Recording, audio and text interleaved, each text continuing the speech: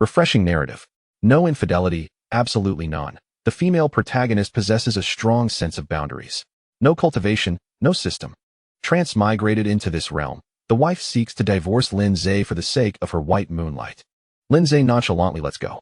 It was presumed they would each find peace. Yet, the wife soon discovers that the so-called white moonlight is, in fact, the black moonlight. Regret floods her being. She is overwhelmed with remorse. Thus, she embarks on a frantic quest to win Lindsay back. Chapter 1. The Final Encounter. Firstly, he has been reborn. Secondly, Su Qingshua's beauty is utterly enchanting. During his time on Blue Star, Lindsay had encountered numerous stunning individuals, yet none could rival Su Qingshua's allure. Not only is she breathtakingly beautiful, but her figure is also tantalizingly alluring, particularly her two slender, snow-white legs, which are simply irresistible. However, this joy was short-lived, as Su Qingxue soon expressed her desire to divorce him. Upon learning that she sought to part ways for another man, Lindsay was instantly displeased. Thus, the subsequent events unfolded, for Lindsay was not one to suffer in silence. After finishing a cigarette, Lindsay lay beside Su Qingxue. She instinctively nestled into his embrace, appearing docile like a kitten, devoid of her usual cool and aloof demeanor. Lindsay gazed at her with a complex expression. The thought of their impending divorce brought a sharp pang to his heart. He understood that it was merely the residual feelings of the original host manifesting, for he held no genuine affection for Su Qingxue.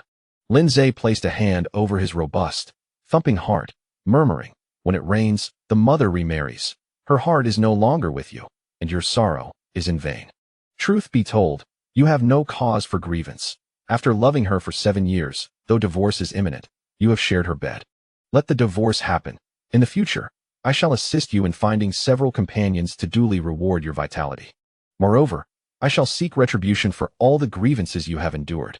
Fear not, you may go in peace." As soon as he finished speaking, a faint sigh echoed in Lindsay's ears, and his heartache dissipated. A night of silence ensued. The following morning, as Su Qingxue awoke, she found Lindsay's familiar visage gazing at her.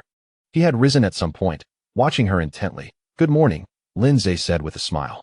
Su Qingxue shot him an indignant glare. At that moment, she could barely stand the sight of him, let alone engage in conversation. The mere thought of this scoundrel brought back memories of their 5 intimate encounters the previous night. Lindsay chuckled softly. "Su Qingxue, why do you exude such charm even when angry? What shall I do? I suddenly find myself reluctant to part ways." Of course, Lindsay was not genuinely reluctant. He merely craved her form, especially those exquisite, alluring legs, clad in stockings, which could very well be the death of him. Su Qingxue's fury ignited instantly.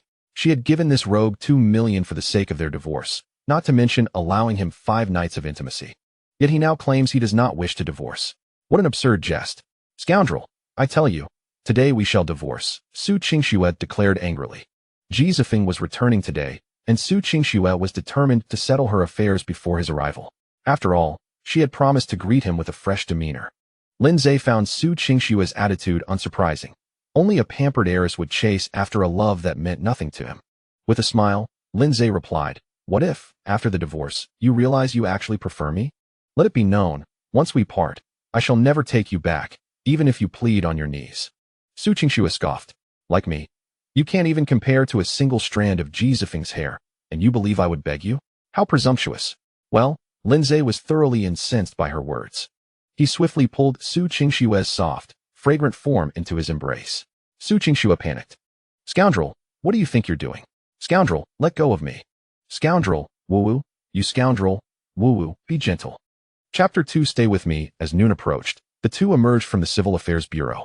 Holding the divorce certificate in her hand, Su Qingxue's emotions were tumultuous. She had anticipated joy, for this divorce was her desire. Yet, she found herself far from the elation she had envisioned. However, upon seeing Lin Zay's smug expression, her irritation surged. Hadn't he professed his affection for her for 7 long years? Wasn't divorce a profoundly painful ordeal for him? After all, he would no longer have the chance to be with her. So, why did he appear so triumphant? Could it be that his affection over the years had been mere pretense? Fuming, Su Qingxue declared, "Lindsay, now that we are divorced, ensure to remove your belongings before 3 o'clock this afternoon. Do you understand?" Lindsay nodded. To him, Su Qingxue was like sand slipping through his fingers. It was better to let go sooner rather than later, especially since he harbored no true feelings for her. Besides, Lindsay had no habit of clinging to a woman. It was a pity that he had arrived in this timeline too late. Otherwise, he would have conquered her both physically and emotionally long ago. Also, do not attempt to contact me again, nor mention our marriage to anyone, she added. Very few were aware of their marriage, not even Su Kingsu's parents. Lindsay nodded again. Su Kingsu's annoyance deepened at his compliance. She had expected him to at least utter some words of regret. Yet, he remained silent. Don't you have anything to say to me? She questioned, her voice laced with anger. Yes. A fleeting sense of triumph crossed Su Kingsu's mind. She scoffed, then speak quickly. Can we have another round? Lindsay asked earnestly. He was indeed somewhat tempted by Su Kingsu's figure. Her skin was fair and tender, her curves alluring, and her slender waist accentuated by her long, snowy legs, which were utterly captivating when clad in stockings. Get lost, Su Kingsu retorted angrily. Lindsay chuckled, unabashedly pinching her delicate face. Take care. If you feel lonely, give me a call. But let me make it clear, I do not favor women who have been touched by others, not even a hand-holding. With that, he sauntered away, leaving Su Kingsu standing there. Lost in thought, she felt that Lindsay had changed. His audacity to pinch her cheek was something he would never have dared before. Yet now he acted so brazenly, almost as if he were teasing her. She had expected anger to rise within her, but surprisingly, she felt an inexplicable allure in his demeanor. Perhaps this was a side of Lindsay she had never encountered before. Not far from the Civil Affairs Bureau, a dazzling sports car obstructed Lindsay's path, exuding arrogance. Shortly thereafter, a striking young woman emerged from the vehicle, swaying her enticing figure towards him. Goodness! She was stunning, resembling a certain celebrity from Blue Star who claimed to be a master. Yet, this woman was even more enchanting, particularly with her mesmerizing, doe-like eyes. Lindsay's memories informed him that this captivating lady was Shun Tianli, the heiress of the Shun family in Haikan, and a fierce rival of Su Kingsu. Their animosity ran deep, to the extent that whatever the Su family pursued, the Shun family would counteract. Currently, Su Kingsu presided over an entertainment company, and so did Shun Tianli. Lindsay lowered his car window, grinning at her. So, you and Su Kingsu are divorced? Shun Tianli asked, her smile radiant and her voice enticing. Yes, we are. Did you initiate it? Of course, it was my decision. Are you truly okay with it? She asked with a flirtatious smile. Lindsay sighed. Initially, I wasn't, but then I thought about how much more beautiful you are than her, and I felt fine. Haha. Shun Tianli burst into laughter, her mirth causing her to sway. Lindsay, I always thought you were just a reserved person, but I never expected you to possess such a humorous side. Lindsay nodded in agreement. You know, aside from my good looks, I have humor, charm, and flair. Shun Tianli laughed again, her hands bracing against the car window as she struggled to maintain her balance. The sun is quite harsh outside. Let us chat inside the car. With a playful glance, Shun Tianli slid into the passenger seat. So what brings you to me? Lindsay inquired straightforwardly. Do you want to get back at Su Kingsu? She asked, her voice sultry. And how would I do that? By being with me. Chapter 3, Then you can stay at my place. Lindsay felt a surge of joy. Was this the reward for his journey to this world? Just as he parted ways with Su Kingsu, Shun Tianli appeared. Do you fancy me? She laughed heartily, clearly amused. How dare you think so? Don't be sad. Perhaps I will come to like you in the future. Is that like pronounced in the third or fourth tone? Shun Tianli understood instantly, retorting with a playful scold. Lindsay, you really are a rogue. Oh dear, I've inadvertently revealed my true self to you. Shun Tianli chuckled again. To be fair, she found Lindsay quite intriguing. Previously, she had limited interactions with him and had always perceived him as rather staid. After all, during their earlier encounters, he had always been so serious and unsmiling. Now, tell me, what does it mean to be with you? Lindsay probed. To get back at Su Kingsu. How does that count as revenge? She doesn't even have feelings for me. She does not harbor affection for you. Yet her possessiveness is remarkably strong. Moreover, if you were to be with someone else, it might not provoke her, but being with me would undoubtedly do the trick, especially considering we are sworn adversaries. Just think about it, having recently divorced.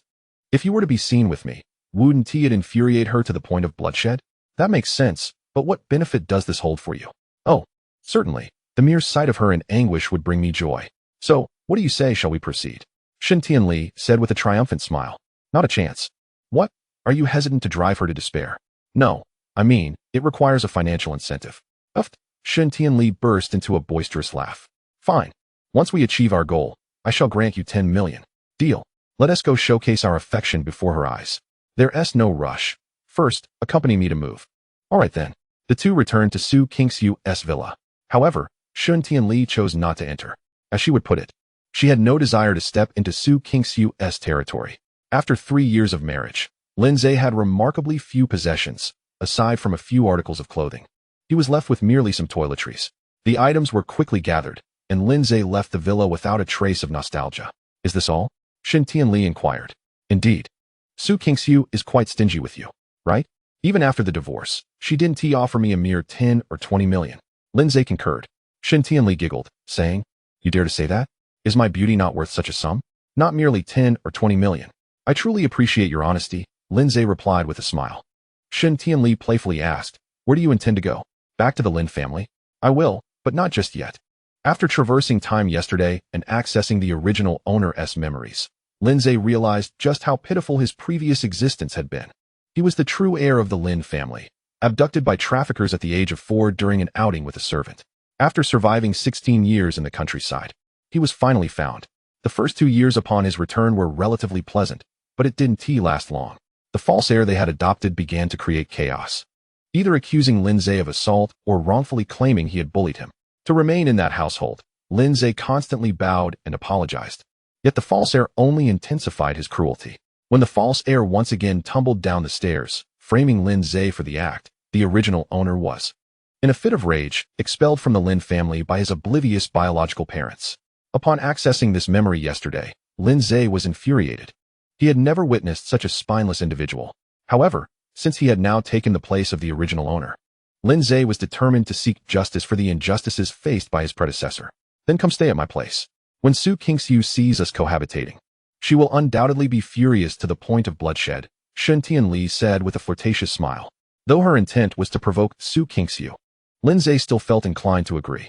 In fact, during the divorce, Su Kingsu had provided him with 20 million as compensation, although 10 million had yet to be transferred. The amount already received ensured he had a place to stay. Yet, with someone as enchanting as Shin Tianli, living together would surely present an enticing opportunity. Indeed, Shin Tianli, you truly embody the essence of beauty and kindness, he remarked. Shin Tianli chuckled at this compliment. Come with me. Aside from being handsome, you are the charming, witty, and debonair Mr. Lindsay. At your service, the stunningly alluring Miss Shin Tianli. The two bantered as they exited Su Kingsu's villa, guided by Shin Tianli into the neighboring villa. Indeed, Shin Tianli's residence was right next to Su Kingsu's. In fact, Su Kingsu had purchased the property first. But as her sworn rival, Shin Tianli was unwilling to fall behind. After all, this villa community was the most prestigious in Heiken. Without residing here, one would hesitate to claim to be among the elite of Heiken. Upon entering the villa, Shin Tianli assigned Lin Zhe to a room on the first floor. Shin Tianli, where do you live? Upstairs. Then I shall reside next to you. Shin Tianli playfully asked why. Naturally, I wish to protect you. You are so beautiful. Should any nefarious individuals intrude, I would be close by to safeguard you. You are overthinking it. The security in this villa community is exceedingly stringent. Nothing could possibly breach it. Shin Tianli laughed. All right. Even in the absence of intruders, there are bound to be cockroaches, and storms will inevitably occur. Shin Tianli was again amused by Lin Zhe, whose persistent gaze betrayed his intentions, yet he remained earnest in his banter. Nevertheless, it must be said that Shin Tianli found no aversion to him. This was, to her surprise, quite unexpected. Despite her stunning appearance and flirtatious demeanor, Shin Tianli was certainly not a frivolous person. Apologies, but my villa harbors no cockroaches, and I am unafraid of thunderstorms. Shin Tianli teased, let us be frank. Are you simply lusting after my body? Am I that transparent? Shin Tianli erupted into laughter. She increasingly found Lin Zhe intriguing, bold yet humorous. She playfully beckoned him closer with a finger. Lin Zhe took a few steps forward. Shin Tianli leaned in close to Lin Zhe's ear, her breath fragrant as she whispered, if you wish to sleep with me, you must conquer me. Once you manage to do so, I shall be at your service every day. The intoxicating scent enveloped Lin Zhe, leaving him somewhat flustered. With a smile, he inquired, what if I merely wish to sleep with you? Shin Tianli burst into laughter. When did he become such a rogue? Yet, despite his roguish demeanor, there was a glimmer of respect in his gaze. Perhaps it was this quality that led Shin Tianli to tolerate his audacity. With a flirtatious smile, she declared, if you wish to win me over, I shall begin grading you from now on. When you achieve a perfect score, I shall grant you my favor. And how many points do I have now? 0 points. Damn. Chapter 4. Long time no see. It's 6 in the evening. Su Kingsu appeared at the airport's arrival area, donned in a fitted black gown. She was, of course, there to greet Ji Zifeng. The moment Su Qingxiu arrived, the area buzzed with excitement. There was no denying her beauty and the allure of her figure. Her slender waist and curvaceous hips made her resemble a ripe peach. Many gazes lingered on her with greed. Yet, Su Qingxiu was unfazed. At that moment, all she desired was to reunite with Ji Zifeng, the object of her affection for 5 years. To be honest, her heart raced with anticipation. It had been 3 years since she last saw Ji Zifeng, and she wondered whether he still bore that handsome charm or if he had grown even more captivating with the passage of time. After what felt like an eternity, just as Su Qingxiu was beginning to lose hope, a familiar yet unfamiliar figure graced her sight. Clad in a tailored suit, he exuded an air of elegance. Having shed his youthful demeanor, he now radiated maturity, resembling a refined gentleman. It was Ji Zifeng, though he was now entirely different from the youthful boy she remembered. It was undeniable that he was even more captivating than before. A smile graced Su Qingxiu's lips. She felt assured that her decision to divorce Lin Zhe had been the right one. Ji Zifeng too noticed Su Qingxiu, and upon laying eyes on her, his gaze lit up, filled with awe. After 3 years apart, Su Qingxiu was far more stunning than he had imagined, more enchanting than ever, especially with her undeniably alluring figure. Ji Zifeng swiftly approached Su Qingxiu, his eyes brimming with affection as he uttered, "Qingxiu, it has been such a long time." "Indeed, it has been quite a while," Su Qingxiu replied, her tone tinged with nostalgia. Ji Zifeng opened his arms wide. Although Su Qingxiu felt a hint of shyness, she prepared to embrace him, as it was an agreement they had made. However, at that moment, a disconcerting memory resurfaced in her mind. The words spoken by Lin Zhe after their divorce. "I do not favor women who have been touched by others, not even for a mere hand-holding." Instinctively, Su Qingxiu stepped back, evading Ji Zifeng's embrace. A flicker of confusion crossed Ji Zifeng's eyes. What did this mean? Just a few days ago, they had been conversing amiably online, and he had candidly expressed his desire to be with her. Why then? Was she now denying him even a simple hug? In truth, Ji Zifeng was not the only one taken aback. Su Qingxiu herself felt bewildered. She had just divorced that scoundrel, so why was she so swayed by his words? "I apologize, I am just a bit unaccustomed," Su Qingxiu said, her voice laced with guilt. Though she spoke those words, her mind had already cursed Lin Zhe 100 times over. Ji Zifeng gently responded, "It is my fault. Having spent so long abroad, I have grown accustomed to their customs. I understand. Come, I have reserved a table at Pensian. Qingxiu, you remain as considerate as ever." Flattered by the praise from someone she admired, Su Qingxiu felt a surge of sweetness within her. After exiting the airport, Ji Zifeng was about to take the front passenger seat when Su Qingxiu suddenly remarked, "You should sit in the back." For reasons unknown, she felt uncomfortable with Ji Zifeng in the passenger seat, a position that had only ever been occupied by Lin Zhe. Ji Zifeng was momentarily taken aback. He had intended to charm Su Qingxiu from the front seat, but was surprised to find himself relegated to the back. "Qingxiu, what do you mean by that?" "Well, I feel a bit shy," Su Qingxiu explained, forcing herself to articulate her discomfort. "I see," Ji Zifeng chuckled, sliding into the back seat. "Qingxiu, I have put you through quite a bit these past few years," he said softly as they drove toward Pensian. "It's fine. During my 3 years of marriage to Lin Zhe, he took good care of me, so I do not feel wronged," Su Qingxiu replied, although if she were to nitpick, it would be that the scoundrel had taken advantage of her 7 times from last night to this morning, which left her feeling quite aggrieved. However, such matters were clearly not something she could share with Ji Zifeng. "It seems Lin Zhe is still somewhat of a man. He did not take advantage of you, did he?" Su Qingxiu's mind involuntarily recalled those 7 instances with that scoundrel. "When I married him, it was supposed to be a marriage of convenience. So I suppose he has been somewhat decent." Su Qingxiu had previously confided in Ji Zifeng about her marriage to Lin Zhe, honestly admitting that Lin Zhe was merely a substitute. "That's good. By the way, will he be coming tonight?" Su Qingxiu shook her head. "No. I have divorced him and warned him not to disturb me. Actually, I think it would be fine for him to join us. After all, we were classmates." Ji Zifeng said with a magnanimous tone, "Let us not. I'm afraid he might ruin the atmosphere." "It's all right. We are classmates after all." "Ji Zifeng, you remain as generous as ever," Su Qingxiu couldn't help but remark. A flicker of smugness danced in Ji Zifeng's eyes, though he concealed it well from Su Qingxiu. He was not truly a generous person. His insistence on inviting Lin Zhe was merely a desire to humiliate him. Indeed, Ji Zifeng harbored a deep-seated resentment towards Lin Zhe for usurping his title of campus heartthrob and stealing the spotlight that rightfully belonged to him. Ji Zifeng was well aware of Lin Zhe's affection for Su Qingxiu, for during their university days, he had been her most devoted suitor. Ji Zifeng wanted Lin Zhe to witness his once-cherished goddess, now merely a devoted admirer of his. The thought of Lin Zhe watching Su Qingxiu fall into his embrace filled Ji Zifeng with an exhilarating thrill. In truth, I am rather possessive. My desire for ownership and love is quite strong, yet for you, I am willing to be somewhat magnanimous, Ji Zifeng professed with heartfelt sincerity. Su Qingxiu felt she ought to be touched by his words, yet for reasons unknown, she found his declaration somewhat excessive. It must be that our prolonged separation has rendered us somewhat distant. Time will mend this, she suggested, attempting to shift the conversation. Indeed, the changes in our country over the past few years have been remarkable, Ji Zifeng observed, noting Su Qingxiu's lack of engagement with his previous statement. Yes, indeed. The vibrancy is palpable, a perfect opportunity for you to make your mark, Su Qingxiu replied with a smile. I will indeed strive diligently for our future. A wave of discomfort surged within Su Qingxiu once more. What was happening to her? His words were imbued with such sincerity, yet she felt a sense of unease. It must be Lin Zhe's fault, she thought. Yes, it was all his doing.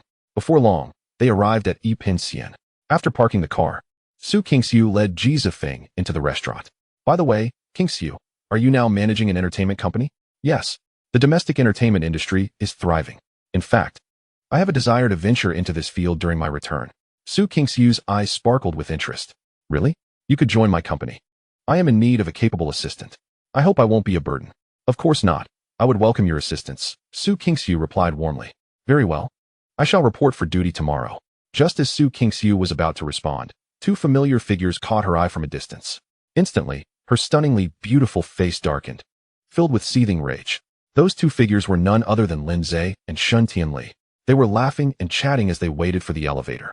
Lin Zhe must have said something amusing, as Shen Tianli erupted into laughter, playfully punching him. They appeared as intimate as a couple.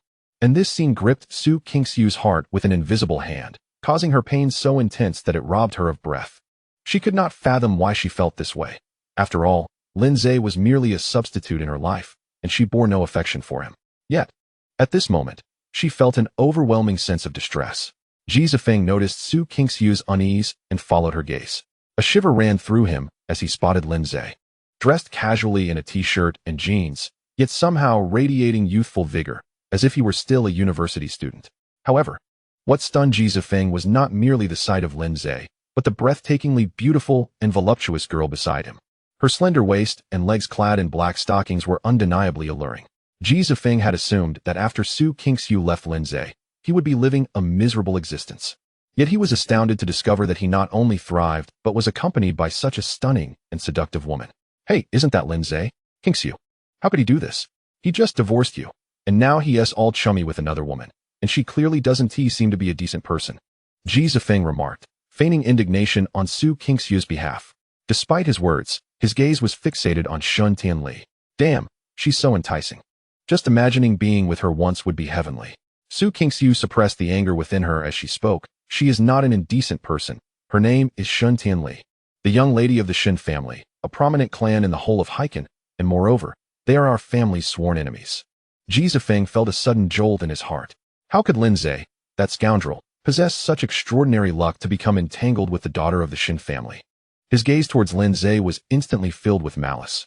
Fortunately, Su Qingxiu was furiously focused on Lin Zhe and Shen Tianli, oblivious to Ji Zifeng's expression. Qingxiu, I feel it is unjust for you. You have shown kindness towards Lin Zhe, yet he has shamelessly entangled himself with your sworn rival. It is truly nauseating, Ji Zifeng declared, brimming with righteous indignation. While he feigned concern for Su Qingxiu, his mind was already scheming on how to win over Shen Tianli. Su Qingxiu retorted, she is merely a piece of trash I do not desire. Besides, Shen Tianli is merely with him to provoke me. Upon hearing this, Ji Zifeng's heart soared with joy.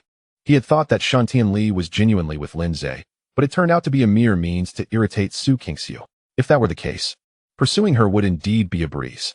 With this in mind, Ji Zifeng deliberately called out loudly, Lin Zhe, long time no see. Lin Zhe was engrossed in discussing some simplistic romantic scenes with Shen Tianli when he suddenly heard his name being called. He turned to glance and instantly recognized that standing beside Su Qingxiu was none other than Ji Zifeng, the black moonlight in her life. Lin Zhe's memories of Ji Zifeng were still vivid from 3 years prior, and he recalled the latter's handsome visage, but now it seemed to have diminished significantly. Despite Ji Zifeng's well-tailored suit lending him an air of sophistication, Lindsay could see through to his impotence.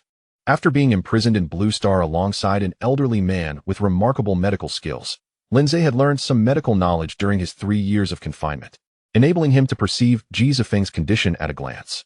However, upon seeing Ji Zifeng with Su Qingxiu, Lindsay finally understood why Shen Tianli insisted on bringing him here for dinner. Who are you? Lindsay feigned ignorance. The question thrilled Ji Zifeng. Has he changed so much that Lindsay could not recognize him? I am Ji Zifeng, he replied with a forced smile. Oh, so it is you. Why have you become so unattractive? And you look completely drained.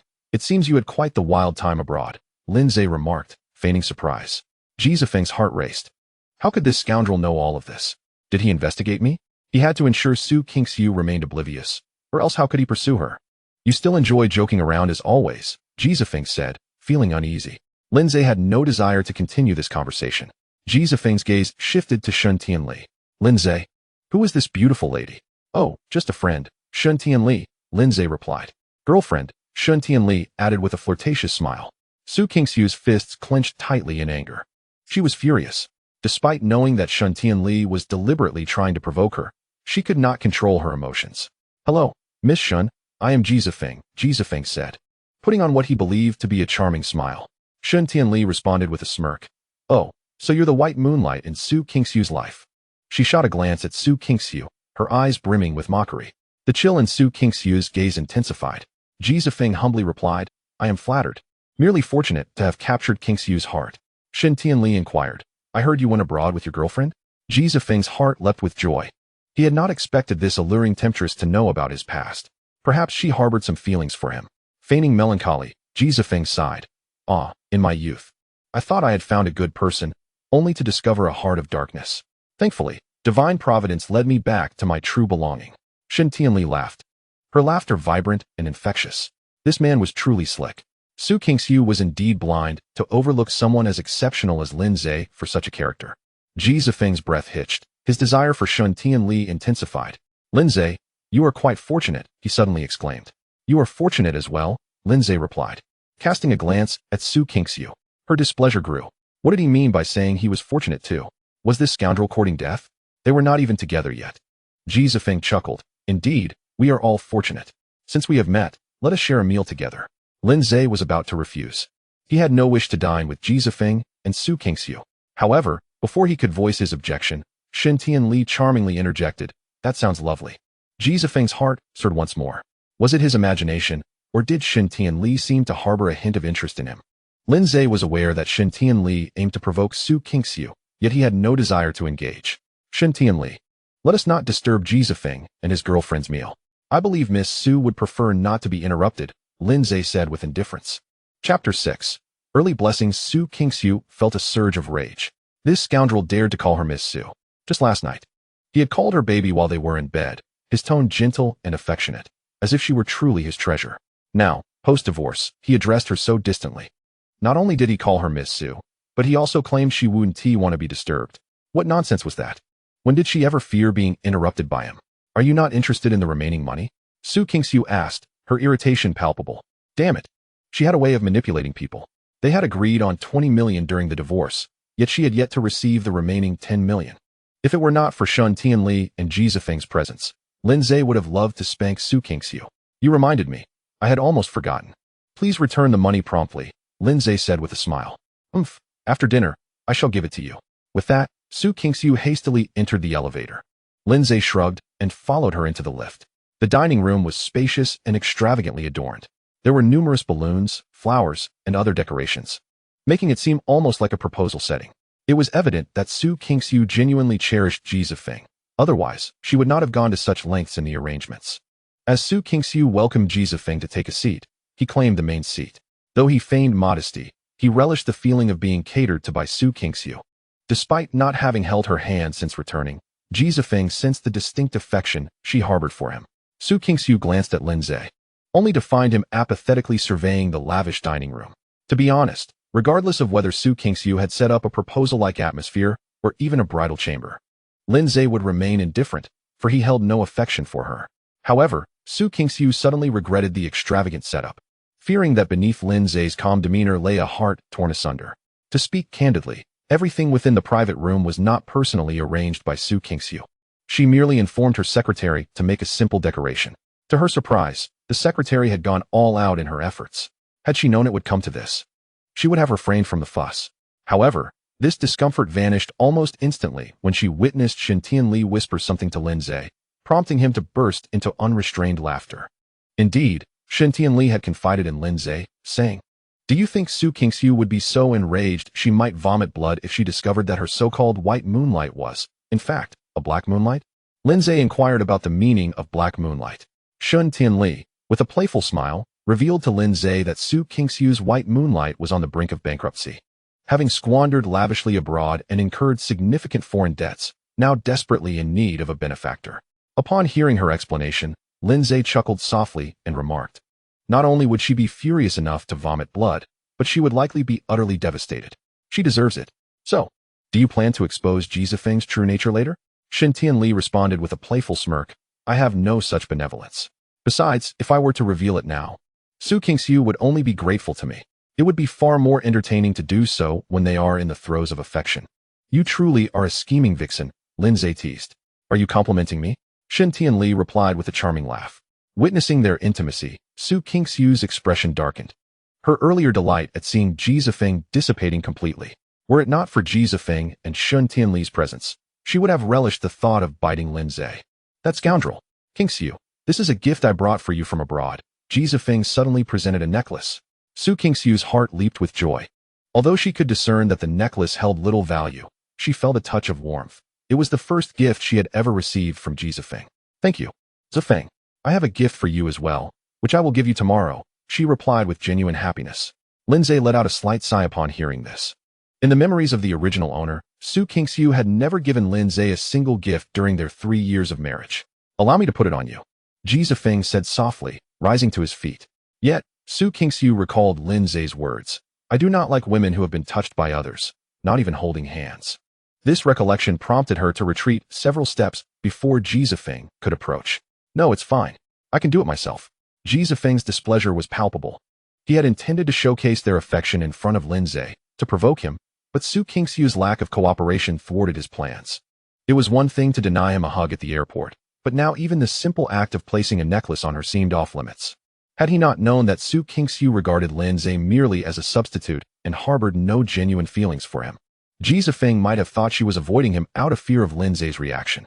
When Lindsay witnessed this, he quipped with a wry smile, "Miss Su, I must say a word or two. Ji Zifeng traveled a great distance to bring you a gift, and you refused to let him put it on you. Frankly, that's a bit excessive."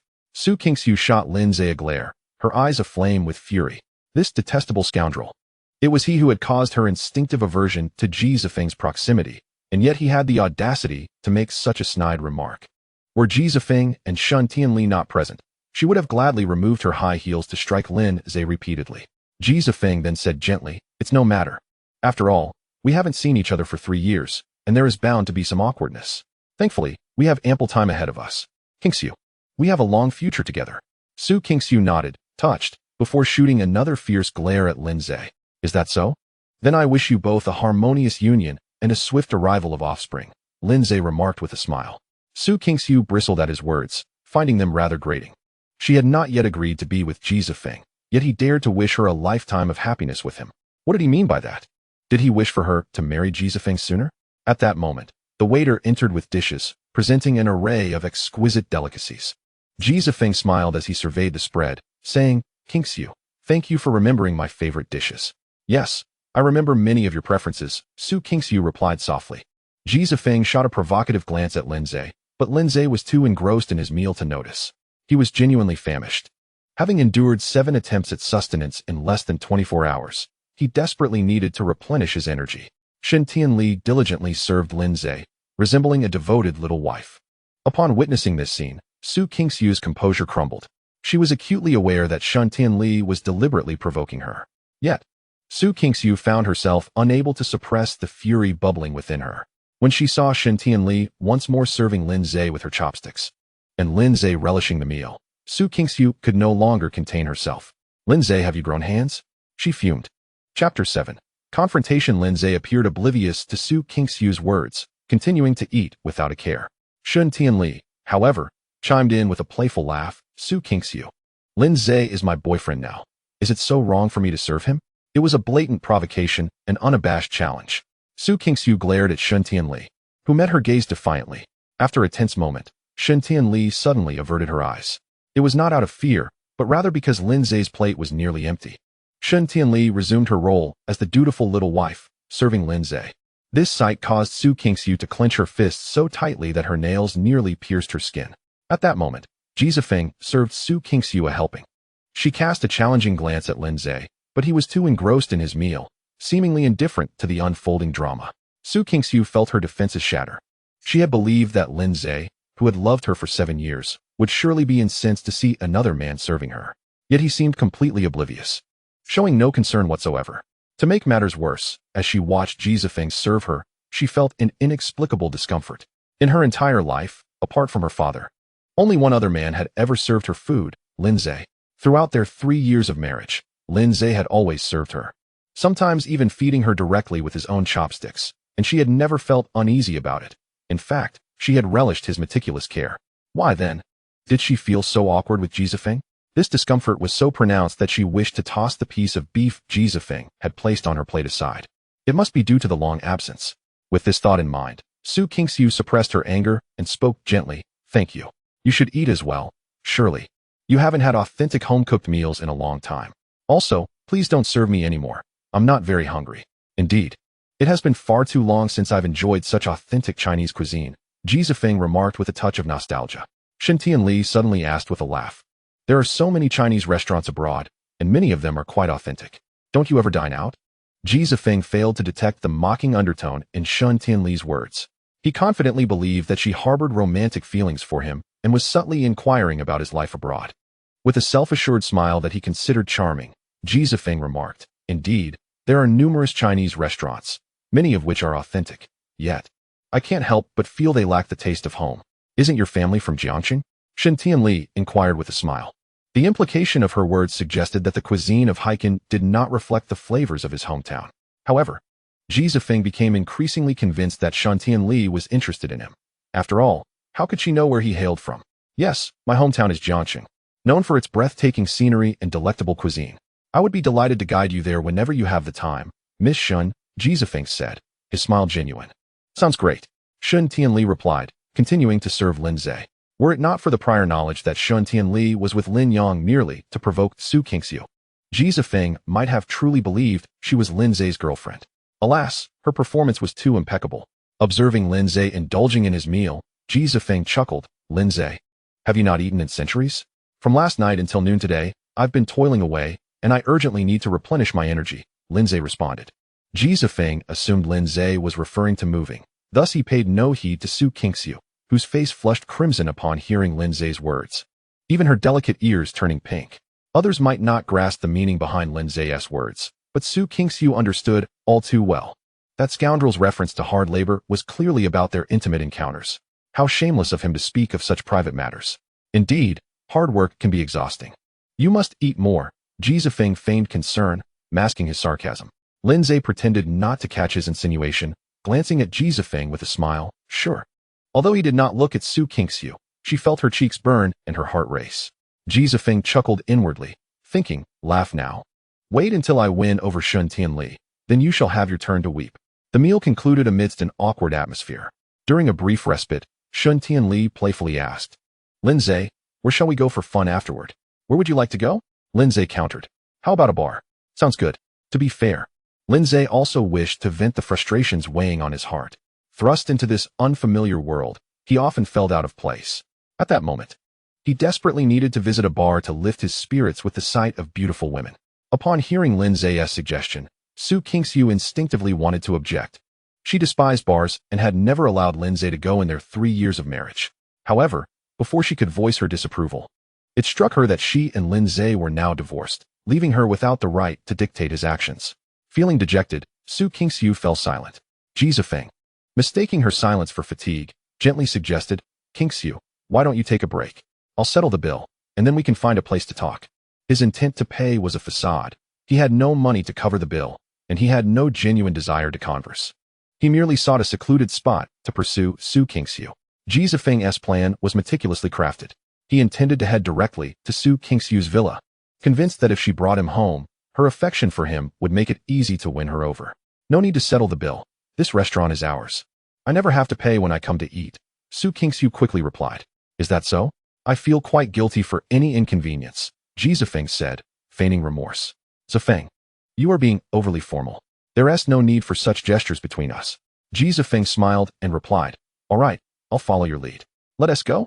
Su Kingsu agreed. The four of them rose and made their way outside, with Shun Tianli lagging behind. As she scanned the table for forgotten items, she inadvertently spotted a piece of beef on Su Kingsu's plate, one that Ji Zifeng had served her.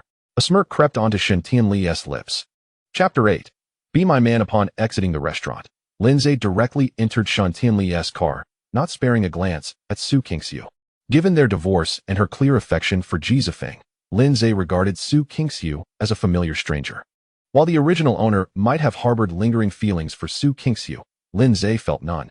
Besides, with Shun Tianli's alluring presence nearby, he had no intention of wasting time on Su Kingsu. Su Kingsu had initially intended to exchange a few words with Lindsay, but his blatant disregard left her feeling irked. This scoundrel, who had once adored her, had transformed into this aloof figure post-divorce. Kingsu, a moment of passion is worth a fortune. I want to intrude on you and Lindsay, Shun Tianli teased, laughing as she swiftly entered the car. With a press of the accelerator, they vanished into the night. Su Kingsu felt a surge of frustration, nearly choking on her anger. What did it mean that a moment of passion was priceless? While she indeed liked Ji Zifeng and desired to be with him, that did not imply she was ready to surrender herself to him immediately. Moreover, as Lindsay disappeared from view, an inexplicable emptiness settled within her. Kingsu, shall we leave? Ji Zifeng spoke tenderly. Suppressing her inner turmoil, Su Kingsu replied, sure. As they traveled toward the hotel, Su Kingsu found herself distracted. Although Ji Zifeng was in her car, her thoughts were consumed with wondering what Lindsay and Shun Tianli were up to. Had they already gone to the bar? Would Lindsay kiss Shun Tianli as passionately as he had kissed her the night before? Would he spend the night with her as he had with Su Kingsu? The more she pondered, the more agitated she became. Kingsu, where are we headed? Ji Zifeng inquired. To the hotel, she responded, snapping back to reality. Ji Zifeng, with a gentle tone, asked, could we go to your home instead? To be frank, I'm not accustomed to staying in hotels. He was confident that Su Kingsu would not refuse. Su Kingsu frowned slightly. She felt an inexplicable aversion to bringing Ji Zifeng to her home, the place she had shared with Lindsay, where she had never invited any other man. Perhaps another time. She said softly, why not? Ji Zifeng asked, his irritation evident. The house is filled with reminders of Lindsay. I fear you might find it unappealing. I'd prefer to tidy up first. Ji Zifeng felt a sense of relief. He had anticipated that Su Kingsu harbored such deep feelings for him. It seemed that he could easily win her over that night. Soon, they arrived at the hotel. Su Kingsu personally checked Ji Zifeng into the hotel, opting for the presidential suite to ensure he received the best. She believed Ji Zifeng deserved such a room. When Ji Zifeng witnessed this, he was genuinely astonished. He had not anticipated such kindness from Su Kingsu, leading him to believe she was truly infatuated with him. The more he thought about it, the more he perceived Su Kingsu as a delectable prize, easily won with a mere beckoning gesture. Imagining himself indulging in the allure of Su Kingsu's captivating form sent shivers of excitement coursing through Ji Zifeng's body. He had already envisioned the moment he would win Su Kingsu over, planning to capture numerous photographs to send to Lindsay, that hopeless admirer, allowing him to witness how his beloved goddess would submit beneath him. Soon, the necessary formalities were completed. Kingsu, come here. I have an abundance of heartfelt words to share with you. I wish to express my regrets and my profound affection. Ji Zifeng said with a gentle gaze and a heartfelt tone, believing that Su Kingsu could not possibly refuse him. However, Su Kingsu replied softly, let's talk tomorrow. I'm a bit tired today. She knew she should agree to Ji Zifeng, as she had many things she wished to say, yet inexplicably, she found herself devoid of any mood. At that moment, all she could think about was what that scoundrel Lindsay was doing.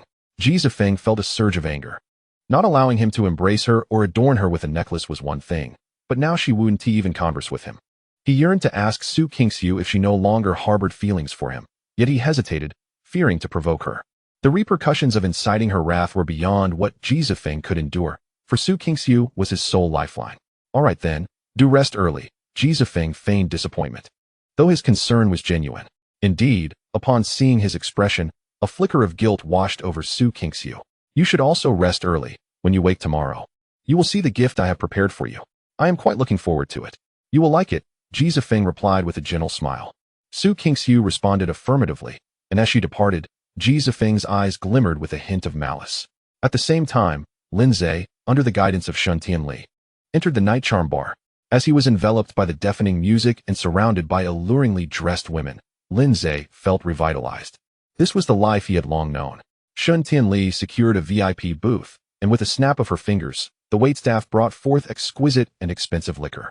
After personally pouring a glass for Lin Zhe, Shun Tianli raised her glass and said, "Lin Zhe, congratulations on your rebirth. And congratulations on finally having the chance to make a move on me." With a flirtatious smile, she added, "You certainly have no qualms about speaking your mind." Lin Zhe grinned mischievously. "Not only do I dare to speak, but if you grant me the opportunity, I would dare to act as well." "Act? What do you mean?" Shun Tianli asked with a playful smile.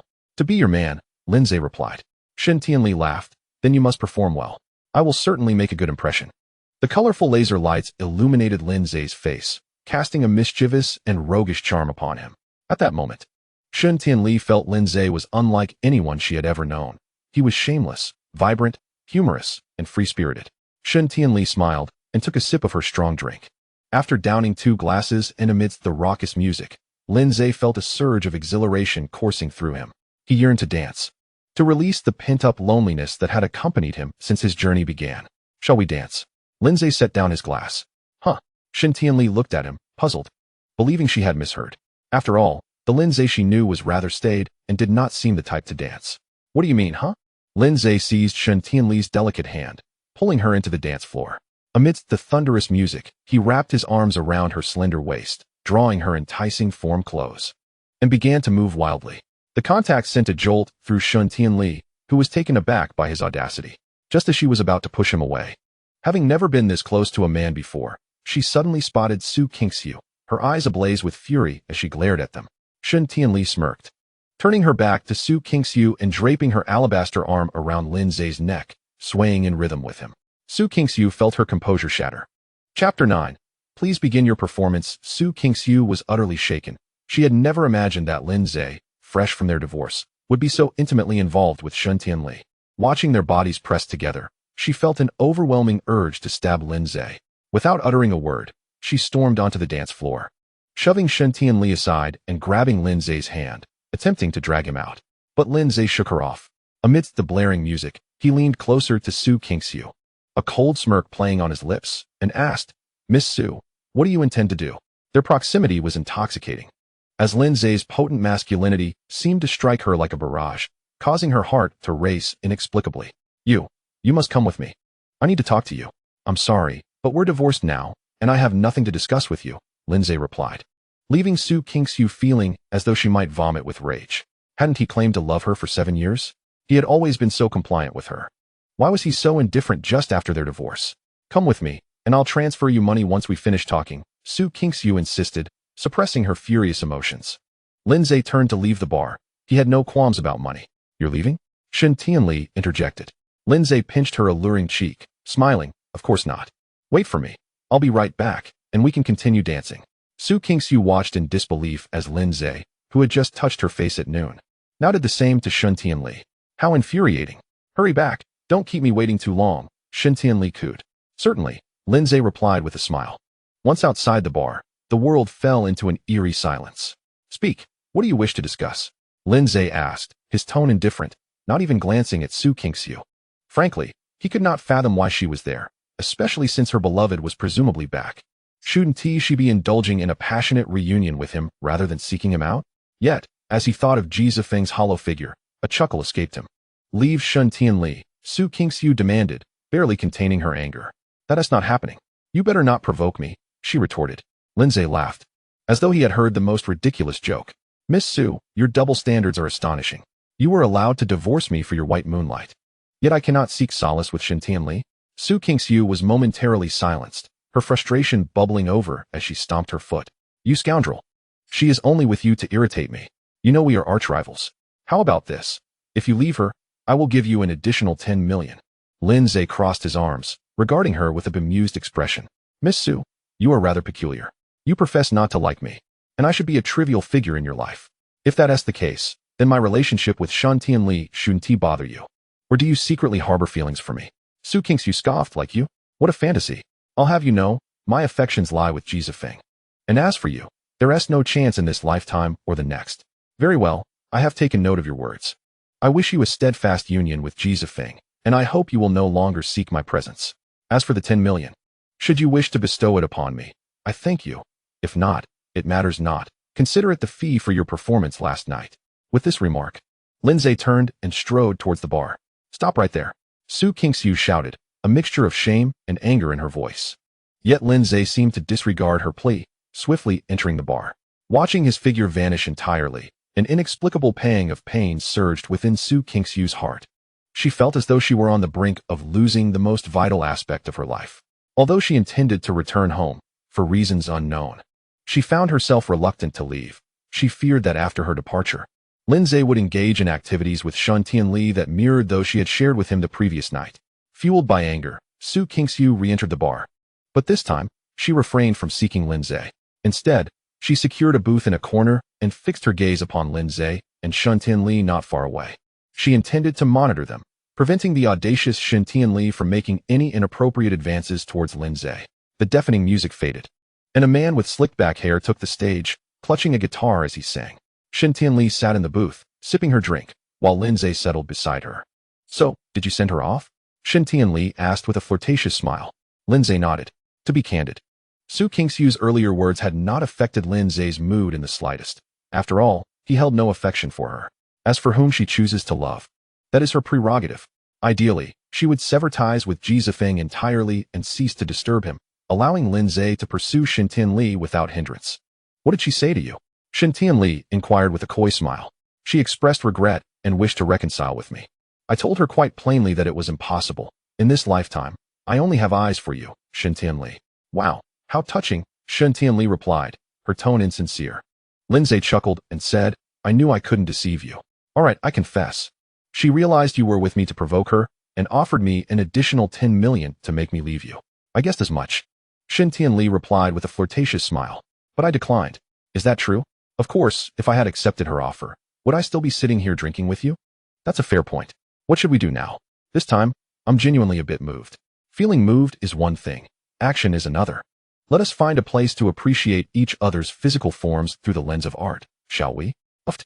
You are quite the rogue, Shun Tianli teased, playfully scolding him. Thank you. I am not merely a rogue. I am quite the seasoned pervert. Shun Tianli laughed, her demeanor lively. This fellow truly was an honest scoundrel, and yet, he was the sort of rogue one could not help but find endearing. With a playful punch, Shun Tianli lightly struck Lindsay. Meanwhile, Su Kingsu, witnessing this scene from a distance, clenched her fists in frustration.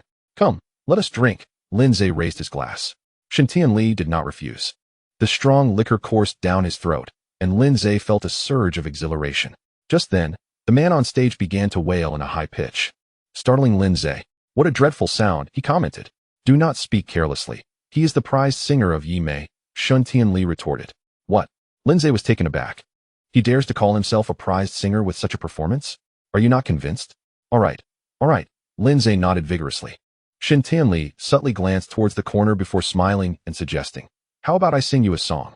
You can sing, Lindsay replied incredulously. Who do you look down upon? If I were to debut, those other singers would have no place. Lindsay chuckled. Very well, please commence your performance. Chapter 10, Indeed. I am Lindsay. Shun Tianli took to the stage. Her enchanting beauty and alluring figure immediately captured the attention of many. A few patrons even whistled in admiration.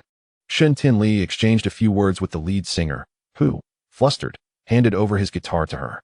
Seated on a high stool with the guitar in her hands, she smiled at the microphone and said, This song is dedicated to Lindsay at table 6. I want to express that meeting you is the greatest fortune of my life, and I hope you have a delightful evening. Everyone turned their gaze towards table 6. Their eyes filled with envy and jealousy directed at Lindsay, who appeared utterly bewildered. What was happening? Had Su Kingsu not already left? What was Shun Tianli implying with her words? Could it be that she was genuinely captivated by my handsome visage? As this thought crossed his mind, Lindsay stood up, beaming as he waved to the crowd. Yes, I am Lindsay. The atmosphere suggested he was eager for everyone to know who Shun Tianli's Lindsay was. Shun Tianli chuckled at his antics. This fellow was quite the show-off.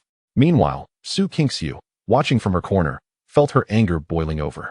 She could not have imagined that Shun Tianli would dare to take the stage to sing for Lindsay, and even publicly confess her feelings. How could she be so audacious?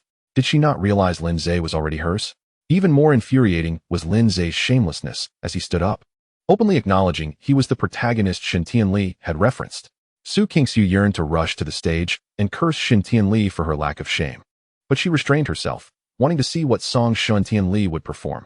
Perhaps her voice would be as unpleasant as a duck's quack. As Shen Tianli delicately plucked the guitar strings, her melodious and familiar voice filled the air, causing Su Qingxiu to tremble.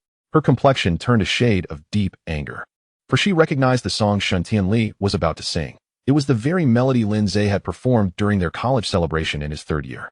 After finishing that song, he had publicly confessed his feelings for her in front of numerous esteemed faculty and alumni. Shen Tianli must have known about this, or else she would not be singing it now. Just then, Shen Tianli began to sing. In the first life, I am the white poplar by the stream, branches swaying gently, guarding the ancient bridge. You, like a butterfly, flutter into my sight, pausing briefly, yet stirring waves in my heart.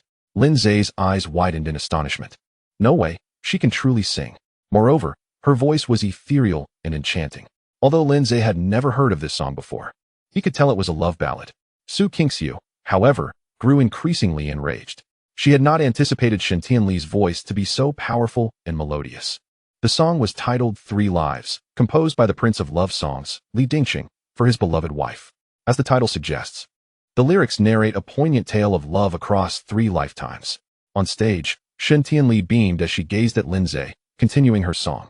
In the second life, I transformed into a bird, soaring, navigating through clouds in search of the distant place where you reside. In bustling streets or tranquil hills, I ceaselessly seek that warm ray of light. Lin Zhe remained standing, blowing a kiss to Shen Tianli. Uffed, Shen Tianli chuckled, her laughter interrupting her singing. The audience shot Lin Zhe disapproving glances, clearly immersed in the emotional resonance of Shen Tianli's lyrics. Lin Zhe shrugged nonchalantly before leisurely lighting a cigarette. As he exhaled, he smiled at Shen Tianli on stage, who continued to sing with her enchanting, ethereal voice. The affection of 3 lifetimes resembles an unquenchable flame, transcending the bounds of time and remaining unchanged. Regardless of how many reincarnations one endures, the heart that loves you will forever remain steadfast. As the performance concluded, thunderous applause erupted from the audience. Shen Tianli, with a smile that illuminated her face, waved playfully at Lin Zhe, ignoring the crowd's eager pleas for an encore. She returned the guitar to its original owner.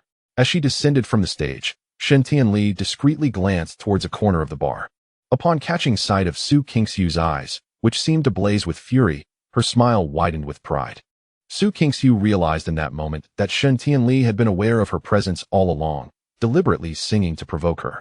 Despite this awareness, a wave of anger surged within Su Qingxiu, nearly overwhelming her.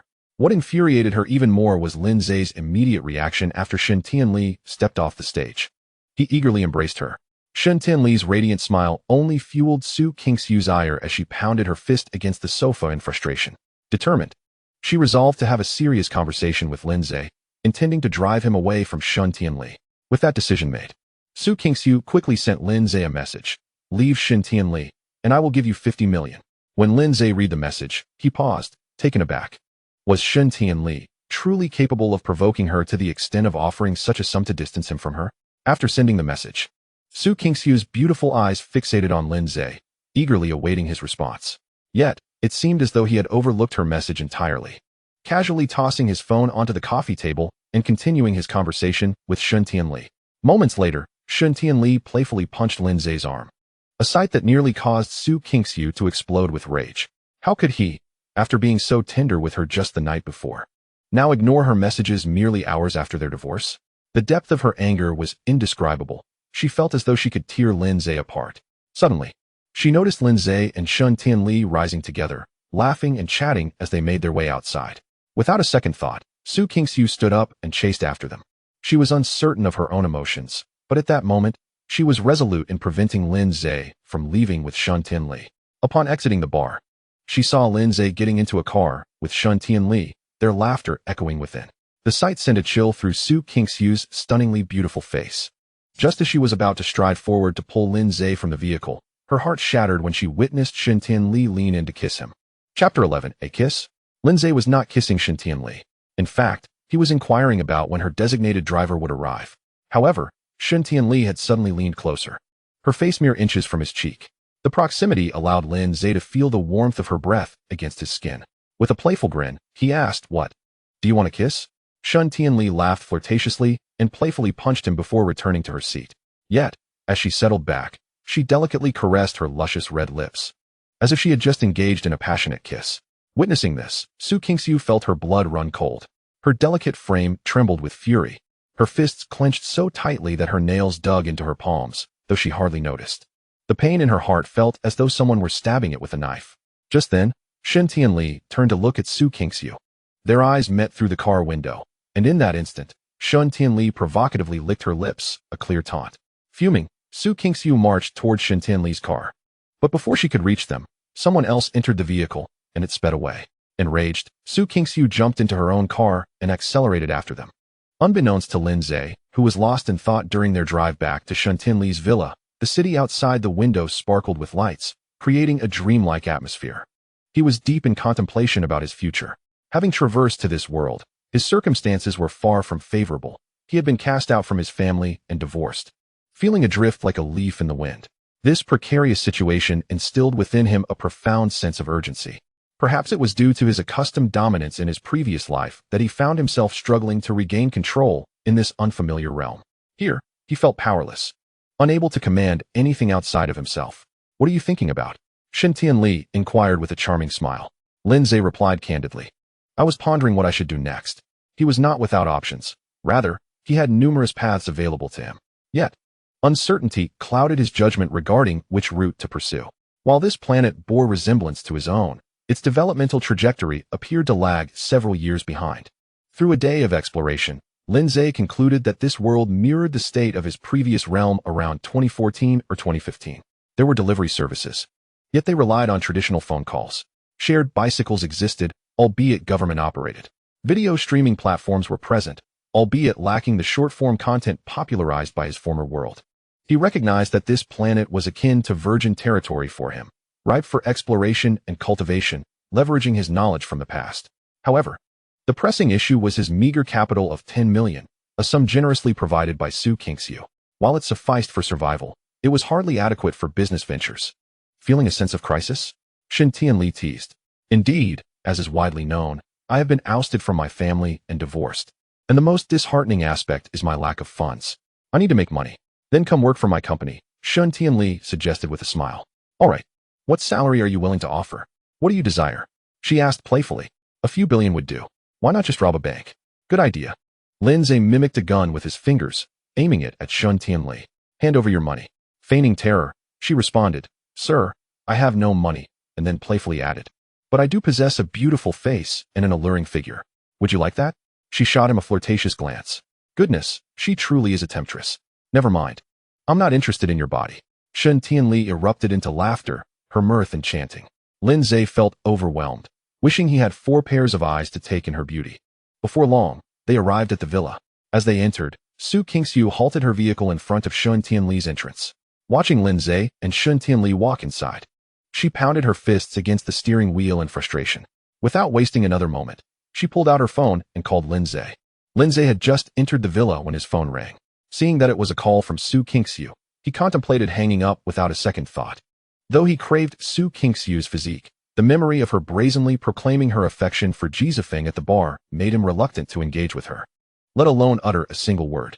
However, after a moment's reflection, he realized that after spending the night with her 7 times, refusing to answer her call might seem excessively heartless. Just as the signal was about to drop, Lin Zhe answered the phone. "Hello," he said. Upon hearing his voice, Su Qingxiu felt an inexplicable urge to cry, having assumed he would not pick up her call.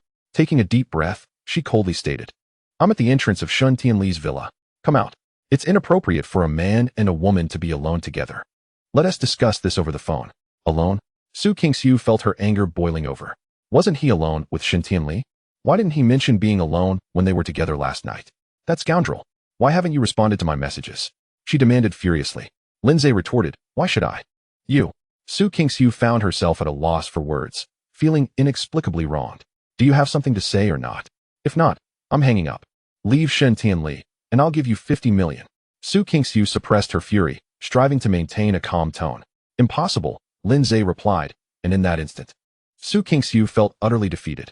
This scoundrel had been willing to divorce for 10 million, yet he would not leave Shen Tianli for 50 million? Did he truly hold Shen Tianli in higher regard than her? 100 million. Su Kingxiu gritted her teeth and declared. She was determined to believe that with such a substantial offer, he would not refuse her. Lin Zai's heart fluttered at the thought. 100 million. With that money, he could swiftly expand his business empire.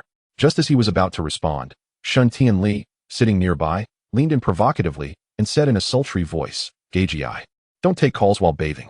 Without further ado, she snatched Lin Zai's phone and promptly hung up. Su Kingxiu was stunned. She had not anticipated that Lin Zai and Shen Tianli had progressed to the point of bathing together. Anger coursed through her, leaving her breathless. Refusing to concede, she redialed Lin Zai, but this time the call was immediately disconnected. Tears streamed down Su Kingxiu's face. She wept out of frustration. She didn't wish to cry, but the pain in her heart was unbearable, as if she were being torn apart. She collapsed against the steering wheel, sobbing, "Lin Zai, you scoundrel! How dare you bathe with her?" After crying for a while, Su Kingxiu drove back to the villa. Upon entering, an overwhelming sense of loneliness engulfed her. In the past, no matter how late she returned, Lin Zai would always be waiting for her in the living room. He would kindly take her bag, help her out of her heels, and sometimes even massage her shoulders if she was too tired. But now, the entire villa was shrouded in darkness, amplifying her sense of solitude. She turned on the lights and sat on the sofa for a moment before the desire for a drink struck her. Typically, she seldom drank, indulging only occasionally with Lin Zai when she was in high spirits. However, now she craved alcohol desperately.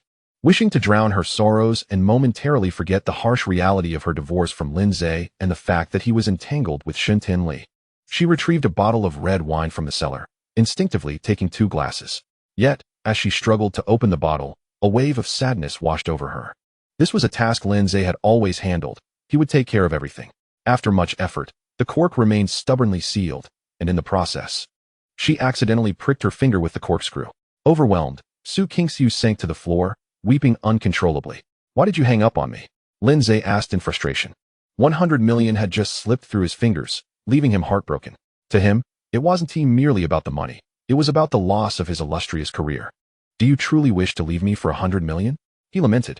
Shen Tianli felt a twinge of discomfort. "But you already agreed to help me. Apologies. But I am a man devoid of morals or boundaries." With a laugh, Shen Tianli found his response amusing.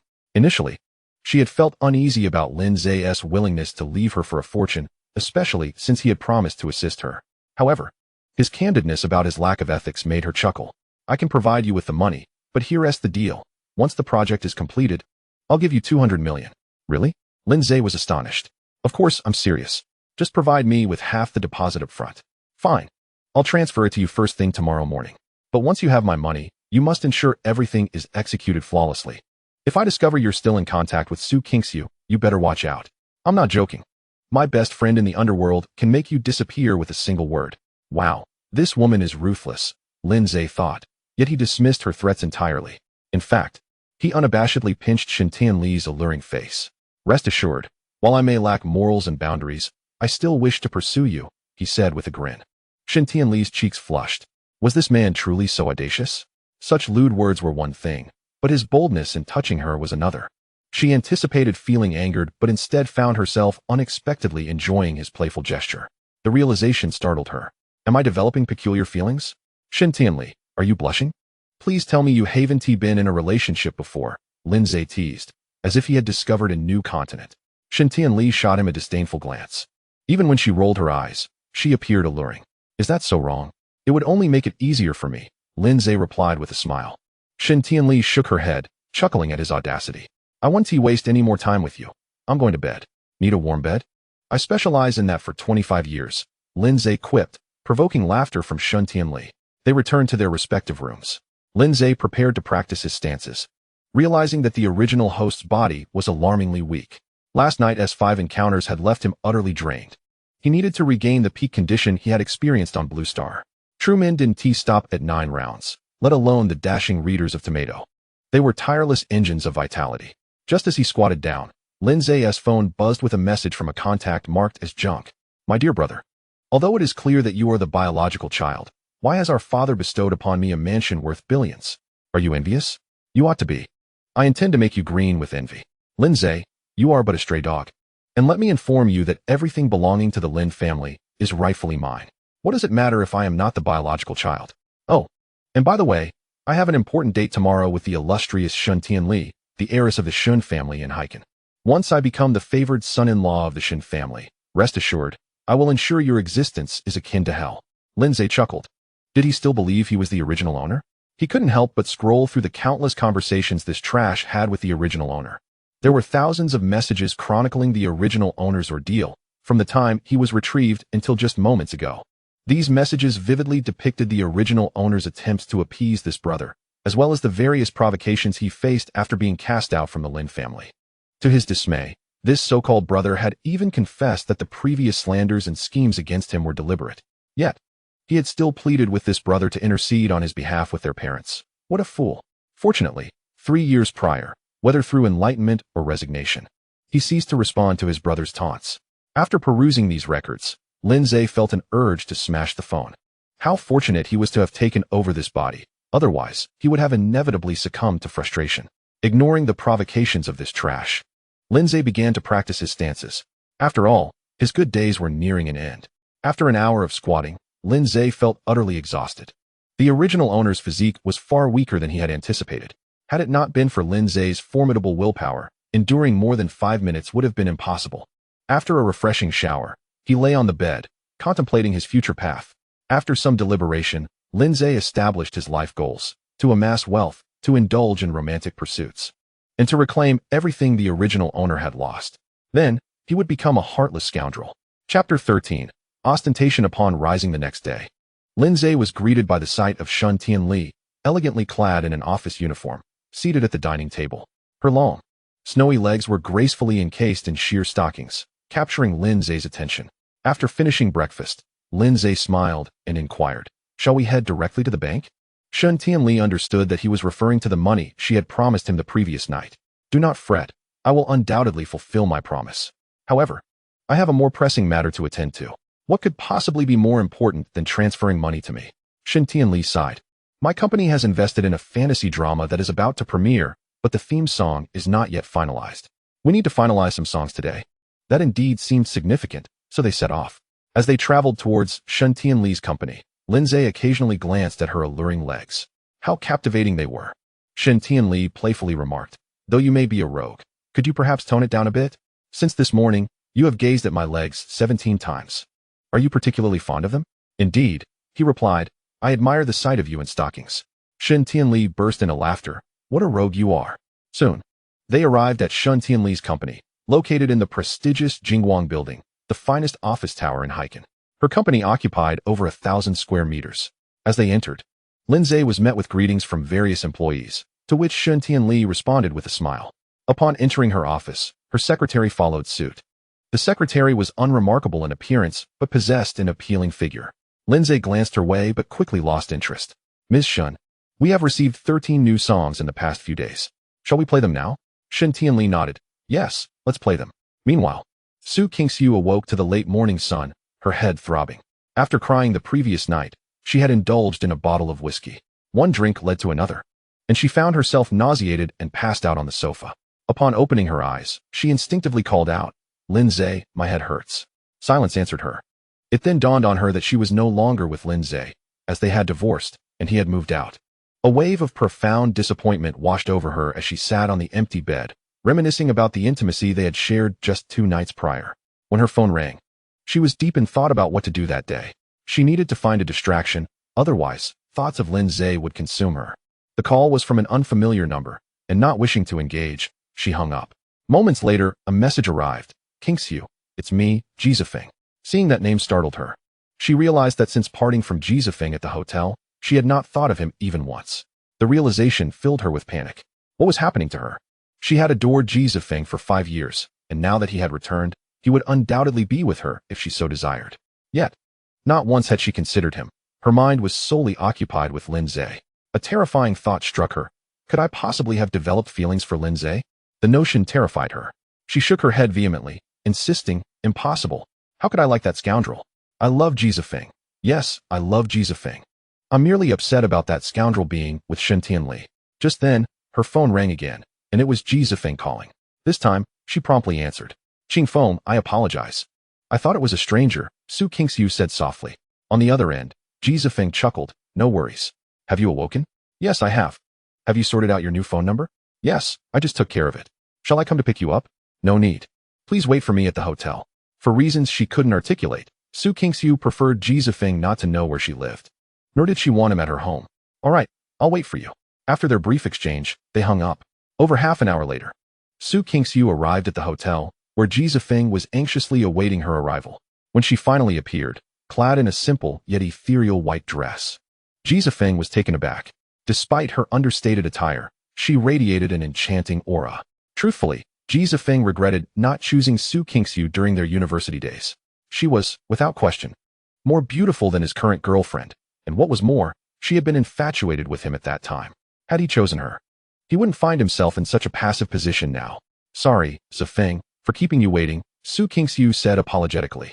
Ji Zifeng replied gently, Qingxiu, there's no need for apologies between us. His gaze was filled with profound affection for her. She smiled, you're right, we don't need to say sorry. Come, let me show you your gift. Great, I can hardly wait. Ji Zifeng exclaimed with enthusiasm. Accompanied by Ji Zifeng, they exited the hotel, where an exquisite luxury car was quietly parked at the entrance. Upon sighting the vehicle, Ji Zifeng's heart skipped a beat. Could it be that Su Qingxiu intended to gift him this magnificent supercar? Su Qingxiu retrieved the car keys from her bag and pressed a button, causing the headlights of the supercar to flicker to life. Ji Zifeng was astounded. This vehicle was worth over 7 million. Even though the Ji family was on the brink of bankruptcy, he would have thought twice about purchasing such an extravagant car during their prime. Yet, here was Su Qingxiu, offering it to him without hesitation. Her generosity was astonishing. The initial shock gave way to exhilaration. No, the term surprise hardly encapsulated Ji Zifeng's current emotions. He felt an overwhelming joy, almost wanting to lift Su Qingxiu and spin around in delight. However, he restrained himself, having sensed a slight distance between them since his return yesterday. He feared that such a display might be too forward for her. After all, she had already bestowed upon him such a precious gift, a clear indication of her profound affection. Qingxiu, please tell me this is your gift to me? Ji Zifeng feigned astonishment as he spoke. Su Qingxiu nodded. Do you like it? Of course. Even if you gave me just a piece of paper, I would cherish it. But Qingxiu, this is far too extravagant. I cannot accept it, Ji Zifeng replied, putting on a facade of reluctance. Zifeng, we need not be so formal with each other. Besides, it's merely a car, for me. It's nothing significant.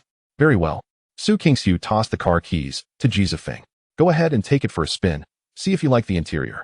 Ji Zifeng nodded, suppressing his racing heart, and leisurely entered the car. As the door clicked shut, he pinched his thigh to stifle his laughter. Su Qingxiu remained outside, watching as Ji Zifeng lovingly caressed the steering wheel of the supercar. Strangely, this scene reminded her of Lin Zilei. When she married him, she had also considered gifting him a car, but he had declined, later purchasing a vehicle worth over 200,000 with his own means, which he still drove. Suddenly, Su Qingxiu realized that throughout their 3-year marriage, she had never truly given Lin Zilei a gift, while he had showered her with presents, from lavish handbags to small trinkets, filling her room to the brim. Although Ji Zifeng was the one driving the supercar now, she could not help but envision Lin Zilei behind the wheel. Surely, he would have loved it too. A wave of guilt surged within her, making her regret gifting Ji Zifeng the car. After spending a brief while in the vehicle, Ji Zifeng emerged. So what do you think? Do you like it? Su Qingxiu inquired. Ji Zifeng smiled and nodded. By the way, Qingxiu, could you pass me Lin Zilei's contact? Why do you want to add him? Oh, he took care of you for 3 years. I thought he might have insights into your preferences, and since it will be my turn to look after you now, I wanted to seek his advice, Ji Zifeng replied. Feigning embarrassment, Su Qingxiu felt a pang of sadness. She remembered Lin Zilei's attentive care over the past 3 years, yet here she was, gifting a car to another man. Nevertheless, she sent Lin Zilei's contact to Ji Zifeng, convinced she would eventually adapt to life without him. After all, she believed her affections lay with Ji Zifeng. Ji Zifeng eagerly clicked to add Lin Zilei as a friend. The instant the request was approved, he sent Lin Zilei a photo of the supercar along with a message. Qingxiu insisted on giving me this extravagant vehicle. Upon receiving Ji Zifeng's message, Lin Zilei couldn't help but chuckle. He never anticipated that Ji Zifeng would turn out to be such a green tea type of man. For Lin Zilei, having divorced Su Qingxiu meant that her actions, whether gifting a company or a car, held no relevance to him. After all, he had no affection for her, and besides, he was earning considerably more than the worth of a supercar. Ignoring Ji Zifeng's display of bravado, Lin Zilei continued to enjoy music alongside Shen Tianli. After listening to 13 songs for over an hour, Lin Zilei found the experience torturous. Shen Tianli, too, felt overwhelmed.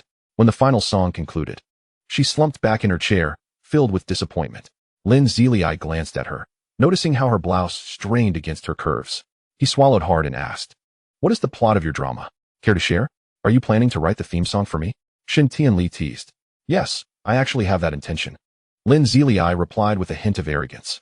Before arriving on this planet, Lin Zilei had been a typical university student on Blue Star, enjoying music, television, and celebrity culture. Writing a theme song was as effortless for him as breathing, given the countless themes he had in mind for fantasy dramas. Though Shen Tianli was skeptical about Lin Zilei's ability to produce a satisfactory song, she was in a state of frustration and needed someone to talk to.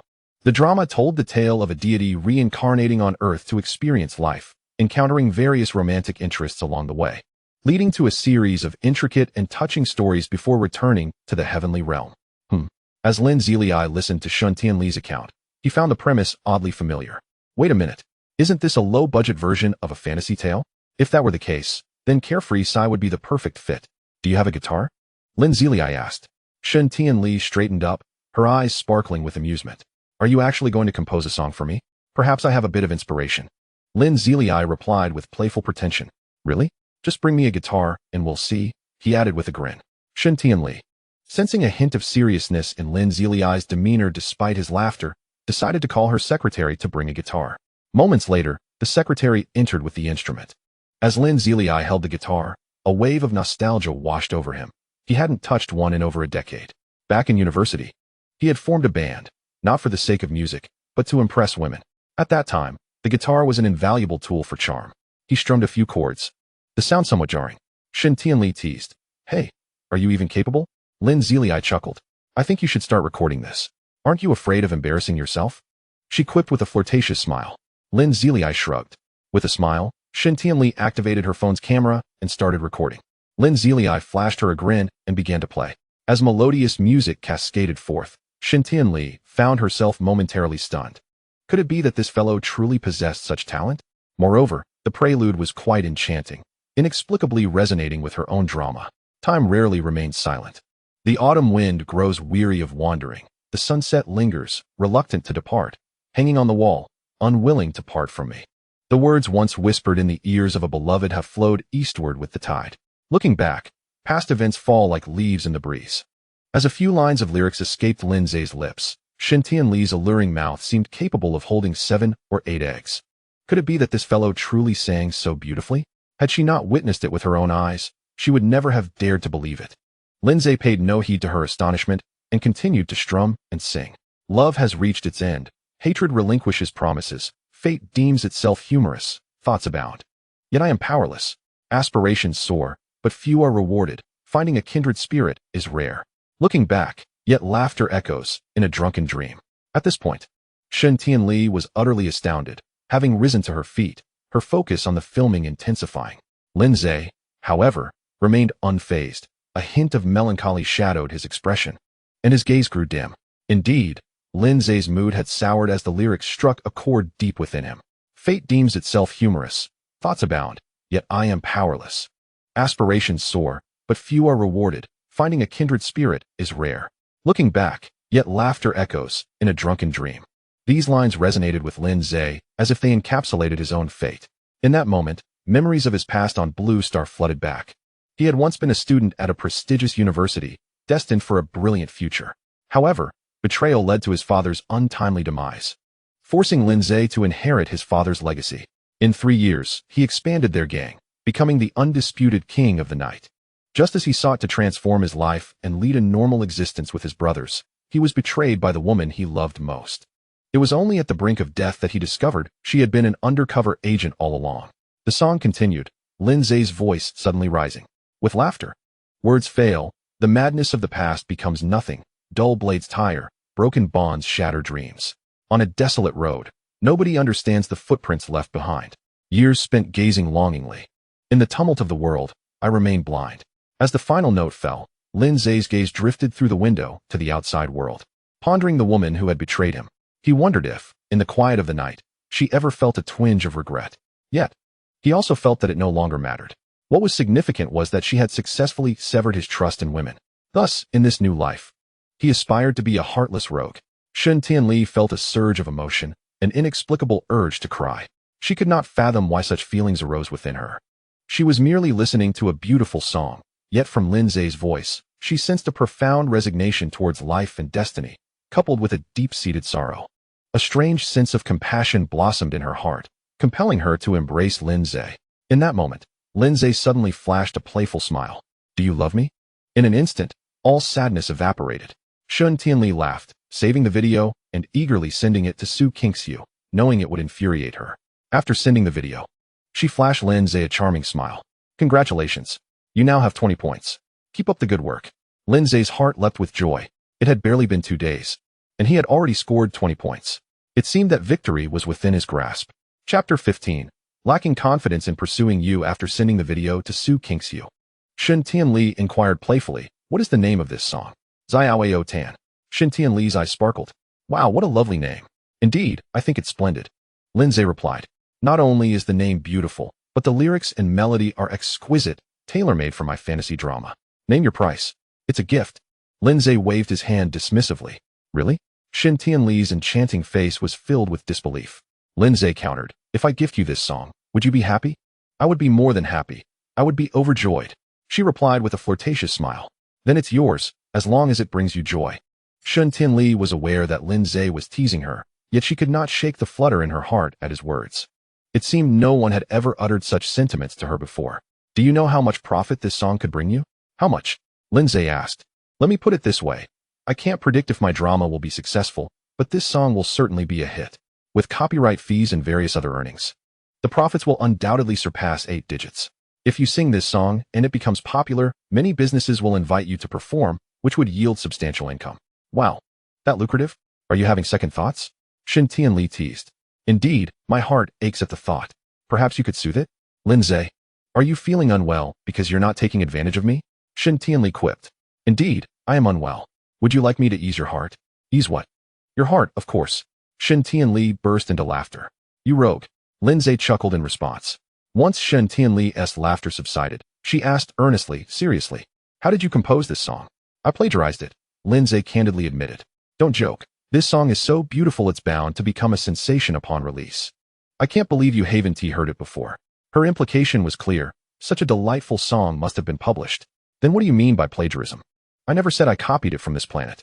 "What do you mean? Did you plagiarize from another planet?" "Yes," shooting Lin Zhe a skeptical glance. Shen Tianli dismissed his claims as nonsense. Seeing her disbelief, Lin Zhe grew weary of the debate. "Now that the theme song is settled, can we proceed with the transfer?" "No rush. First, you must promise me something. Are you trying to dodge your debt? Here I am, still wanting to pursue you, and this is how you treat me?" Shen Tianli looked at Lin Zhe, bemused, wanting to question the relevance of his desire to pursue her. "Patience, I will definitely pay you. What I meant was, can you sing this song? After the recording, I will transfer the funds. I can sing it, but it needs a new arrangement, preferably with additional instruments like flutes or pipes to enhance its ethereal quality." Shen Tianli's eyes brightened with excitement as she looked at Lin Zhe. "Lin Zhe, I believe you're right. Why don't you handle the arrangement? I would love to assist you, but unfortunately, I haven't studied arrangement." "All right then. I'll ask someone else to arrange it. Once they finish the arrangement, we can record it. So let us proceed with the transfer in the meantime." Shen Tianli chuckled. "You truly are fixated on money." Lin Zhe longed to share that he was not merely obsessed with wealth. He was in desperate need of startup capital. With so many lucrative projects within reach, he could only watch helplessly. It was akin to guarding a mountain of gold, yet being unable to mine it. The feeling was utterly disheartening. "Damn it, money is a man's courage. I'm currently so broke I only have 10 million left. I lack confidence even in pursuing you." "Ha ha, Lin Zhe, you're going to make me laugh to death. In order to allow me to fall asleep earlier beside you, hurry and transfer the money, would you?" Shen Tianli burst into laughter once more. How could this fellow carry out such flirtation with such finesse? "Well, seeing your eagerness, let's go. I shall proceed to make the transfer." "Shen Tianli, you truly are a soft-hearted deity. Heaven shall surely bless you to be by my side soon," she remarked, nearly choking on her laughter. That rascal. After sending the video of Lin Zhe singing to the company's dedicated arranger, Shen Tianli hurried to the bank with Lin Zhe. As Su Qingxiu and Ji Zifeng arrived at the company, She received the video sent by Shun Tianli, without needing to watch. She knew it was merely a ploy to provoke her. Yet, for some inexplicable reason, she clicked play. In the next moment, Lin Zhe's face appeared on the screen, causing her heart to flutter. The melodious strumming of a guitar resonated from the video, and Su Qingxiu's mood soured instantly. What was the meaning of this? That scoundrel was singing for Shun Tianli?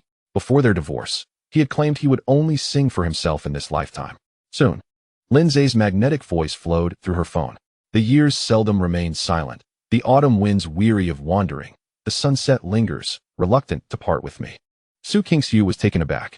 This was a song she had never heard before. Moreover, it was evident that Lin Zhe had infused his emotions into it, rendering the melody both poignant and liberating, tinged with a sense of yearning. Captivated, she found herself unable to resist listening further. Love has reached its end. Hate relinquishes its promises. Fate considers itself humorous. Too many thoughts, beyond my control. As these lyrics reached her ears, Su Qingxiu felt a resonating thrum in her mind. Love has reached its end. Hate relinquishes its promises. She murmured these lines repeatedly. Was Lin Zhe singing about them? Her eyes grew red-rimmed without her noticing. Though Lin Zhe appeared to be smiling in the video, she sensed his heart must be heavy with sorrow. For the woman he had loved for 7 years had forsaken him for another. The song continued, yet Su Qingxiu could no longer bear to listen. Memories of the past flooded her mind. Lin Zhe had once been a kind and proud man, the campus heartthrob, top of his class, student council president, and a recipient of national awards. He should have had a brilliant future ahead of him, yet he willingly entered the grave of marriage, fully aware he was but a substitute, all for her sake.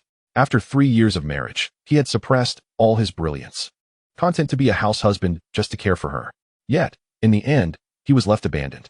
As these thoughts crossed her mind, Su Qingxiu's heart ached painfully. Chapter 16. My taste is not so poor. This marked the 7th time Lin Zhe had checked the balance on his bank card. With each count, the smile on his face grew wider, resembling someone who had never seen wealth before. Yet, truth be told, Lin Zhe was no stranger to affluence. At the pinnacle of Blue Star, his bank account had boasted over 70 billion. His joy stemmed from the fact that his career was finally poised to take off. He could finally showcase his capabilities and seize control of his own destiny. I mean, it's just 1 billion. Look at how happy you are, Shun Tianli teased. What do you mean, just 1 billion? Do you have any idea how much power 1 billion holds? How much? Lin Zhe quipped. It allows me to sleep with you 9 times in one night and not feel weary. Shun Tianli erupted in laughter. That rascal truly was incorrigible. Lin Zhe chuckled. Just kidding. 5 times is already my limit. As if you've ever tried, she retorted. Who knows? Lin Zhe replied with a grin. And his mind involuntarily conjured the memory of their passionate entanglement just 2 nights prior. What had initially been a tantalizing image now left him feeling sour. He truly craved Su Qingxiu's body, especially those long, fair legs, dressed in stockings. They were utterly irresistible. Why couldn't I have crossed over sooner? If I had, I would have already won her over, and there would be no chance for her to divorce. Noticing Lin Zhe's mischievous smile, Shun Tianli curiously inquired, have you really tried? Guess. You slept with Su Qingxiu? Shun Tianli's eyes widened in surprise. Take another guess. Hearing this, Shun Tianli inexplicably felt relieved. Guess what? It's meal time. Treat me to dinner. Not a chance. Oh, you don't want the remaining balance? Lin Zhe quickly grinned. Just kidding. I'd be happy to treat you to anything. What else can you treat me to besides dinner? Shun Tianli asked with interest. Oh, plenty, like a surprise or even a shock, he replied with a smile. I know what a shock is, but what on earth is a surprise? Lin Zhe did not elaborate, but looked at her suggestively. Shun Tianli scrutinized him. And after a moment of contemplation, she suddenly understood, her fair face flushed with alluring crimson. That rascal was truly shameless. Observing her reaction, Lin Zhe realized she had caught on. He anticipated a retort, but unexpectedly, in her flustered state, Shun Tianli coyly declared, all right, if you conquer me, then I shall feast upon you. Whoa, Lin Zhe's heart raced. It must be said, she had a way of teasing. Their lunch was enjoyed at pension. Aren't you sworn enemies with Su Qingxiu? Why are you here eating at her family's restaurant? Lin Zhe asked, perplexed. Shun Tianli sighed. The food here is just too delicious. Then why not poach their chef? Good idea. Why didn't I think of that? I could open pension. Uft. Pension? What a childish name. The pair chatted as they walked towards the dining hall. Just then, the roar of a supercar reached Lin Zhe's ears. He instinctively turned to look and saw a brand new supercar arrogantly parked at the restaurant's entrance, trailed by a luxurious vehicle, none other than Su Qingxiu and Ji Zifeng. That love-struck fool is so good to her white moonlight, Shun Tianli remarked with a sly smile. Do you know this is the supercar Su Kingxiu gifted Jizafeng? Shen Tianli continued, of course. She reserved this car a month and a half ago. Are you envious? Lindsay nodded. Envious, indeed. I envy Jizafeng immensely. Envious of how well Su Kingxiu treats him? Shen Tianli pressed. Yes, I envy how well Su Kingxiu treats him. If someone treated me that well, I would surely be moved to offer myself in return, Lindsay said, casting a glance at Shen Tianli, believing he had hinted quite clearly. Shen Tianli giggled. Rascal. Enough of that. I'm going to tease Su Kingxiu's black moonlight. What? You wish to entice Jizafeng and make Su Kingxiu jealous? Don't be ridiculous. My taste isn't that poor. Shen Tianli shot Lindsay a flirtatious glance as they approached Jizafeng. Jizafeng, it's good to see you again. Upon encountering Shen Tianli, especially when she took the initiative to greet him, Jizafeng felt an exhilarating thrill within. He increasingly believed that Shen Tianli must have some interest in him. Otherwise, she would not be so forward in her approach. Moreover, her flirtatious smile only intensified his belief. Jizafeng waved back at Shen Tianli with a grin, his gaze then drifting towards Lindsay. Noticing Lindsay fixated on his luxury sports car, Jizafeng's spirits soared even higher. Lindsay, consumed by jealousy, would only serve to fuel Jizafeng's satisfaction. When Su Kingxiu spotted Lindsay, she was momentarily taken aback. She hadn't anticipated encountering him here. The sight of Lindsay reminded her of the song he had sung while holding a guitar, causing a pang of sorrow to surge within her. She had expected Lindsay to glance her way, but he did not. Instead, he was engrossed in admiration for the car she had gifted Jizafeng. For reasons unbeknownst to her, Su Kingxiu felt a sudden wave of guilt wash over her. Su Kingxiu, how do you find Lindsay's song? To be honest, it was composed just for me. Shen Tianli purred with a flirtatious smile. Su Kingxiu's heart jolted. What? That song was specifically created for Shen Tianli? Instantly, she felt a surge of displeasure and shot Lindsay a resentful glance. That scoundrel had never composed a song for her. What song are you referring to? Jizafeng inquired curiously. Shen Tianli giggled. I want to tell you. Her enticing gaze and playful smile left Jizafeng in a state of eager anticipation. He genuinely believed Shen Tianli was flirting with him. If Su Kingxiu weren't present, he would have surely pursued her. He was convinced that a little teasing would easily reel her in. Lindsay, who would have thought we were so fated? Why don't we dine together, just as we did last night? Jizafeng suggested. His true intention being to showcase his affection for Su Kingxiu in front of Lindsay, while also seizing the opportunity to flirt with Shen Tianli. I'm afraid I cannot dine with someone as unsightly as you, Lindsay replied nonchalantly. Shen Tianli erupted in laughter, and even Su Kingxiu couldn't suppress a smile. Jizafeng seethed with rage, feeling humiliated by Lindsay's comment. True, Lindsay was slightly more handsome than him, but to say such a thing in front of a lady was utterly unacceptable. If it weren't for his need to maintain his image, Jizafeng would have lashed out. Despite his irritation, he feigned a sense of grievance, saying, Kingxiu, since Lindsay doesn't favor my company, let's South find another place to eat. He believed Su Kingxiu would come to his defense, especially since Lindsay had feelings for her, and his reprimand would surely please her. However, Su Kingxiu remained silent. Not only did she not respond, but she also felt an inexplicable sense of disdain towards Jizafeng. More troubling was the realization that she had felt nothing when Shen Tianli had greeted Jizafeng in an ambiguous manner. Yet her heart boiled with anger at the sight of Lindsay and Shen Tianli together, even without any actions to provoke her. Could it be that she had developed feelings for that scoundrel Lindsay? No, that was impossible. Surely, she was merely frustrated by his absence from her side. Yes, that must be it. Upon hearing Jizafeng's words, Lindsay exchanged a glance with Shen Tianli, both sharing a knowing smile that conveyed their mutual disdain for Jizafeng. Su Kingxiu had no intention of saying anything, but witnessing the flirtation between Lindsay and Shen Tianli ignited her anger. At 25, still judging by appearances? Lindsay, you haven't grown at all. Besides, in my eyes, Jizafeng is 100 times more handsome than you, she retorted angrily. Lindsay chuckled. Indeed, he is handsome enough to die. You two should lock him down, then. Su Kingxiu felt her temper flare, wondering why this scoundrel, who claimed to be fond of her, remained unfazed by her remarks. It couldn't be. He must be putting on a facade. Jizafeng reveled in his triumph, delighting in the fact that Su Kingxiu, the devoted admirer, was siding with him. He suppressed his laughter, determined to uphold his persona. Su Kingxiu scrutinized Lindsay for a moment, noticing his unbothered demeanor, which sent a shiver down her spine. Could it be that he no longer harbored feelings for her? The thought struck her like a dagger, filling her with regret. Why had she said those things? She instinctively wanted to clarify to Lin Zhe that she was not defending Ji Zifeng, nor was she retaliating on his behalf. Rather, she was simply irritated by him. Yet, the words caught in her throat, held back by the fear of being mocked by Shen Tianli, who always seemed eager to provoke her. Shen Tianli, observing Lin Zhe's somber expression, comprehended that Su Qingxiu's words had hurt him. Truthfully, she empathized with Lin Zhe's situation. To be ridiculed by someone he loved for the sake of another was a painful ordeal for anyone. Lin Zhe, let us change venues, Shen Tianli suggested. It's just a meal, and besides, don't you enjoy the food here? Shen Tianli felt a tremor of emotion.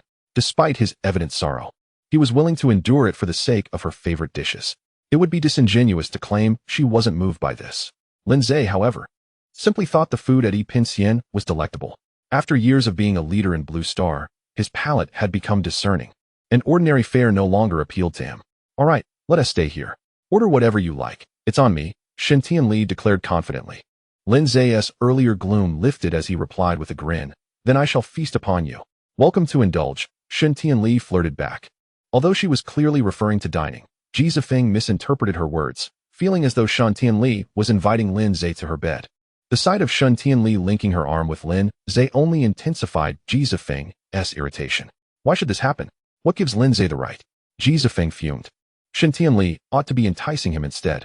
Su Qingxiu, watching Shen Tianli wrap her arm around Lin Zhe's, felt even more displeased than Ji Zifeng. She yearned to rush forward and forcefully separate them, demanding to know why Shen Tianli was so familiar with Lin Zhe. Qingxiu, let us head inside, Ji Zifeng said softly. Suppressing his annoyance, Su Qingxiu snapped back to reality, nodded in agreement, and swiftly entered the restaurant without waiting for him. Ji Zifeng felt a twinge of disappointment, not that Su Qingxiu hadn't waited for him, but rather that she hadn't held his arm like Shen Tianli had with Lin Zhe. Ultimately, they all ended up dining together, as there were no private rooms available, and the one they occupied was Su Qingxiu's regular space. The restaurant was simply too popular. To Ji Zifeng's surprise, Su Qingxiu felt a sense of secret joy at the prospect of sharing a meal with him. She couldn't quite grasp why such emotions stirred within her, but they did, prompting her to take the initiative to sit across from Lin Zhe. Shen Tianli felt a secret delight, for she could once again flaunt her affection with Lin Zhe, much to the chagrin of Su Qingxiu. She relished the sight of Su Qingxiu's discomfiture. Ji Zifeng, on the other hand, was even more ecstatic, his joy surpassing that of both Su Qingxiu and Shen Tianli, simply because Shen Tianli sat directly across from him. The proximity only heightened Ji Zifeng's admiration for Shen Tianli, whose beauty and laughter captivated him utterly.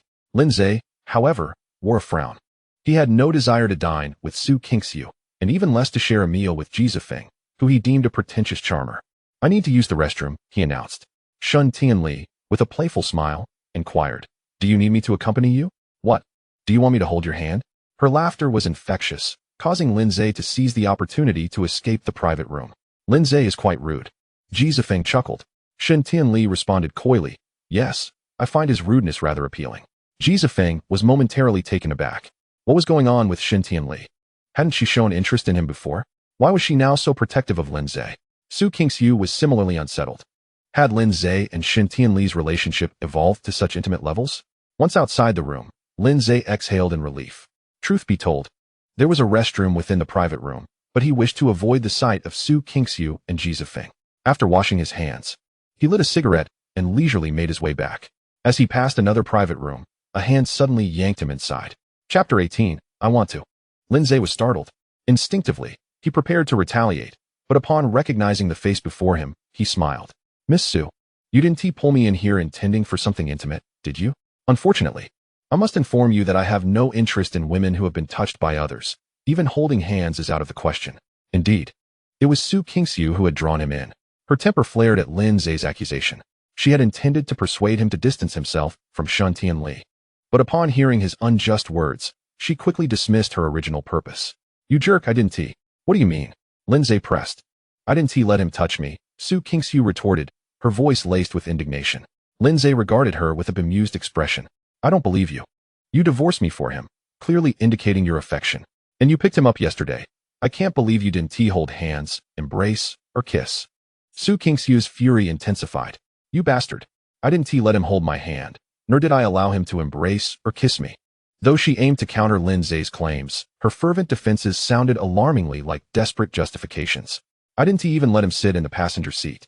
I didn't eat the food he offered me, and I didn't permit him to stay at our home.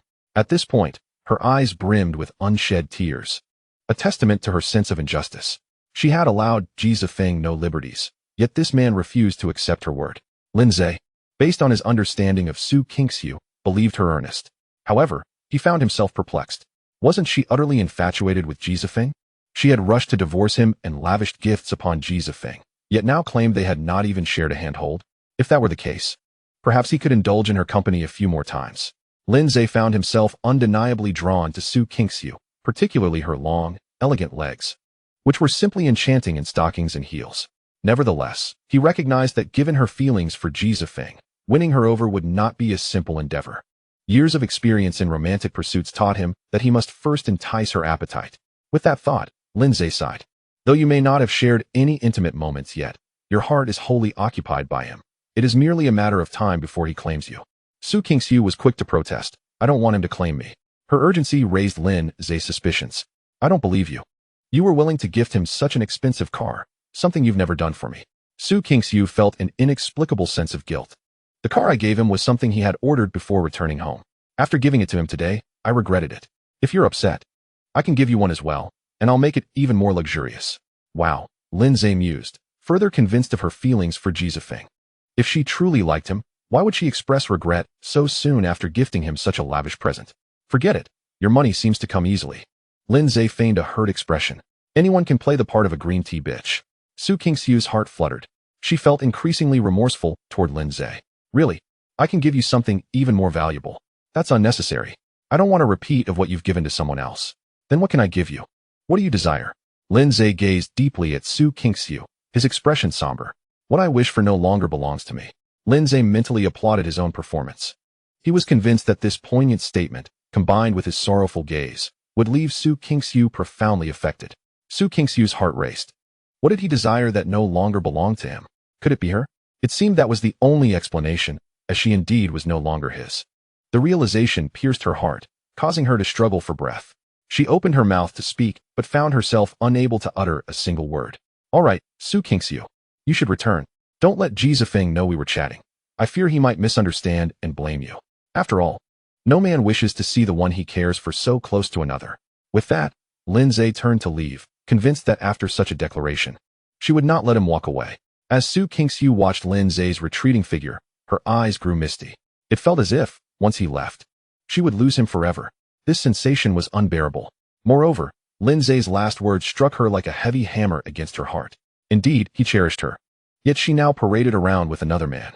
It was akin to pouring salt into his wounds, or worse, sprinkling poison. Just as Lindsay grasped the doorknob, ready to exit, Su Kingxiu's voice trembled as she called out, "Wait." A mischievous grin spread across Lindsay's face. He was indeed a scoundrel. He turned back, his expression sorrowful. What is it? Why did you compose a song for Shen Tianli? Isn't she currently mired in self-inflicted remorse? Shouldn't she be seeking redemption and a return to my embrace? Lindsay pondered, questioning why she suddenly fixated on this matter. Oh, I just happened to be inspired and wrote her a song. You have never composed for me. Su Kingxiu's voice carried a hint of grievance. What do you want? I want. A song held little significance for Su Kingxiu, yet the fact that Lindsay had dedicated one to Shen Tianli stirred an unsettling feeling within her. Thus, she too desired a song. Fine. Wait for me at home tonight. I shall create one for you. A wave of immense joy surged through Su Kingxiu's heart. Are you serious? Of course. Why? Do you not wish for me to return? I do, Su Kingxiu blurted out. Lindsay chuckled, playfully pinching her cheek. All right. Wait for me tonight. Su Kingxiu nodded repeatedly. I shall take my leave now. Once again, she nodded, as she watched Lindsay depart. Anticipation for their evening meeting began to blossom within her. Chapter 19. Taking action upon returning to the private room. Lindsay found Ji Zifeng animatedly discussing the customs and culture of foreign lands with Shen Tianli. Ji Zifeng spoke with great enthusiasm, while Shen Tianli gazed at him adoringly, resting her chin on her hands, a radiant smile gracing her face. Honestly, this scene filled Ji Zifeng with pride, reinforcing his belief that Shen Tianli held an interest in him. Otherwise, she would not exhibit such admiration. Having added her to his list of romantic interests, he resolved to charm her further. Ji Zifeng was confident that with a mere beckoning gesture, he could lure the enchanting Shen Tianli into his embrace. He envisioned capturing the moment of their intimacy and sending it to Lindsay, to evoke a reaction. What did it matter if Lin Zhe was more handsome? The women he desired would ultimately find their way to his bed. Lost in thought, he was suddenly interrupted by Lin Zhe's entrance, his smile eliciting Ji Zifeng's disdain. After Lin Zhe settled in, he sent Shen Tianli a message. Heartbreaker, have you moved on so quickly? Upon reading this, Shen Tianli shot Lin Zhe a flirtatious glance and replied, he doesn't stand a chance. I'm just teasing this fool. Oh please, you are clearly smitten, Lin Zhe retorted. Shen Tianli burst into laughter, her mirth so exuberant that it led to a fit of coughing. While Lin Zhe remained unfazed, Ji Zifeng feigned concern, asking, Tianli, are you alright? Lin Zhe, I must criticize you. Seeing your girlfriend cough so violently, and you remain indifferent, if she were mine, I would be heartbroken, Ji Zifeng remarked. Casting a sympathetic glance at Shen Tianli. Truly, he thought, what a scheming temptress she was. Lin Zhe chuckled and replied, how do you know I'm not heartbroken? Besides, there are many ways to show concern. Mere words lack substance. I prefer to demonstrate my feelings through actions. Yet, I see no actions from you, Ji Zifeng countered. Lin Zhe shrugged and brazenly wrapped his arm around Shen Tianli's waist, pulling her closer, then lifting her chin to inquire, have I not shown you tenderness in bed? Shen Tianli was taken aback. How dare this scoundrel be so brazenly familiar? Was he still intoxicated from last night's escapades? Despite feeling a surge of indignation, Shen Tianli found herself inexplicably unperturbed. In fact, her heart raced a little faster, drawn by the potent masculinity that Lin Zhe exuded. How infuriating! She exclaimed, her embarrassment palpable. Ji Zifeng, on the other hand, was seething with jealousy, clenching his fists in frustration.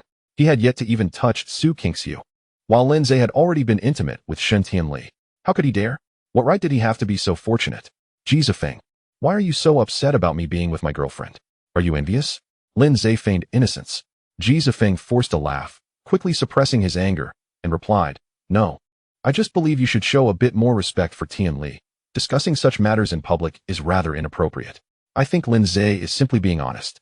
He speaks his mind, Shen Tianli chimed in, her flirtation igniting Ji Zifeng's fury. What did she mean by siding with this scoundrel? Did she truly prefer such crude expressions of affection? As Ji Zifeng's frustration reached a boiling point, Lin Zhe could not resist teasing Shen Tianli further, whispering in her ear, your waist is so slender.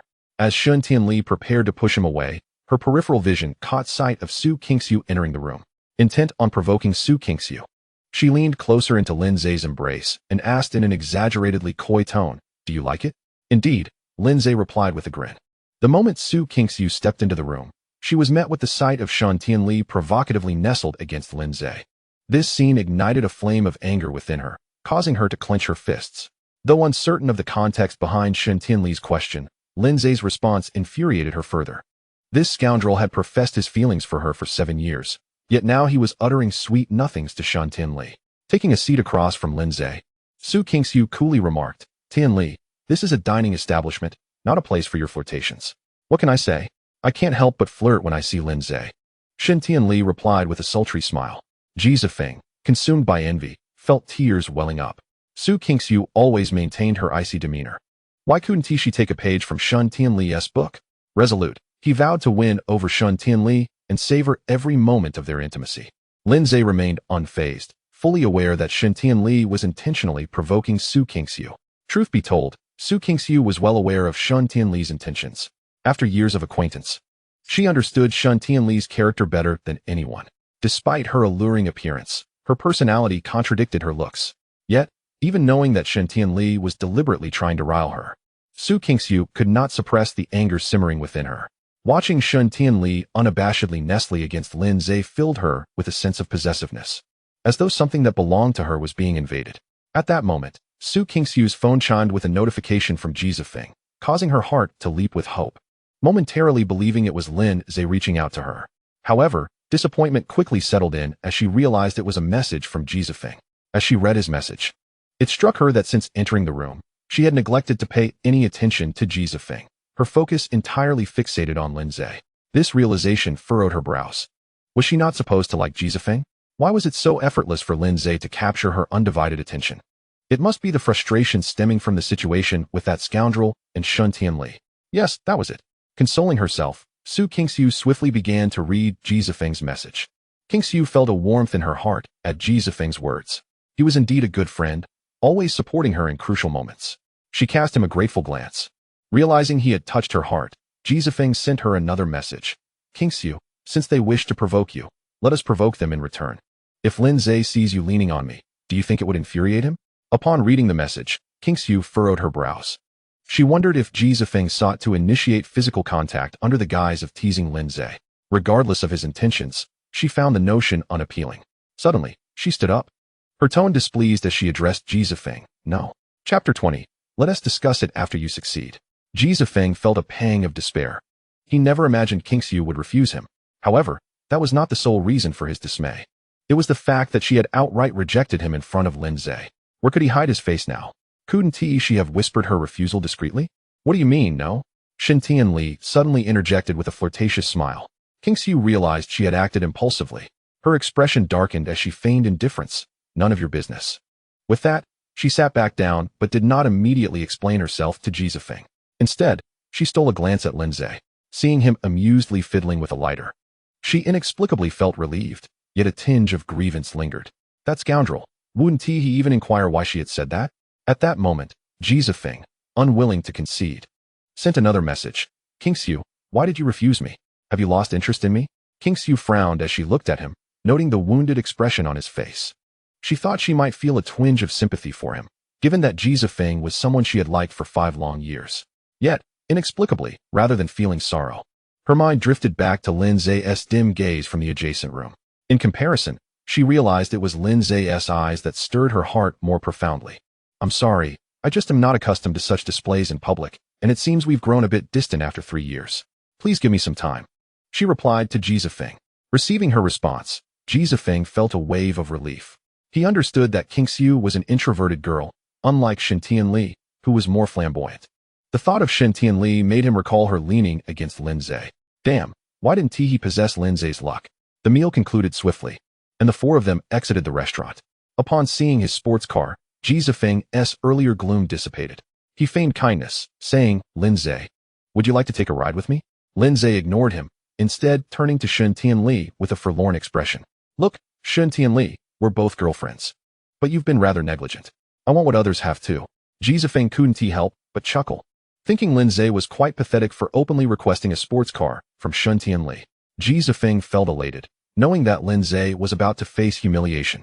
After all, a sports car costs several million. There was no way Shen Tianli would buy one for him. Kingxiu was infuriated. She had explicitly told Lin Zhe she could buy him a more expensive car, only to be turned down. Now he was asking Shen Tianli for one. Was he truly taking this charade seriously?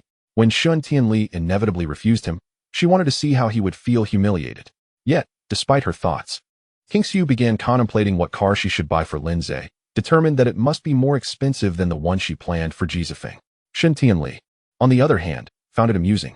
She had not expected Lin Zhe to exhibit such a green tea side. However, she maintained a facade of sincerity as she replied.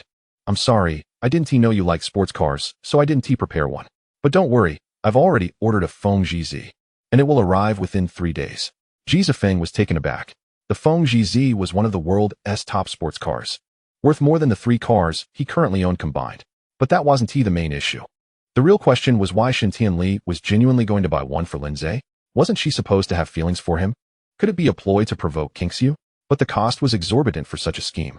Kingxiu was equally stunned, never anticipating that Shen Tianli would gift Lin Zhe such an expensive car. I don't want a second-hand one, Lin Zhe said nonchalantly. Shen Tianli smiled, rest assured. It will be brand new. She then cast a flirtatious glance at Kingxiu.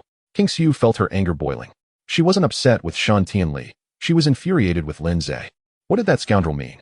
She had given him her first kiss and her first hand-holding experience with a male. How could he now dismiss her as second-hand? She felt an urge to take off her high heels and smack him. Suddenly, she remembered Lin Zhe was coming over to sing for her that evening. At that thought, she resolved to question him about why she had become second-hand. As she watched Lin Zhe and Shen Tianli leave, Ji Zifeng finally snapped back to reality. He reached out to take Kingxiu's hand, feeling inspired by Lin Zhe's earlier provocations. Ji Zifeng decided it was time to expedite his pursuit of Kingxiu. Once he succeeded in winning her over, her wealth would be at his disposal. However, as his hand extended, Kingxiu stepped back, her expression one of alarm. Ji Zifeng was bewildered. He stared at her, confused, as they had been communicating well online before his return. Kingxiu had promised to be his girlfriend upon his arrival. Why was she now reluctant to even hold hands? King-Su was equally shocked by her own reaction. Why was she so apprehensive, as if avoiding a viper? Zafeng, I'm sorry, but I think we should take things slow. Holding hands is something only romantic partners do, and we haven't seen each other for 3 years. So much has happened. Please give me some time. Ji Zafeng felt disgruntled but suppressed his irritation. He knew he could not provoke King-Su at this moment. Yet, despite his restraint, he could not help but think with anger. Damn it, King-Su, when I finally have you, you'll see how I treat you. I'll make you my dog and take all your assets. With that thought, Ji Zafeng felt a sense of ease. He smiled gently. I apologize. I was too forward. I merely wished to embrace the beauty sooner. King-Su frowned, feeling a wave of discomfort wash over her. What did he mean by wanting to embrace her sooner? It sounded as if he was eager to possess her body. However, she reconsidered that perhaps Ji Zafeng's intentions stemmed from his deep affection for her. Thus, the urgency to be with oneself becomes apparent. Please grant me a moment. Let us return to the office first. I will guide you through your onboarding process. Coincidentally, our company is currently facing some challenges that require your exceptional talents to resolve. What challenges? Ji Zafeng inquired with curiosity. Our company has a top-tier contract that is nearing expiration, and the party is reluctant to renew. I need you to persuade her, I replied. No problem. I excel at persuasion and will ensure she willingly renews the contract, Ji Zafeng confidently asserted. Then I leave it in your capable hands. Ji Zafeng, with a twinkle in his eye, asked, King-Su, if I manage to secure her, would you consider being my girlfriend? Su King-Su's expression soured instantly. She detests those who propose conditions before an agreement is reached. If it were a different request, it might have been acceptable, but this was simply too audacious. In contrast, Lindsay had never acted in such a manner. For 3 years of marriage, he had always been the silent giver, often leaving her to discover many things only after the fact. Su King-Su replied nonchalantly, let us discuss this once you've secured her. In Chapter 21, The Heartless Woman, Lindsay and Shun Tianli did not return to the office. After leaving the restaurant, they headed straight to the Industrial and Commercial Bureau. Yes, Lindsay intended to register a company. Did you really order a sports car for me?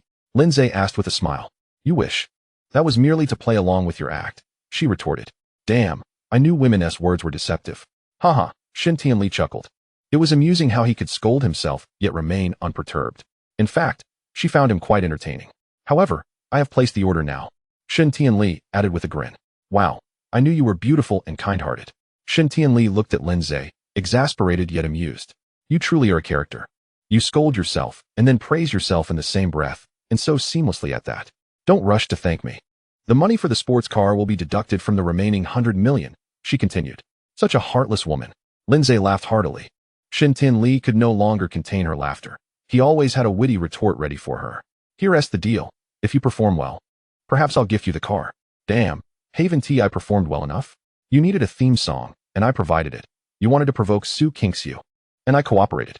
What more do you want from me? Must I offer my body in return? Haha, Lindsay, you truly are shameless. Lindsay chuckled. Why bother with shame? It won't feed me. That's a fair point. How about this? Help me with a task, and upon completion, I'll gift you the car. What task? Do you know Jiang Qingyu? No, why? Hey, don't you follow female celebrities? Why would I? I only follow you. After all, they can't compare to your beauty, Lindsay replied with conviction. His words delighted Shin Tianli. She giggled. I love hearing that. Here's the situation. Jiang Qingyu is one of the few top-tier female celebrities in the country. She was originally an artist under Su King-Su's agency. But I've heard she is reluctant to renew her contract. How about you help me bring her to my company? Upon success, I'll gift you that sports car. All right, leave it to me, Lindsay replied decisively. Jiang Qingyu is quite aloof and difficult to persuade. Lindsay chuckled. I didn't claim I could definitely secure her. I merely agreed to give it a try. Soon, they arrived at the Industrial and Commercial Bureau. Shin Tianli had made prior arrangements, so the various procedures were completed swiftly. Lindsay named his company Rice Technology, encompassing a broad range of operations. Shin Tianli couldn't help but scoff. What a ridiculous name. You wouldn't understand. I want my company to be indispensable to everyone, just like Rice, Lindsay declared. You certainly have aspirations, Shin Tianli remarked with a smile. One must have dreams, otherwise. What is the difference from being a salted fish? Lindsay said earnestly. Shin Tianli could not retort. She simply could not mock someone with dreams. So, what does your company intend to do? It's a secret. Let me rent an office space first. Why not come to my company? We have an extra floor upstairs with all the necessary equipment, just lying unused. Goddess, allow me to offer myself to you. I beg you, Lindsay expressed gratefully. Shen Tianli teased, dream on. You haven't even conquered me yet. Damn it, conquering in bed counts too, he jested. After leaving the bureau, Lindsay asked, where to next? We're going to meet Jiang Qingyu. I arranged an hour with her manager this afternoon. Let us go. I want to see just how top tier she truly is, Lindsay replied with a smile. As Shen Tianli's car entered her current villa neighborhood, Lindsay was taken aback. Aren't we going to find Jiang Qingyu? Why are we going home?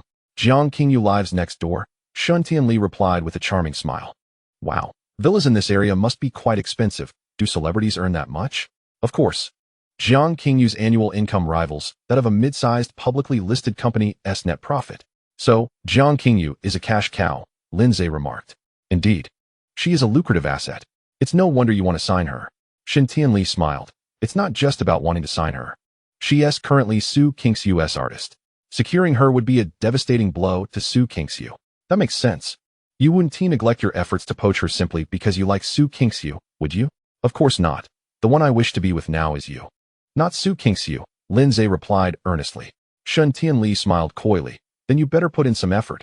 After all, you've already scored 20 points with me. If I manage to secure Jiang Qingyu for you, how many points do I earn? 5 points. Come on, Shen, think bigger. Can't you just give me 80 points? Haha, you're quite ambitious, Shen Tianli laughed. I'm even more daring, Lindsay countered. Daring to do what? Lindsay smiled at Shen Tianli. Though he didn't speak, it felt as if he had said everything. Shen Tianli understood instantly. Her face flushed as she playfully scolded, pervert. After parking in Shen Tianli's designated spot, she led Lindsay to the adjacent villa. Pressing the doorbell, Shen Tianli cautioned, when we meet Jiang Qingyu, please tone it down a bit. She is somewhat socially anxious and not as open as I am. Don't scare her. Huh. I'm as pure as a blank slate. How could I possibly need to tone it down? Lindsay chuckled. Shen Tianli laughed so hard she nearly doubled over. How could he have the audacity to utter such words? Just then, the villa's door opened automatically, and Shen Tianli ushered Lindsay inside. The villa was tastefully decorated, reflecting the owner's refined taste. However, what captivated Lindsay's attention was not the villa itself, but the stunning beauty seated on the sofa, dressed in flowing white. She resembled a celestial being from an ancient painting, akin to the radiant moon in the sky. Her purity evoked no thoughts of desecration in anyone's mind. Lindsay was astonished to discover just how beautiful Jiang Qingyu was. As he gazed at her, he sensed that she too was observing him. Whether it was merely his imagination, he felt a hint of excitement in her expression upon seeing him. Miss Jiang, it's a pleasure to see you again. Shen Tianli greeted. Jiang Qingyu did not respond to Shen Tianli, but instead flashed Lindsay a sweet smile, saying, Senior, long time no see. In chapter 22, I will remember you. Lindsay was taken aback. What was happening? Jiang Qingyu actually knew him? Shen Tianli was equally astonished. She had not anticipated that Jiang Qingyu would be acquainted with Lindsay. Jiang, the superstar, do we know each other? Lindsay inquired with curiosity. Jiang Qingyu's pair of glistening eyes reflected a hint of disappointment as she gazed at Lindsay. Senior, you actually don't remember me? That saddens me. Shen Tianli was once again stirred by Jiang Qingyu's words. It was common knowledge that she was notoriously socially anxious, yet now it seemed she was playfully teasing Lindsay. Moreover, the implication of her words suggested a deeper connection with him. Lindsay was equally affected by Jiang Qingyu's statement. What did it mean? Could it be that the original owner had wronged her in the past? However, as Lindsay meticulously searched through the original owner's memories, he found no recollection of Jiang Qingyu. Observing Lindsay's bewildered expression, Jiang Qingyu softly remarked, Senior, I am also from Haida University. You sponsored my education. Lindsay was even more perplexed. How could he not remember it all? Jiang Qingyu continued, 6 years ago, at the gates of Haida, a girl cried terribly after losing her tuition fee. Then, a particularly handsome senior passed by, learned of her plight, and gifted her 50,000 yuan, offering many encouraging words. Senior, that little girl was me, and you were the one who provided that money. Wow, Lindsay thought, taken aback by the kindness of the original owner. Shen Tianli was left speechless by the revelation. However, she was astonished to discover the connection between Lindsay and Jiang Qingyu. As for Lindsay's act of giving 50,000 yuan, Shen Tianli was not surprised. She understood his capacity for such benevolence.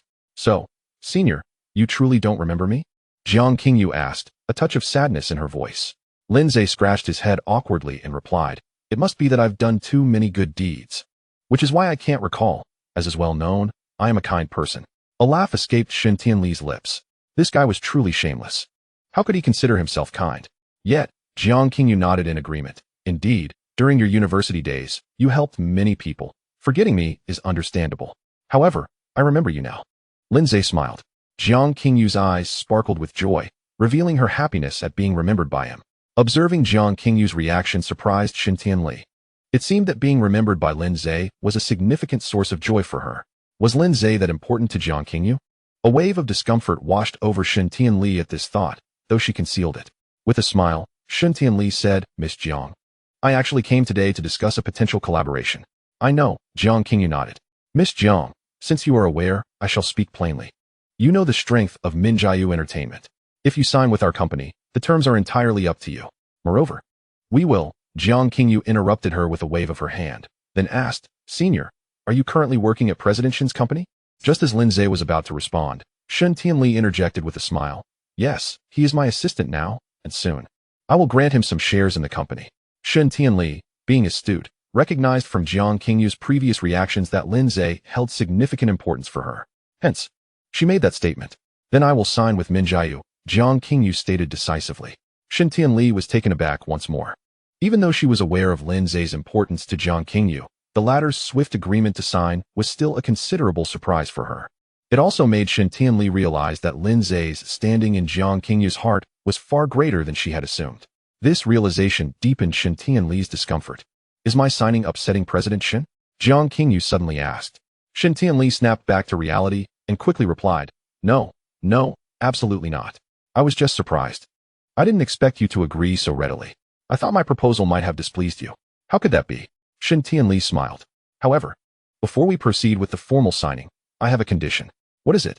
Shen Tianli asked, smiling. I want Lindsay to be fully responsible for all my activities at Minjiayu Entertainment. Shen Tianli was momentarily stunned. She hadn't expected Jiang Qingyu to propose such a condition. She had anticipated that Jiang Qingyu would seize the opportunity to demand an exorbitant signing fee. Shen Tianli was prepared to agree. But who would have thought she would present such a request?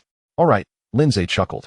Shen Tianli had previously mentioned that if she could recruit Jiang Qingyu, she would gift him a luxury sports car and even enhance his standing. There was no better outcome than this. Then let us have a pleasant collaboration, President Shen. You may prepare the contract. We will hold the signing ceremony tomorrow. Shen Tianli finally returned to her senses. All right, I'll get right on it. At that moment, Jiang Qingyu suddenly asked, Senior, may I treat you to dinner tonight? Lindsay was about to agree. He relished dining with beautiful women, especially someone as stunning as Jiang Qingyu. However, Shen Tianli quickly interjected apologetically, Miss Jiang, I'm afraid that won't be possible today. I need to return with Lindsay to draft the contract. After we sign tomorrow, I will treat you to dinner. President Shen, I only wish to dine with Senior. This is also one of my conditions for signing. Jiang Qingyu said with a playful smile. Shen Tianli felt her composure falter. She had not anticipated that Jiang Qingyu would value Lindsay so highly. Frankly speaking, given Shen Tianli's background, she could easily disregard Jiang Qingyu.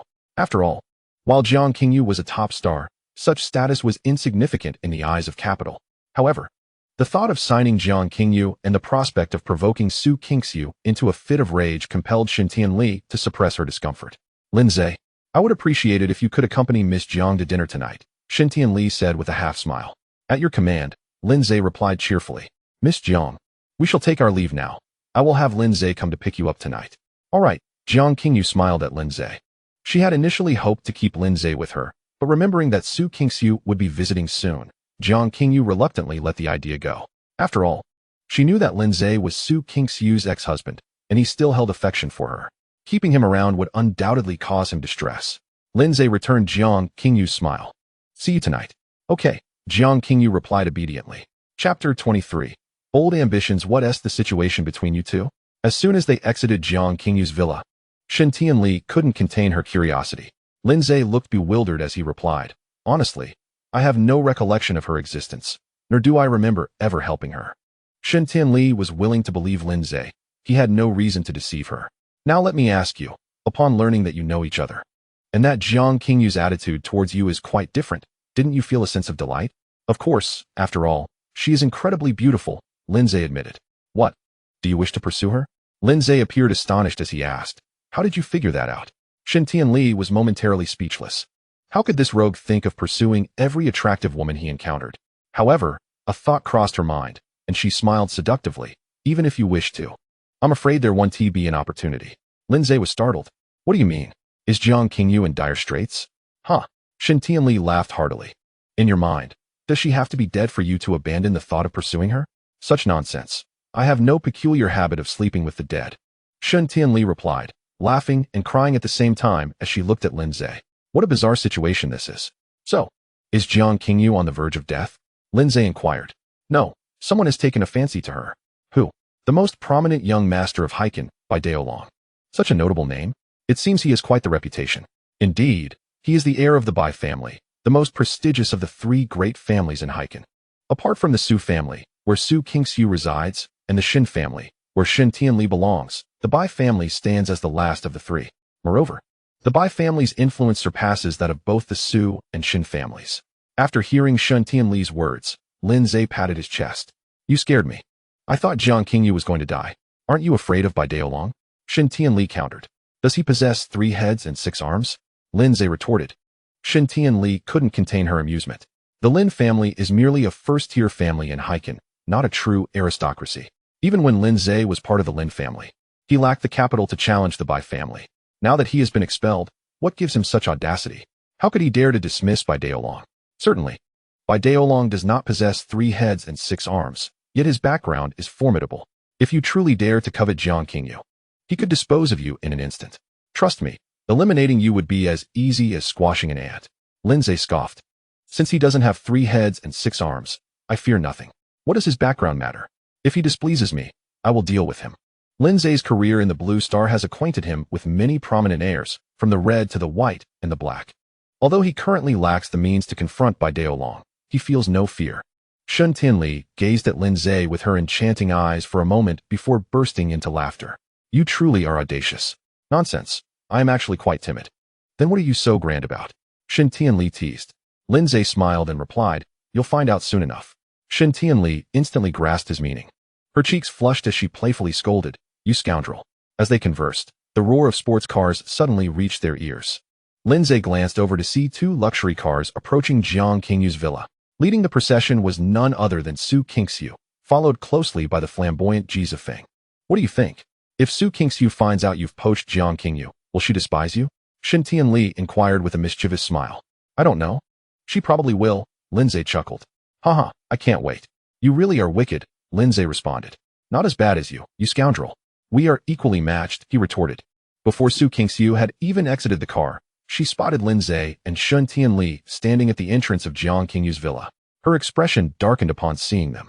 She understood that Shen Tianli had brought Lin Zhe there for Jiang Qingyu's sake. However, her anger stemmed not from that fact, but from witnessing Lin Zhe and Shen Tianli together, laughing and chatting, which infuriated her even more. Oh, Su Qingxiu, here to discuss a renewal with Jiang Qingyu? It seems you've arrived late, Shen Tianli proclaimed with pride. What do you mean? Su Qingxiu coldly questioned. Shen Tianli, growing even more self-satisfied, continued. Jiang Qingyu has already agreed to sign with us. I advise you to head back before wasting any more time. Su Qingxiu snorted derisively. Just the other day, when she contacted Jiang Qingyu, she mentioned she would seriously consider the renewal. Now, Shen Tianli claims Jiang Qingyu has already agreed to sign with them. What nonsense. Qingxiu, let's go. Why waste our time with them? They think they can sign Jiang Qingyu? It's a mere dream. Besides, as long as I'm here, there's no one I cannot secure, Ji Zifeng said nonchalantly. He did not offer Shen Tianli the same courtesy as before, wishing to put her in her place. His annoyance at Shen Tianli's purchase of Wen's child lingered, and he wanted her to realize her mistake and come crawling back. After all, during lunch, Shen Tianli's gaze had confirmed his belief that she harbored feelings for him. Su Qingxiu cast a cold glance at Lin Zhe before turning to enter Jiang Qingyu's villa. Observing their retreating figures, Shen Tianli gleefully suggested, Should we wait for them? I would love to see Su Qingxiu's flustered expression. With this time, we might as well head home and chat in bed, Lin Zhe replied. Shen Tianli playfully chided, You scoundrel, why must we chat in bed? In such cold weather. We can hardly chat without being in bed, he laughed. In 40-degree weather, you dare claim it's cold? You are just afraid Su Qingxiu will come after you once she discovers you've taken Jiang Qingyu, she teased. Oh, you've seen right through me. I'm not so much afraid of her retribution as I am of her suddenly realizing how exceptional I am and regretting our divorce. What will I do then? Uft. You scoundrel, you dare speak such words? If Su Qingxiu truly liked you, would she have divorced you? Lin Zhe retorted, irritated. Damn it, Shen Tianli. Must you pour salt on my wounds? Please, just stop. Shen Tianli's cheeks reddened. You scoundrel, what do you intend to do? To have my way, he replied, leaving her instantly blushing. Chapter 24. Silence. When Ji Zifeng laid eyes on Jiang Qingyu, he was momentarily stunned. Prior to his arrival, he had seen her photos online and thought her extraordinarily beautiful, akin to a celestial being. However, upon meeting her in person, he discovered she was even more stunning than in the pictures, an absolute beauty on par with Su Qingxiu. In ancient times, she would have been a figure capable of causing nations to fall. Qingyu, it's been a while, Su Qingxiu said softly. While top-tier artists may be insignificant in the face of capital, Su Qingxiu's feelings for Jiang Qingyu were unique. Jiang Qingyu was her first signed artist. Back then, Jiang Qingyu had already won a national singing competition, drawing the attention of numerous major companies due to her stunning looks and exceptional voice. At that time, Su Qingxiu's company was newly established. Though not a small operation, it was still far from substantial. Yet Jiang Qingyu chose to sign with her without hesitation. Thus, Su Qingxiu has always cherished Jiang Qingyu. Before Jiang Qingyu's contract expired, Su Qingxiu presented a new agreement far superior to the previous one. But Jiang Qingyu had yet to sign. Su Qingxiu wondered why she hesitated. After all, her company had grown capable of elevating Jiang Qingyu to new heights. Sister Qingxiu, it's been a while. Who is this? Jiang Qingyu inquired, directing her gaze toward Ji Zifeng. Ji Zifeng remained silent, captivated by Jiang Qingyu's beauty. Su Qingxiu's expression darkened as she suppressed her displeasure. This is Ji Zifeng, my assistant. He is also a student at Haida, a year above you. Jiang Qingyu nodded. Sister Qingxiu, may I ask, is this your unattainable white moonlight? Su Qingxiu was taken aback. How do you know? You seem to have forgotten, Jiang Qingyu remarked, that we had a drink together a week ago, during which you recounted many past events. It was then that Su Qingxiu recalled their meeting. A celebration of Jiang Qingyu's triumphant win of the Golden Phoenix Award for Best Actress, one of the 3 major awards in the country. However, as she gazed into Jiang Qingyu's inquisitive eyes, a sudden reluctance to confess washed over her, especially considering how embarrassing Ji Zifeng's performance had been. Akin to a man who had never encountered a woman. Yet, Su Qingxiu was not one to lie. She resignedly nodded. Yes, Miss Jiang. I am indeed the white moonlight of Qingxiu, he boasted with a hint of pride. Su Qingxiu's mood darkened further. Jiang Qingyu pressed on, Sister Qingyu, did you leave your husband Linzai for him? Su Qingxiu was taken aback. She hadn't expected Jiang Qingyu to be aware of her divorce from Linzai. However, she recalled mentioning it during their drinking session. Before she could respond, Ji Zifeng, brimming with self-satisfaction, interjected, Indeed, Qingxiu left Linzai for me. I must say, Qingxiu has good taste. Linzai is merely a house husband, utterly unworthy of her. I, on the other hand, have studied abroad. A wave of irritation surged within Su Qingxiu. She despised anyone who disparaged Linzai, but out of respect for Jiang Qingyu's presence, she held her tongue. Jiang Qingyu cast a meaningful glance at Su Qingxiu, but remained silent. Yet, Su Qingxiu sensed a hint of mockery in Jiang Qingyu's gaze. Miss Jiang, I trust you are well aware of our intentions. When you were a newcomer to the company, we invested considerable resources to promote you. Now that you are a top star, it is prudent to remember your origins. Furthermore, you are aware of the strength of Jinli Entertainment. Should you choose not to renew your contract, we may find it difficult to maintain even a friendship in the future, Ji Zifeng remarked nonchalantly. He had planned this visit meticulously. Despite Jiang Qingyu's current stardom, in the face of capital, such status held little weight. He believed that with a blend of authority and persuasion, she would not dare to refuse. Upon hearing Ji Zifeng's words, Jiang Qingyu's expression darkened. She remained silent, redirecting her gaze towards Su Qingxiu. Anger flared within Su Qingxiu. Her stunningly beautiful face suddenly clouded with frost. She realized that her most foolish decision had been to bring Ji Zifeng to persuade Jiang Qingyu. She had explicitly instructed him to adopt a more courteous demeanor upon meeting Jiang Qingyu, and he had agreed wholeheartedly. Yet, here he was, uttering such words. Had it not been for Jiang Qingyu's presence and the purpose of convincing her to renew her contract, Su Qingxiu would have unleashed her frustration long ago. Suppressing her fury, she lowered her voice and said, Qingyu, his expression may have been poorly conveyed. What I mean is, if you are willing to continue your contract, I am prepared to make concessions on the revenue split. I will establish a studio dedicated solely to you and provide you with the most professional team, allowing you to select any script you desire. Jinli Entertainment will continue to invest significantly in your career, and I assure you that our collaboration will elevate your career to new heights. To be candid, Su Qingxiu's offer touched Jiang Qingyu. She recognized Su Qingxiu's sincerity. Even if she were to switch to another company, such terms would be unparalleled. Yet, Jiang Qingyu felt no inclination to accept. With a rare smile, she replied, Sister Qingxiu, I appreciate your kindness. Ji Zifeng was entranced by Jiang Qingyu's rare smile, which was unexpectedly captivating. However, Su Qingxiu's heart sank. For her instinct told her that Jiang Qingyu would not renew her contract. Qingyu, are you rejecting me? Su Qingxiu asked, her voice trembling. Truthfully, she felt a pang of sorrow. The bond they shared was akin to that of sisters, and now Jiang Qingyu was about to part ways with her, leaving Su Qingxiu with an overwhelming sense of loneliness. Jiang Qingyu nodded. I'm sorry, Sister Qingxiu, but it seems we cannot collaborate this time. Nonetheless, I genuinely appreciate your goodwill. Ji Zifeng was incensed. Jiang Qingyu, what do you mean? Are you planning to be ungrateful? Su Qingxiu could no longer contain herself. Be silent, she shouted, fury radiating from her. She was truly livid. She had expected Ji Zifeng, after returning from abroad, to exhibit greater maturity and decorum. Yet, the absurdity of his recent remarks was beyond comprehension. Ji Zifeng was taken aback, but his anger soon followed. He was furious that he had offered his assistance to Su Qingxiu, only to be silenced in such a manner. Was she truly so esteemed that she required such a lowly plea from him? He could simply blacklist her if she refused to renew her contract. Moreover, with Jinli Entertainment's current capabilities, promoting a top star was an effortless task. What infuriated Ji Zifeng further was the absence of respect he felt Su Qingxiu had shown him, reprimanding him in front of Jiang Qingyu. How could he ever hope to win over Jiang Qingyu now? Indeed, Ji Zifeng was intent on winning her affection. He was captivated by her beauty from the first moment he laid eyes on her.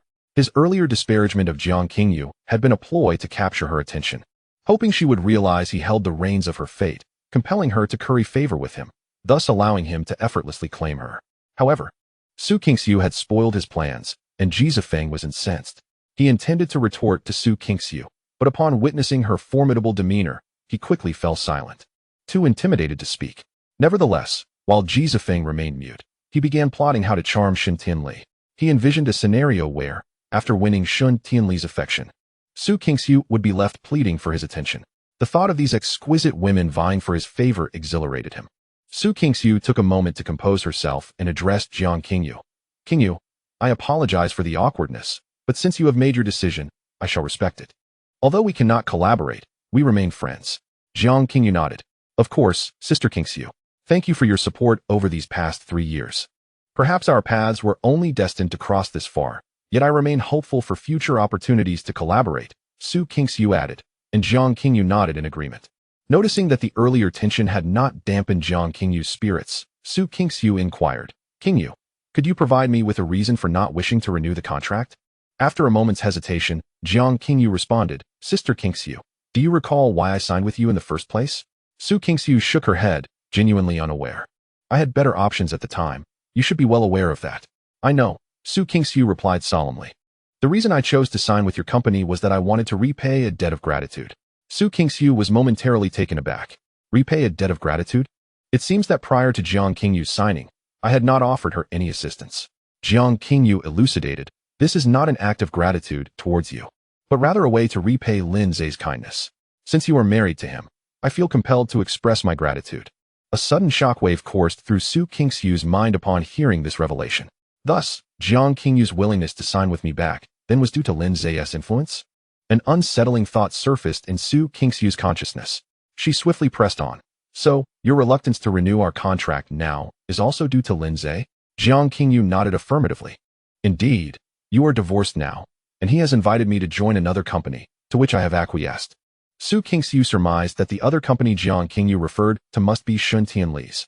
However, she could scarcely afford to dwell on that now. Su Qingxiu inquired further. Is Lin Zhe aware that your initial decision to join my company was out of gratitude? Jiang Qingyu pondered for a moment before responding. I am uncertain, but I believe a man as astute as him could likely deduce it. Su Qingxiu was utterly astonished, yet sadness soon enveloped her. While losing Jiang Qingyu might pose a setback for the company, it was not the source of her sorrow. What truly pained her was the realization that she had been oblivious to the extent of Lin Zhe's sacrifices for her. She lamented the fact that, during their 3 years of marriage, she had unilaterally benefited from Lin Zhe's meticulous care without reciprocating in kind. Not only had she failed to contribute anything to him, but upon Ji Zifeng's return, she had callously cast him aside, plunging him into a chasm of despair. An overwhelming sense of guilt began to spread within her heart, rapidly consuming her spirit. Ji Zifeng was utterly taken aback. He never imagined that Jiang Qingyu could be so entangled with that scoundrel Lin Zhe, and that she appeared to heed his every word. He yearned to inquire what Lin Zhe had done to earn such profound gratitude from Jiang Qingyu. Su Qingxiu voiced Ji Zifeng's unasked question, "Lin Zhe, what has he done for you that warrants such appreciation?" Jiang Qingyu replied softly, "When I first enrolled in school, I lost my tuition fees. Sister Qingxiu, you are aware of my family's circumstances. Losing my tuition felt like the sky had fallen in on me. Just when I was at my most desperate, Lin Zhe appeared. He provided me with 50,000 yuan, encouraged me to study diligently, and assured me that my life was just beginning, with a splendid future awaiting me." Su Qingxiu fell into a profound silence. A cacophony of emotions swirled within her. She recognized that such benevolence was characteristic of Lin Zhe, given his innate kindness.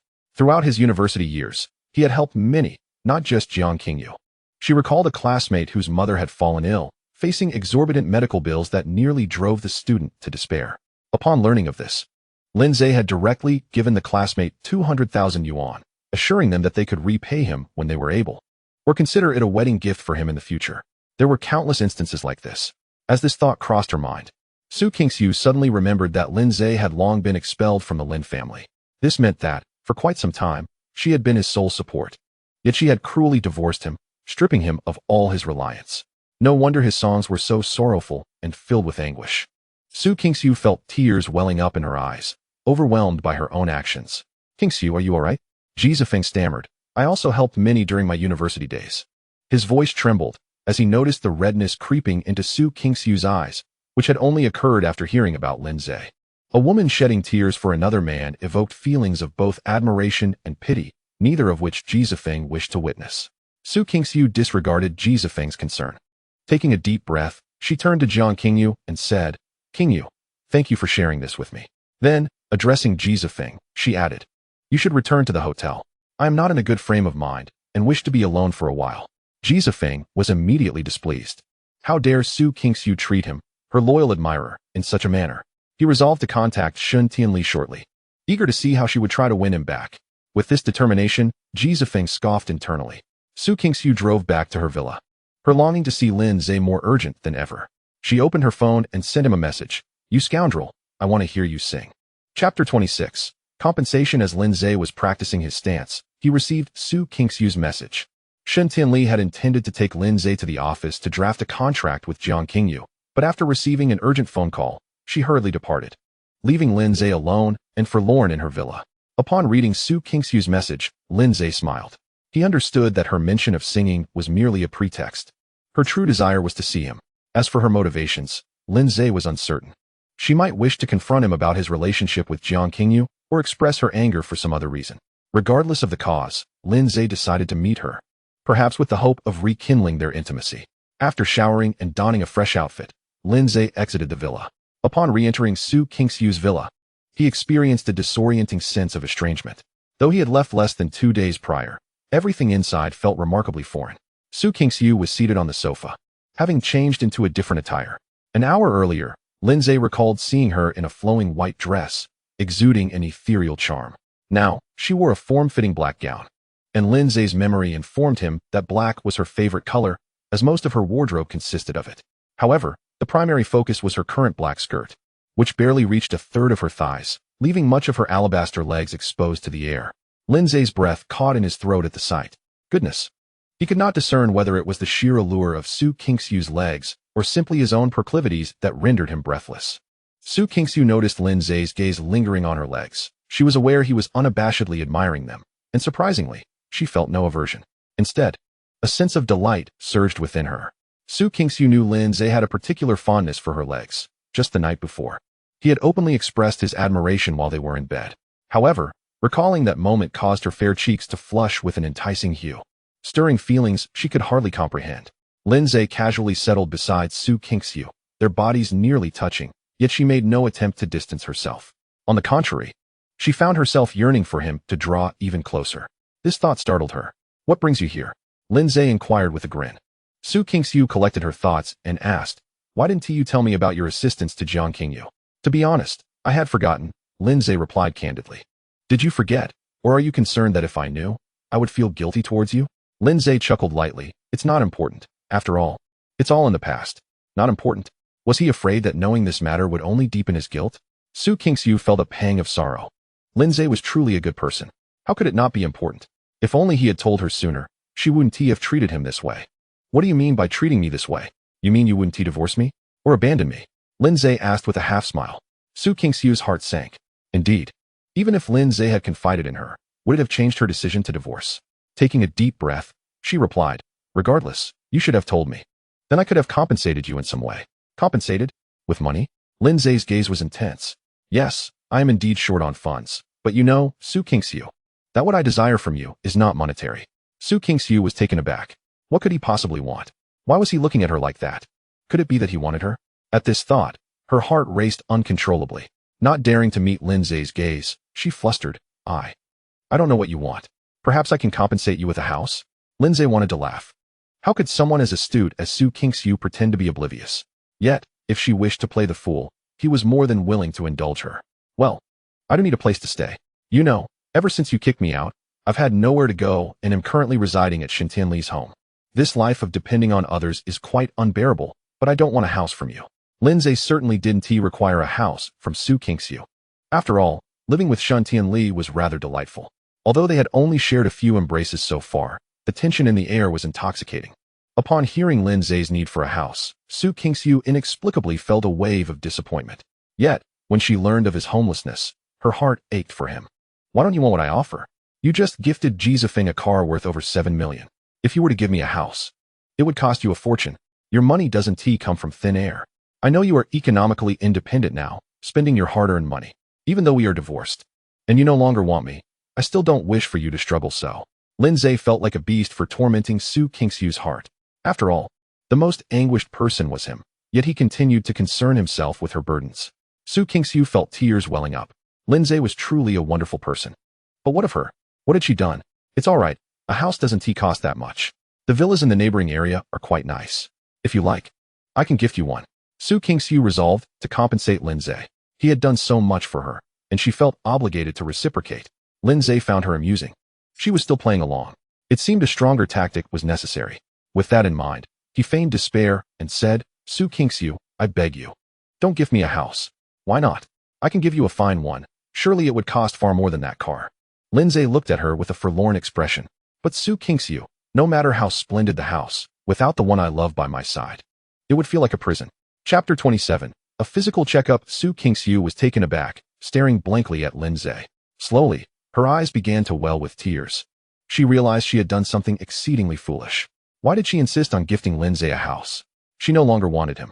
Allowing him to live in a house she gifted him, constantly reminded of her, while she was with someone else, was a cruel act. I'm sorry, I didn't think this through. I just felt that you don't have a home right now. Lindsay interrupted, it's all right. It's not your fault. If there's blame, let it fall on our lack of fate. Su Kingsu, do you know? During those 3 years of marriage, I thank the heavens every day for allowing me to marry you, for arranging this connection for us. Yet, I resent him even more for bringing us together without a proper conclusion. Lindsay's voice was filled with grievance, fragility, and sorrow, his demeanor despondent. Su Kingsu's heart ached intensely, almost rendering her breathless. She understood Lindsay's affection for her, but she never imagined it had driven him to the point of resenting the heavens. Seeing Su Kingsu in such torment, Lindsay knew that if he embraced her now, feigning comfort, she would not only not be angry but would feel even more grateful. He could take this opportunity to kiss her, even hold her in bed, and she might not refuse, as she was already ensnared in her guilt. Yet, Lindsay refrained. He was a rogue, indeed. He lacked morals and boundaries. But he desired Su Kingsu even more. However, he did not want to force her. In truth, Lindsay preferred for Su Kingsu to willingly climb into his bed. He believed that day was not far off, for he held confidence in himself. To live again, if he lacked even this small skill, it would mean his previous decades were in vain. Su Kingsu wept. I'm sorry, I truly didn't realize how much I would hurt you. Lindsay handed her a tissue. Don't cry. You know, I hate seeing you cry because it truly pains me. Lindsay continued his gentle onslaught, enhancing his words with a sympathetic expression. His gaze was filled with concern for Su Kingsu, unable to hold back any longer. Su Kingsu suddenly threw herself into Lindsay's embrace, weeping openly. Lindsay smiled. See, Winning a girl's heart isn't so difficult. He wrapped his arms around her slender waist and lifted her onto his lap, caressing her alluring legs as he said, "Be good, don't cry. I'll take you out to eat, all right?" Su Kingsu's sobs intensified. Previously, when she felt wronged and cried in Lindsay's arms, he would comfort her in this manner, preparing her favorite dishes and sharing a drink, which would significantly lighten her mood. Reflecting on these moments, for the first time, she felt regret about her divorce from Lindsay. After crying for a while, she suddenly looked up, her eyes brimming with tears, and asked, "Did you sleep with Shin Tianli? How could you think that? You must be jumping to conclusions," Lindsay replied, incredulous. "You're just trying to provoke me. I don't believe you. You both bathed together." Su Kingsu's voice was filled with distress. "Really, to this day, you are the only person I have slept with," Lindsay vowed earnestly. This was not a lie. After all, since his arrival in this world, he had indeed only been with Su Kingsu. Yesterday morning, Su Kingsu would have found this unbearable, but now, hearing Lindsay say it, she felt an odd sense of relief. Yet, recalling that he was now living with Shin Tianli, she reluctantly asked, "Then, will you sleep together in the future?" "Of course," Lindsay replied candidly. He certainly desired to be intimate with Shin Tianli, a breathtakingly alluring creature. Only a fool would not want her. Su Kingsu, filled with indignation, found herself at a loss for words. "What's the matter? Are you upset?" Lindsay inquired playfully. "Can't you just leave her?" "It's obvious she's with you just to provoke me." Su Kingsu's voice was laced with a poignant sense of grievance, tinged with a hint of childish pleading. "I'm sorry, but I cannot," Lindsay replied, and Su Kingsu felt the sting of tears welling up. Just recently, he would have acceded to any of her requests. Yet now, mere moments after their divorce, he seemed unyielding. Lindsay feigned a hurt expression as he explained, "Su Kingsu, my association with her is not intended to annoy you. I am currently adrift, like a leaf on water. I must survive. And Shin Tianli has been quite kind to me, offering 200 million for my participation in her theatrical endeavors." Lindsay's hand had already slipped beneath the hem of Su Kingsu's short skirt. Goodness, her skin was incredibly soft, akin to the touch of exquisite jade. Lindsay felt euphoric. Su Kingsu's heart skipped a beat. Although 200 million was not a vast sum for either of them, it certainly represented a significant amount. She was not shocked by Shin Tianli's generosity, but rather by the ulterior motives that might lie behind such a gesture. Was Shin Tianli genuinely seeking companionship in her performances to provoke Su Kingsu, or did she harbor deeper intentions? After all, Lindsay was undeniably handsome, brimming with youthful vitality even at 25. As this thought crossed her mind, an inexplicable sense of crisis blossomed within Su Kingsu. Yet, she seemed to forget that she had divorced Lindsay. "I will offer you 300 million if you leave her." Lindsay was taken aback. His heart raced. 300 million was no trifling sum. Although it felt morally questionable to profit from a woman, Lindsay had little concern for ethical boundaries. Seeing Lindsay's silence, Su Kingsu assumed her proposal failed to impress him and was about to sweeten the deal when she suddenly noticed Lindsay's hand exploring her thigh without restraint. Anger surged within her. How could he think of touching her when she was already in such distress? "You stop that," she exclaimed, a mixture of shame and anger coloring her tone. Lindsay feigned seriousness. "Nonsense. I'm not touching you. I merely noticed you've lost weight and wanted to check your health." Su Kingsu was taken aback. Had she misjudged Lindsay's intentions? "I'm sorry. I thought you were," she stammered. Reluctantly, Lindsay withdrew his hand from her alluring legs and magnanimously suggested, "It's fine. Didn't you want to hear me sing? Let me perform a song for you." Su Kingsu's heart leaped with joy, and she nodded eagerly. Chapter 28. Awakening from the dream. There was a guitar at home. One Lindsay had bought to pass the time. He hadn't taken it with him during the move, and now it proved fortuitous. Su Kingsu gazed at Lindsay with anticipation, genuinely eager to hear the song he would sing. After hearing Lindsay's singing that morning, she realized his vocal prowess had grown far more enchanting than during their school days. She was truly curious about what song he would choose for her. "What will you sing for me? I don't want to hear what you've sung for Shin Tianli," she insisted. Lindsay was silent, lost in thought as he pondered what song to perform. It wasn't he that he lacked options. Rather, he was overwhelmed by the plethora of choices. After a moment, he suddenly smiled. "The song I'll sing is Awakening from the Dream, dedicated to you and to myself." Awakening from the Dream, Su Kingsu murmured. It was a song she had never heard before. Was it another of Lindsay's original compositions? Did their marriage represent a dream to him? Now that they were divorced, had he awakened from it? As this realization struck her, Su Kingsu's heart ached anew. To be candid, Lindsay intended this. He believed that once Su Kingsu absorbed the lyrics, she would crumble. Even if she didn't break down, her heart would surely writhe in agony. At that moment, he could feign consolation, and she would undoubtedly yield her heart to him. To offer her heart, he thought, scolding himself for his own depravity. With Su Kingsu's eager gaze upon him, Lindsay began to strum the guitar. The melodious notes filled the air as he commenced singing. You said you loved someone you shouldn't have. Your heart is brimming with scars. You said you made mistakes you shouldn't have. Your heart is laden with regret. As Lindsay's magnetic voice resonated through those 4 lines, Su Kingsu's mind was engulfed in a fog. Her complexion drained of color. Her heart felt as though it had been cruelly gripped. Pain, overwhelming pain, washed over her entire being. Su Kingsu trembled. Thus, the you in the lyrics referred to Lindsay himself? Was he confessing his regret for loving her? Did his heart now bear wounds? Su Kingsu's eyes reddened instantly. She longed to cry. Truly, she did. Lindsay relished Su Kingsu's poignant reaction and continued in a sorrowful tone. You said you've tasted the bitterness of life, unable to find someone to trust. You said you feel utterly despondent, even beginning to doubt life itself. Su Kingsu's eyes grew even redder.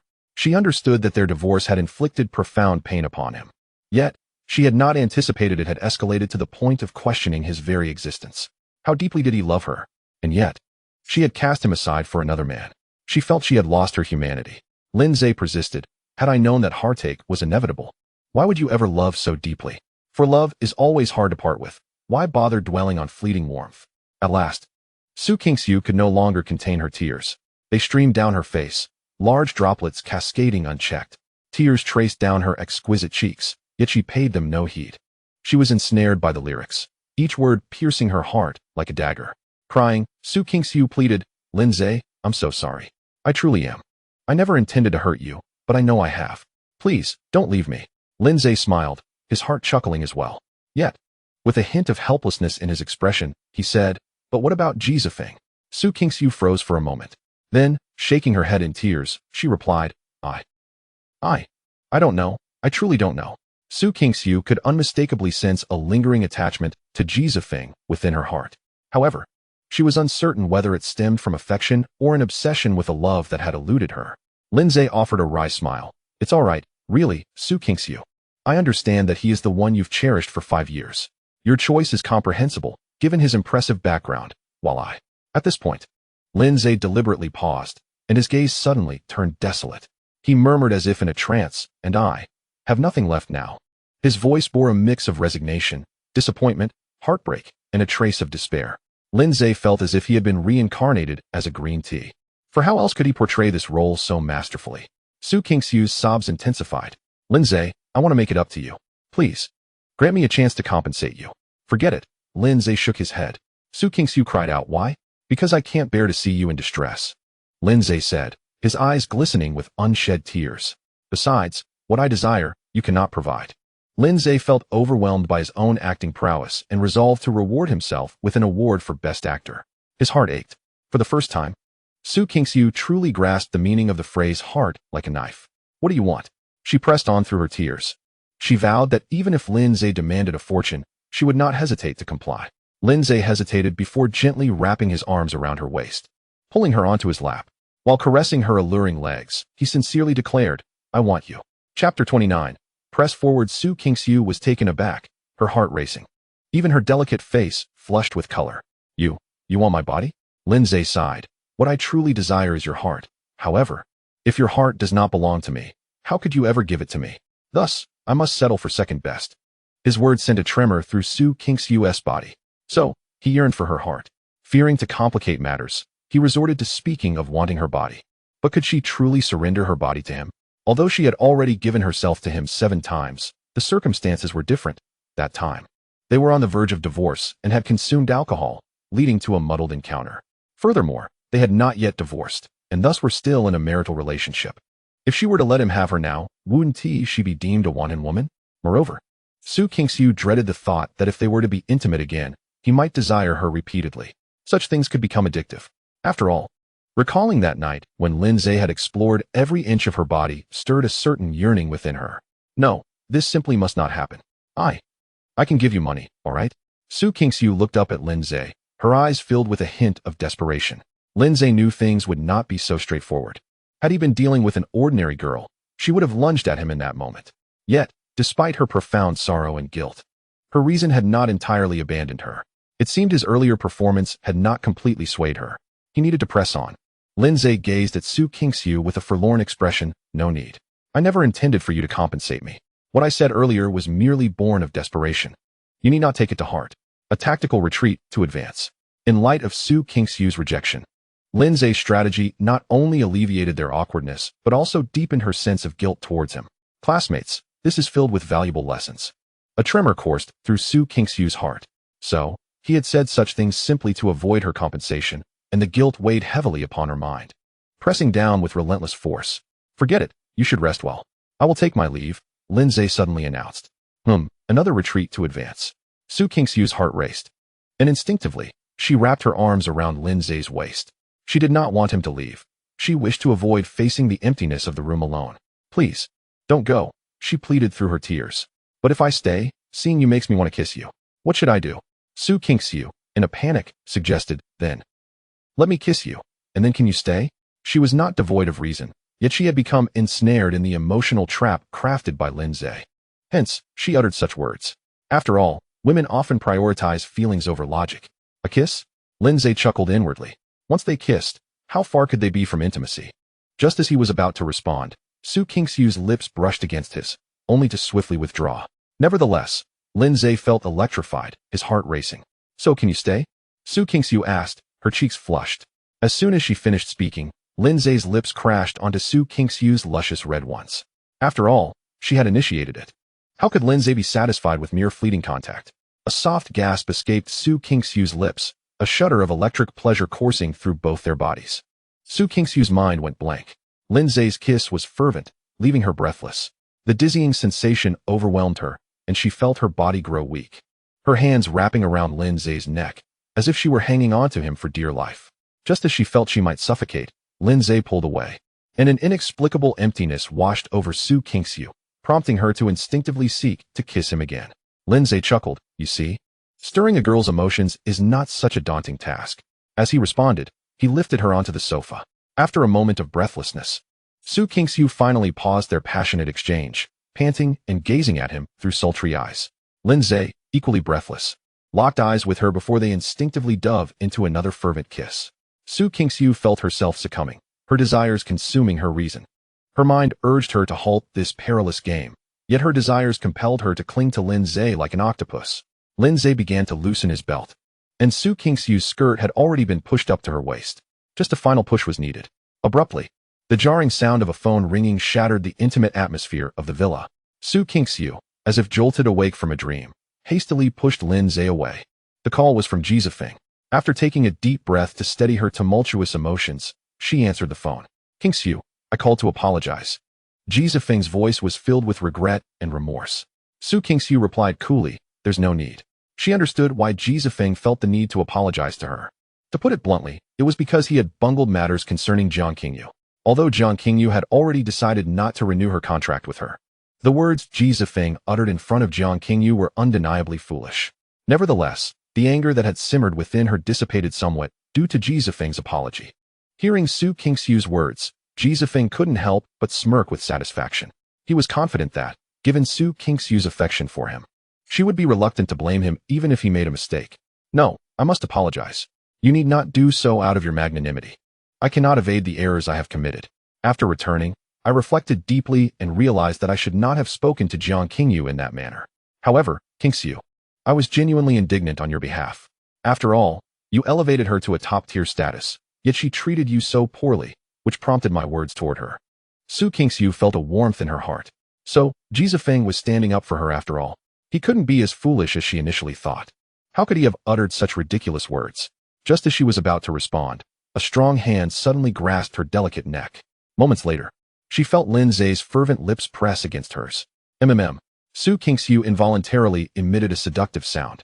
Jizafeng heard it, and an exhilarating rush coursed through him. For Su Kingsu's alluring moan was simply intoxicating. He had encountered many women, yet none had produced such a captivating sound. Ting, what's wrong? Jizafeng asked, his voice trembling. Chapter 30. The green tea. Su Kingsu was nearly startled out of her wits by Lindsay's audacious kiss. How could this scoundrel be so brazen?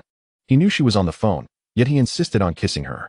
Su Kingxiu felt she should be angry, yet for reasons unknown, she found herself exhilarated. Devoid of any other emotions. She pushed Lindsay away and feigned calmness as she said, "Nothing, I just accidentally got bitten by my puppy at home." With that, she shot Lindsay an irritated glare, feeling both embarrassed and furious. Lindsay lit a cigarette, exhaling smoke as he wrapped his arm around her slender waist, pulling her into his embrace. Su Kingxiu struggled in vain, ultimately resigning herself to being held by him. What had happened to this rogue? He was completely different from before. Once gentle and respectful, he now exuded a swaggering charm. "What? You were bitten by a dog? Is it serious?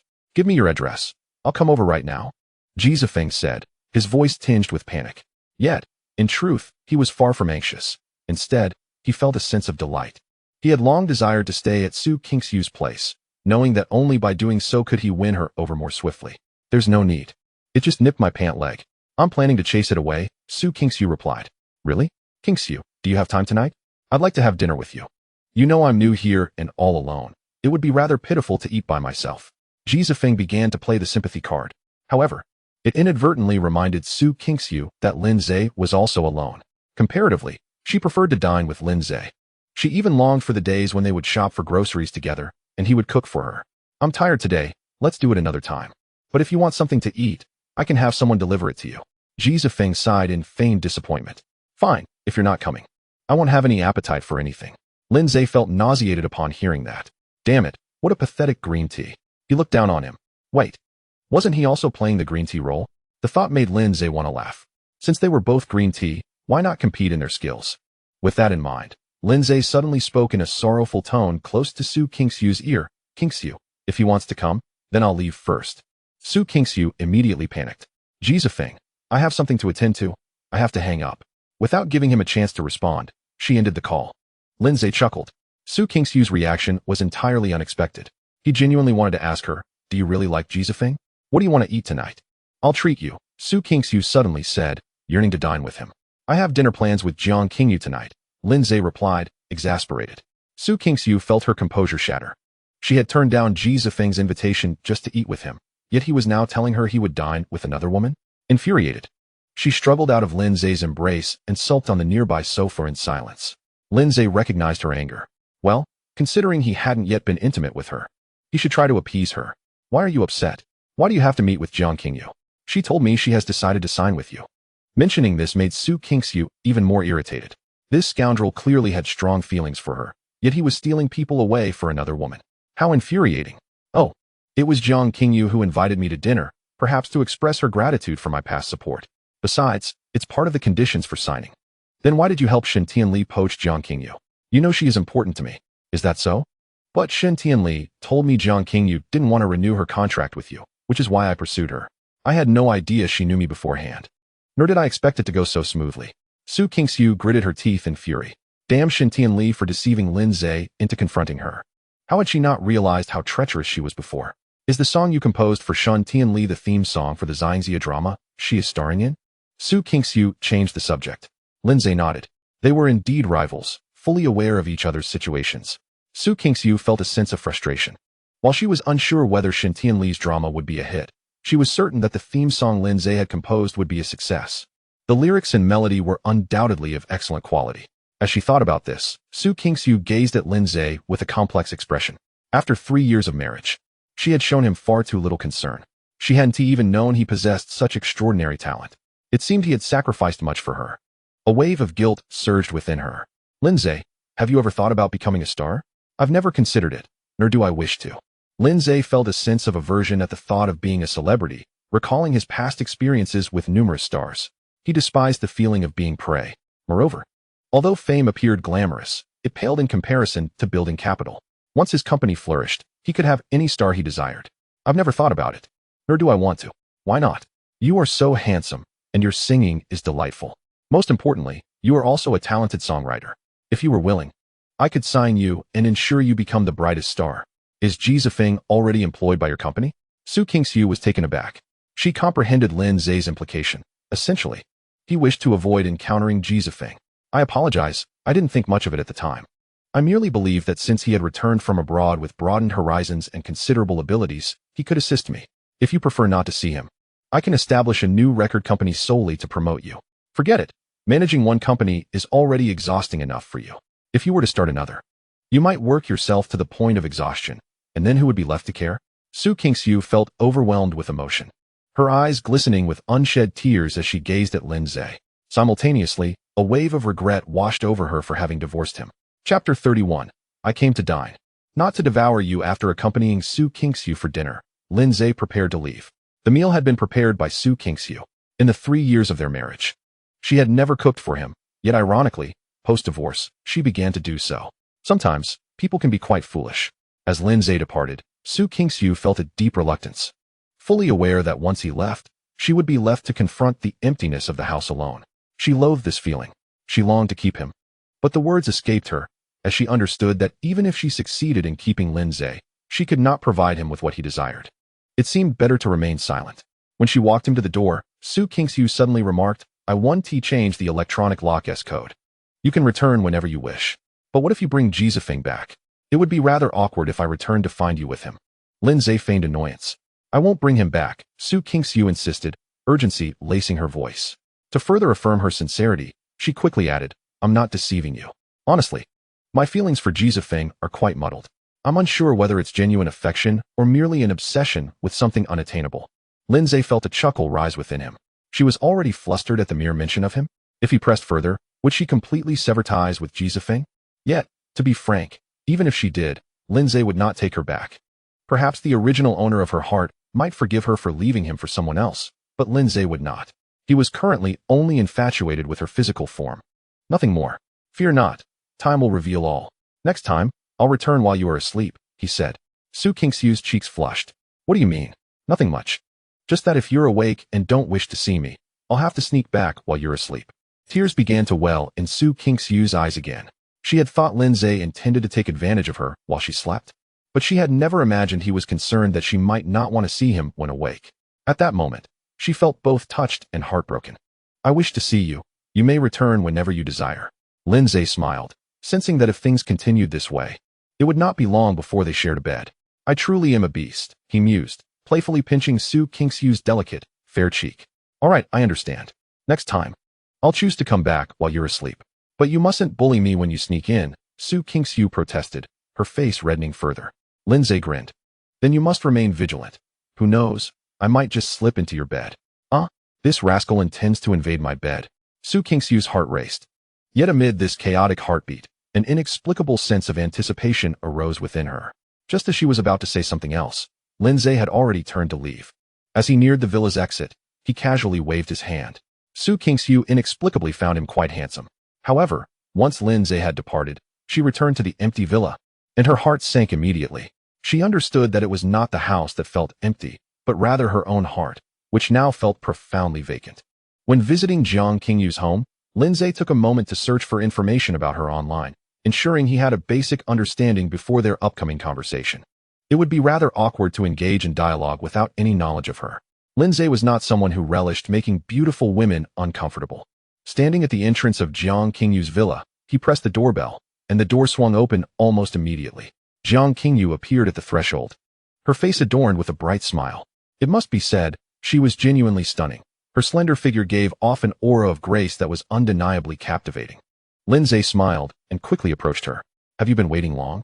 He inquired with a grin as he stood before Jiang Qingyu. No, not at all. It's perfectly fine if you arrived a bit later, she replied hurriedly. That's good to hear. With that, Lin Zhe strolled into the villa like a lord. Jiang Qingyu swiftly bent down to fetch a pair of pristine slippers from the shoe cabinet, even offering to assist him in removing his shoes. Lin Zhe was taken aback. No way, Jiang Qingyu is a top-tier celebrity.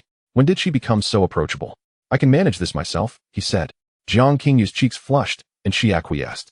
As she changed shoes, Lin Zhe casually asked, what delicious dishes have you prepared? Jiang Qingyu had originally intended to treat Lin Zhe to a meal at an upscale restaurant, even making reservations at the finest establishment in High City. However, 2 hours prior, when she texted him to inquire about his availability, he mentioned he had other commitments and suggested she simply whip up something at home.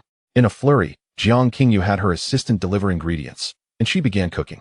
Jiang Qingyu was skilled in the kitchen, having learned to cook at a young age due to her family's financial struggles. While her parents toiled in the fields, she would prepare meals at home. Though she started with simple dishes, this cultivated her passion for cooking. As she became more affluent, she would often take the time to prepare her own meals, and over the years, her culinary skills improved significantly. "Oh, I prepared fish, beef, and some vegetables." Jiang Qingyu stammered, appearing somewhat anxious. Lindsay chuckled. "Why do you sound so nervous?" Her face reddened even more. "A little bit, I suppose. To be honest." Even Jiang Qingyu herself was unsure why she felt this way in Lindsay's presence. She had never felt such nerves even when facing top-tier business moguls. Could it be because she harbored feelings for Lindsay? Indeed, Jiang Qingyu liked Lindsay. More accurately, she had a secret crush on him. When she was at her lowest, the 5,000 yuan Lindsay had given her felt like a lifeline, a way to extend her existence. Yet, she had never dared to express this sentiment to anyone, not even Lindsay. It was not that she didn't want to. She simply lacked the courage. Poverty had made her particularly sensitive and insecure from a young age. During her university days, she had intentionally sought out encounters with Lindsay, and when their paths crossed, she would smile to herself. She had witnessed Lindsay in moments of despair when his pursuit of Su Qingxiu bore no fruit. When he sought solace in solitude and drink, even when he secretly shed tears. During those times, all Jiang Qingyu could do was feel heartache for him. Yet, she silently vowed that if she were ever to possess Lindsay, she would treat him well and ensure he would never shed tears again. However, just as Jiang Qingyu began to cultivate her confidence and mustered the courage to confess her feelings to Lindsay, she was met with the devastating news of his marriage to Su Qingxiu. That day, Jiang Qingyu, who seldom drank, became thoroughly intoxicated. Later, she participated in a singing competition and emerged victorious. Upon learning that Su Qingxiu had established an entertainment company and extended an olive branch to her, Jiang Qingyu signed the contract without hesitation. She wished to repay her gratitude and, more importantly, to be closer to Lindsay. Just when she thought her life would remain in this manner, she unexpectedly heard the news of Su Qingxiu's impending divorce from Lindsay. Jiang Qingyu's once lifeless heart began to beat again. "Don't be nervous. I'm here to dine, not to devour you," Lindsay said with a smile. Jiang Qingyu couldn't help but laugh. Her laughter resembled the warmth of March, vibrant and enchanting. Chapter 32. 3 minutes for you after sharing a laugh. Jiang Qingyu felt her nerves dissipate. She led Lindsay directly to the dining table, which was adorned with an array of dishes. "My goodness, Jiang Qingyu. Do you plan to fatten me up like a pig?" Lindsay jested. I didn't tea." Jiang Qingyu quickly denied. Lindsay chuckled. "Then why prepare so many dishes? Just 2 or 3 would suffice for the 2 of us. Promise me, no more excessive cooking next time." "Next time?" Jiang Qingyu's heart leapt at the thought of dining with Lindsay again. She nodded eagerly. Once seated, Jiang Qingyu transformed into a devoted servant, diligently offering Lindsay a piece of fish. "Try this and let me know how it tastes." Lindsay graciously took a bite. "Wow, this is delicious. The flavor is truly remarkable. Jiang Qingyu, I believe your culinary skills could win the hearts of many men." His praise was sincere, not mere flattery. "Could it win your heart?" Jiang Qingyu asked instinctively. The moment the words left her lips, she regretted them. She wasn't one to act impulsively. Yet how could she utter such a suggestive remark? Even though she harbored feelings for Lindsay, she should maintain a semblance of decorum. What if she frightened him away? Is this popular figure flirting with me?" Lindsay laughed. "To win my heart, you need not rely solely on culinary delights. Beauty would suffice." Jiang Qingyu, who rarely smiled, found herself glowing with laughter. The hardships of life had taught her to conceal her emotions, and the complexities of the entertainment industry had only fortified her walls. She had never truly connected with anyone, nor did she possess any real friends.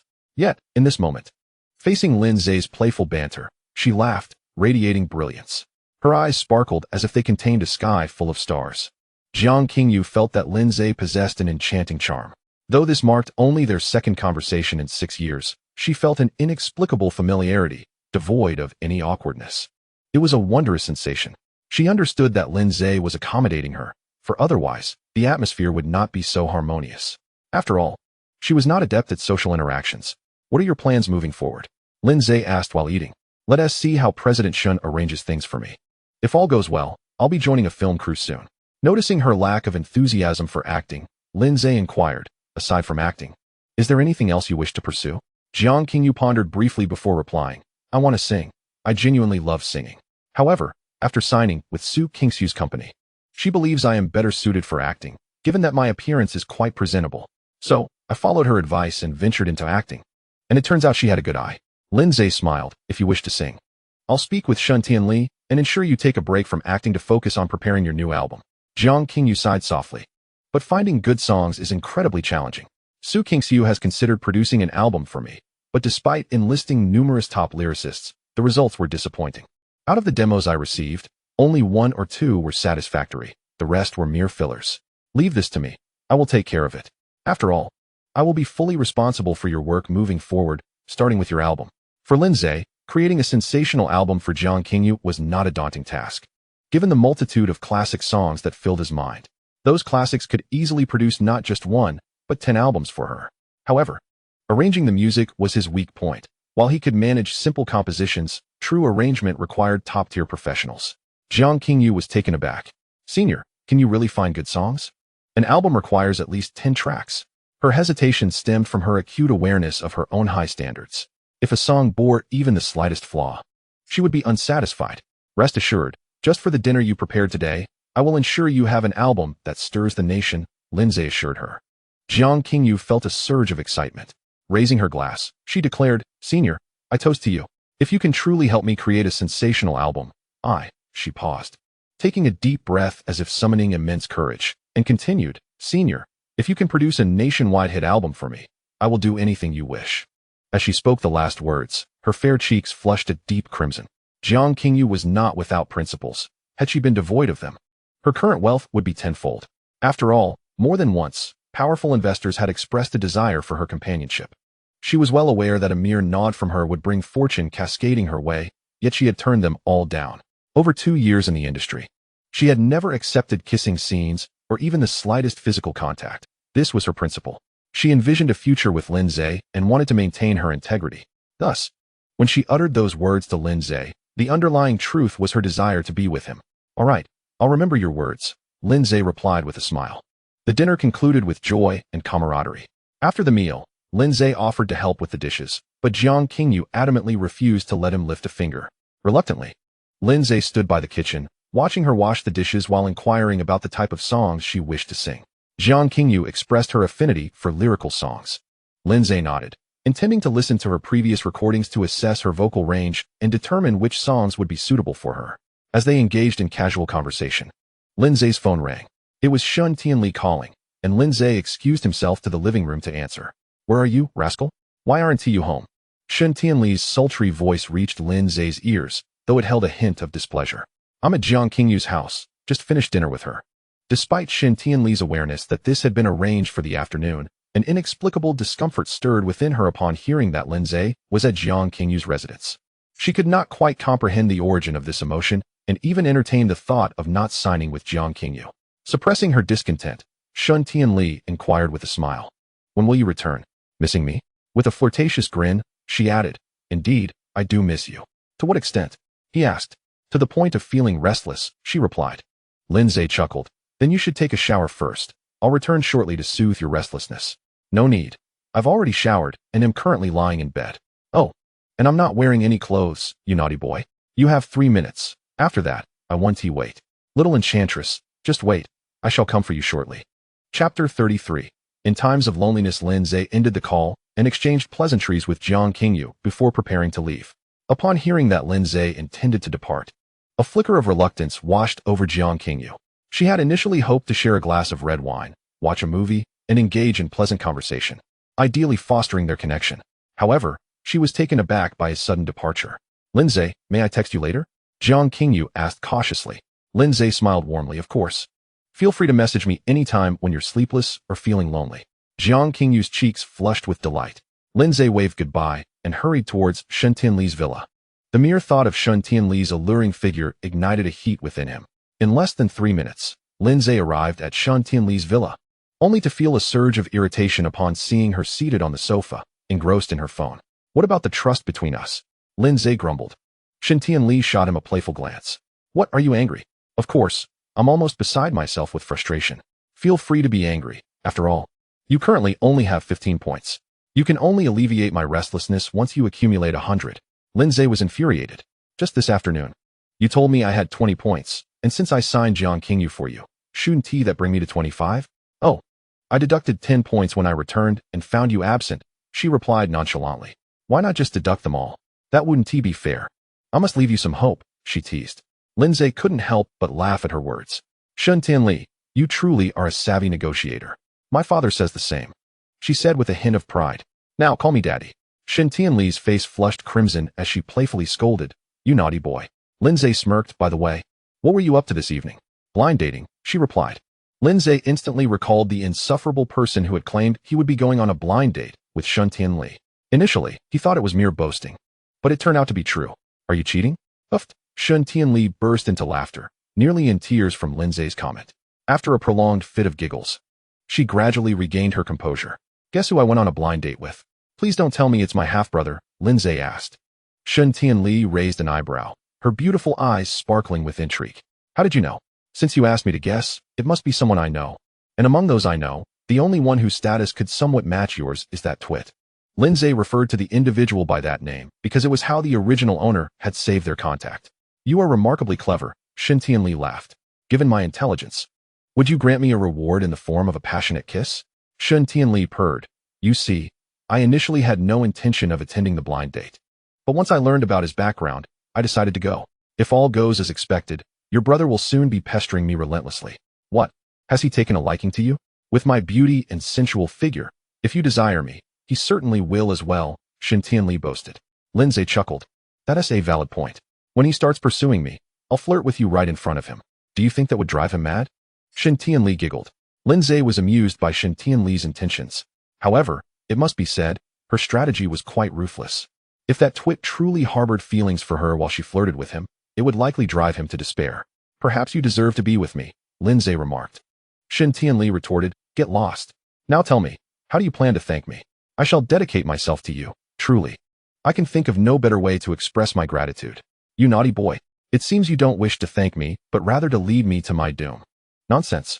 I can manage, at most, 5 times in a night. How could that kill you? Shen Tianli erupted into laughter, unable to withstand his shamelessness. I can't take it anymore. You're too outrageous. I must end this conversation before I die from laughter. Naughty boy, I won't chat with you any longer. I'm going to sleep. Hold on. There is something else I need to tell you. What is it?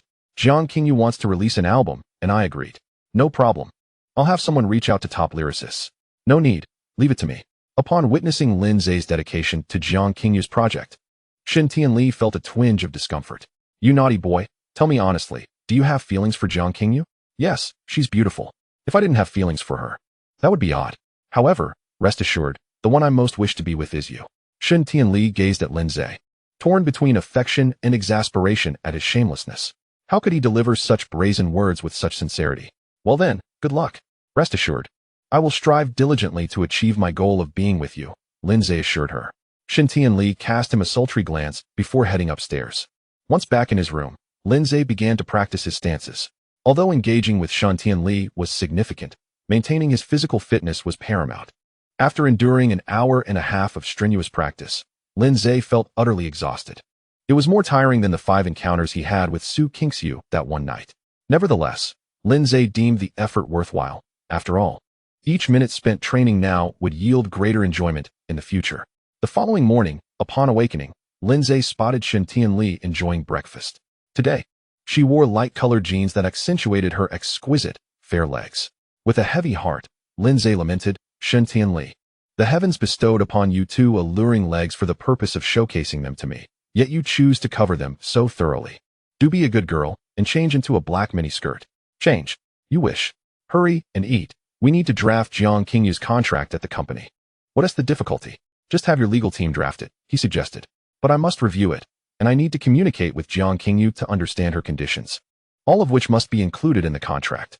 Lindsay nodded, about to respond when his phone suddenly pinged with a message from Ji Zifeng. Lindsay, Qingxiu insists on coming over to share a heartfelt breakfast.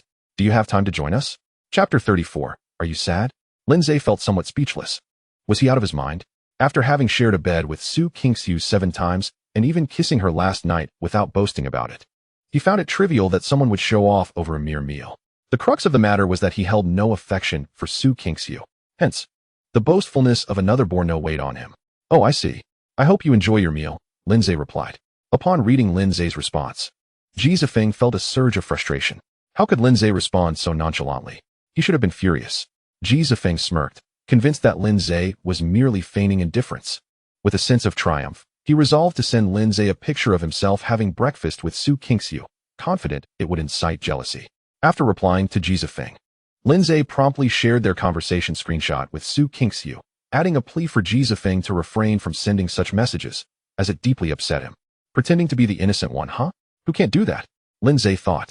Previously, he had refrained from sharing Ji Zifeng's picture of his sports car with Su Kingxiu, believing their relationship at the time would not provoke her anger.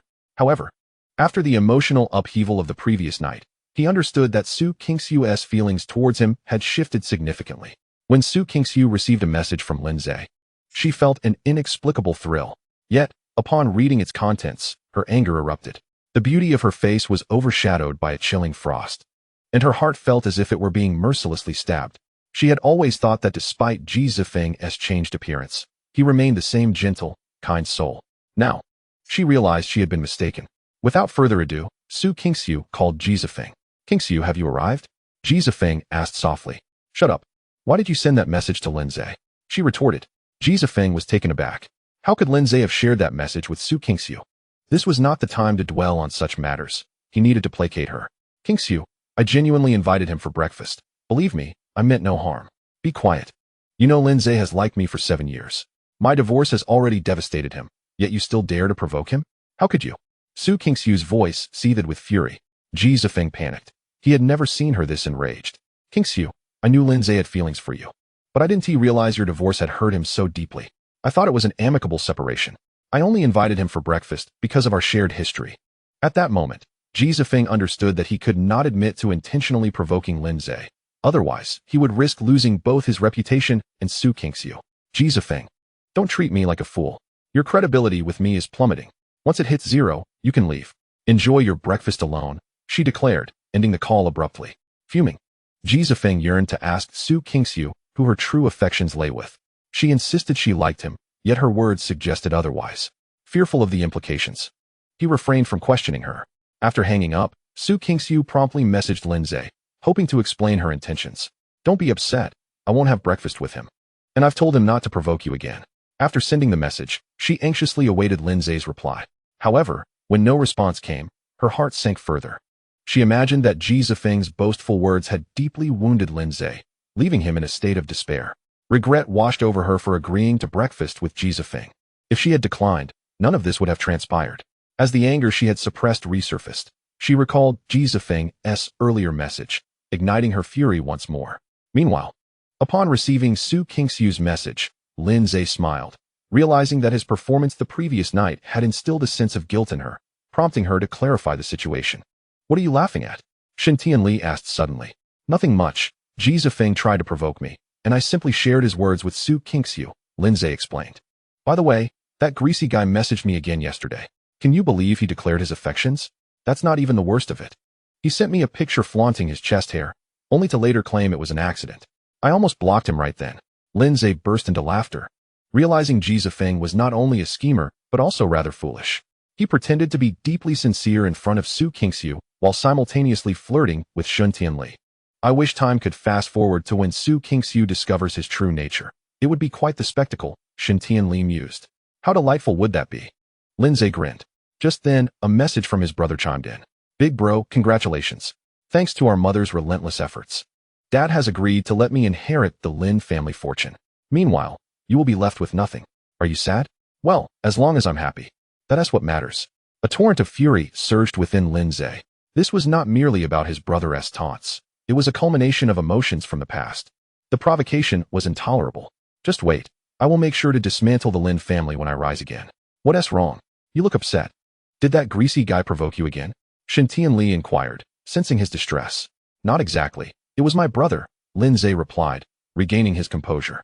What did he say? Shen Tianli asked, curiosity piqued. Just the usual provocations, Lindsay chuckled. You can still laugh? Should I be crying instead?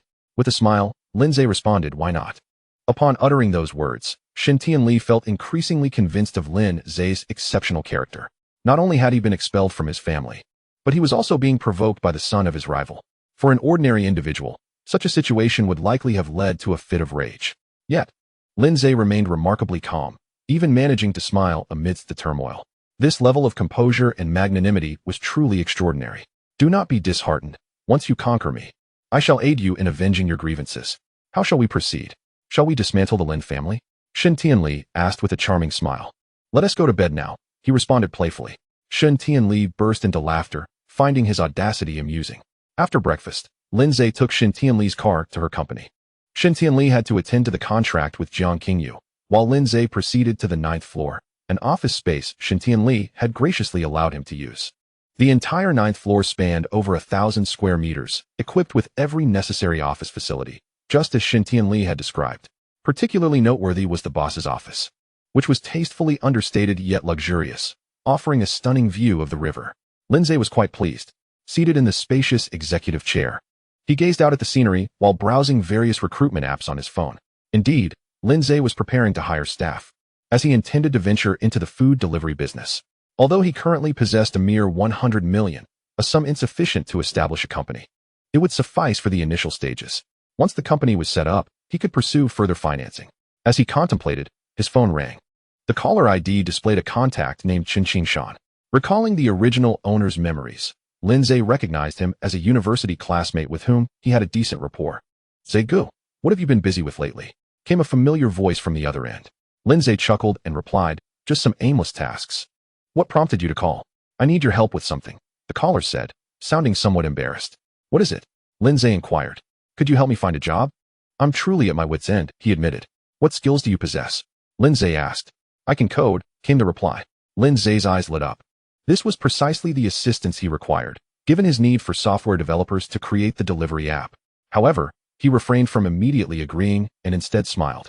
Come to the 9th floor of the Jin Gang building.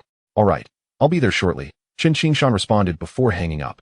Half an hour later, a young man with thinning hair and a checkered shirt appeared before Lindsay. After a moment of scrutiny, Lindsay recognized the face from his memories. Zegu. It's been a while, Chen Qingshan greeted with a smile. Lindsay nodded and remarked, I remember you had a full head of hair back in college. What happened? Don't mention it. 3 years as a coder took its toll. But you, Zegu, remain as handsome as ever, Chen Qingshan replied with a laugh. Now, tell me about your situation, Lindsay prompted. Chen Qingshan sighed, his expression turning gloomy. Do you remember Ji Baking? Who? Lindsay feigned ignorance. Ji Baking from our class. The one who was particularly close to Ji Zifeng. The worthless one, Chen Qingshan clarified. Oh, I have a vague recollection, Lindsay replied. Although he had little memory of the individual in question, that scoundrel was dismissed from his previous company last year and begged me for a job. Out of goodwill, I persuaded my superior to hire him, only to discover I had brought a viper into our midst. Chen Qingshan continued, his anger palpable. He didn't do his job properly, instead ingratiating himself with our superiors. Recently, our team worked tirelessly to complete a new project, and he shamelessly took the credit. My boss is blind to his faults, and despite my protests, I was dismissed along with the entire team. What irks me the most is that he leveraged his connections to blacklist us. I had no choice but to turn to you, Zegu. By the way, that scoundrel is apparently your brother, he concluded. Lin Nan. Lindsay inquired curiously. Chen Qingshan nodded. So, you've been working at his company? Lindsay surmised. Yes, Chen Qingshan confirmed, and Lindsay felt a surge of excitement. Although Chen Qingshan's situation did not resonate deeply with Lindsay, who had endured far worse betrayals, he was in dire need of personnel. As for Lin Nan, he hardly regarded him as a concern. How many people are in your team? Lindsay asked. 11, Chen Qingshan replied. I believe Ji Bakang inadvertently did you a tremendous favor, Lindsay stated. Chen Qingshan looked puzzled. What do you mean? He asked. To put it simply, I am preparing to establish my own company, and I am currently in desperate need of talented individuals like you, Lindsay explained. Chen Qingshan's heart raced with delight. Zegu, without hesitation, I am eager to work with you. In fact, I would prefer to bring my entire team along, he exclaimed, excitement evident in his voice. Despite not being the one to dismiss his colleagues, Chen Qingshan felt a sense of guilt, as Ji Bakang's actions were indirectly his responsibility. The prospect of Lindsay offering him the opportunity to recruit his entire team was exhilarating. By the way, what was your monthly salary at your previous company? Lindsay inquired. 20,000, Chen Qingshan replied candidly. Excellent. I will offer you 50,000, and from now on, you will serve as the head of our technology department. If you perform well, I will also grant you equity, Lindsay proclaimed. Chen Qingshan was electrified by Lindsay's words. His face flushed with excitement, and his eyes gleamed. Zegu, I have nothing more to say. From this moment on, you are like a father to me. Lindsay laughed and retorted, get lost. I certainly do not have a son as ugly as you. Chen Qingshan chuckled, wiping away tears of joy. Now, let me share my plans with you, Lin Zhe said. Chen Qingshan nodded eagerly. Please, go ahead, Zhe Ge. In half an hour, Lin Zhe conveyed his vision to Chen Qingshan. Upon hearing Lin Zhe's business plan, Chen Qingshan felt a tingling sensation at the back of his neck. If Lin Zhe's aspirations came to fruition, the software would hold immense national commercial value. While Chen Qingshan felt gratitude towards Lin Zhe for offering him a job with a doubled salary, he was initially apprehensive about Lin Zhe's ambitions. However, that apprehension dissipated as he realized he was on the verge of witnessing the birth of a remarkable company. His excitement was palpable. So, Zhe Ge, what should I do next? Chen Qingshan asked. Once you bring your team over, I need you to develop a food delivery app as swiftly as possible, Lin Zhe instructed. No problem, Zhe Ge. This task is straightforward, Chen Qingshan confidently assured him. How long will it take? Lin Zhe probed. A month should suffice, Chen Qingshan asserted. No. It needs to be quicker, Lin Zhe insisted. Then we can manage it in half a month, working overtime, Chen Qingshan replied through gritted teeth. Satisfied? Lin Zhe nodded and proceeded to discuss additional requirements and features needed for the software, which Chen Qingshan diligently noted down on his phone. After discussing these matters, Lin Zhe spoke with an earnest tone. Chen Qingshan, this issue is of profound significance for both you and me, so I hope you can keep it confidential. Rest assured. Zhe Ge, I want to divulge a word, Chen Qingshan replied, nodding affirmatively. Lin Zhe continued, when hiring, while the candidate's technical skills are undoubtedly important, their character must also be impeccable. Understood, Chen Qingshan said with a firm nod. After leaving the Jinggang building, he opened the Green Bubble app and sent a message in the group named Technology First. See you at the usual place in half an hour. I have monumental news to announce. After bidding farewell to Chen Qingshan, Lin Zhe headed to Shen Tianli's company. Shen Tianli was listening to music, specifically the accompaniment of Xiao Yaotan. Upon seeing Lin Zhe, she smiled charmingly and said, You arrived just in time. The arrangement is complete. Come listen. So soon? Lin Zhe asked in surprise. Of course, I instructed them to finish it as quickly as possible. As Lin Zhe approached her, Shen Tianli willingly vacated her office chair for him, eager for his feedback, considering the song was his creation and he held the most authority on its merit. Lin Zhe took a seat in her chair without hesitation and clicked play. After listening, Lin Zhe felt generally satisfied. Although it did not achieve the perfection of his past life, it was still worthy of a score of 90. How is it? Shen Tianli asked, her expression somewhat tense. It's acceptable, Lin Zhe replied. Shen Tianli's heart soared with joy, and she asked, Does this mean we can proceed to record? Yes, Lin Zhe nodded. Shen Tianli exclaimed excitedly. Let's go to the recording studio. Her company had a recording studio equipped with a plethora of professional equipment. The sound engineer, Sun Shija, communicated briefly with Lin Zhe before they entered the recording room. After donning the headphones, Lin Zhe made an gesture, and Sun Shija began playing the music. As the melody filled the room, Lin Zhe started to sing. Soon, the recording was complete. How did it go, Teacher Sun? Shen Tianli inquired with a smile. Sun Shija nodded vigorously, visibly excited. Ms. Shun, it's excellent. Mr. Lin's skills are exceptional, rivaling those of professional singers. His vocal quality is remarkable and distinctive. With his appearance and vocal talent, he would undoubtedly become a sensation if he pursued a singing career. Shen Tianli's eyes sparkled with delight. Do we need to record again? She asked with a smile. I believe it's perfect as it is, Sun Shija replied. All right, please finalize it quickly. Have the publicity department begin promoting the trailer for the fantasy drama online this afternoon, accompanied by this song. Understood. While they spoke, Lin Zhe exited the recording room. How did it go? He asked curiously. Shen Tianli beamed. It's fantastic, simply perfect. It seems I truly have a knack for this. Not just a knack. Come. I'll treat you to dinner, and let us also stir the pot a bit. What do you mean? Shen Tianli asked proudly. Your younger brother invited me to dinner. I initially intended to decline, but thinking of how he mistreats you, I suddenly wanted to give you a chance to retaliate. Are you planning to flirt with me in front of him? Lin Zhe inquired with a laugh. Exactly. When we went on that blind date, the way he looked at me was repulsive. He must have some feelings for me. If that is the case, then a little flirtation in front of him would surely drive him crazy. Lin Zhe chuckled. Great idea. If we share a passionate kiss, he might just burst into tears. To be honest, Lin Zhe felt no thrill in this approach to revenge. For him, true satisfaction lay in bringing the Lin family to ruin, leaving them homeless and destitute. However, since Shen Tianli wanted to use this method to vent her frustrations, he certainly wouldn't refuse. After all, who could resist the allure of flirting with a captivating woman? Shen Tianli shot him a playful glare, laughing. You dare think that, and a passionate kiss? Why not suggest we simply sleep together in front of him? I wouldn't mind, But I'm afraid you might get shy, he teased back. Get lost, she replied, laughing. The two left the company together. As they made their way to the restaurant, Shen Tianli joked, You rogue, do you want to be a star? Why do you ask? Lindsay questioned. Shen Tianli looked at him suspiciously. Has someone asked you that before? Yes, Su Kingxiu asked me about it yesterday.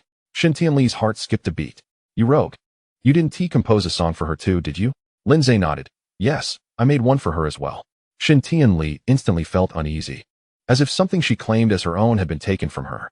This sensation left her feeling quite discontented. You rogue, why did you compose for her? She divorced you for another man. Why would you still create for her? Do you still have feelings for her? Lindsay chuckled. Which of your eyes saw that I still liked her? You wrote a song for her last night, she retorted. Of course, because I want to sleep with her. He replied nonchalantly. Chapter 37. Discovered by Yu Shen Tianli was both angry and amused. This rogue was simply unbeatable. He spoke such shameless words with such conviction. She wanted to refute him, but then realized that their relationship could only be considered that of friends at most. She seemed not to have the right to dictate his actions. Yet, not arguing left her feeling a bit irked. She genuinely felt displeased, as the thought of Lindsay wanting to sleep with Su Kingxiu made her feel betrayed. What is going on between you and Su Kingxiu now? Shen Tianli asked, suppressing her discomfort. It's just casual, he replied. So why let her have a song? It's your fault. You sent Xiao Yao Tan to her, and she got upset. Shen Tianli was momentarily taken aback. She suddenly wanted to smack herself. Why provoke Su Kingxiu unnecessarily? Although she didn't like Lindsay, her possessiveness was strong, especially since they were rivals. If Lindsay composed a song for her, Su Kingxiu would certainly ask for one too. Shen Tianli regretted her actions. It seemed that not everything could be used to provoke Su Kingxiu. Otherwise, she would end up being provoked in return. You rogue. You can't be so nice to her in the future, understand? Why not? He asked. Because it will upset me, and if I'm upset, I want to let you sleep with me. Lindsay chuckled. Shen Tianli, I'm merely a hired actor for you.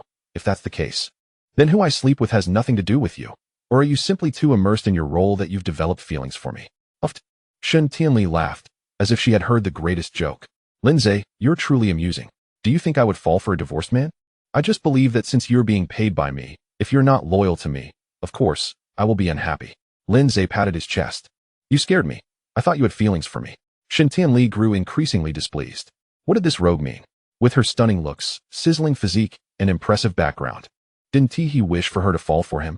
Yet he now seemed afraid that she might develop feelings for him.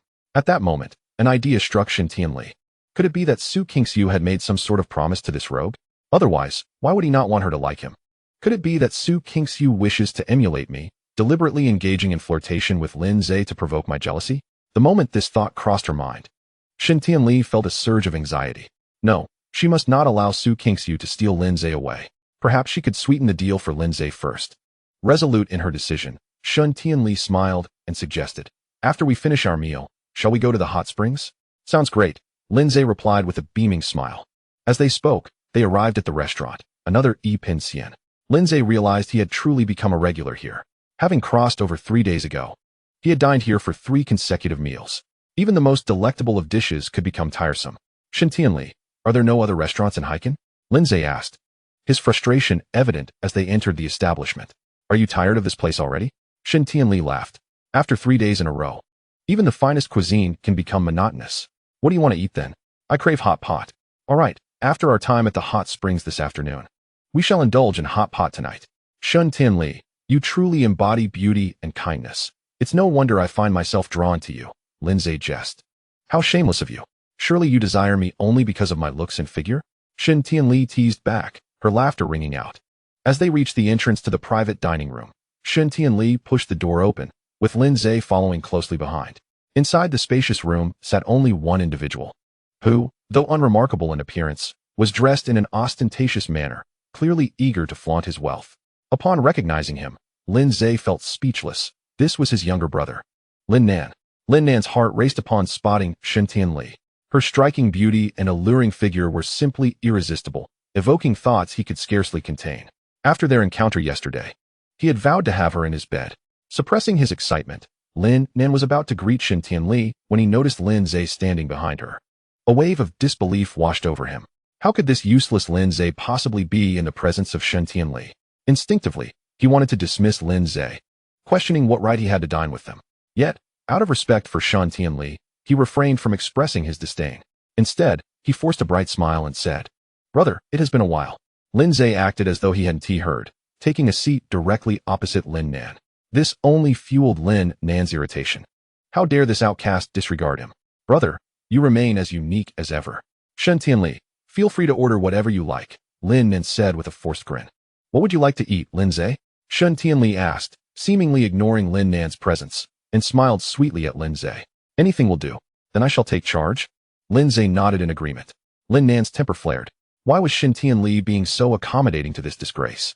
Was Lindsay still attempting to leverage the Lin family name for his own benefit? "Brother, are you still resentful about being expelled from the Lin family?" Lin Nan believed his words would sway Shen Tianli's attention away from Lindsay. As he anticipated, Shen Tianli's expression shifted to one of shock as she turned to Lindsay. "You were expelled from the Lin family?" Lindsay shot Lin Nan an incredulous glance, as if this were news to him. "Did you not know, Shen Tianli?" Lin Nan feigned surprise. "I had no idea. If I had known," before Shen Tianli could finish, Lin Nan eagerly interjected, "What would you do if you had known?" "I would certainly shower him with even more affection." "Come here, Lindsay, let me embrace you," she said playfully. Lindsay chuckled as he boldly wrapped his arms around her slender waist, pulling her soft form into his embrace. Shen Tianli shivered slightly. Leaning closer to Lindsay's ear, half embarrassed and half annoyed, she whispered, "You rogue, do not touch me so indiscriminately." Chapter 38. Come, stand before me and speak. Lin Nan was livid. He had initially thought Shen Tianli was merely deceived by Lindsay, but to his astonishment, she treated Lindsay with even greater fondness now that she knew the truth. She had even invited him to embrace her. Watching Lindsay hold Shen Tianli's enticing form ignited an uncontrollable rage within Lin Nan.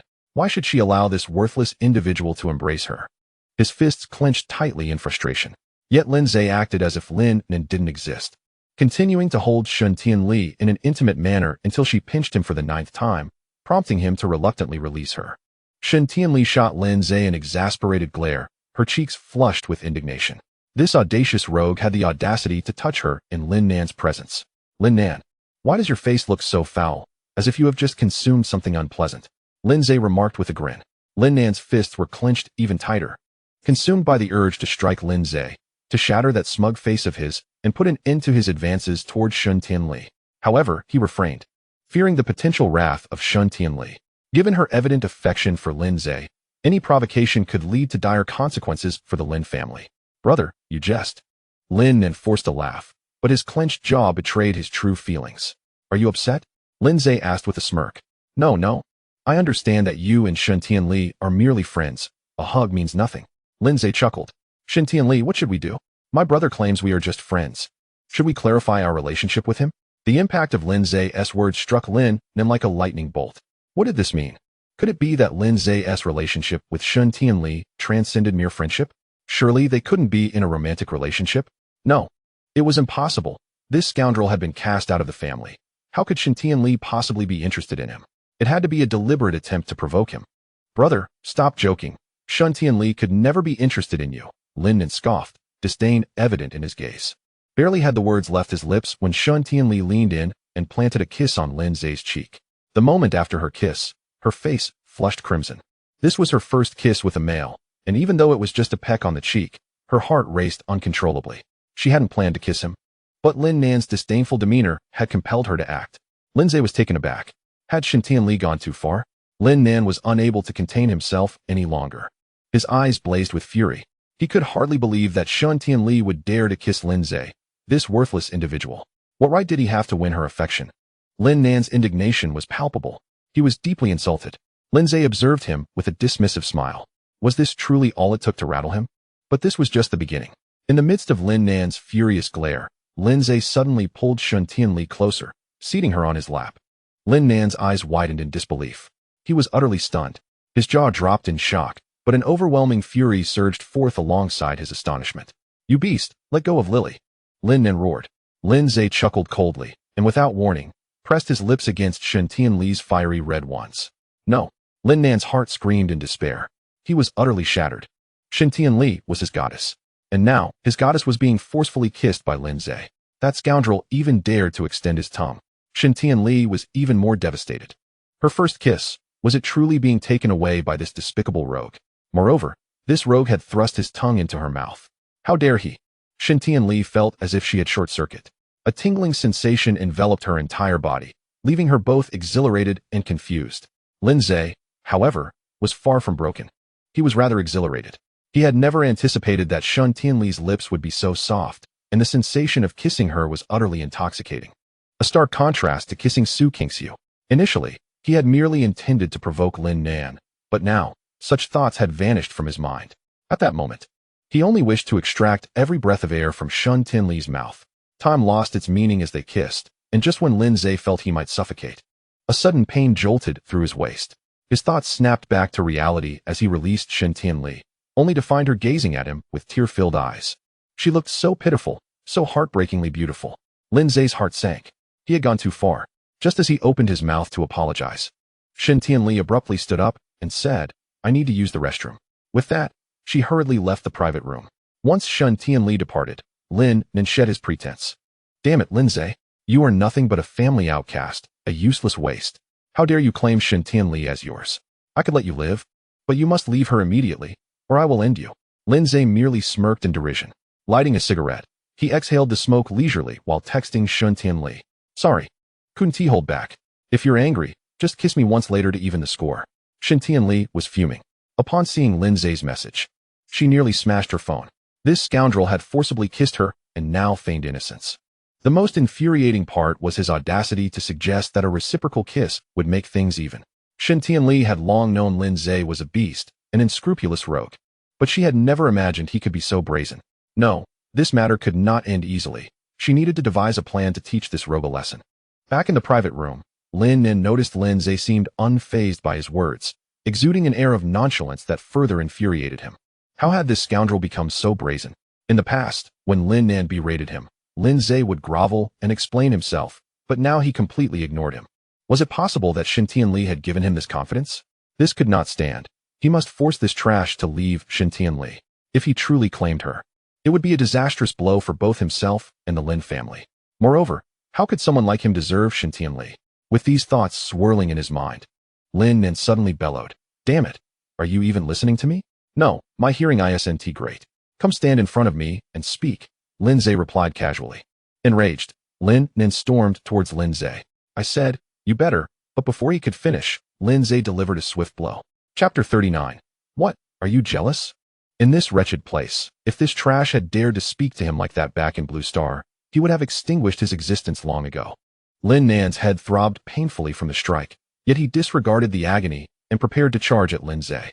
However, he was halted by the chilling intensity of Lindsay's gaze. What kind of eyes were those? Cold, merciless, sharp, dangerous, terrifying. Each one seemed to pierce through him. At that moment, Lin Nan felt as though he were being targeted by a ferocious beast, as if he would be torn to shreds any second. He faltered. He had never seen Lindsay look so formidable. "Get lost," Lindsay commanded coldly. Lin Nan fled the private room as if his life depended on it, not daring to utter another word. Observing this, Lindsay let out a sneer and continued smoking. When Shin Tianli returned to the private room, she found only Lindsay inside. Curiously, she asked, "Where's Lin Nan?" "He left." "What do you mean?" "That trash provoked me, claiming you were his and ordering me to leave you. I haven't even had the chance to be with you yet, so why should I listen? So, I hit him." Shin Tianli was now immune to Lindsay's shamelessness. "If he dares to retaliate, I'll handle it for you." Lindsay raised an eyebrow, genuinely touched. "Shin Tianli, you're so kind. Come here, let me hug you." "Get lost. I still haven't settled the score for you kissing me earlier," she retorted, annoyed. Lindsay chuckled, unabashedly taking her hand. "How about you kiss me once to make it even?" Truth be told, her hand felt incredibly soft, reminiscent of jade. Just as Shin Tianli prepared to scold Lindsay for being a rogue, she realized he was caressing her hand. A wave of vulnerability washed over her. She yanked her hand away. "Umph, you shameless rogue, you're getting bolder by the day." Lindsay smiled, pinching her chin and blowing a smoke ring at her. As the smoke enveloped her beautiful face, Shin Tianli's heart raced unexpectedly. "See, this is true audacity," he said, releasing her. Shin Tianli was momentarily bewildered by his actions. She felt she should be angry and had half a mind to strike him with the ashtray before her. After all, no one had ever dared to tease her so brazenly. Yet, why was she not angry at all? Instead, she found his earlier demeanor rather captivating. Especially when their eyes met, her heart inexplicably raced. What was happening to her? In her daze, Lindsay had already extinguished his cigarette. When will the food arrive? I'm starting to feel hungry. I'll go check, Shen Tianli replied instinctively. But as she stepped out of the private room, she suddenly realized her folly. Wasn't she the esteemed daughter of the Shen family? Shouldn't this rogue be serving her? Why was she so compelled to follow his lead? Forget it. Considering he recorded the theme song for me, I'll reluctantly forgive him this once. Resolved, Shen Tianli called the waiter to hurry the food along. After their meal, she drove Lin Zhe towards the company. Originally, they had planned to relax in a hot spring, but Jiang Qingyu's contract had come through. After reviewing it, the other party had expressed no objections and was ready to sign. At this moment, Jiang Qingyu was already at the company, waiting for Shen Tianli to return and finalize the agreement. Please play a few songs by Jiang Qingyu, Lin Zhe said. Shen Tianli frowned in displeasure. Why does this scoundrel insist on listening to Jiang Qingyu's songs? She thought. Scoundrel, why do you want to hear her songs? It's obvious, Lin Zhe replied. I promised to write her a song. I need to understand what type of music suits her. So, it's not merely because you want to listen to her songs. Lin Zhe chuckled and asked, what's wrong? Feeling jealous? Shen Tianli shot him a glare and began to play Jiang Qingyu's music. Jiang Qingyu's voice was cool and ethereal, perfectly aligning with her demeanor. After listening to a few tracks, Lin Zhe formed a rough idea in his mind. Soon, they returned to the company, where Jiang Qingyu was already waiting in Shen Tianli's office. Today, she wore an elegant white dress, and her somewhat aloof aura made her appear as if she had stepped out of an ancient painting, ethereal, yet extraordinary. However, her aloofness vanished the moment she saw Lin Zhe, replaced by a shy smile. Shen Tianli noticed this and felt a pang of discomfort. She increasingly regretted signing Jiang Qingyu. Although it brought her certain benefits, she didn't particularly need the money. More than earning, Shen Tianli wished for her own happiness, but at that moment, she was far from happy. Nevertheless, things had progressed to this point, and despite her discontent, she could endure it. She greeted Jiang Qingyu with a smile. Jiang Qingyu returned the gesture with a nod, acknowledging Shen Tianli.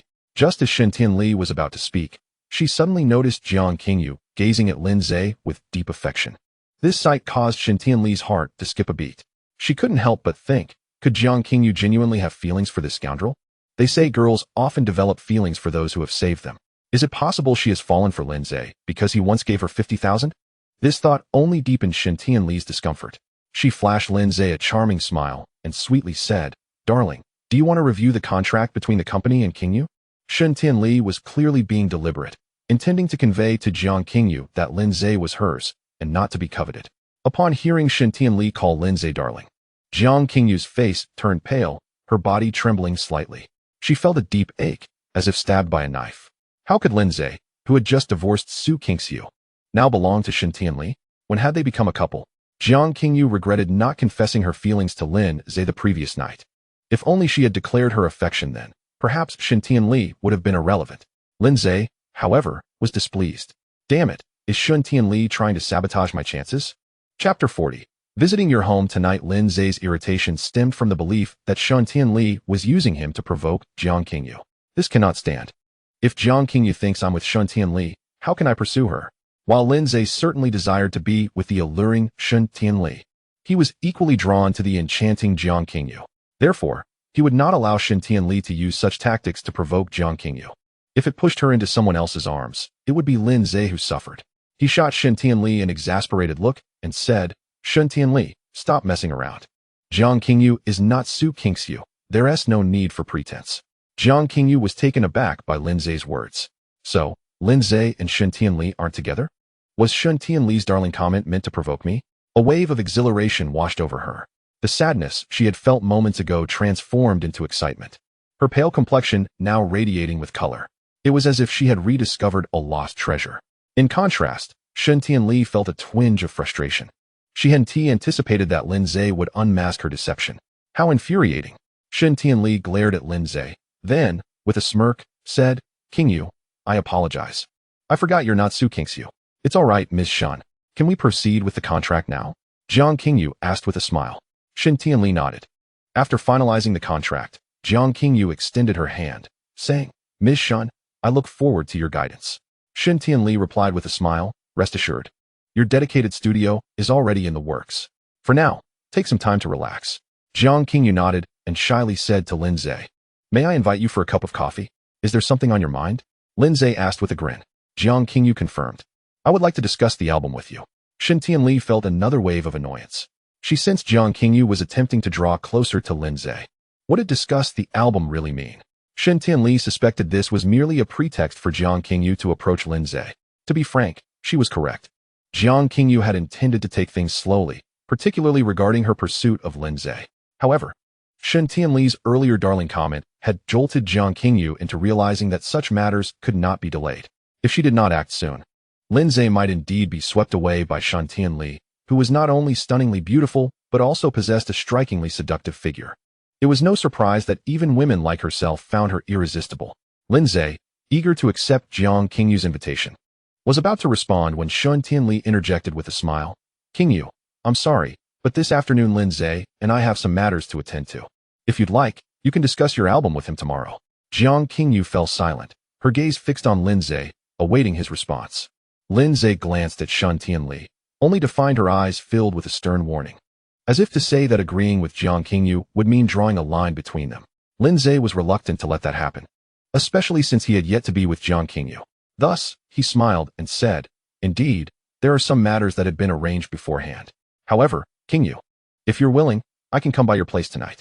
Lindsay certainly would not pass up the opportunity to connect with Jiang Qingyu, and visiting her home was clearly more convenient. Initially a bit disheartened, Jiang Qingyu beamed at Lindsay's words, replying, "I'll wait for you tonight." Lindsay nodded with a smile. Shen Tianli felt an intense displeasure but chose to remain silent, having already resolved to keep Lindsay occupied that evening. As Jiang Qingyu departed, Lindsay accompanied Shen Tianli downstairs. "Qingyu, the company will announce our contract on social media shortly. I hope you can also share a post," Shen Tianli advised. "No problem, Miss Shen. Once the company posts, I'll retweet it," Jiang Qingyu assured. "Great, then let us collaborate happily," Shen Tianli replied. After watching Jiang Qingyu leave, Shen Tianli drove Lindsay toward the hot spring resort. "Scoundrel, do you want to sleep with Jiang Qingyu?" Lindsay lit a cigarette, exhaling smoke with a grin as he replied, "Yes." The beastly figure remarked, "Are you still asleep?" Lindsay laughed and chided, "Damn it. As if you would sleep with me. You think I'm oblivious? The scores you give me are merely a ploy to keep me on a string, compelling me to cater to you like a devoted admirer." Shen Tianli was taken aback, realizing that Lindsay was, in fact, quite perceptive. Her intention behind scoring him was indeed to manipulate him into becoming her loyal follower, assisting her in provoking Su Qingxiu. She had assumed that with this bait, combined with her stunning looks and alluring figure, Lindsay would be utterly captivated, turning into an obedient companion. However, she was astonished that he had already seen through her scheme. Yet, there was no way Shen Tianli would concede to such a truth. Admitting it would likely lead Lindsay to lose interest in her, perhaps even favoring Jiang Qingyu or Su Qingxiu instead. The thought of becoming a laughingstock was unbearable. No, such an outcome must be avoided at all costs. With that in mind, Shen Tianli smiled seductively and said, "What nonsense you speak. I genuinely want you to sleep with me. The scores are merely a means for us to understand each other better. When the time is right, I'll let you." Lindsay looked at her with a bemused smile. "Do you think I believe you?" "Really, every word I speak is the truth," Shen Tianli insisted earnestly. "How about this? If you kiss me, I'll believe that you truly want me and aren't just stringing me along." Shen Tianli was speechless.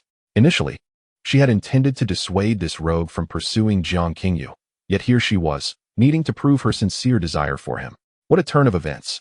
But the importance lay in whether she could truly bring herself to kiss this rogue. If she refrained, he might suspect her intentions and potentially become angry.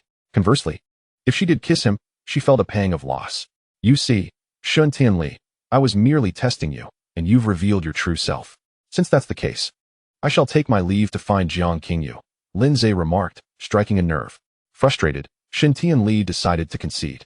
After all, her first kiss had already been taken by this rogue. What was one more? Resolute, she parked the car at the roadside, casting a flirtatious glance at Lindsay. "You better not stick out your tongue." Chapter 41. Close your eyes. Lindsay chuckled. "See, it's not difficult to coax a kiss from a girl. What do you mean by not sticking out your tongue? Once we start kissing, will you really need to?" "Fine, I won't stick out my tongue," Lindsay replied with a grin.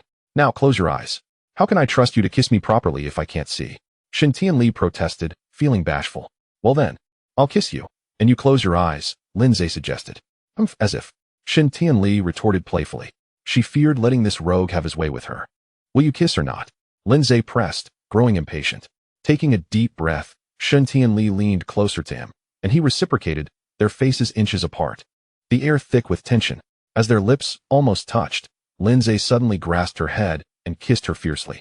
The unexpected kiss elicited a sound from Shun Tianli that was almost bone-deep, sending shivers through Lin Zhe. He instinctively extended his tongue, attempting to invade her mouth. But she resisted, clamping her teeth together. After several fruitless attempts, Lin Zhe grew anxious. He wrapped his arms around her slender waist and pulled her onto his lap. Their bodies pressed tightly together. As Lin Zhe held her close, Shun Tianli instinctively prepared to resist, but the kiss intensified. A thrilling sensation coursed through her, overwhelming her senses. She could not help but succumb to the kiss, her lips parting, allowing Lin Zhe's tongue to explore. The kiss deepened, and Shun Tianli found her rationality slipping away. Enveloped by desire, she relished the exhilarating feeling of Lin Zhe's passionate kiss. Time seemed to blur until they finally broke apart, gasping for breath. Lin Zhe, panting, murmured, "What now? I want to sleep with you." You won't get that," Shun Tianli replied, her voice soft and teasing. Lin Zhe felt his heart flutter, yearning to kiss her again. Damn, she knows how to entice. Without hesitation, he pressed his lips against hers once more, but Shun Tianli, fueled by unexpected strength, pushed him away. "Rogue, no more kisses," she exclaimed, panting. "Why not?" Lin Zhe asked, equally breathless. "If we keep kissing, I might actually want to let you," she confessed. "Isn't that perfect?" "No, you won't get anything until you score 100. Lin Zhe was incredulous. Even now, she could still hold back? It seemed his earlier kisses had not been sufficient. He leaned in again, but Shun Tianli suddenly opened the passenger door and leapt out of the car. Wait. But Lin Zhe chose not to pursue her further, as that was not his style. They were heading to the hot springs anyway. He would surely find a way to charm her there. Soon, they arrived at their destination. "This is a hot spring resort developed by our family, only for members." Ensuring utmost privacy, Shun Tianli said with a smile. "Will we share a pool?" she asked, blushing. She recalled the kiss in the car. "Wonderful, Shun Tianli. You are truly a kind-hearted person," Lin Zhe remarked. Rogue. I'm merely accompanying you to the hot springs. You must not engage in any peculiar antics," she warned. "Am I that kind of person? If not, then who is?" Shun Tianli teased. Just then, an extremely annoying voice interrupted them. "Lin Zhe, Miss Shun, what a coincidence. Damn it, how could Ji Zifeng be everywhere?" Indeed, it was Ji Zifeng standing there with Su Qingxiu and another girl wearing sunglasses. Upon seeing Lin Zhe, Su Qingxiu's heart leaped with unexpected joy. As she caught sight of Shun Tianli standing beside Lin Zhe, Su Qingxiu's mood instantly soured. She was acutely aware that it must have been Shun Tianli who brought Lin Zhe to such a place. Otherwise, he would never have come here. Lin Zhe nodded, a smile devoid of warmth gracing his lips as he remarked, "What a coincidence. Are you here to enjoy the hot springs?" Ji Zifeng asked excitedly. Although his words were directed at Lin Zhe, his gaze was fixated on Shun Tianli. Despite her modest attire of jeans, they clung enticingly to her alluring legs, rendering her exceptionally captivating. Lin Zhe regarded Ji Zifeng with a look of incredulity, retorting, "What else could it be? Are we here for a meal? Why not join us?" Ji Zifeng suggested with a grin. "Forget it. I wouldn't want to impose," Lin Zhe replied, his tone tinged with disappointment. He deliberately cast a dim glance at Su Qingxiu. A pang of sorrow struck her heart. She yearned to explain to Lin Zhe that her outing with Ji Zifeng was purely professional. She had brought a promising female singer from her company to relax. Ever since Jiang Qingyu's departure, this singer had become the company's most prominent artist. Su Qingxiu had hoped that while soaking in the hot springs, they could discuss her upcoming album. Moreover, she never intended to share a pool with Ji Zifeng. However, the words failed to leave her lips. She feared being mocked by Shun Tianli and dreaded revealing her lingering feelings for Lin Zhe, which would only provoke further torment from Shun Tianli. "Darling, let's go," Shun Tianli suddenly cooed, wrapping her arm around Lin Zhe's. He nodded in agreement. As she watched them leave, Su Qingxiu's fists clenched in frustration. Ji Zifeng, with a look of regret, urged, "Qingxiu, let's head inside." His disappointment was genuine. To be candid, he had sincerely invited Lin Zhe to join them, as he was eager to share a pool not only with Su Qingxiu, but also with Shun Tianli. "You stay outside. I'll wait here," Su Qingxiu coldly instructed. The mere thought of Ji Zifeng's invitation to Lin Zhe infuriated her. In her eyes, Ji Zifeng's actions were merely an attempt to provoke Lin Zhe, using her as a pawn. How dare he? With that, Su Qingxiu led the singer into the hot spring establishment, leaving Ji Zifeng stunned. Lin Zhe had a fondness for hot springs, particularly when accompanied by beautiful women. Coincidentally, Shun Tianli was right there, a striking beauty.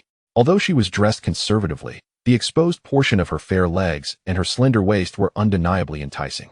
However, she maintained a distance from Lin Zhe, clearly wary of him. "What is the meaning of keeping your distance, Shun Tianli?" he inquired. Shen Tianli smiled coyly. Isn't it to prevent you from making any untoward advances? Lin Zhe feigned innocence. Shen Tianli, how could you say such a thing about me? I am as pure as ice. Oh really? And who was it that shamelessly kissed me in the car earlier, with their tongue exploring my mouth? She retorted. Fine. If that's the case, I shall seek out Su Qingxiu. I am certain she wouldn't keep her distance from me, Lin Zhe declared, feigning a desire to leave. Shen Tianli's composure shattered. After spending a fortune, only to have this rogue kiss her twice, the thought of Lin Zhe seeking out Su Qingxiu was intolerable. You wouldn't dare, she warned. Lin Zhe shrugged. Why wouldn't I? We are merely collaborators. There is no stipulation preventing me from approaching her. With that, he stood up, appearing ready to leave.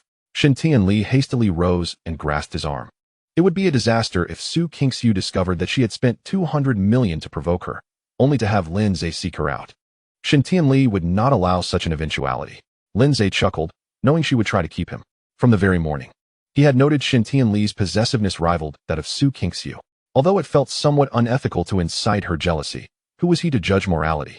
Lin Zhe settled back into the pool, prompting a sigh of relief from Shen Tianli, who was about to create distance between them. However, Lin Zhe pulled her back with a gentle tug, causing her to tumble into his embrace. Their gazes locked, and Shen Tianli discerned the desire flickering in Lin Zhe's eyes. You let go of me, she stammered, her voice quivering with nervousness. Lin Zhe leaned closer, whispering warm breath against her ear. The sensation sent a thrill coursing through her. Her cheeks flushed with a tempting hue, and even her ears burned with heat. I must distance myself from this rogue.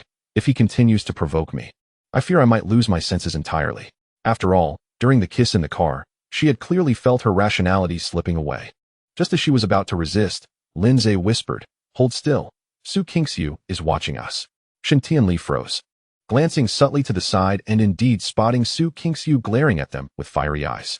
Although the hot spring pools were private, the rocky outcrops surrounding them were not particularly tall, allowing a clear view of neighboring pools. Shen Tianli seized her struggles and, with a flirtatious smile, draped her arms around Lin Zhe's neck, positioning her lips tantalizingly close to his. From a distance, it appeared as though they were about to kiss. Su Qingxiu witnessed this scene, her fury reaching a boiling point. She felt as if her lungs were about to explode. How dare that wretched Shen Tianli kiss Lin Zhe? By what right? Why was Lin Zhe not pulling away?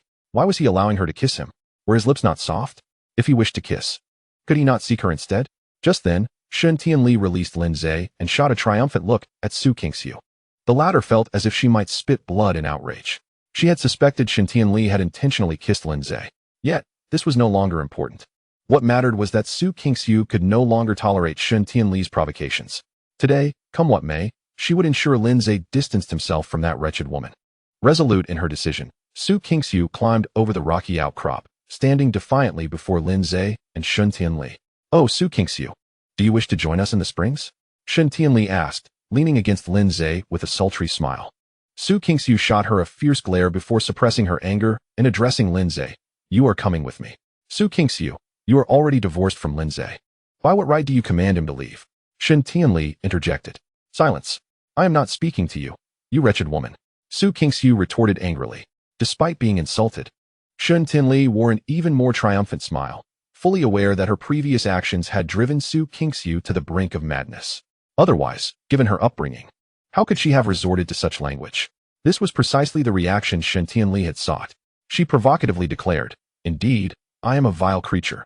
Not only that, but I am also promiscuous. I intend to kiss Lin Zhe, and I plan to sleep with him. After all, he is mine now.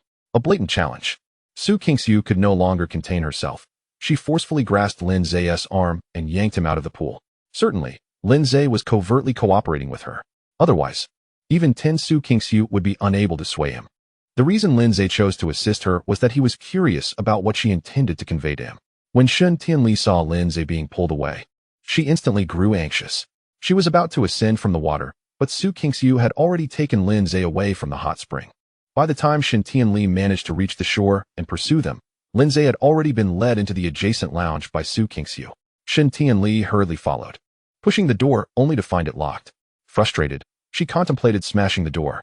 For some inexplicable reason, the mere thought of Lin Zhe being together with Su Qingxiu filled her with discontent. Lin Zhe, observing Su Qingxiu locking the door, asked nonchalantly, Qingxiu, why did you lock the door? Su Kingxiu let out a cold huff and suddenly reached out with her delicate fingers to wipe Lin Zhe's lips. She did it with such force that Lin Zhe felt a sting. Pushing her away, Lin Zhe questioned irritably, Su Kingxiu, what are you doing? Why didn't you pull away when she kissed you? Why did you allow her to kiss you? Oh, that matter. Lin Zhe cast a meaningful glance at Su Kingxiu. Yet, he lamented with a tone of feigned grievance. I would have liked to kiss you, but you wouldn't let me. Su Kingxiu was infuriated. You jerk. Who said I wouldn't let you kiss me? Chapter 43. I have a plan, huh? What is going on? Has Su Kingxiu lost her mind due to Shen Tianli's provocation? Then why not just kiss? Such an exquisite opportunity was one Lin Zhe could not afford to miss. Su Kingxiu's cheeks flushed. If you leave Shen Tianli, I shall let you kiss me. What? There are conditions? Lin Zhe's displeasure surged instantly. Damn it. When he was with Shen Tianli, she didn't impose such conditions. Why did it become a stipulation with Su Kingxiu? Forget it, Lin Zhe said nonchalantly. He was currently engrossed with Shen Tianli. With a little more effort, he estimated he could end up in her bed. Asking him to abandon Shen Tianli at this juncture was simply absurd. Indeed, Lin Zhe wished to kiss Su Kingxiu. He desired more than just a kiss. After all, he was genuinely infatuated with her physique, particularly those two alluringly white and sensual legs that lingered in his memory. However, relinquishing Shen Tianli for the sake of a night with Su Kingxiu was akin to asking for his own demise. Su Kingxiu was instantly agitated. She had clearly stated that he could kiss her if he distanced himself from Shen Tianli. Yet, he refused to abandon her. What was it? Did he find Shen Tianli's lips softer and more pleasurable? Or had he developed feelings for Shen Tianli? The mere thought sent a wave of panic through Su Kingxiu, causing her heart to ache. Jerk, do you like her? Su Kingxiu asked, her voice trembling. Not yet, Lin Zhe replied candidly. Su Kingxiu's heart leaped with joy. She knew this scoundrel wouldn't fall for Shen Tianli so quickly. After all, he had cherished her for 7 years. Such a bond could not be easily forsaken. Just as Su Kingxiu was about to speak, Lin Zhe added, however, if this continues, who knows what might happen. The joy in Su Kingxiu's heart vanished in an instant, replaced by trepidation. Frankly, she understood that if Lin Zhe continued to be with Shen Tianli, such a situation was likely to unfold. After all, Shen Tianli was undeniably alluring. And even Su Kingxiu, as a woman, found her captivating, let alone Lin Zhe, that rogue. Jerk, when will you agree to leave Shen Tianli? Su Kingxiu asked, her expression tinged with panic. The mere thought of Lin Zhe developing affections for Shen Tianli twisted her heart in agony. She could not bear for such a scenario to materialize. Lin Zhe lit a cigarette, exhaling smoke as he said, I'm sorry. I have no intention of leaving her. Su Kingxiu felt her eyes redden, a sense of injustice swelling within her. This scoundrel, who was meant to cherish her, was now refusing her for another woman. Jerk. You know you like me, yet you still choose to stay with her to provoke me. Su Kingxiu choked on her words. Tears streamed down her cheeks, her large, glistening eyes rendering her utterly enchanting and heart-wrenching. Why was it that seeing Su Kingxiu cry stirred such excitement within him? And why did he feel an overwhelming urge to hold her tightly? Lin Zhe mentally reprimanded himself. Yet, his hands betrayed him, wrapping around Su Kingxiu's slender waist, pulling her into his embrace. Enough, don't cry, he said. I will cry. After all, you, jerk, don't care about me. Su Kingxiu whimpered, her tone somehow playful despite her tears. Why did you bring Jizafeng here? Lin Zhe deftly shifted the topic. Su Kingxiu's attention was indeed diverted, and she quickly replied, I didn't bring him. I brought an artist, and Jizafeng just tagged along. I never intended to share a hot spring with him. I don't believe you. Jerk, I'm not lying. I haven't had any physical contact with him. I haven't even let him hold my hand. Several times he tried, but I dodged. She continued to explain anxiously, as though fearing Lin Zhe wouldn't believe her. My hand, my first kiss, and even my first time belonged to you. I have no intention of letting him touch me. Lin Zhe couldn't help but chuckle. He wondered how Jizafeng would feel if he heard this. See, women are indeed unpredictable. The more you pursue them, the more they resist. The original owner adored Su Kingxiu for 7 years, and what did he receive in return? Before Jizafeng even returned, she hurriedly abandoned him. Now, Lin Zhe refrained from pursuing her, and Su Kingxiu, resembling a devoted admirer, professed her fidelity to him. Moreover, I didn't let him in. He is still waiting outside. Su Kingxiu added. Lin Zhe nodded. Well done. Su Kingxiu was not a vain person, but receiving Lin Zhe's praise made her heart swell with sweetness, akin to savoring honey. Why aren't you wearing stockings today? Lin Zhe suddenly queried, his hand wandering under the slit of Su Kingxiu's skirt, unabashedly caressing her silky, alluring legs. Only then did Su Kingsu realize Lindsay was touching her leg. Her cheeks flushed, and she playfully protested, "Jerk, stop that. Damn it. What is wrong with a little touch?" Lindsay grumbled. Su Kingsu huffed in response, "Do you like seeing me in stockings?" Of course. Su Kingsu's beautiful face turned an even deeper shade of crimson. "Then tonight when you get home, I'll wear them for you. Can I touch?"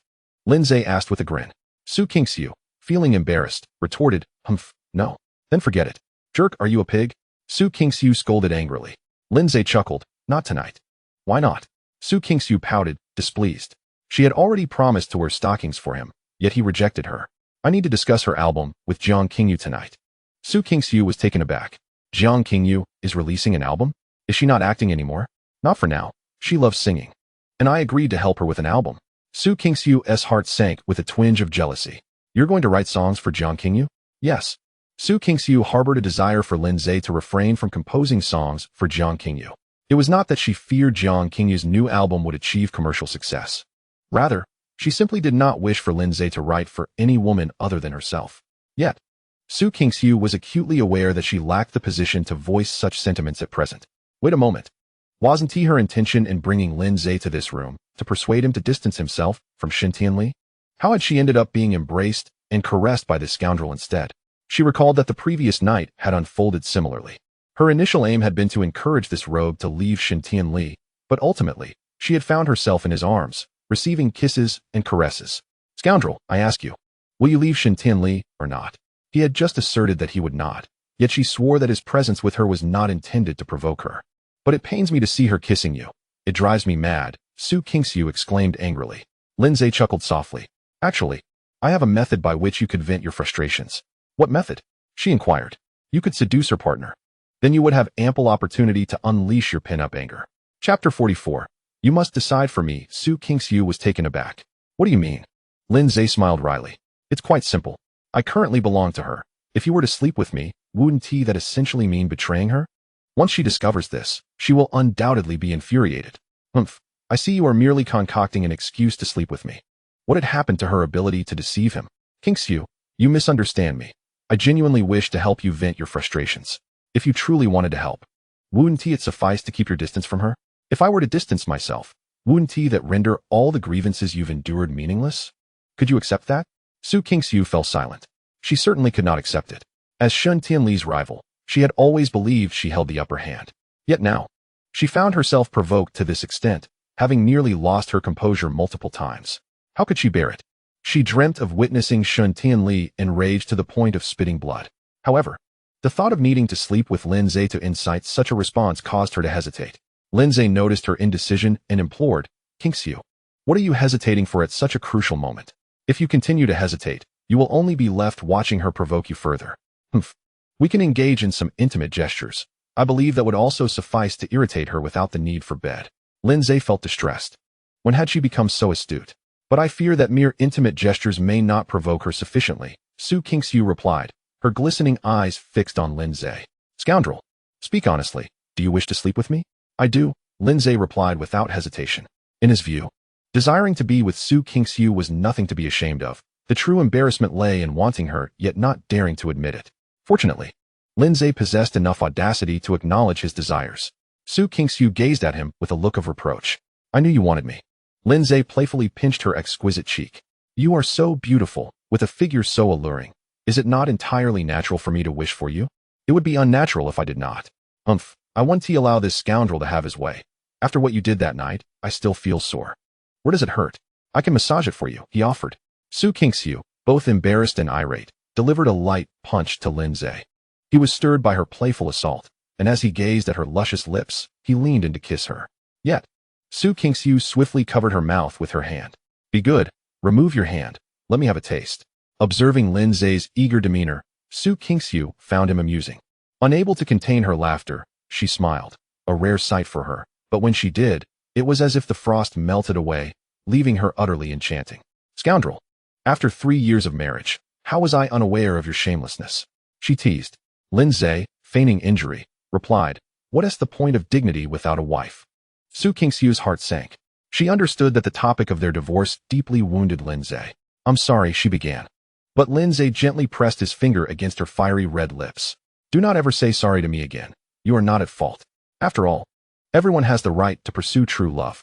Su Kingsu's eyes brimmed with tears. Lindsay was truly a wonderful person, despite being the one to hurt him. He now sought to comfort her. As they spoke, the door to the private room was suddenly flung open, revealing Shun Tianli standing at the threshold. Su Kingsu felt a rush of panic as she realized she was seated on Lindsay's lap. She attempted to rise, but upon witnessing the fury in Shun Tianli's eyes, she changed her mind. So, it seemed that her closeness to Lindsay could provoke her rival?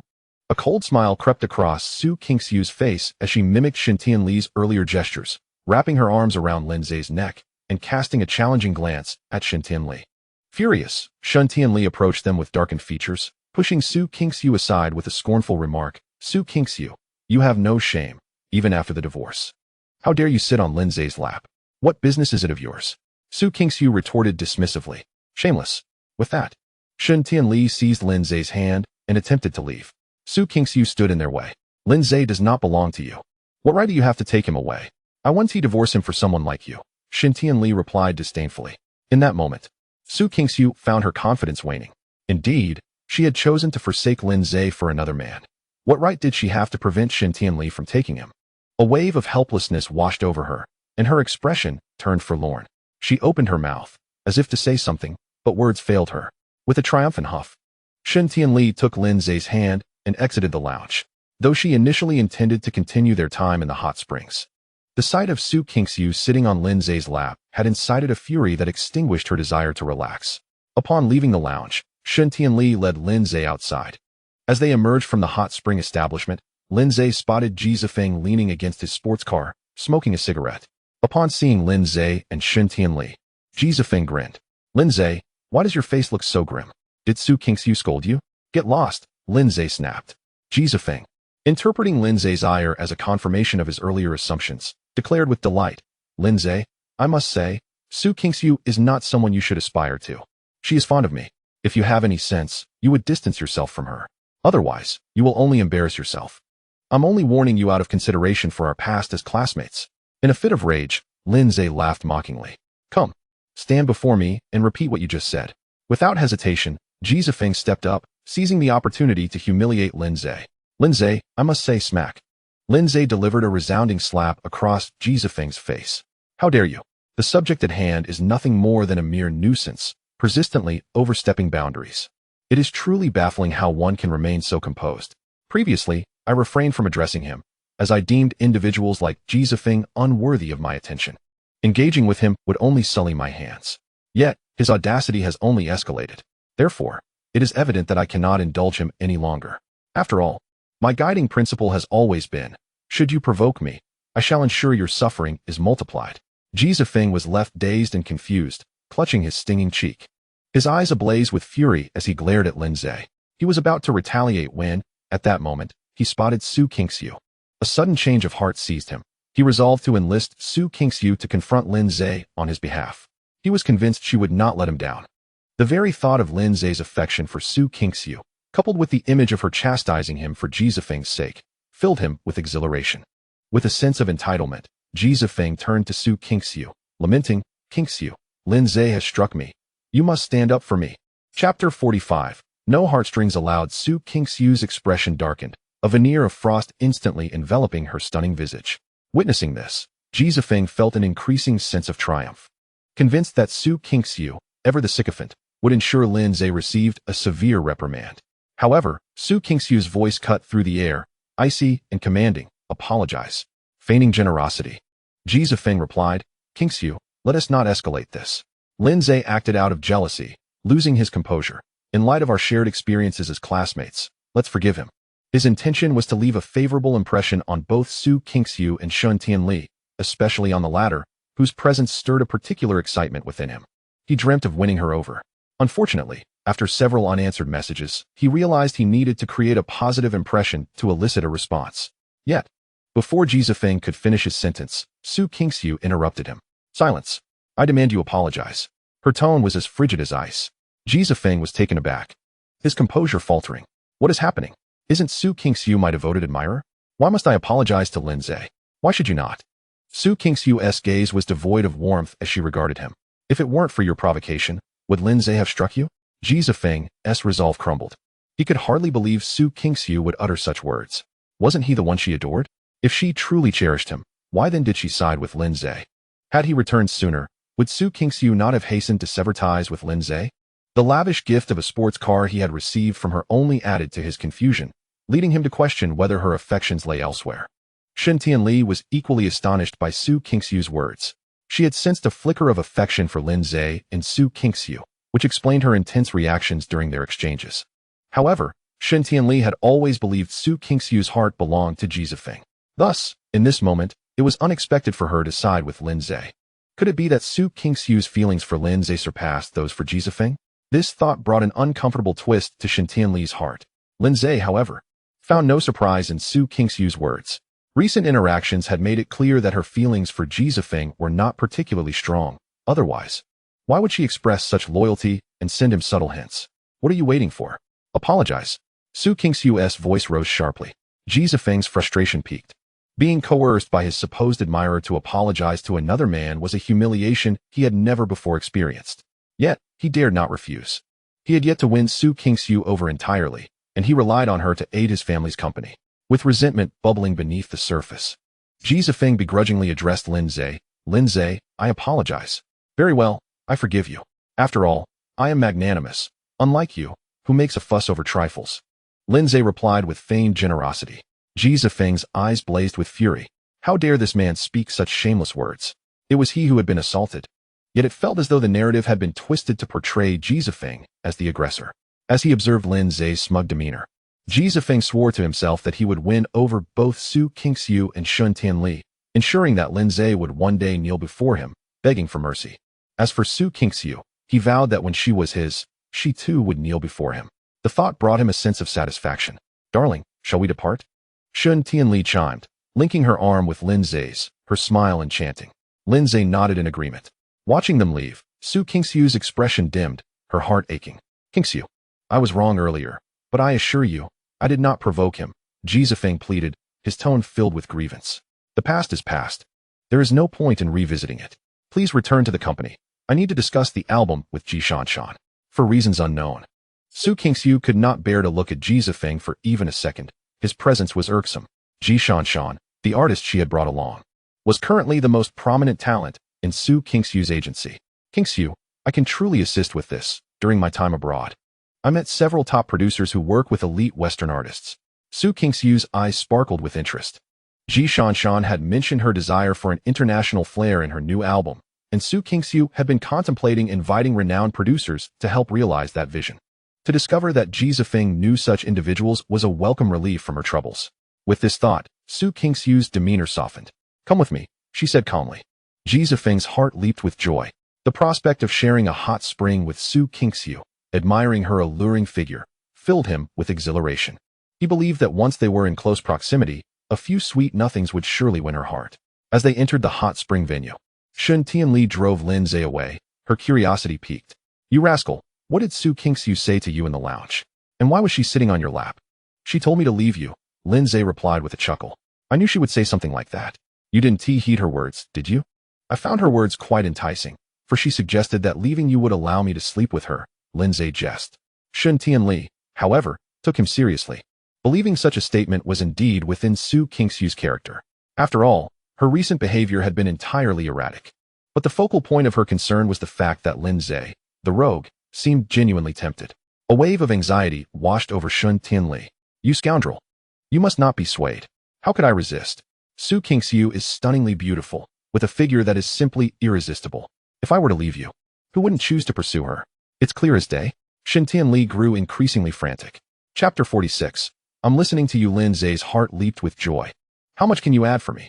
35, no, 40. I can elevate you to 40 points, she replied. Lin Zhe's expression fell, disappointment evident. Only 40? That's still 60 points away from 100. Forget it, I think I'll just leave you. After all, if I part ways with you, Su Kingsu will be mine for the night. Shen Tianli felt somewhat shaken. This rogue hadn't done anything, yet he was already at 40 points, and he still seemed unsatisfied. However, recalling the conditions Su Kingsu had offered Lin Zhe, she suddenly felt that 40 points wasn't too shabby after all. After a moment of silence, Shen Tianli gritted her teeth and declared, 40 points, no more. Lin Zhe couldn't help but chuckle. With 40 points secured, Was 100 still far off? All right, 40 points it is, but no deductions from now on. Seeing Lin Zhe acquiesce, Shen Tianli inexplicably felt relieved. She smiled flirtatiously. No deductions, no deductions. Hurry up and earn that 100 points, and I'll be yours for the night. Just as Lin Zhe was about to respond, his phone rang. The caller ID displayed his father's name, and his good mood evaporated instantly, a frown creasing his brow. Upon traversing to this world, he had absorbed the previous owner's emotions regarding his parents, filled with immense hatred, leaving no room for anything else. Although Lin Zhe had never encountered his father, the emotions of the original owner impacted him deeply. Thus, seeing the caller ID darkened his expression. Nevertheless, he answered the call. After all, it was inevitable that one day, he would annihilate the Lin family. Understanding the dynamics with the original owner's father wasn't entirely a bad thing. How dare you lay a hand on Xiaonan? A furious voice erupted from the other end, so loud it made Lin Zhe's eardrums ache. It seemed he was merely venting for his adopted son. Lin Zhe had initially thought this was a moment of paternal concern. No wonder the original owner loathed them so much. Who wouldn't he detest such a father? Who are you referring to? Lin Zhe feigned ignorance. After a brief silence, the voice on the other end coldly retorted, "Wretch. Do you think pretending not to know me will absolve you of the wrongs you've committed against Xiaonan? I warn you. Return immediately and kneel to apologize to him." A wave of pain surged through Lin Zhe's heart, a manifestation of the original owner's emotions. He smiled, yet his demeanor grew increasingly frigid. Lin Xiaotian, first, I have severed all ties with your family. Your words are akin to the foulest of odors to me, having no impact whatsoever. Second, you better protect that trash, or I'll make it my mission to confront him every time I see him. Third, enjoy your remaining days, for it won't be long before I bring your family to ruin. Upon uttering the final word, Lin Zhe hung up and blocked the number. In his view, having severed ties meant they were now mere strangers. He had no intention of wasting his time on inconsequential individuals. Do you need assistance? Shen Tianli suddenly inquired. Lin Zhe smiled. I don't need help, but my brother does. Your brother? Shen Tianli asked, puzzled. You mean Lin Nan? No, I mean my brother. Shen Tianli was even more bewildered. She stared at Lin Zhe for a moment, noticing the ambiguous smile on his face, and finally realized what he meant. With a playful smirk, she chided, You really are a rogue. Lin Zhe chuckled, but remained silent. He turned to gaze out the car window, lost in thought. Although he was not the original owner and held no feelings towards Lin Xiaotian or the Lin family, occupying the original owner's body meant inheriting all of his emotions, experiences, and fate. The three statements he had made during the call were no jest, especially the last one. It was Lin Zhe's deepest desire to see the Lin family face their downfall, to savor the taste of despair himself. Noticing Lin Zhe's silence, Shen Tianli glanced at him, but he faced away, obscuring his expression. Yet, the posture he held in the car evoked a sense of loneliness in her, a loneliness that felt alien to this world. It was a peculiar sensation, and inexplicably, she felt a pang of sympathy for him. Did your father's words upset you? Shen Tianli asked gently. Lin Zhe smiled. Not at all. He is just a stranger. Nothing to be saddened about. Then why are you quiet? Lin Zhe turned to her with a playful glint in his eyes. I feared I might indulge in some rogue behavior with you. As if you haven't already, Shen Tianli retorted with a laugh. Lin Zhe chuckled and asked, Where to next? Where do you want to go? Home. I intend to write a song for Jiang Qingyu. Have you found inspiration? Lin Zhe replied with a grin. As long as I have hands, I can create. Is that so? I'll be sure to appreciate it later. Upon returning to the villa, Lin Zhe instructed Shen Tianli to fetch a guitar. Once the filming equipment was set up, he embraced the guitar, ready to sing. Suddenly, Shen Tianli's phone rang, and after a hurried exchange, she rushed out without revealing where she was headed. Lin Zhe didn't press her. His primary goal was to finish the song. After all, what would he use to charm Jiang Qingyu when he sought her out? Lin Zhe performed obsessive and unrepentant by the renowned diva Fei Jia. Once the song concluded, he wrapped up the recording. To be frank, Lin Zhe could complete the songs for Jiang Qingyu's album in just an hour, given the plethora of classics in his mind. However, if he revealed all the songs at once, how would Jiang Qingyu feel touched? It was essential to make her believe it was a challenging task. Only then would she be moved and willing to offer herself. After finishing the recording, Lin Zhe called Jiang Qingyu to inquire about her whereabouts. Upon learning she was at home, he swiftly made his way to her residence with the recorded video in hand. As expected, Jiang Qingyu was home, dressed rather casually, wearing a white oversized t-shirt that barely covered her. Her slender, fair legs accentuated by the shirt appeared even more radiant. They gleamed with purity and allure, leaving Lin Zhe momentarily speechless. He hadn't anticipated her legs to be so enticing, slender and straight, rivaling even Su Kingsu's. Jiang Qingyu blushed and immediately invited Lindsay inside. "I've written a song and recorded a version. Would you like to listen?" Lindsay asked. Jiang Qingyu's heart raced with excitement. "Really? I'd love to hear it." Lindsay activated the recording device and played the video, accompanied by the sound of the guitar. A magnetic voice filled Jiang Qingyu's ears. "This time, I face my obsessions, willingly intoxicated. I care not whether it is right or wrong. Even if I'm deeply entangled, I disregard everything." As the lyrics unfolded, Jiang Qingyu shivered, goosebumps spreading across her skin, a sensation that felt like a direct strike to her soul. She felt the lyrics were a reflection of herself, or more precisely, a portrayal of her feelings for Lindsay. Especially the line about not caring whether it was right or wrong. This resonated deeply with her current emotions. From the moment Jiang Qingyu learned of Lindsay's divorce, she vowed to win his heart. Regardless of right or wrong, her sole desire was to warm the wounded heart of Lindsay with her own. Lindsay's melodious voice continued to resonate, echoing sentiments of pain and longing, encapsulated in lyrics that spoke of a heartfelt experience, even amidst sorrow and tears. At that moment, as she listened, Jiang Qingyu felt a sharp pang in her heart. Did Lindsay weave his feelings for Su Kingsu into his songs? Had loving Su Kingsu for those years drained him of joy and left him in torment? Jiang Qingyu's spirits plummeted, her eyes glistening with unshed tears as she gazed at Lindsay, feeling an overwhelming ache for him. She yearned to embrace him, to reassure him that the worst was behind them. Yet, she hesitated, fearing that such an act might startle him, especially after the painful end of his marriage. She could not bear to frighten him. Her heart ached too much for that. As the last note faded, Lindsay turned to her with a smile, inquiring about her thoughts. "What do you think?" "Oh, why are you crying?" Jiang Qingyu quickly wiped her tears and smiled, assuring him, "I'm fine. I just think it's beautiful." "If you believe it's good, why not go big?" Lindsay asked, intrigued. "What do you mean?" She replied, "You haven't sung in years. Your fans might have forgotten you started as a singer. Since you're releasing an album, let us start with this song. Sing it again and post it on your social media to rekindle your fans' anticipation." Jiang Qingyu's eyes sparkled with excitement. Lindsay's marketing idea was nothing short of genius. Such a beautiful song, shared on her social media, would undoubtedly create a buzz among her millions of followers. When their anticipation reached its peak, they could seamlessly launch the new album. As this thought crossed her mind, she suppressed her excitement, her face breaking into a sweet smile as she playfully replied, "All right, I'll follow your lead." Chapter 47. She desired more, it must be said. Jiang Qingyu possessed a natural singing talent, or rather, she was born to sing, a true prodigy. The lyrics of the song were numerous and quite challenging. However, after listening just a couple of times and obtaining the lyrics from Lindsay, she fetched a guitar and began to sing, with Lindsay accompanying her. As the first line escaped her lips, Lindsay felt a shiver run down his spine. How can she sing so beautifully? He thought, overwhelmed by her talent, making him question his own abilities.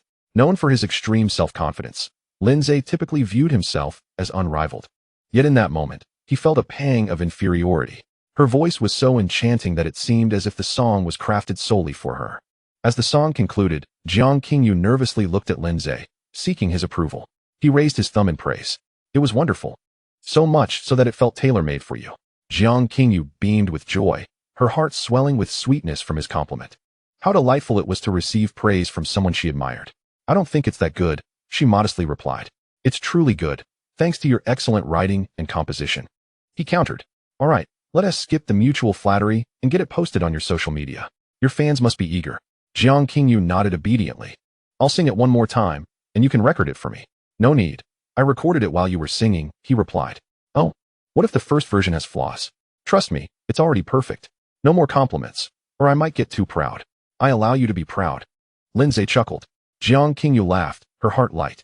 For so long, she had perceived Lindsay as a rather melancholic person. An impression formed during their university days when he often wore a gloomy expression. However, after their interactions yesterday, she discovered his humorous and witty side. What a delightful revelation, deepening her affection for him. After a simple edit, Jiang Qingyu opened her social media, akin to a platform similar to Weibo. Lindsay glanced at her account, astonished by the number of 999 notifications and her staggering follower count of over 90 million. Is this the terrifying power of a top-tier female celebrity? He pondered. Her last post, made just hours ago, about signing with the Shun Tianli company, had already garnered over 7 million comments, 3 million shares, and over 10 million likes. Lindsay was taken aback, considering whether Jiang Qingyu had purchased data to inflate her numbers. Quickly, Jiang Qingyu crafted her message. Hello everyone, here's my new song. I hope you enjoy it. After finalizing the content, she uploaded the video and clicked send. Within seconds, a cascade of notifications flooded in. Refreshing the page, Lindsay noted that the likes had already surpassed 70,000. Wow, Lindsay exclaimed, reevaluating his desire to pursue Jiang Qingyu. With such formidable fan support, he worried about the repercussions of their relationship. After all, he had heard tales of extreme fans taking drastic actions when their idols entered relationships. Jiang Qingyu playfully stuck out her tongue at Lindsay, her shyness evident. So cute, so tempting, he thought, wondering if her lips were as soft as they appeared. What do you want to eat tonight? My treat. How about hot pot? Lindsay replied, genuinely craving it after days in a bland place. Let us eat at home, Jiang Qingyu suggested, considering that dining out might attract too much attention. All right, I'll have the ingredients delivered, she said with a smile. For Jiang Qingyu, dining with Lindsay was a source of immense joy. She cherished every moment spent in his company. Meanwhile, after their spa day, Su Qingxiu was en route to dinner with Ji Shanshan and Ji Zifeng, with Ji Zifeng at the wheel. Their discussions had flowed seamlessly at the spa, largely thanks to Ji Zifeng's efforts. In the afternoon, right in front of Ji Shanshan, he directly contacted a renowned foreign producer. Although Su Qingxiu had never heard of him, the conversation was remarkably professional. After discussing for an entire afternoon, the producer promised to come to the country in a few days. Observing Ji Zifeng's mature demeanor, Su Qingxiu's impression of him improved somewhat. Thus, during dinner that evening, she decided to bring him along. Qingxiu, will Jiang Qingyu continue filming? Ji Shanshan suddenly inquired. Su Qingxiu recalled Lindsay's words from earlier that day. She shook her head and replied, she should also be releasing an album. She's releasing an album? Can she sing? Ji Zifeng, who was driving, interjected suddenly. Su Qingxiu felt a twinge of annoyance towards him. Earlier, he had relentlessly encouraged her to indulge in a hot spring visit, which had already irritated her. If not for his role in bringing that esteemed foreign producer to assist Ji Shanshan with her new album, she would have preferred not to see him at all. She could clearly sense her admiration for Ji Zifeng gradually fading. Jiang Qingyu debuted as the champion of a singing competition. Her vocal abilities are commendable, Su Qingxiu explained calmly. Moreover, if all goes as planned, Lindsay will be the one crafting her new album, including writing and composing. Ji Zifeng chuckled. Qingxiu, I'm not belittling Lindsay. But can he truly write songs? Can he produce an album? Su Qingxiu's expression darkened. She detested anyone who spoke ill of Lindsay. After all, she had witnessed his talent firsthand. What gave Ji Zifeng the right to disregard him? Just as Su Qingxiu was about to respond, Ji Shanshan exclaimed. Jiang Qingyu has released a new song. Shanshan, how do you know? Su Qingxiu quickly asked. She posted it on social media, and it has already garnered over 2 million likes and more than 1 million comments. I just checked the reviews. They are overwhelmingly positive. Su Qingxiu's heart trembled. Her intuition told her that Lindsay had undoubtedly composed Jiang Qingyu's new song. She yearned to hear it. Shanshan, please play it. Chapter 48. Then you should return home early. As the ethereal melody filled the luxurious MPV, Su Qingxiu felt a jolt within her. She swiftly glanced at Ji Shanshan, who returned her gaze. In that moment of eye contact, both women recognized a flicker of astonishment in each other's eyes. Neither spoke, continuing to listen. However, Ji Zifeng interjected nonchalantly, what is this song about? It's all love and romance, rather unappealing, lacking any international flair. His remark was deliberately aimed at provoking Su Qingxiu. In his view, Jiang Qingyu had severed ties with Su Qingxiu and now signed with her rival company. Thus, he believed Su Qingxiu would relish in his disparagement of Jiang Qingyu. To his surprise, as soon as he finished speaking, Su Qingxiu coldly retorted, silence. Ji Zifeng was immediately displeased. He had assisted her immensely that afternoon. It was already irritating that she refused to join him for a hot spring visit. But now she wouldn't even allow him to voice his opinion. If this continued, he pondered, how would she not dominate him if they were to be together in the future? No, he resolved to continue pursuing Shun Tianli. Once he captured her interest, Su Qingxiu would undoubtedly feel threatened. At that point, the power dynamics would shift back into his favor, allowing him to manipulate her as he wished. Resolved, Ji Zifeng decided to send Shun Tianli some provocative photos that evening, confident that his impressive physique would entice her. After what felt like an eternity, Ji Shanshan suddenly remarked, it's beautiful, and it will surely be a massive hit.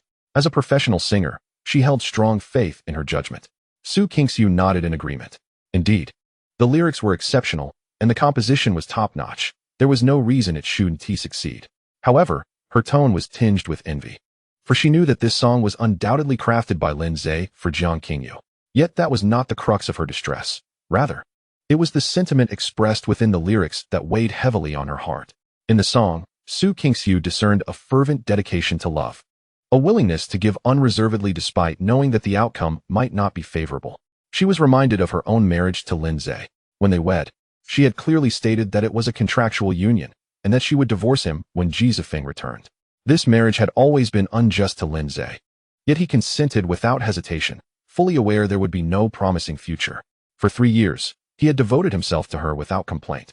Su Qingxiu recalled his unwavering presence by her side during her illness, staying up nights to guard her. She remembered how he would don a clown's guise to lighten her mood when she was downcast. She recalled how he had once prostrated himself in a temple, seeking a talisman for her safety. Most poignantly, she recalled the look in his eyes, red with emotion, when she revealed her intent to divorce him upon Ji Zifeng's return. Such memories were too numerous to count, leaving her feeling despicable.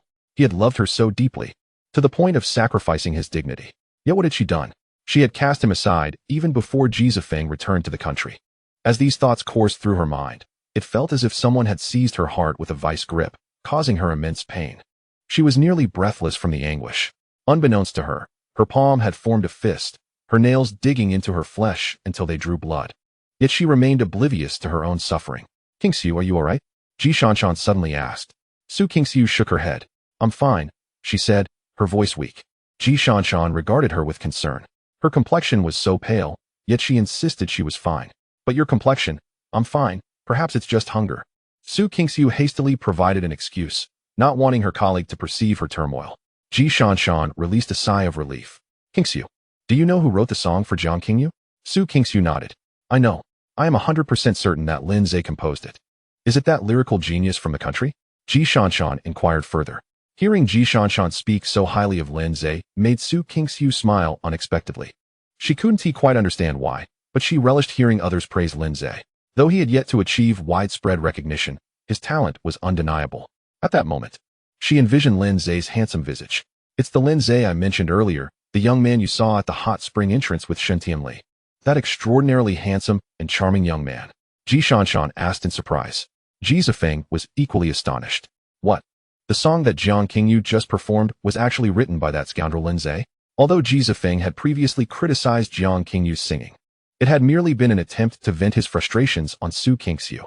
However, after listening to the entire song, he could not help but acknowledge its remarkable quality. As Su Qingxiu had asserted, both the lyrics and the melody were exquisite. Yet, he was utterly astonished to discover that it had been penned by that scoundrel Lin Zhe. When did he become so exceptionally talented? Yes, it was indeed him, Su Qingxiu remarked with a slight smile. She relished hearing others praise Lin Zhe's handsomeness. "I had thought she was merely a newcomer signed by President Shun. After all, he was undeniably handsome and exuded charm. He truly was handsome and charismatic." Su Qingxiu agreed with a smile. "Qingxiu, I suddenly find myself disinterested in pursuing an international style. Could you persuade Lin Zhe to write a song for me?" After listening to the entire piece, Ji Shanshan felt that this was the music she yearned for. "What international style? To hell with that. Let me ask him," Su Qingxiu said, already pulling out her phone to message Lin Zhe. "Can you come home tonight? I have something to discuss with you." After sending the message, Su Qingxiu thought for a moment and added another. "What color stockings do you like? I can wear them for you." Lin Zhe's reply came swiftly. "White shirt, black bodycon skirt, nude stockings, stiletto heels." Su Qingxiu's cheeks flushed. Wasn't that what she had worn the day she proposed divorce? No wonder he had refused to let her undress back then and had been so fervent. Remembering that moment made her face burn and her heart race. Taking a deep breath, she replied to Lin Zhe, "Then you should come home early." Chapter 49. When did you develop a romantic mindset? Ji Zifeng was on the brink of collapse. His distress did not stem from the revelation that the song sung by Jiang Qingyu was written by Lin Zhe, but rather from Ji Shinshin's declaration that she no longer desired an international style. Ji Zifeng had intended to profit from this situation. The Ji family was on the verge of bankruptcy, and Ji Zifeng, having grown up in comfort, had cultivated a lavish lifestyle. Yet, after several days back in the country, he had not earned a single cent. With less than 200 yuan in his pocket, this state of financial despair was unbearable. Were it not for Su Qingxiu's hotel reservation and the complimentary meals, he might very well be homeless and starving.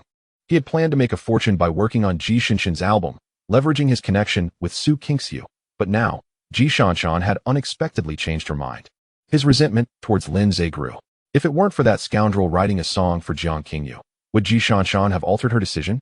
The more he thought about it, the angrier he became, wishing Lin Zhe would show up right before him so he could run him over. No. This matter cannot simply be dismissed. Whatever kind of album Ji Shanshan desires, he couldn't care less. However, such a golden opportunity to earn money was not something he wished to miss. Kingsu, what about David? Ji Zifeng feigned difficulty as he inquired. David was the producer in question. To be frank, he was not a top-tier music producer. In colloquial terms, he was merely a con artist. Ji Zifeng had met him while indulging in frivolities abroad. This afternoon, upon learning that Ji Shinshin's new album was to pursue an international style, he had devised a plan. He contacted David and informed him of the situation in advance. The collaboration had been progressing smoothly, aligning perfectly with Ji Zifeng's expectations. He had even envisioned his lavish plans for spending the money once it was secured. Yet, in the midst of this, Lin Zhe had emerged as a thorn in his side. Let us cancel the collaboration, Su Kingxiu said calmly. To be honest, she had never supported Ji Shinshin's pursuit of an international style. Her branding had always been that of a heart-wrenching ballad singer, with a fan base primarily within the Chinese-speaking world. Abruptly altering her musical direction was likely to lead to failure, as evidenced by numerous examples in the industry. However, since Ji Shanshan was currently her most prominent artist, Su Kingxiu allowed her the opportunity to experiment. Ji Zifeng grew increasingly agitated, his frustration escalated, and he spoke with reluctance. Kingxiu, canceling the collaboration is certainly an option, but I fear that doing so abruptly would equate to letting David down. He is a man of integrity, and if Lin Zhe fails to finalize Ji Shinshin's album, he will not be willing to work with us again. That is not possible. Lin Zhe will manage it, Su Kingxiu stated unequivocally. Furthermore, our relationship with him was merely one of intent. It hadn't even progressed to a legitimate collaboration. Ji Zifeng felt utterly defeated. His grip tightened on the steering wheel, and he cursed inwardly. Damn it, why won't Lin Zhe disappear? Su Kingxiu had divorced him. Yet she still placed such faith in that man. He couldn't help but wonder if Su Kingxiu truly loved him or if it was Lin Zhe she adored. But that was beside the point. What truly mattered was that his plans for profit had crumbled. Ji Zifeng, consumed by despair, fell silent. Lin Zhe, on the other hand, was in high spirits. Upon receiving Su Kingxiu's message, he smiled. It seemed his brother and kidney would be working overtime tonight. Just thinking of Su Kingxiu in a white shirt, bodycon skirt, nude stockings, and stiletto heels made him giddy with excitement.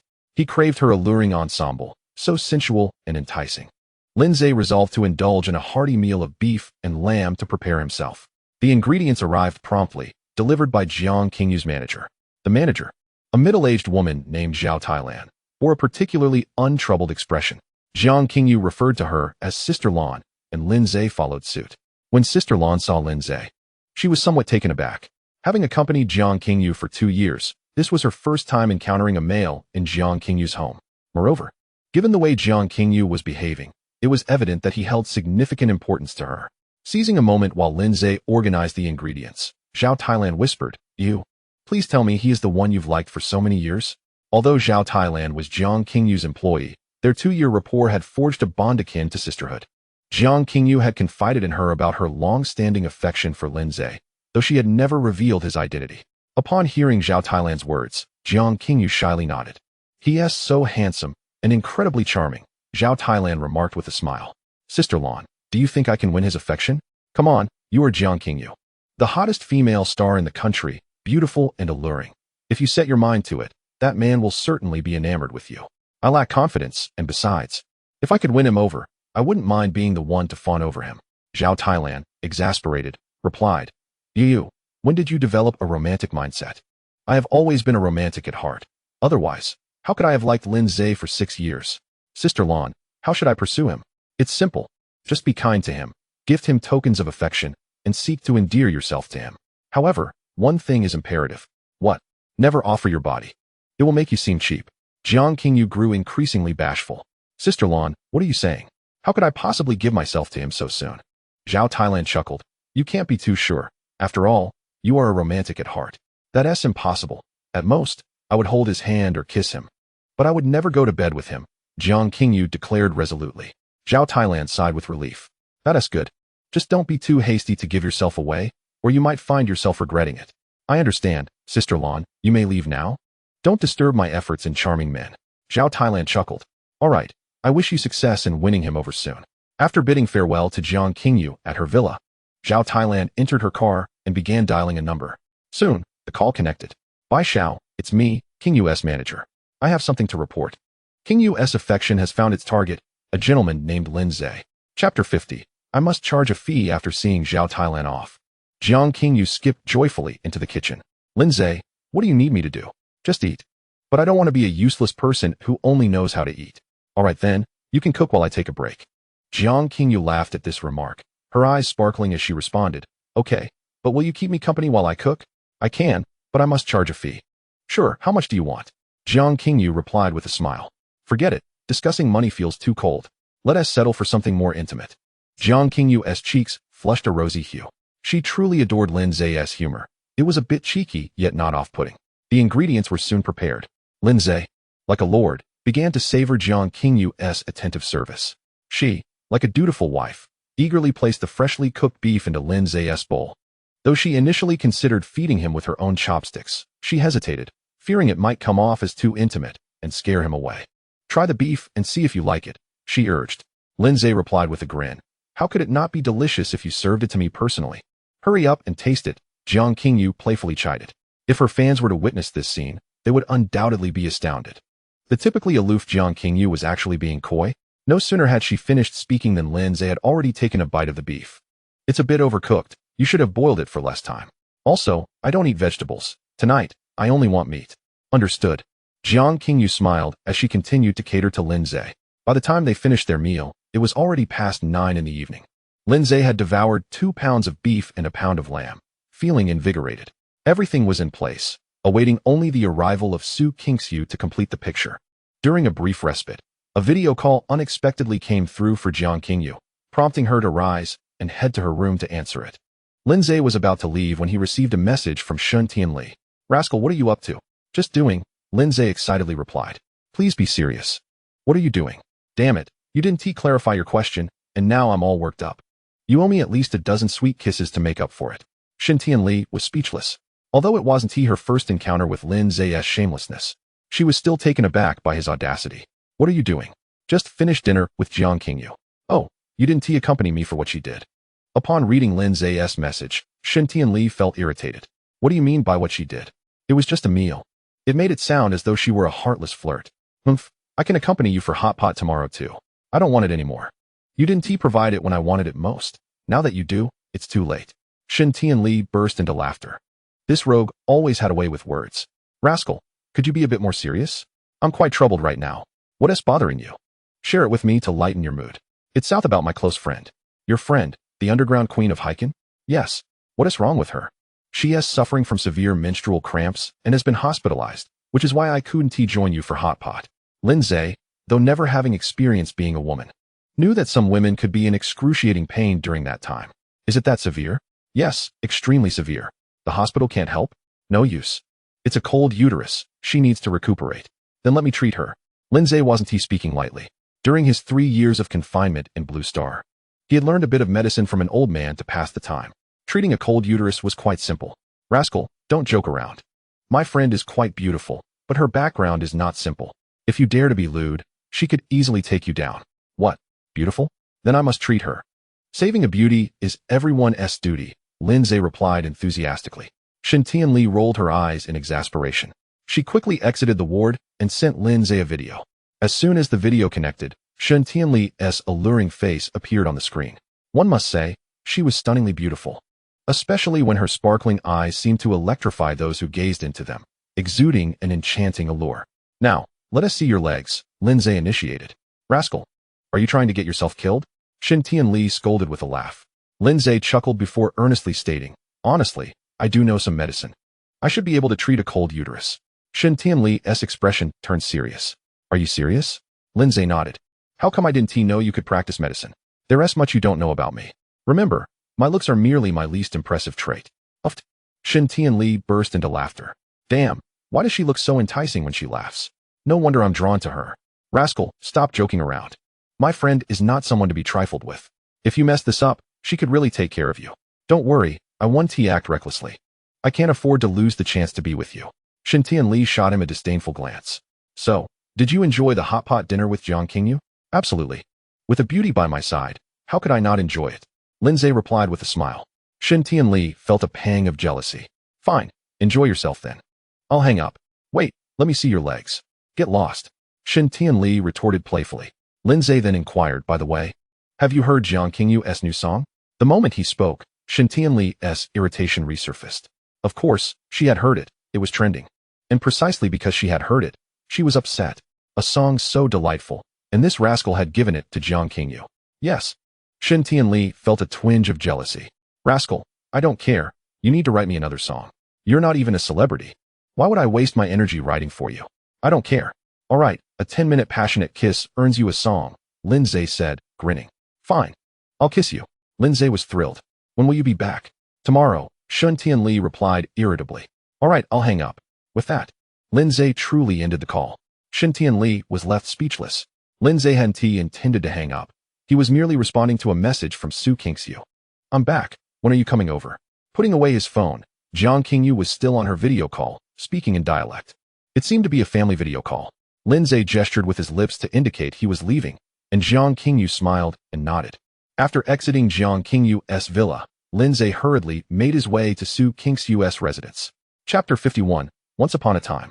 I had my dignity upon entering the villa and inputting the password. Lindsay immediately spotted Su Qingxiu seated on the sofa.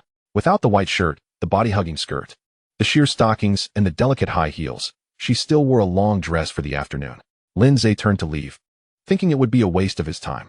However, he stayed, adhering to the principle of being present, and settled beside Su Qingxiu. What was so difficult about asking her to change her clothes? It wasn't even a challenge. He thought that even if it were to ask her to undress, it wouldn't be hard. How was your afternoon soaking in the hot springs with Jizafeng? Lindsay inquired with a smile. I didn't go in with him. I didn't even enter the water, Su Qingxiu quickly clarified. Then how about we go to the hot springs together next time? Su Qingxiu's cheeks flushed slightly, and she nodded gently. By the way, what did you want to talk to me about? Lindsay asked with a grin, believing that once he dealt with these trivial matters, he could pursue Su Qingxiu afterwards. Was the hit song by Jiang Qingyu something you created for her? Yes, I was involved in that.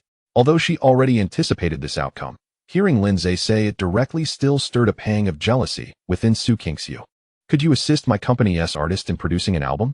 Money is not an issue. Sure, but I can only help write the songs and perform them once. Everything else will need to be handled by someone else, Lindsay nodded. Su Qingxiu felt a rush of joy.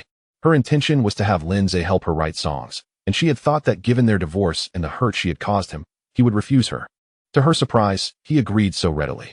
Lindsay was indeed agreeable.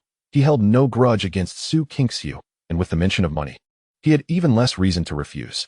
Most importantly, Lindsay genuinely desired her. He was quite taken by her allure. Are you not deceiving me? Su Qingxiu asked. A little excited, Lindsay pinched her slender waist and pulled her soft, fragrant figure onto his lap. Now, look into my eyes and tell me, what do you see? He asked earnestly. Initially feeling shy and uneasy at his touch, Su Qingxiu soon focused on Lindsay's gaze. However, as their eyes met, her cheeks flushed a tempting shade of red, and she turned her head away, unable to withstand the intensity of his stare. I see sincerity, she stammered. Indeed, sincerity. So, do you think I was lying to you just now? Lindsay wanted to say no, that he saw only her, but deemed such a confession too cheesy and off-putting. Even though he was indeed being forward, he believed there were better ways to approach the subject. Su Qingxiu shook her head rapidly. I didn't really doubt your words. I just found it hard to believe you agreed so readily. Do you know why I was so agreeable? Su Qingxiu's heart raced as she asked, why? Because I want to sleep with you. I thought that by doing this, you would be so touched that you would willingly offer yourself to me, Lindsay confessed bluntly. Su Qingxiu felt a mix of embarrassment and frustration. She was embarrassed by Lindsay's boldness and directness, but frustrated that she had believed he was helping her out of lingering affection, only to find out it was merely a desire. However, the focus shifted when she recalled that night they had spent together, and her heart quickened. Are you going to let me? Lindsay asked with a playful smile. No. Su Qingxiu replied with a blush, her voice tinged with a hint of playful defiance. Well then, don't sleep yet. Go change your clothes. I want to see you in that white shirt, body-hugging skirt, sheer stockings, and delicate high heels, Lindsay chuckled. Such matters could not be rushed. They required a gradual approach. Lindsay enjoyed the process of teasing her, confident that under his shameless advances, he would eventually win her over. Do you really enjoy seeing me dressed that way? Su Qingxiu shot him a sidelong glance. More than you can imagine. It's almost lethal, Lindsay replied. feeling an unexpected sense of pride at her reaction. Previously, when I wore such outfits often, I never saw you express any interest, she retorted. I had my dignity then. He countered, eliciting a laugh from Su Kingxiu. Her laughter was utterly enchanting, stirring emotions within him. You are quite shameless now. I could change. But I haven't had dinner yet. Could you cook me some noodles? Su Kingxiu's tone carried an innocent lilt. You haven't had dinner yet? No wonder I thought you felt lighter when I embraced you, Lindsay remarked, noticing her slight frame. Su Kingxiu felt a pang of grievance. Although she had gone to a restaurant, Ji Zifeng had monopolized the conversation with discussions about foreign producers, hinting at needing to compensate them, which left her feeling quite disheartened. She understood his intention to avoid offending anyone, especially if future collaborations were at stake, and she didn't mind the money. But she had never heard of compensating for failed collaborations. In the end, she hadn't eaten, and with thoughts of her appointment with Lindsay, she hurried back. Seeing Su Kingxiu's distressed expression, Lindsay said, Go change your clothes. I'll cook you some noodles. Su Kingxiu nodded eagerly. Once in her bedroom, she glanced at the large bed and recalled the night Lindsay had passionately overwhelmed her. Her cheeks flushed crimson. In fact, every time she lay in that bed, memories of that night flooded her mind. Entering her closet, Su Kingxiu selected the outfit Lindsay had specifically requested, along with the stockings. As she slipped the sheer fabric onto her long, elegant legs and observed her seductive reflection in the mirror, her beauty intensified. And she couldn't help but mutter to herself, Su Kingxiu, why are you so obedient to that rogue? You wouldn't really want him to sleep with you, would you? Despite her words, she felt a rush of anticipation for Lindsay's reaction upon seeing her dressed this way. Surely, she would captivate him. As the noodles neared completion, Su Kingxiu descended the stairs. The moment Lindsay laid eyes on her, his breath quickened. The white shirt, body-hugging skirt, sheer stockings, and delicate high heels, such attire was common in the streets, typical of office wear. Yet for some reason, when Su Kingxiu donned this outfit, Lindsay felt an electrifying thrill. Unsure whether to label it a peculiar preference or to acknowledge how alluring she appeared, he found himself captivated. Upon meeting his intense gaze, Su Kingxiu felt a rush of shyness, turning her head away, which only heightened Lindsay's desire. Tonight, he resolved, he must have her. Chapter 52. Let me give you a massage. As she savored the noodles Lindsay had prepared, a whirlwind of emotions swirled within Su Kingxiu. Lindsay's culinary skills had improved remarkably over their 3 years of marriage. She vividly remembered when they first wed, he could hardly fry an egg. Yet, for her sake, he had diligently honed his cooking skills, making every meal more delectable than the last. Initially indifferent to home-cooked meals, she now eagerly anticipated returning home to enjoy Lindsay's cooking. A more accurate depiction would be dining alongside Lindsay. Prior to their divorce, Su Kingxiu had savored countless meals prepared by him. To her, Lindsay's cooking was merely delicious. There seemed to be nothing particularly extraordinary about it. Yet now, as she once again indulged in his culinary creations, she felt an overwhelming urge to weep. It was not the meal itself that stirred her emotions, but rather the nostalgia for a time before their separation. Indeed, she found herself yearning for the days when she had not divorced Lindsay. Why aren't you eating? Are you waiting for me to feed you? Lindsay suddenly inquired with a smile, causing Su Kingxiu's cheeks to flush. Throughout their 3 years of marriage, she had indeed been fed by him on numerous occasions. She recalled a winter when she had fallen ill, feeling utterly weak and bedridden. Lindsay had lovingly prepared a nourishing pumpkin porridge, the enticing aroma wafting through the air. She had wanted to eat but lacked the strength. Eventually, she had leaned against his chest as he carefully fed her spoonful by spoonful, blowing on each bite to ensure it was not too hot before offering it to her. Su Kingxiu had believed that time would erase such memories. Yet, unexpectedly, they resurfaced vividly. This made her resent her own memory. For recalling such cherished moments felt like a coarse sandpaper, relentlessly scraping at her heart, causing her pain akin to a knife's edge. I don't need you to feed me, Su Kingxiu protested, her face still flushed as she began to eat. By the way, which artist did you ask me to write a song for? Lindsay casually asked, intending to gauge her musical direction for potential inspiration. Ji Shan, the one you met at the hot spring entrance this afternoon, she replied. All right, you eat first. I want to listen to her music. Lindsay nodded and opened his phone to check Ji Shan's work.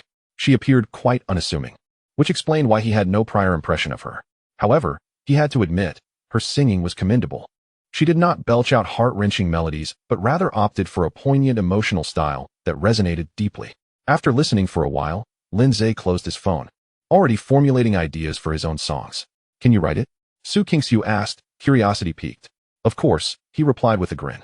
But it's best if you align your writing with her style. Crafting a heartfelt ballad is no simple task. I know, and to be honest, I'm already feeling inspired, Su Kingsu responded, her heart soaring with delight. She had not anticipated Lindsay's talent for songwriting. In hindsight, she felt foolish for having relegated such a gifted individual to the role of a mere house husband. Then hurry and write for her. The entire album consists of 10 songs. And I'll pay you 5 million. How does that sound? Admittedly, this was a generous offer, but Su Kingsu believed Lindsay was worth it. Having witnessed his talent firsthand.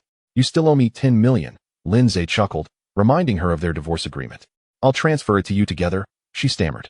No rush. Just eat your noodles. By the way, are your feet tired? If so, I can give you a massage. Su Kingsu's cheeks turned crimson as she muttered. You just want to take the opportunity to touch my feet, don't you? Am I that obvious? He teased, eliciting a laugh from her. She had never realized how mischievous he could be. Still, she genuinely wished for Lindsay to assist her with a massage. Smiling, she extended her foot, adorned in high heels, toward him. Lindsay looked down, captivated by her delicate foot encased in the elegant heel, truly enticing. He grasped her ankle and gently removed her shoe. The moment his hand made contact with her foot, Su Kingsu's body involuntarily shivered, her fair complexion flushing a deep red. Lindsay's warm touch sent her heart racing, making her lose focus on her noodles. In a playful manner, Lindsay tickled the sole of her foot. Su Kingsu trembled even more. Stop that, it tickles, she protested. But when he glanced at her, he found her biting her luscious lip with an alluring gaze that stirred an intense reaction within him. Who taught you to bite your lip like that? He thought, his heart racing. Noticing she had stopped eating, Lindsay took a deep breath and asked, Are you still hungry? Su Kingsu shook her head. I don't want to eat anymore. Then shall we move to the sofa for a massage? She inquired playfully. Are you genuinely interested in a massage, or are you just looking for an excuse to have me touch you? Both, she replied coyly, teasing him. But I want to let you massage me if that's the case. Are you really not going to let me? Lindsay asked, a hint of disappointment in his voice. Su Kingsu fell silent, but secretly longed for his touch. Before their divorce, he would frequently massage her, and each time, she would feel her fatigue vanish entirely. However, she worried he might take advantage of the situation. After a moment's contemplation, she finally said, Put my shoes back on. Are you sure you don't want me to massage you? Lindsay asked, reluctant to let go. How can I go to the sofa without shoes? Are you going to carry me? She challenged playfully. Gladly, he responded, eager to oblige. Then carry me, Su Kingsu said, opening her arms. Lindsay released her foot and moved beside her, wrapping his arms around her slender waist and lifting her effortlessly. The sudden movement startled Su Kingsu, causing her to instinctively cling to his neck. Their bodies pressed together, and as their eyes met, her cheeks flushed an even deeper shade of red, igniting a fire within Lindsay. Feeling her soft, fragrant body against him, Lindsay could no longer contain himself. Su Kingsu, I suddenly don't want to massage you anymore. Initially intending to take things slow, he found himself overwhelmed by desire. Gazing into Lindsay's smoldering eyes, Su Kingsu's heart raced as she asked, What do you want? Chapter 53. Your boldness knows no bounds. Her alluring figure, clad in a short skirt, exuding an irresistible charm, struck Lindsay as if she were the most delectable delicacy in existence, stirring an intense yearning within him. Struggling to suppress his excitement, he managed to utter, I want you. Su Kingsu, no naive child, understood the weight of his words. It felt as though a heavy hammer had struck her heart, causing it to race uncontrollably. Her face flushed a deeper shade of crimson, and her eyes glistened with a seductive sheen. You're getting bolder by the day. Humph, last time on the sofa. You almost had your way. Put me down. I can walk myself, she said playfully. Lindsay, unable to quell his desire, refused to release her. Su Kingsu, I want to kiss you, he declared, ignoring her previous request. Her cheeks reddened further. No way, you rogue, she retorted, though deep down, she longed for that kiss. However, she desired to maintain a semblance of restraint. What on earth had she been raised on? It was one thing to be beautiful and possess an alluring figure, but to speak in such an enticing manner was another. Lindsay found himself unable to resist her allure, despite her words being a clear refusal. In a moment of impulsive desire, he leaned in to kiss her. To be frank, Lindsay was not a person lacking self-control. It was simply that she was far too captivating. The instant their lips met, a tingling sensation enveloped them both. Su Kingsu's eyes widened, her mind blank, feeling dizzy from the unexpected kiss. Just as the kiss threatened to take her breath away, Lindsay reluctantly pulled back. He glanced at Su Kingsu, whose originally fair complexion had blossomed into a tempting flush. Her sparkling eyes were now filled with desire. Before Lin Zhe could continue, Su Qingxiu wrapped her arms around his neck and initiated another kiss, seemingly more eager than he was. Indeed, she was completely ignited by his kiss. Lin Zhe was overwhelmed. Those who have tasted the sweetness of a kiss know that kissing another is an entirely different experience than being kissed. The intensity surged through him, igniting his desires completely. He had no intention of wasting any more time. He began to advance. Su Qingxiu's voice was intoxicating, yet before he could make much progress, a loud knocking echoed through the door, as if attempting to dismantle it. The sudden noise startled Lin Zhe, nearly causing him to lose his composure. Furious, he thought. Just when he finally had a chance, this disruption had to occur. He initially ignored the incessant knocking, believing the door was secure enough that the intruder could not enter. But Su Qingxiu insisted, "You, go answer the door. Don't worry about it. We can continue." Lin Zhe was reluctant to comply. If they were interrupted now, it would be even harder to have her again in the future. What if it were his parents? The thought sent him into a tailspin. Despite his desire to continue, he saw the slight panic on Su Qingxiu's face and begrudgingly said, "You go upstairs first. I'll check it out." She nodded, her cheeks rosy, and ascended the stairs. After dressing, Lin Zhe approached the door at a leisurely pace. As he opened it, he was met with an exasperating sight. Regret washed over him. He should not have answered the door. "You shameless rogue. I knew you'd be in Su Qingxiu's house.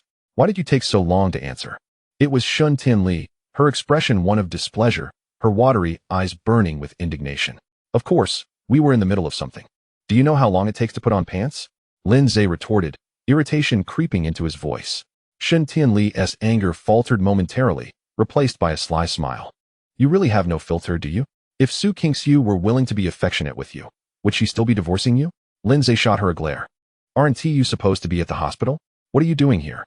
Shun Tianli rolled her eyes in response. "You rogue. Didn't you say you had some medical skills? What do you mean? You want me to treat your friend in the middle of the night?" This was a blatant lie. After Lin Zhe hung up the phone, Shun Tianli had called Jiang Qingyu. Upon learning Lin Zhe had left her home, she checked the surveillance at her villa and realized he had not returned. Realizing he was with Su Qingxiu, she felt an uncontrollable urge to return. Incensed at the thought of them together. "Today is not feasible. Let us do it tomorrow morning. You should leave.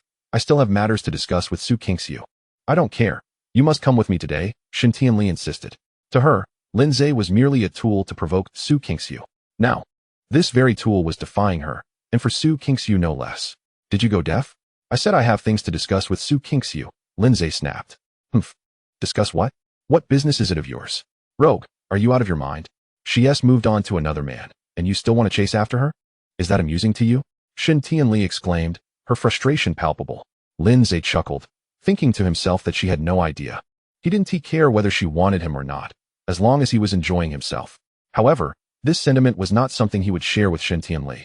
"Whatever happens between Su Qingxiu and me is none of your concern." "Humph, I'll ask you one last time. Are you coming with me or not?" "No." Chapter 54. You better watch carefully. What a joke. This was the most critical moment for him, and the soft, fragrant Su Qingxiu was waiting for him in bed. He had no intention of leaving her side. Moreover, to walk away now would be a humiliation for Su Qingxiu, though he had no fondness for her. He wanted to sleep with her. If he angered Su Qingxiu, future encounters would be impossible. Thus, he was determined not to let that happen.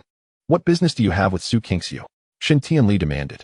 Lin Zhe casually replied, "It's about Ji Shanshan's album." Shun Tianli's expression darkened.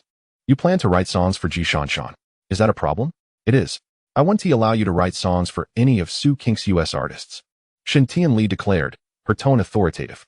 To be honest, she was not a selfish person. She feared that if Lin Zhe displayed too much talent, Su Qingxiu might regret their divorce. Knowing her personality, she would undoubtedly pursue Lin Zhe again. Shun Tianli had no desire for that to happen. If Su Qingxiu were an ordinary person, Shun Tianli wouldn't be as concerned, but given her exceptional beauty and figure, and knowing Lin Zhe's tendencies, she worried that Su Qingxiu could easily lure him away. "Come on, we're just business partners. Why are you stopping me from making money?" Lin Zhe said, irked. "Humph. If you still want to sleep with me, you can't write." Lin Zhe laughed in disbelief. "If you want to let me sleep with you right now, then I might consider it." Shun Tianli scolded playfully. "You rogue, are you trying to push your luck? I've already raised your score to 50. Don't get greedy." "Get greedy? Stop wasting time. You should leave. I was in the middle of something crucial with Su Qingxiu, and you've made it unbearable for me now." "Humph. I'm not leaving." With that, Shun Tianli stepped into Su Qingxiu's villa. When Lin Zhe moved in, Shun Tianli had never set foot in this place, declaring that it was unworthy of her presence.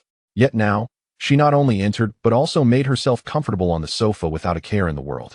Lindsay was about to continue persuading her to leave when, at that moment, Su Qingxiu, clad in an elegant black gown, descended the stairs. The gown enveloped her graceful figure entirely, leaving only her face and arms visible, concealing every inch of skin. Yet, Lindsay found himself stirred. How is it that she looks so alluring in anything she wears? This is my home. Please leave, Su Qingxiu stated coldly. Shun Tianli retorted defiantly, I want to leave. If you have the guts, call the police. Su Qingxiu scoffed lightly, do you think I wouldn't dare? With that, she took out her phone and began dialing the police. Shun Tianli was taken aback. She hadn't expected Su Qingxiu to actually follow through. Although the police couldn't do much, the thought of such an incident leaking was mortifying. Fine, let us go, you scoundrel. We'll go home and kiss. Shun Tianli said, linking her arm with Lindsay's, deliberately provoking Su Qingxiu. Su Qingxiu's expression darkened, her gaze towards Shun Tianli icy. Earlier, when Shun Tianli had banged on the door, Su Qingxiu's desire had been quelled. After splashing cold water on her face upstairs, she had regained her composure. If Lindsay wanted to leave, so be it. However, seeing Shun Tianli so brazenly take Lindsay away and suggest kissing him ignited a fierce anger within her. Although she was divorced from Lindsay, he was now free, and he could choose to kiss whomever he pleased. Yet, despite understanding the rationale, she could not suppress her fury. She would not allow anyone to kiss Lindsay. Even the sight of Shun Tianli entwining her arm with his filled her with rage. Let go of Lindsay, Su Qingxiu commanded. Why should I listen to you? You're divorced, and Lindsay is mine now, Shun Tianli replied smugly, relishing in Su Qingxiu's distress. As Shun Tianli refused to release her hold and continued to provoke her, Su Qingxiu's anger intensified. Lindsay, let her go. We need to continue our previous conversation, she urged, her face set. Lindsay felt a surge of joy. He had feared Shun Tianli's arrival would dampen Su Qingxiu's interest, but she had unexpectedly expressed such a desire. Shun Tianli, you should leave. We have important matters to discuss, Lindsay stated plainly. He indeed desired Shun Tianli, but his father had been using scores as leverage against him. He didn't know when he could finally be with her. However, Su Qingxiu was available. It was clear what decision he should make. Seeing Lindsay so readily heed Su Qingxiu's words caused Shun Tianli to falter. Yet, she felt that Su Qingxiu's notion of continuing their earlier conversation differed from what Lindsay had told her. If they were merely discussing writing a song for Ji Shanshan, Su Qingxiu wouldn't use that as bait to draw Lindsay in. Moreover, the allure of that topic was not substantial enough to make Lindsay abandon his desire to stay. This suggested that their earlier conversation was not solely about the song for Ji Shanshan. Could it be that they were indeed being intimate, as Lindsay had hinted? Quickly dismissing this notion, Shun Tianli reminded herself that Su Qingxiu had divorced Lindsay for her beloved, the so-called Black Moonlight. It was evident she had feelings for that person. Thus, it was implausible for her to be affectionate with Lindsay.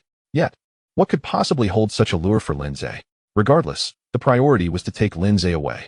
If he remained, how could she use him to provoke Su Qingxiu in the future? In that moment, Shun Tianli suddenly smiled seductively. You scoundrel. Don't I still owe you 10 passionate kisses? Come with me now, and I'll let you kiss me at home. Lindsay felt a stir of temptation, not for the kisses themselves, but for the prospect of what might follow. However, before he could express his inclination, Su Qingxiu interjected with a cold laugh. Shun Tianli, do you think you can provoke me with such childish lies? Do you believe I'm as foolish as you? Shun Tianli puffed out her chest proudly. Thank you for the compliment. And do you doubt my words? Watch closely. With that, she wrapped her arms around Lindsay's neck and pulled him down, pressing her fiery red lips against his. Chapter 55. The tool Su Qingxiu was infuriated. She never expected Shun Tianli to be so shameless as to kiss Lindsay in front of her. Although it wasn't the first time she had seen Shun Tianli kiss him, it was the first time at such close range. Wretched woman, who gave you the right to kiss Lindsay? Su Qingxiu roared. Shun Tianli, with an air of confidence, replied, I want to. If you're not satisfied, you can kiss him too. She knew that Su Qingxiu would never dare to kiss Lindsay so recklessly, for in her heart, there was only her white moonlight.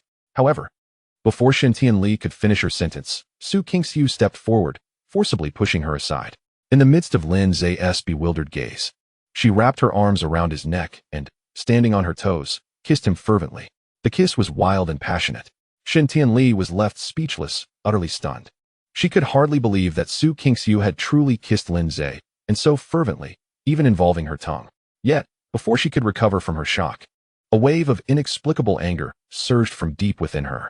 Shen Tianli was furious, not just angry, but also deeply hurt, as if her heart had been stabbed with a knife. Her face turned pale, and she felt unsteady on her feet. The sensation of losing her treasured possession ignited an overwhelming desire to harm Su Qingxiu. Regret washed over Shen Tianli. She regretted kissing Lin Zhe in front of Su Qingxiu. Had she not done so, Su Qingxiu would not have lost her composure and acted so recklessly. She felt an impulse to slap herself, just as she neared suffocation from her emotions. Su Qingxiu released Lin Zhe, casting a taunting glance at Shen Tianli.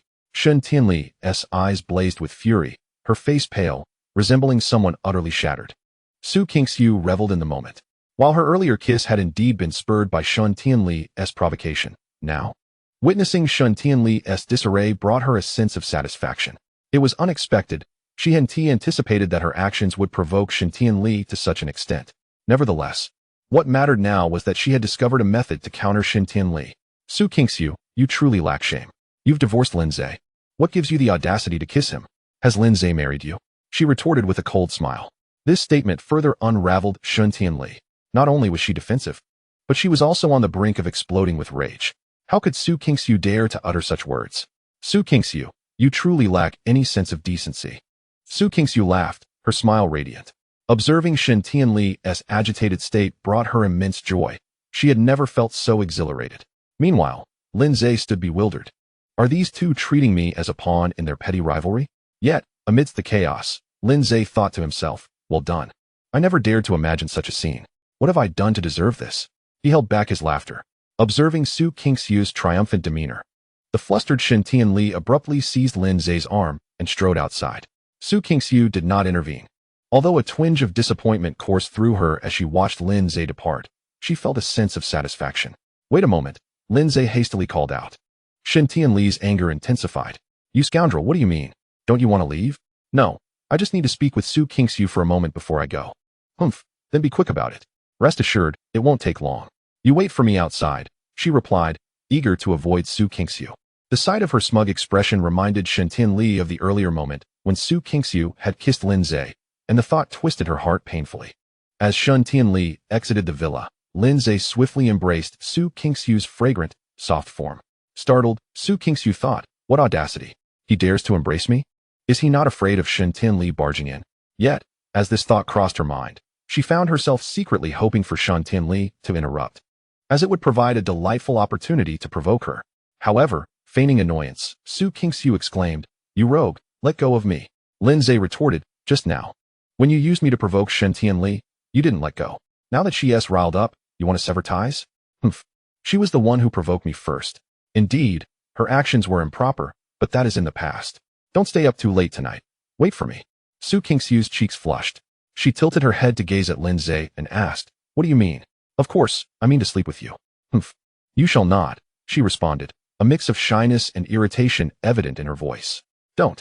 I'm about to explode.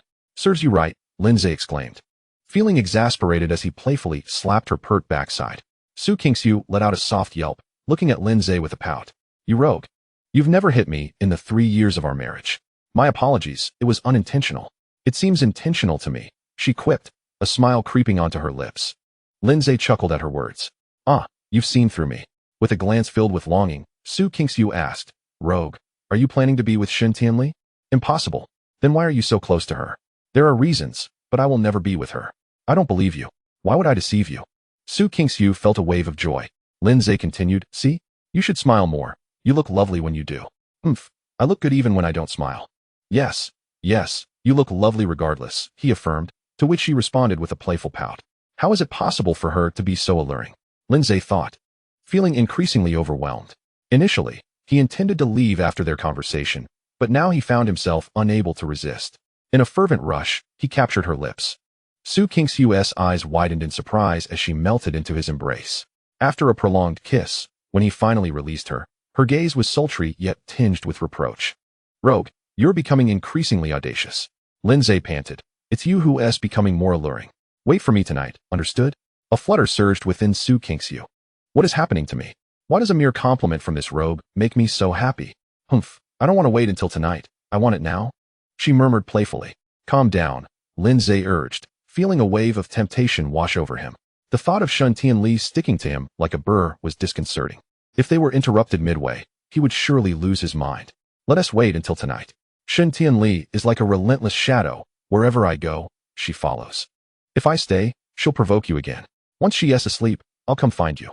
Humph. Then I'll lock the door to keep you out. No worries. I can always climb through the window. Don't. That makes it sound like we're having an affair. Isn't that more thrilling? He replied with a grin. Just as Su Qingxiu was about to retort, Shun Tianli's voice interrupted from outside. Rogue, haven't you finished your chat yet? Lindsay quickly pressed a kiss to Su Qingxiu's luscious lips and whispered, wait for me. I'll be back shortly. With that, he swiftly exited the villa. As he emerged, Shun Tianli stepped forward, linking her arm with his. What were you discussing with Su Qingxiu for so long? We were kissing. Had Lin Zhe made such a claim in the past, Shun Tianli would have dismissed it outright. However, after witnessing Su Qingxiu's bold kiss, she felt hesitant to jump to conclusions. You scoundrel, you are not to see Su Qingxiu again, understood? On what grounds? I forbid it. Lin Zhe retorted, displeased. Our relationship is merely professional. Why are you so concerned? Shun Tianli felt a surge of anger. This rogue dared to disregard her wishes. I don't care. If you wish to sleep with me in the future, keep your distance from Su Qingxiu. Fine, then I want to sleep with you. You may leave, he replied, exasperated. Realizing that her attempts to control him were futile, Shun Tianli resolved to sweeten the deal. If he truly sought out Su Qingxiu, it would drive her to distraction.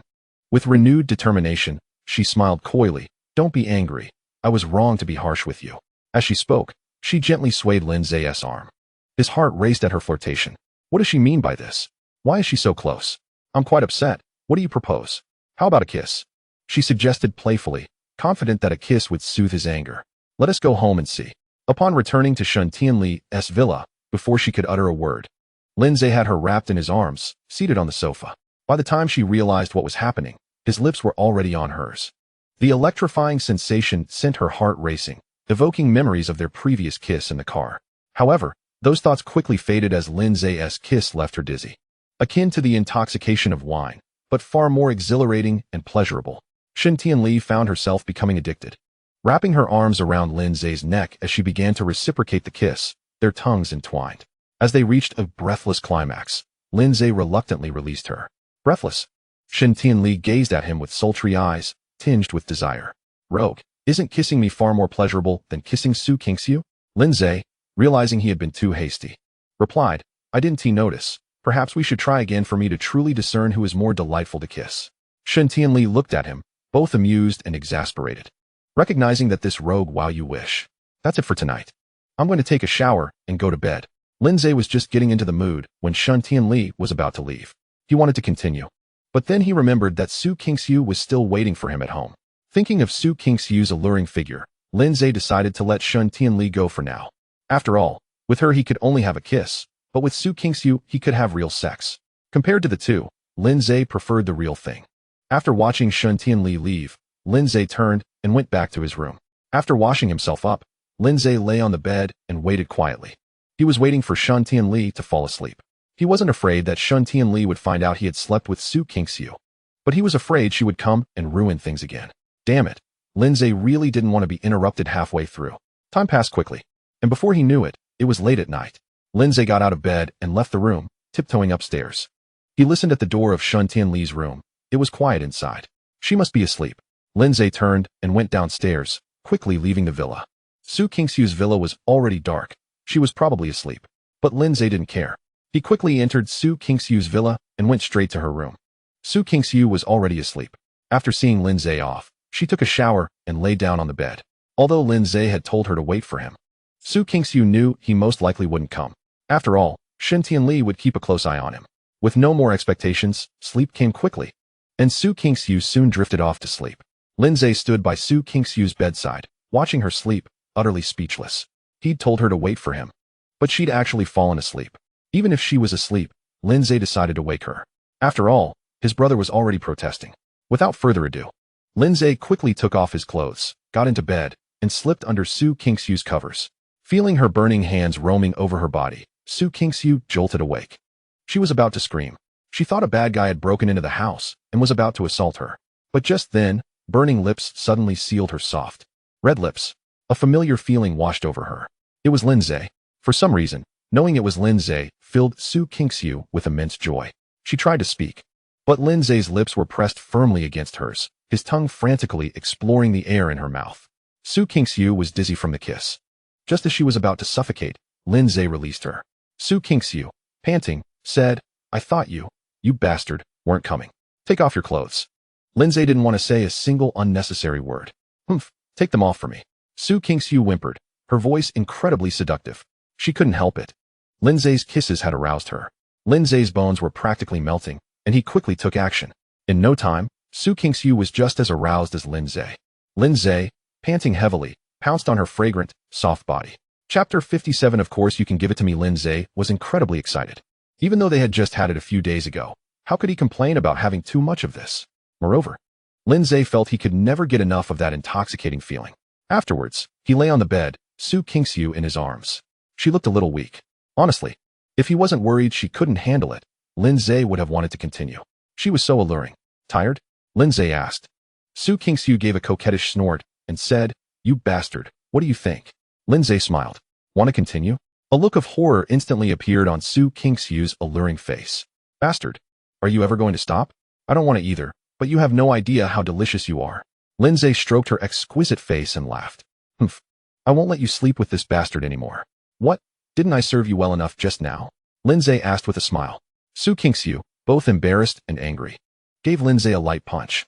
But having just finished her battle, she was clearly limp and powerless. The punch was more like a tickle to Lindsay. Lindsay smiled and pulled her fragrant, soft body into his arms. Su Kingxiu was startled. She thought Lindsay wanted to continue. "Bastard, please spare me." Su Kingxiu was terrified. "This kind of thing is indeed very pleasurable, but my body really can't take it too often. Mainly because this bastard lasts too long. I really don't know what he's made of." "Don't worry, I won't do it anymore," Lindsay said, lighting a cigarette afterward. "Humph, I don't believe you." Lindsay smiled and said, "Really, I'm exhausted. If we keep going, I'm afraid I won't be able to walk during the day." "Bastard, do you think I'd believe your lies? You said the same thing that night. And what happened? You slept with me 7 times. Do you know I was in pain for 2 days afterward? I had to buy medicine to get better. Sorry. It was my fault. Let me massage it for you." Su Kingxiu was both anxious and ashamed. "Bastard, you can't do anything rash." Lindsay smiled. "Look how scared you are. I was just teasing you." Su Kingxiu glared at Lindsay. "This jerk. By the way, you should buy a few flight attendant uniforms later." "I'm not going to be a flight attendant. Why would I buy those kinds of clothes?" As she finished speaking, Su Kingxiu realized her mistake. Her pretty face flushed, and she playfully punched Lindsay. "Jerk, you're dreaming. I'm not buying you those kinds of clothes. Don't be like that. You have such a hot figure. You'd be incredibly alluring in them." "Humph, you're dreaming. Besides, what don't I look alluring in?" Lindsay chuckled. "Indeed, you're alluring even without them. But if you're not going to buy them, I'll have Tianli buy them. I bet she'd be happy to." Su Kingxiu instantly became annoyed. She flipped over and straddled Lindsay, angrily questioning, "You jerk, you just slept with me. What do you mean by bringing her up now?" "I didn't want to bring it up either. It's just that you won't buy them for me," Lindsay said pitifully. Su Kingxiu was speechless. He had clearly made a shameless suggestion, but now he was acting all aggrieved. "How shameless? Su Kingxiu, are you going to buy it or not? Give me a straight answer." Upon hearing this, Su Kingxiu angrily grabbed Lindsay's arm and bit him hard. Lindsay winced in pain. "Su Kingxiu, are you a dog?" "Humph. Who told you to annoy me, you bastard? Damn it. I've seen you naked before. What's wrong with wearing a flight attendant uniform?" Su Kingxiu was both ashamed and angry. "Bastard, fine. I'll buy it if you leave Tianli. Then, not only flight attendant uniforms, but I'll buy all sorts of sexy lingerie to wear for you. You like stockings and high heels, right? I can buy a lot of those too, and wear them for you, and only for you, okay?" Holy crap. Is he starting to use his beauty to seduce her? To be honest, she was quite the charmer. Luckily, Lindsay was a jerk, otherwise he really wouldn't have been able to resist her advances. Maybe I should just give up. Su Kingxiu suddenly broke down. No, she'd gone to such lengths to please him. This bastard actually rejected her? Didn't he like her? Why? Why did he reject her? Su Kingxiu couldn't hold back anymore. She suddenly felt incredibly wronged. "Bastard, do you really like Tianli?" Su Kingxiu asked Lindsay, her eyes red. "Since our divorce, I have resolved to lock my heart away, believing I shall never again feel affection for anyone. The only reason I have not left her is due to her utility to me." Lindsay's words were not frivolous. This afternoon, he unexpectedly discovered that Tianli's family held a 7% stake in Green Bubble. Lindsay was not particularly interested in those shares. Rather, his forthcoming delivery app would require Green Bubble for payment, considering he lacked a payment license. Should he sever ties with her now, what would become of his app? Furthermore, there was another reason. He had yet to share an intimate moment with Shen Tianli, and he was unwilling to let go. Upon hearing Lin Zhe's declaration of locking his heart away, Su Qingxiu felt an acute pain in her heart. She understood that she had wounded Lin Zhe deeply. Otherwise, why would he choose to close himself off from love? Su Qingxiu yearned to express her apologies, but the damage was already done. What good would an apology do? Lin Zhe perceived her guilt and reassured her, saying, "You need not blame yourself. Such matters cannot be attributed solely to you. After all, you are free and entitled to pursue true love." Comforted by Lin Zhe's words, Su Qingxiu could no longer hold back her tears and sobbed in his embrace. After a moment, she choked out a question. What use is Shen Tianli to you? Why was her mind leaping to such conclusions? Shouldn't she be pleading for one more night with him? I plan to start a company, and I will require connections from the Shen family. The Shen family is formidable. But do you think the Su family is weak? You think I cannot provide you with the connections you need? Su Qingxiu felt increasingly aggrieved. Lin Zhe chuckled, holding her soft figure closer. Of course, you can help me. In fact, you have already helped me quite a bit tonight. You rogue. You only know how to deceive me. You tricked me that night, claiming you were heartbroken over the divorce, then took my innocence. Now, in pursuit of Shen Tianli, you begin to deceive me again, Su Qingxiu lamented. How did she know I wanted to be with Shen Tianli? Lin Zhe thought, puzzled. Did he display his intentions so clearly? I swear, I need green bubble services for the company I am establishing, he stated earnestly. Su Qingxiu paused, taken aback. What kind of company are you starting? That's a secret, but I promise to inform you when it launches. Can I invest in it? Huh. Chapter 58. Viewing women as ere something felt amiss. Su Qingxiu was uncharacteristically eager to invest in him. Why? Lin Zhe inquired, perplexed. Su Qingxiu shook her head, saying, there is no reason. I simply want to help you. After all, we were once married, and you have been cast out from the Lin family, left with no support. Are you feeling sympathy for me? Lin Zhe asked, smiling. Su Qingxiu fell silent. She did indeed feel a twinge of pity for Lin Zhe's predicament. Lin Zhe playfully pinched her cheek, saying, Su Qingxiu, feeling sympathy for a man is the beginning of misfortune. I'm not afraid. All right then. If I need an investment in the future, I will reach out to you. Su Qingxiu nodded earnestly, declaring, whenever you ask, regardless of the amount, I shall provide it. Lin Zhe was taken aback. Whoa, that's a dangerous signal. His past experiences told him that when a woman was willing to spend on a man unconditionally, it indicated either foolishness or love, or a combination of both. Su Qingxiu was clearly no fool. Did this mean she had developed feelings for him? Or was she yet unaware of her own feelings? Regardless, this was a troubling sign for Lin Zhe. A scoundrel by nature, he only toyed with physicality, never emotions or finances.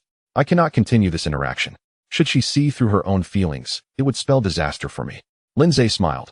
All right, I shall remember that. It's getting late. You should sleep. I will take my leave. What? You are leaving? Su Qingxiu exclaimed, alarmed. She did not wish to confront the vastness of the house alone, primarily to avoid any potential conflict with Shen Tianli should she discover my presence here. It would tarnish your reputation, and besides, you are quite enticing. If I remain, I fear I might not be able to restrain myself. But I do not want to face this large house alone, Su Qingxiu said, feeling pitiful. How about this? I will wait until you fall asleep before I leave. Very well. Lin Zhe turned off the bedside lamp. Su Qingxiu nestled against him, savoring this rare moment of tranquility. For reasons unknown, Su Qingxiu felt an inexplicable sense of happiness at that moment. It was a strange feeling, yet she cherished it, steady, serene, comforting. Perhaps Lin Zhe had exhausted her too thoroughly, for it wasn't long before she fell asleep. Once he was certain she was soundly asleep, Lin Zhe quietly slipped out of bed and vanished into the night. A silent night passed. Shen Tianli rose early, donning yoga pants to practice in the villa's living room. Her body was supple, effortlessly executing various challenging poses. The snug fit of her yoga pants accentuated her every movement, rendering her particularly alluring. By the time the servants finished preparing breakfast, Shen Tianli had showered and changed into a black slit dress that revealed her long, fair legs with every step, more enticing than if she had worn stockings. Lin Zhe had yet to awaken. Perhaps it was the pleasure of having him join her for breakfast that made Shen Tianli feel somewhat uneasy in his absence. She resolved to rouse him from slumber. Pushing open the door, she immediately spotted Lin Zhe, soundly asleep. There was something endearing about his peaceful visage. His fair skin and long eyelashes framed a nose that was prominent, yet perfectly proportioned. Suddenly, Shen Tianli recalled a saying she had encountered. Men with larger noses were said to possess greater endowment. Her cheeks flushed crimson at the thought. Her gaze shifted to Lin Zay's lips, which appeared neither thin nor thick, but looked incredibly soft. The memory of his kiss from the previous night flooded back, and her shyness intensified. At that moment, Lin Zay spoke. Have you finished gazing? From the moment Shen Tianli entered his room, Lin Zay had sensed her presence. Though he had traversed realms, he felt his perceptive abilities from his previous life had also accompanied him. He pretended to sleep to gauge her intentions. Ah! Shen Tianli gasped in surprise. You rogue, you nearly scared me to death. Lin Zay smiled mischievously. Should I refrain from speaking? If I do, will you be tempted to kiss me? Shen Tianli's face flushed even more. He was correct. She had felt an urge to kiss him when she had been staring at his lips. Yet, admitting such feelings was out of the question. You scoundrel! What nonsense are you spouting? Hurry and get up for breakfast, then accompany me to my friend's house. With that, she turned to leave. However, Lin Zay reached out, pulling her onto his bed with a gentle yet firm tug. Shen Tianli was momentarily taken aback. Was this rogue truly so audacious as to draw her onto his bed? Shen Tianli was genuinely afraid of being bullied by this rogue. She hurriedly struggled to stand up. Lin Zay chuckled. Fear not, for I am in sage mode now. Devoid of interest in women, I merely wish to embrace you. What a rogue. What does sage mode even mean? She retorted. You could interpret it as a state where one's desires are satisfied, rendering women as mere air. Satisfied desires? What do you mean? Have your desires been fulfilled? Indeed. Last night I sought out Su Kingxiu, and we shared several intimate moments, leaving me utterly exhausted. Otherwise, I would not still be in bed now. Shen Tianli burst into laughter. If Lin Zay had claimed to merely kiss Su Kingxiu, she might have believed him. But to state they had slept together was beyond her comprehension. Although she considered Su Kingxiu her rival, she knew well that Su Kingxiu was not the sort of woman to be so easily swayed. Furthermore, during the episode when Su Kingxiu had been harassing her under the guise of the Black Moonlight, Shen Tianli had discreetly inquired about their relationship. Despite that greasy man insisting his intentions were pure and that he and Su Kingxiu had only held hands, Shen Tianli was convinced that it was more likely Su Kingxiu had rebuffed him. You certainly have the audacity, Shen Tianli teased. If you don't believe me, let me hold you for a moment. Rest assured, it will be a mere embrace, nothing more. Shen Tianli initially intended to decline, but she recalled how Su Kingxiu had forcefully kissed Lin Zay the previous night, which instilled a sense of danger within her. Fine, just 3 minutes. I shall grant you no more. Agreed. Lin Zay pulled her into his arms, and silence enveloped them. After an indeterminate time, Shen Tianli, both shy and incensed, exclaimed, Rogue. You deceived me. Did you not proclaim to be in sage mode? Lin Zay felt a wave of embarrassment wash over him. He had thought himself in sage mode. Yet his body betrayed him. Shen Tianli, I cannot be held accountable for this, he shamelessly declared. Shen Tianli laughed in exasperation. You cannot blame me, can you? It must be your fault for being too alluring and too enticing. From a dog's mouth, one cannot expect ivory, she retorted playfully, urging him to release her. Lin Zay complied, not out of fear of her anger, but rather to avoid further temptation that might lead to indiscretions his body would not withstand. He certainly did not wish for his youthful vigor to fail him prematurely, especially with so many beautiful women awaiting his comfort. Shen Tianli was taken aback by Lin Zay's compliance. Rogue, I've never seen you so obedient, she remarked with a flirtatious smile. I do not wish to be, but I fear for my well-being, Lin Zay replied, his expression one of discontent. Had I not been so thoroughly exhausted from last night's escapades, and if my physical state were not so lacking in fortitude due to that old man's teachings, I would certainly show you my true colors. Enough of your ramblings. Rise and let us have breakfast, she commanded. May I receive a kiss first? After all, you owe me 9 wet kisses, she teased. Shen Tianli was flabbergasted. When did I owe you 9 wet kisses? Last night, when I called you from Jiang Qingyu's house, did we not agree that 10 kisses would equate to a song? After our kiss upon returning from Su Kingxiu's, that leaves you with 9, does it not? Shen Tianli was rendered speechless. She had assumed it was merely a jest. Yet this rogue took it seriously. Observing her silence, Lin Zay continued, with such a stunning appearance, you wouldn't dare to renege, would you? If you choose to do so, I shall seek out Su Kingxiu to settle your debt. What? This scoundrel intends to confront Su Kingxiu? Shen Tianli felt a surge of panic. In the past, she would have remained unfazed, but witnessing Su Kingxiu forcibly kiss Lin Zay the previous night had changed everything. The thought of Lin Zay approaching Su Kingxiu sent her into a frenzy. I never said I would default on my debt. Lin Zay chuckled, fully aware that this tactic would easily put her at his mercy. Very well, let us proceed. I am prepared for you to ravage me without reservation. Shen Tianli could hardly contain herself, laughing uncontrollably. Once her mirth subsided, She declared, "Rogue, you truly lack shame. I owe you. But I did not specify when I would repay." Lindsay grinned. "No worries, take your time. However, those 9 kisses will accrue interest. Today it is 9. Tomorrow it shall be 10, and the day after 20. Yet, if you grant me a morning kiss to wake up, the interest shall cease." Shintianli found no humor in this. She was utterly exasperated by this rogue's audacity. "Once you have cured my friend, I shall repay you." She was not foolish enough to return the favor now, for they were still in bed, and she feared being swept away by emotion should he kiss her again. "Very well," Lindsay replied cheerfully. After breakfast, Shun Tianli led Lindsay out of the villa. As they approached their vehicle, the door of the adjacent villa creaked open, revealing Su Qingxiu, who walked out with an unusually awkward gait. Upon seeing Su Qingxiu, Shun Tianli swiftly linked her arm with Lindsay's and provocatively glared at Su Qingxiu. In the past, such a scene would have driven Su Qingxiu to fury, but today she was unperturbed, even feeling a sense of superiority as she cast a disdainful glance at Shun Tianli. To her, Shun Tianli's mere act of linking arms with Lindsay paled in comparison to the genuine exchanges she had enjoyed with him the previous night. However, upon seeing Lindsay, her expression shifted to one of deep resentment. It was all his fault. Had it not been for him, her gait would not be so peculiar. Lindsay deciphered the resentment in Su Qingxiu's gaze and masked his own discomfort with an awkward smile. Once they were all in their respective vehicles, Shin Tianli swiftly drove away.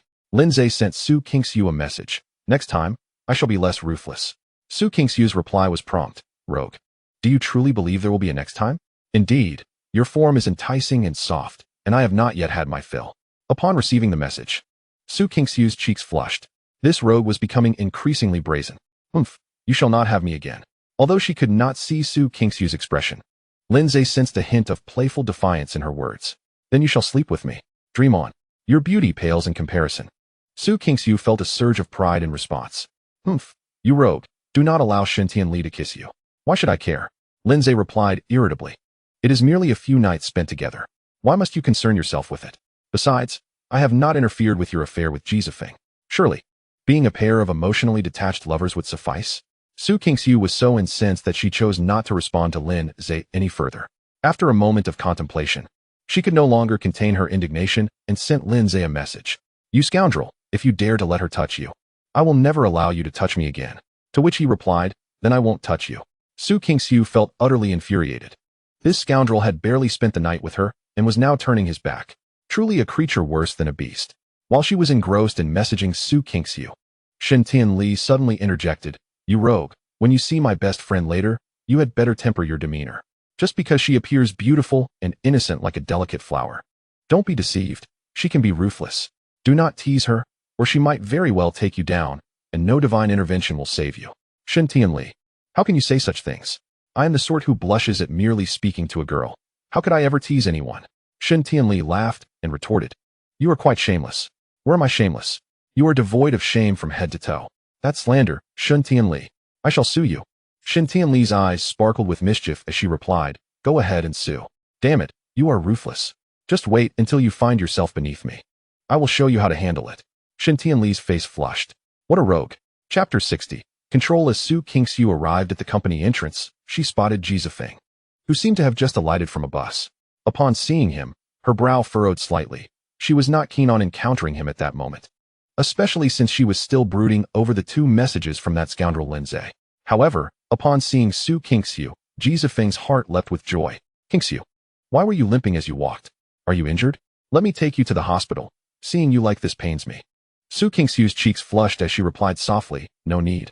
I'm fine." How could she not feel embarrassed? His concern reminded her of the torment inflicted by Lin Zhe the previous night. Yet, Jizafeng misinterpreted her blush as a sign of shyness and pressed on. "Are you truly all right?" Su Qingxiu's mood, already irritable, grew worse at his incessant questioning. Did he lack any perceptiveness? She had already stated she was fine. Did he not realize how awkward he was making her feel? "Why did you take the bus to work?" she asked coldly. "Oh, it's for the sake of low-carbon commuting," Jizafeng said, feeling somewhat guilty. After all, he could no longer afford to drive. This revelation caused Su Qingxiu to regard him with newfound respect. She had not expected him to be so environmentally conscious. "Low-carbon commuting is quite commendable," she remarked as she prepared to enter the company. Jizafeng hurriedly called out, "Qingxiu, wait a moment." "What is it?" she inquired. Jizafeng nodded. "It's about the situation with David. I spoke with him last night, and he was extremely furious. He threatened to unite with some renowned producers abroad to boycott our company. Ji Zifeng was determined to extract a substantial sum of money from Su Kingxiu regarding this issue, as he had reached a dire financial impasse. After failing to secure funds from her the previous night, he had called his parents for help, but his mother's tearful response informed him that the family was utterly broke, and the company was on the verge of bankruptcy with numerous suppliers demanding payment. Su Kingxiu frowned slightly. She had not anticipated such relentless pressure from merely an intent to cooperate. If they truly banded together with other producers to boycott her company, it would indeed spell trouble. She was not concerned about the boycott itself. If it came to that, they could simply choose not to cooperate, as there were plenty of excellent producers domestically. However, she feared that if the matter escalated and made headlines, it would tarnish her company's reputation. Such a scandal was unacceptable to her. Very well. Let's settle this with money. How much will it take to resolve the situation? She asked coldly.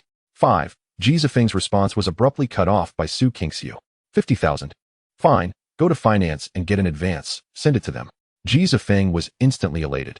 He had intended to ask for only 5,000.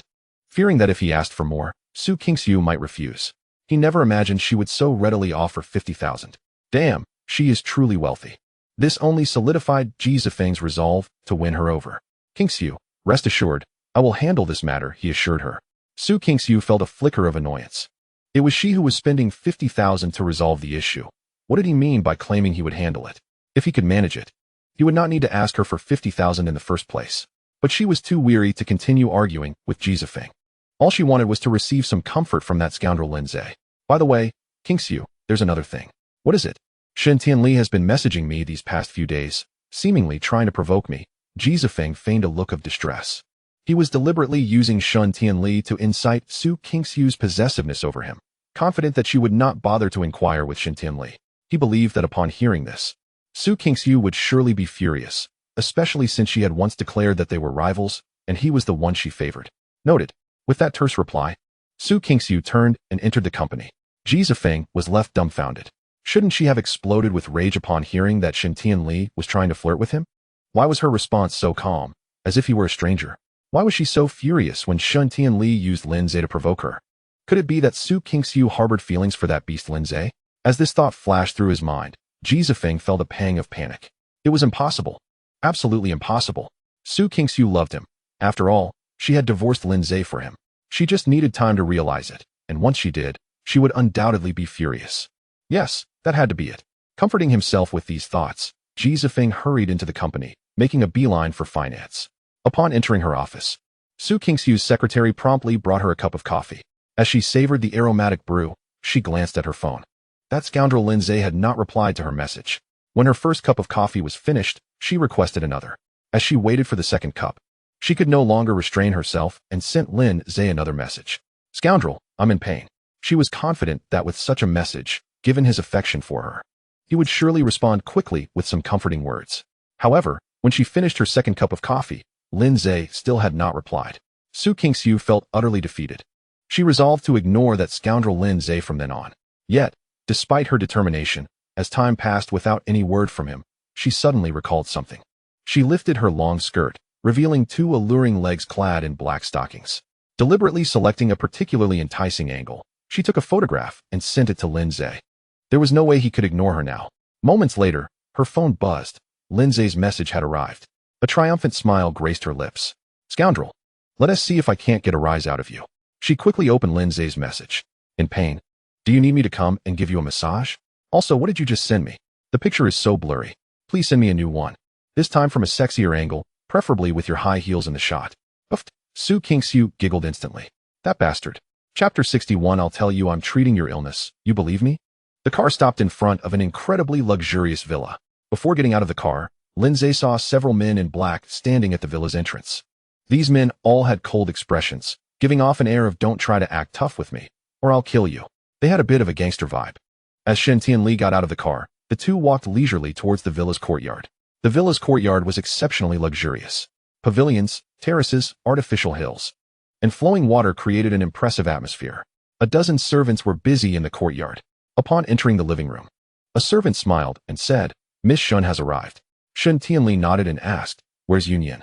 The young lady is upstairs. How is she feeling today? The maid shook her head and said, Not very well. Then I'll go see her, Shun Tianli said. The maid quickly stopped her. Miss Shun, you shouldn't go up. The young lady is in a particularly bad mood today. She's already given instructions not to see anyone. After all, tomorrow is her father's death anniversary. You should go back. I forgot about that. Okay, I'll tell Yunyan I came by. The maid nodded. Let's go. You scoundrel, Shun Tianli said to Lin Zhe. We're already here, why leave? I'll go see her. Shun Tianli had mentioned that her best friend was the big boss of Heiken's underworld. Lin Zhe certainly didn't want to miss out on such incredible connections. Shun Tianli was anxious. You scoundrel, stop messing around. Yunyan's father died unexpectedly 2 years ago. She was raised by him from a young age, and this tragedy was devastating for her. Every year on the anniversary of his death, she locks herself away. If you dare to offend her then, not even a god can save you. Lin Zhe's heart skipped a beat. He thought of his own father. He too was raised by his father. Everyone said he was ruthless, yet he spoiled him rotten. So when his father died unexpectedly, it was a devastating blow to him as well. He never expected that Shun Tianli's best friend would have such a similar experience to his own. Lin Zhe was about to speak when a maid suddenly ran down from upstairs. She said in a panic, something's wrong. Miss has fainted. Shun Tianli said in a low voice, don't panic. Yunyan has fainted before due to menstrual cramps. I'll go check on her. As she spoke, she quickly led Lin Zhe upstairs. As the door opened, a girl in her early 20s came into Lin Zhe's view. She lay on the bed, eyes closed and face deathly pale. She was as beautiful as a delicate flower about to wither. It evoked pity in him. It was hard to imagine that such a beautiful girl was the head of Heiken's underworld. If Lin Zhe hadn't known her identity beforehand, he would have thought she was a university beauty queen. Lin Zhe didn't admire her much. He quickly took the girl's pulse and began to diagnose her. Watching Lin Zhe take her best friend's pulse with such a professional air, Shun Tianli was somewhat bewildered. Wait, this scoundrel really knows how to treat illnesses? When did he learn medicine? She had investigated his past, but found nothing. Lin Zhe didn't know how to take a pulse. Of course, he learned it from that old man during the 3 years he was imprisoned on Blue Star. The old man's medical skills were amazing, but Lin Zhe hadn't actually learned much. He'd only mastered about 30 of his skills. However, the old man had said that Lin Zhe had good talent. If he studied with him for 10 years, he was guaranteed to become a renowned doctor. Unfortunately, fate didn't grant him that much time. After examining him, Lin Zhe let go. You rascal, how is it? Her pulse is steady, but her qi and blood are insufficient, and her liver fire is excessive. It's probably due to excessive heartache, coupled with menstrual cramps causing the fainting spell. Can you cure her?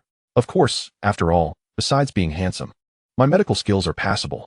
Shun Tianli was amused by this. Then hurry up and treat her. Fine, you can go now. Why should I go out? Stop talking nonsense.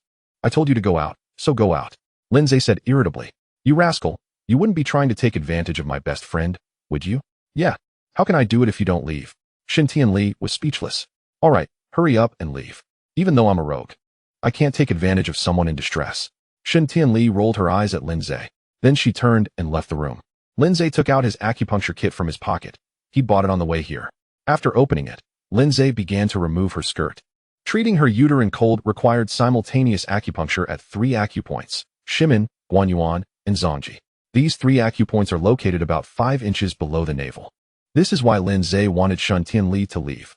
If he didn't let her leave, when he actually removed her skirt, she would definitely think he was being a pervert. Even though he was a pervert, frankly, this wasn't the first time Lin Zhe had removed a girl's skirt. Although he only removed part of it, there was absolutely no part that could be censored. Lin Zhe's hands were still trembling slightly. Not only were his hands trembling, but his breathing was also erratic, and his heart was pounding like a rocket. Soon, 3 acupoints were revealed. Looking at the other person's flat abdomen and skin as white as alabaster, Lin Zhe's heart pounded even more fiercely. Inwardly cursing himself for being so cowardly, Lin Zhe quickly began to treat her. He knew he had to finish quickly. After all, she could wake up at any moment. If she woke up and saw this scene, he would be in deep trouble. Without further words, Lin Zhe waved his hand, and 3 silver needles were inserted into his grasp. Then he swiftly inserted them into the 3 acupoints. With the insertion of the needles, the other person's delicate body trembled slightly. Lin Zhe prayed incessantly that she wouldn't wake up. What he feared most came true. Just as Lin Zhe was praying, the other person suddenly opened her eyes. The instant their eyes met, a terrifying aura erupted from her gaze. Such a powerful presence. Even though Lin Zhe had once been a boss, he felt a chill run down his spine. You're awake? Lin Zhe asked nervously. Who are you? Why are you in my room? The other person's voice carried an imposing, unyielding authority. Lin Zhe was about to explain, but the other person had already noticed that her skirt had been pulled down to her hips. An even more terrifying aura burst forth from her eyes. If I said I was treating your illness, would you believe me? The other person didn't speak. Lindsay thought she believed him and immediately breathed a sigh of relief. But just then, the other person suddenly shouted sharply, "Come here." Holy crap. Lindsay, startled, quickly covered her mouth. Yes, with my mouth. Chapter 62. Consider it a consultation fee the moment their lips touched. Lindsay was stunned. He was genuinely stunned. Wait, why did he use his mouth? Shouldn't he have used his hands? Even if her lips were indeed sexy and soft, he couldn't just go straight for her lips. Now, he could explain taking off her skirt.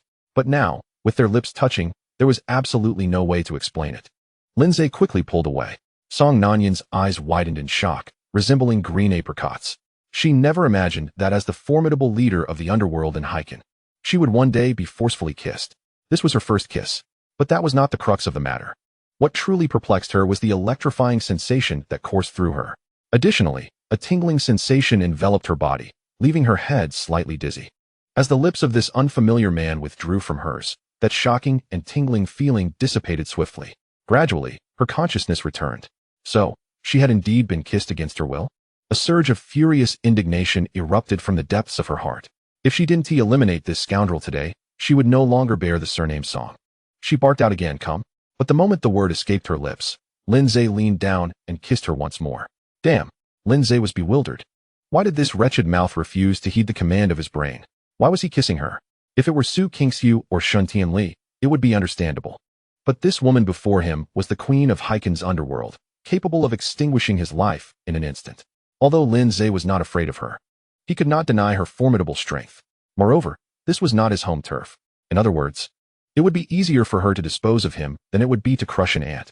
The electric sensation surged again, and Song Nanyan's eyes widened like green apricots once more. This tingling feeling caused her heart to race inexplicably. Lindsay hastily withdrew. A sense of loss washed over Song Nanyan. This feeling startled her awake.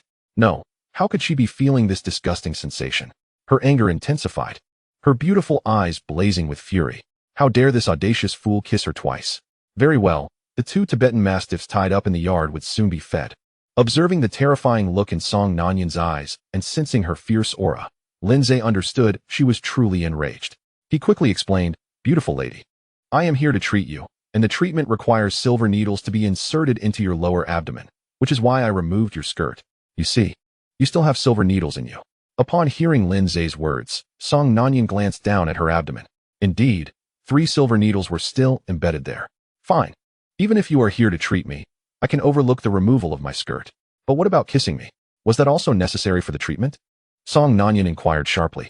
Kissing you is just part of the consultation fee. If I'm to die, then so be it. After all, I've already kissed you. There's no turning back now. Song Nanyan couldn't help but laugh in anger. This was the first time she had encountered such an audacious individual. What is your name? Lindsay. So, you are the one Shin Tianli mentioned who could treat my dysmenorrhea? Last night, after her video call with Lindsay, Shin Tianli had informed Song Nanyan that he could help her. Indeed. Where is Shin Tianli? Outside the door. Tell her to come in. That might not be possible. What do you mean? You are still in the process of treatment. Wait until it concludes, and then I will remove the needles. Song Nanyan commanded.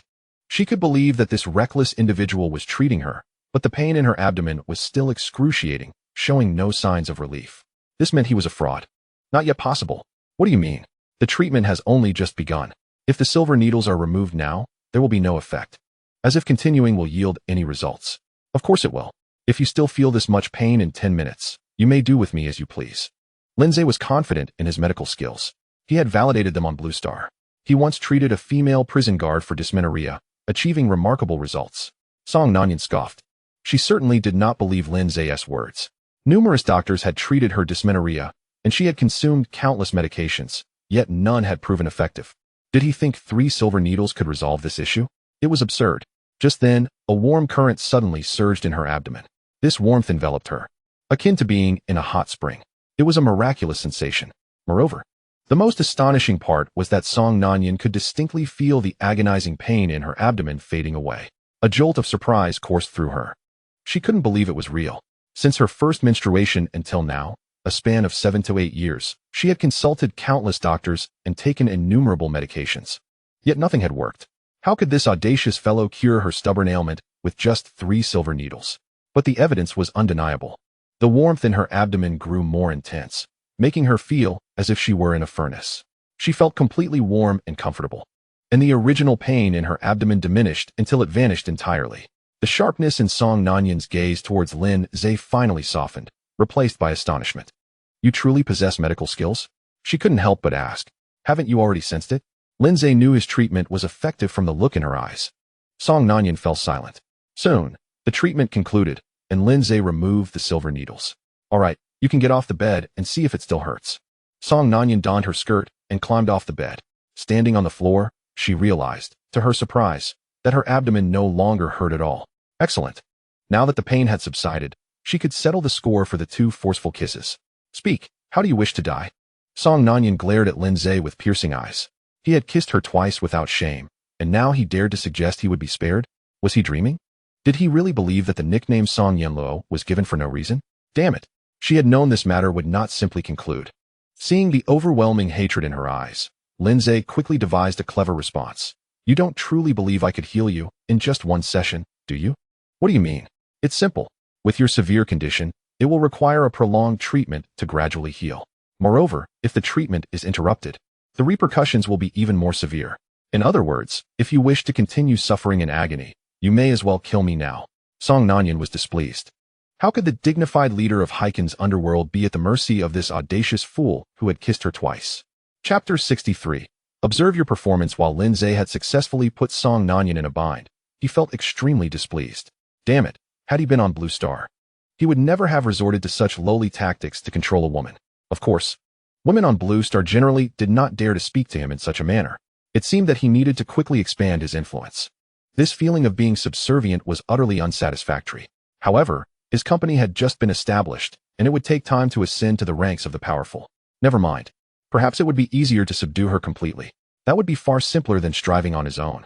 Though he knew this approach was shameless, it was fortunate that Lin Zhe was, by nature, unashamed.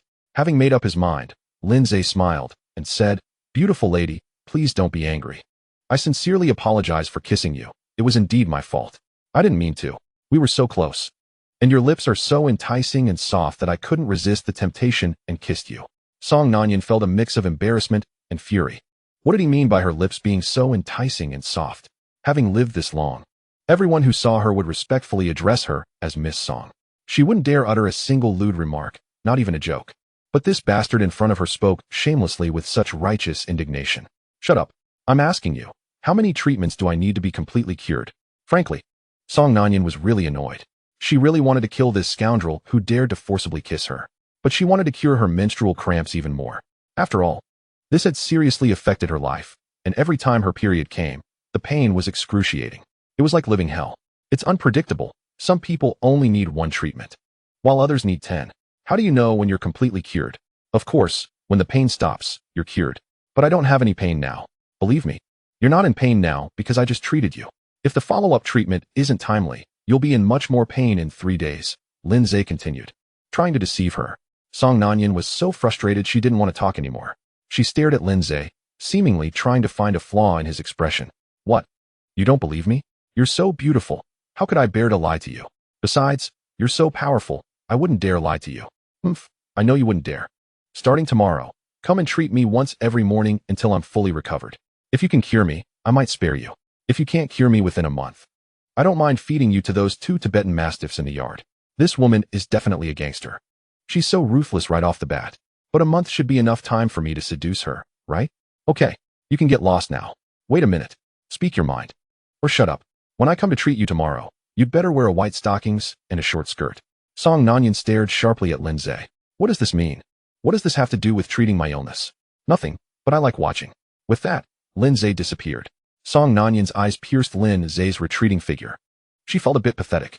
She was, after all, the head of Heiken's underworld, yet she was helpless against this bastard who had forcibly kissed her twice.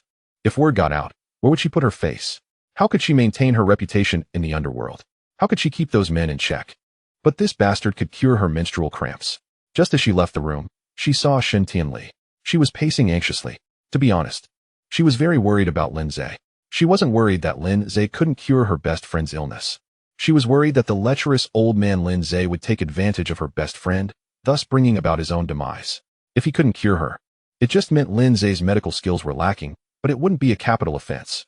But if he took advantage of her best friend, that would be a death sentence. After all, Shin Tianli had witnessed firsthand how ruthless her best friend could be. Previously, one of her former subordinates had his hand chopped off simply because he pointed at her while speaking. If that lecherous old man Lindsay saw how beautiful her best friend was and took advantage of her, even a god couldn't save him. Just as she was worrying, Lindsay came out. When Shin Tianli saw him emerge unharmed, her heart finally settled. She quickly went to greet him. "You scoundrel, are you all right?" Lindsay smiled. "I'm so awesome. Of course I'm fine. How's my best friend?" "She's awake." Shin Tianli was overjoyed. "You cured her?" "It wasn't that fast. She still needs treatment for a while, but she's not in pain anymore. You can go see her." Hearing Lindsay's words, Shin Tianli became even more excited. She truly hadn't expected Lindsay to actually be able to cure her best friend's illness. Although it would still take some time, it was better than not being able to cure her at all. "Wait for me a moment." With that, Shin Tianli quickly went into Song Nanyan's room. Lindsay, bored, sent a message to Su Qingxiu. "Where's your leg?" Su Qingxiu was listening to Ji Zifeng's report. Ji Zifeng had just withdrawn 500,000 from the finance department and transferred it to David. He was now reporting this to her. After listening to Ji Zifeng's report, Su Qingxiu said calmly, "Okay, I understand. You can go ahead and do your work. Qingxiu, I'd like to invite you to lunch. Is that all right? I'm so sorry about dinner last night. I want to make it up to you." Now that he had some money in his pocket, Ji Zifeng spoke with more confidence. "No need. I have an appointment with an advertiser at noon to discuss an endorsement deal for Ji Shanshan. Can I come with you? Don't overthink it. I'm just worried they might try to get you drunk. If I'm there, I can help you fend off some drinks." Su Qingxiu thought about it and realized Ji Zifeng's words made sense. After all, he was her assistant now, and it was only right that he help her fend off some drinks. She was about to agree, but then her phone rang. It was a message from Lindsay. Su Qingxiu's heart leaped with joy. She quickly opened the message. When she saw Lindsay's message, Su Qingxiu's pretty face flushed. "That scoundrel." She took a deep breath, calming her racing heart. Su Qingxiu said calmly to Ji Zifeng, "No need. You go ahead and do your work." Ji Zifeng was somewhat annoyed, but there was nothing she could do. "All right, then call me whenever you need me." Su Qingxiu nodded. After Ji Zifeng left his office, Su Qingxiu couldn't wait to reply to Lindsay's message. "You bastard, come with me to a lunch party at noon, and I'll show you my legs. I want to touch them too." Lindsay's message came quickly back. Su Qingxiu's pretty face flushed even more. She replied to Lindsay, Let's see how you behave." Chapter 64. I'm pure and immaculate. When Lindsay received Su Qingxiu's message, he was thrilled. He couldn't help it. Just thinking about Su Qingxiu's two sexy legs wrapped in black stockings made him incredibly excited. "Give me the address." "Yupenxian." Lindsay was speechless. "Why is it Yupenxian again? Can't you go somewhere else?" "Why?" Su Qingxiu replied quickly. "I'm tired of it." "Then where do you want to eat?" "I don't know. You choose the place." "I don't want to go to Yupenxian anyway." "Okay, I'll text you after I choose a place." "All right." After ending the conversation, Lindsay went downstairs. Song Nanyan's villa was luxuriously decorated, but it gave off a lifeless feeling. Lindsay didn't like this kind of place, so he got up and left the villa. While waiting for Shin Tianli, Lindsay had nothing to do, so he wrote a song for Ji Shanshan. The song was copied from Two Wronged on Blue Star. This kind of sad love song suited Ji Shanshan. Lindsay was now really grateful for the years he spent forming a band on Blue Star. Back then, he had studied many sad love songs to impress girls. He copied the lyrics quickly, finishing them in no time. Lindsay originally wanted to copy later for Ji Shanshan, but after thinking about it, he decided to give that song to Jiang Qingyu instead. After all, later was clearly more popular on Blue Star than Two Wronged. Moreover, Lindsay himself felt that later sounded better than Two Wronged. However, Two Wronged was also very good, and he believed that with this song, Ji Shanshan's fame would reach new heights. After copying Two Wronged, Shin Tianli hadn't come out yet, so Lindsay copied later for Jiang Qingyu. Just after finishing copying, he received a message from Su Qingxiu with an address. Lindsay checked the time. It was almost 11 o'clock. He then called Shin Tianli. Shin Tianli answered immediately. "Alas, mischievous rogue. I had forgotten you were still at Union's villa. My sincerest apologies. Union's mood is rather poor at the moment. Perhaps you should return for now while I keep her company." "Very well. I shall call you later." After hanging up, Lindsay drove toward the address provided by Su Qingxiu. It led him to a private dining establishment. Upon his arrival, he spotted Su Qingxiu standing at the entrance, her exquisite features and alluring figure drawing the attention of many passers-by. Several individuals attempted to engage her, but she remained aloof, her expression icy. As Lindsay exited his vehicle, he made his way towards Su Qingxiu. Upon seeing him, Her lips curled into a subtle smile, inexplicably brightening her mood. Have you been waiting long? Lindsay inquired cheerfully. Not at all. I just arrived a short while ago, she replied. Then shall we proceed inside? He suggested. Yes. She responded obediently. What is the purpose of today's gathering? He asked. We're discussing a potential endorsement deal for Chi Shan Shan with a cosmetics brand, she explained. Does such a matter necessitate your direct involvement as the boss? He teased. One cannot simply sit in the office counting money, she retorted with a smile. I had presumed that a girl as stunning as you would have suitors lining up to collaborate, he jested. Not everyone is like you, she countered. That sounds like a personal attack. Be careful, or I might accuse you of defamation. At this, Su Kingsu halted. Her sparkling eyes fixed on Lindsay as she playfully challenged. How have I defamed you? Aren't you the one they call a lecheo? If you weren't, why would you have treated me so poorly last night? Lindsay felt a stir within him. How had he never realized Su Kingsu possessed such a captivating charm? Her seemingly innocuous words, delivered in a soft, melodious tone, ignited a fervent desire within him. What a predicament. I find myself longing to be with you again, he confessed. Causing her cheeks to flush, glancing around to ensure they were alone, she shyly admonished. You rogue, must you be so shameless? Haven't you had enough rest last night? Are you questioning my fortitude? He teased back. I shall no longer converse with you, scoundrel, she declared, quickening her pace. Lindsay followed closely, a smile playing on his lips. The private room was empty, indicating that the other party had yet to arrive. Why are they so late? Lindsay pondered aloud as they took their seats next to each other. The meeting was scheduled for noon, and it's only 11:40. They surely won't arrive early. Especially since they're the clients, she replied. Is negotiating exhausting? He casually inquired, to which Su Kingsu's heart fluttered at his apparent concern. Indeed. You used to give me massages when I returned home. Now, you hardly do so, she pouted playfully. Wasn't I just massaging your feet last night? He countered, eliciting a blush from her. Rogue, don't think I don't know you were merely trying to touch my feet, she shot back, playfully accusing him. You've wronged me. While I won't deny your feet are indeed alluring, especially when clad in sheer stockings, I am above such base desires, he declared with a faux seriousness that made her giggle. Her laughter brought a warmth to Lindsay's heart. He noted that she seemed different now. Her words were sharper, her demeanor more vibrant. He found himself drawn to her newfound spirit. Have you done any lewd things recently? Don't think I don't recall how you misused my feet the night we discussed our divorce, she teased, her face growing a deeper shade of crimson. Enough of that. No dredging up the past, he retorted, feeling the heat of embarrassment rise within him. Seeing how his reaction had successfully riled him up, Su Kingsu playfully stuck her tongue out. I shall bring it up as much as I like. Why is it that your little gestures are so enticing? Lindsay mused, his heart racing at her antics. While we wait for the clients, why not indulge in a little kiss? He suggested, his eyes glinting with mischief. Her cheeks flushed red as she shot him a warning look. You scoundrel, what if they walk in unexpectedly? Her hesitation did not seem like a rejection, but rather an indication of her underlying anticipation. Lindsay's heart leapt with hope. I shall lock the door, he declared, swiftly rising to secure their privacy. He returned to Su Kingsu, wrapping his arms around her waist and pulling her onto his lap, leaning in to capture her luscious lips. Just as their lips were about to meet, she playfully covered her mouth with her hand, leaving Lindsay to press his lips against her palm. The heat radiating from her skin sent a shiver through him. Remove your hand, he urged, feeling the overwhelming urge to kiss her intensify. How can you be so impatient? What if I suddenly feel something? She teased, a playful sparkle in her eyes. On the way here, I spotted a 5-star hotel. Should I reserve a room? He quipped, eliciting surprise from her. Please, not so soon. I'm still feeling a bit sore, she pleaded softly, her voice imbued with a sweetness that made his heart flutter. Very well, we shall wait until you feel better, he conceded, though he longed to pull her closer. Can you at least let me go now? She asked, her tone teasing yet earnest. Is it too much to ask for a simple embrace? He replied, feigning hurt. Her laughter was like music to his ears, brightening the moment. You're quite adorable, you know, she remarked, her smile enchanting. Stop smiling. It only makes me want to kiss you more, he admitted, his voice laced with longing. And why is that? Am I particularly enticing when I smile? She teased, curiosity gleaming in her eyes. There's a word that perfectly describes it. Lindsay replied with a grin. What word? She asked, intrigued. He leaned closer, whispering the word in her ear, prompting her cheeks to flush with color as she playfully hit him, exclaiming, You're the one who is shameless. Lighting a cigarette, he exhaled slowly. Indeed. I am rather shameless. I must go check if the clients have arrived, she declared, rising to her feet.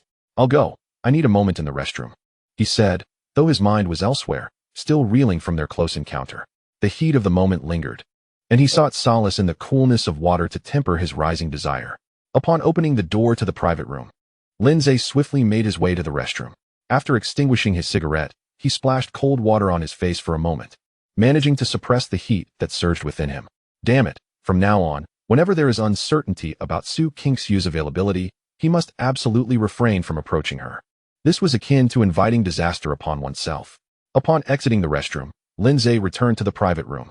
The representatives from the client had already arrived. In the spacious room, apart from Su King-Su, there were 5 or 6 others present. The moment he laid eyes on them, Lindsay couldn't help but smirk coldly. Amongst them, he recognized a certain worm. Indeed, it was Lin Nan.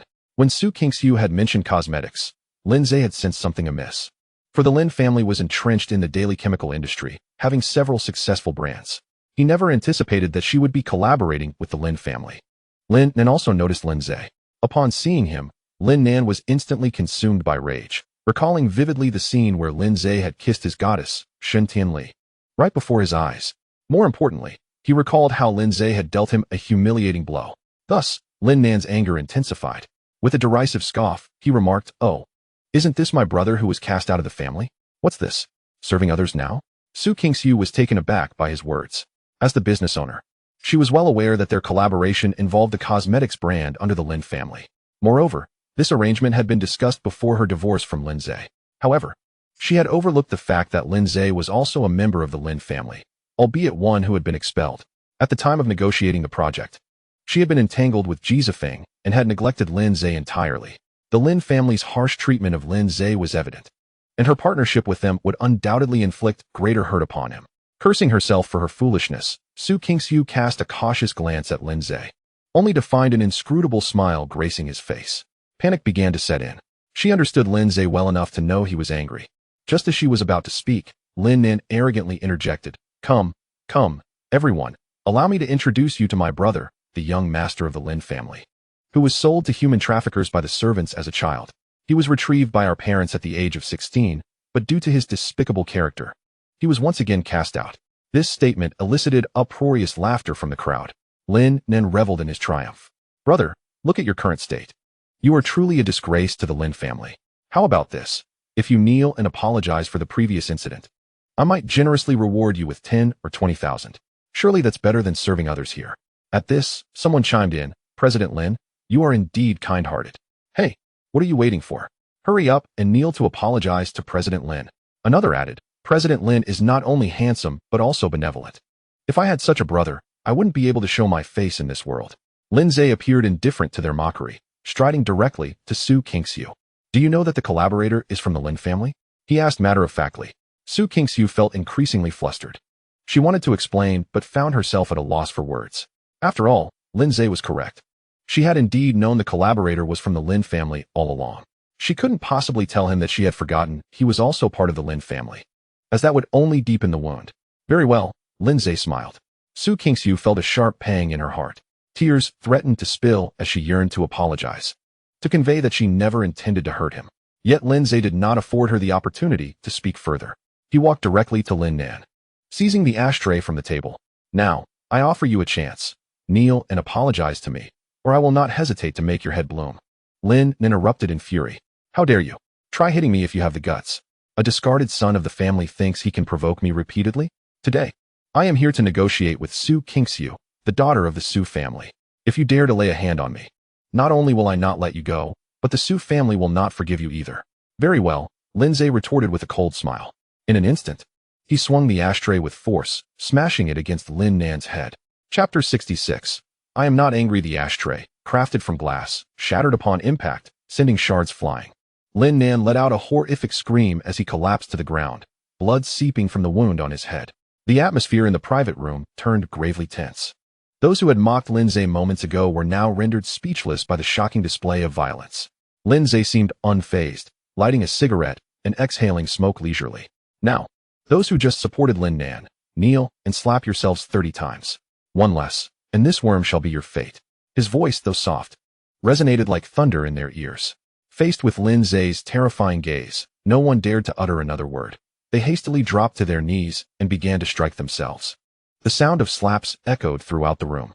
Once the 30 slaps concluded, Lindsay extinguished his cigarette, looking down on Lin Nan with a disdainful gaze. As if observing, he rolled down the car window, poking his head out. With a smile, he remarked, "All right, Miss Sue, I understand. Could you please step aside?" Miss Sue. Again, it was Miss Sue. When he first encountered her after the divorce, he referred to her in the same manner, polite yet distant. Recently, he had finally begun to call her by her full name, and Su King-soo could distinctly sense a softening in their relationship. Yet now, due to her own foolishness, they had regressed to the time just after their divorce. Su King-soo's heart ached further. With tears welling in her eyes, she looked at Lin Zhe and pleaded, "Lin Zhe, I truly know I was wrong. Please don't be angry, all right? I'm begging you." "Miss Sue, I swear, I am not angry. Could you please move aside?" Lin Zhe's words were sincere. He genuinely was not upset. It was merely the thought of Su King-soo collaborating with the Lin family that made him feel somewhat queasy. Unable to hold back her tears any longer, Su King-soo gazed at Lin Zhe with a heart-wrenching expression, full of pleading. Lin Zhe exited the car and approached her, enunciating each word. "Miss Sue, I will say this one last time. I am truly not angry. Whom you choose to collaborate with is your freedom and right. Just as I respect your choice to divorce me for Jizafeng. Now could you please step aside?" A tremor ran through Su King-soo's heart, and she could no longer contain her tears. They streamed down her face as she cried, "No, Lin Zhe, I was wrong. I truly regret collaborating with the Lin family. Miss Sue, I will ask you one last time. Can you move aside?" Lin Zhe did not wish to waste any more time. Su King-soo shook her head through her tears. Lin Zhe said nothing further. He turned and got back into the car, pressing the accelerator. The vehicle careened off the curb, the rear end of Shun Tianli's luxurious car crashing against the pavement with a jarring sound. Su King-soo panicked completely at the sight. She thought that if she simply blocked Lin Zhe's path and sincerely apologized, everything would return to normal. After all, he was so fond of her and feared seeing her cry. But now, witnessing Lin Zhe's willingness to crash the car rather than stay, she realized she might lose him forever. It felt as if a knife were twisting in her heart, rendering her incapable of standing. She sank to the ground, weeping uncontrollably. "King-soo, what is wrong with you?" A frantic voice suddenly echoed in her ears. It was Jizafeng. Su King-soo looked up and indeed saw him. Observing her sorrowful demeanor, Jizafeng's expression shifted to one of concern as he asked, "King-soo, what has happened?" He reached out to embrace her, sensing that she was in desperate need of comfort, though he was unaware of the situation. However, just as he opened his arms, Su King-soo sharply commanded, "Don't touch me." Jizafeng was instantly displeased. "Damn it. Didn't you say you liked me? What is wrong with me wanting to embrace you?" Yet he dared not voice his anger, fearing to offend her. In that moment, Jizafeng silently vowed that when he eventually won Su King-soo, he would make her regret her innocence. "What are you doing here?" Su King-soo coldly inquired. "I came to pick you up. I was worried you might drink too much and encounter an accident," Jizafeng replied earnestly. Wiping away her tears, Su King-soo stood up. "Since you are here, I think it is time we clarify some matters." Chapter 67. I no longer like you. Jizafeng's heart soared with joy, for he believed Su King-soo was finally ready to confess her feelings for him. He was thrilled, even planning to savor her alluring lips once they were together, and perhaps take her to a hotel for an unforgettable experience. He had long desired Su King-soo's captivating figure. The thought that she was still untainted, given her contractual marriage to Lin Zhe, made Jizafeng's breath quicken with excitement. "I must capture this moment with photographs and videos to send to that beast Lin Zhe." Allowing him to witness Su King-soo's submission to me, he mused, growing increasingly exhilarated. Su King-soo gazed into Jizafeng's eyes, observing the man she had once cherished. He appeared just as he had in her memories, yet she felt no flutter of her heart. Indeed, she had finally realized that her affections for him had dissipated. It was only last night that this truth dawned upon her, catalyzed by her best friend's words. After Lin Zhe left, she had remained awake, reflecting on their 3 years of marriage and the passionate moments they had shared. The more she pondered, the more confused she became. Around 5 in the morning, she called her best friend, who had transformed from a pure girl into a notorious heartbreaker after witnessing her first love in bed with another woman during college. Her friend, just returning from a nightclub and indulging in street food, listened as Su King-soo indirectly inquired about the feelings of longing and possessiveness that overwhelmed her when thinking of someone. If you constantly think of someone, feel joy upon seeing them, despair when apart, and want them all to yourself, what does that mean? Su King-soo ultimately asked. Her friend laughed and replied, "It obviously means you like them, and very much at that." The clarity of her friend's words struck Su King-soo like thunder, leaving her mind blank. When her awareness returned, her friend had already hung up. Unbothered by this, Su Kingxiu was consumed by the realization of her feelings for Lin Zhe. Initially, she felt a thrill upon recognizing her affection for him, but quickly the weight of her divorce from him for another man crushed her spirits. In that moment, she became profoundly despondent, understanding that her actions had deeply hurt Lin Zhe. Although she longed to tell him of her newfound feelings, she recalled his earlier declaration that he would lock his heart away and never love again. Regret washed over her as she lamented, "Why did I divorce Lin Zhe? Why did I hurt him? Why am I only realizing my love for him now?" Later, she called her friend again, this time sharing every detail of her predicament, seeking advice. Upon hearing Su Kingxiu's story, especially her admission of leaving Lin Zhe for another man, her friend, the ultimate heartbreaker, could not help but criticize her. Su Kingxiu, in tears, pleaded for guidance on what to do next. Her friend advised her to pursue Lin Zhe once more, to win him back with her actions. As they ended the call, her friend earnestly reminded her, "If you love someone, do not straddle two boats. Do not toy with emotions. Those who play with feelings will ultimately be ensnared by them." Thus, Su Kingxiu resolved to confront Ji Zifeng. She wished to express her gratitude for his presence during her youth, but she no longer harbored feelings for him. She intended to pursue the one she truly loved. As Su Kingxiu remained silent, Ji Zifeng assumed she was merely shy. With a smile, he reached out to take her hand. However, the moment Su Kingxiu saw his hand extended, she instinctively recoiled several steps. "Do not touch me," she urged with urgency.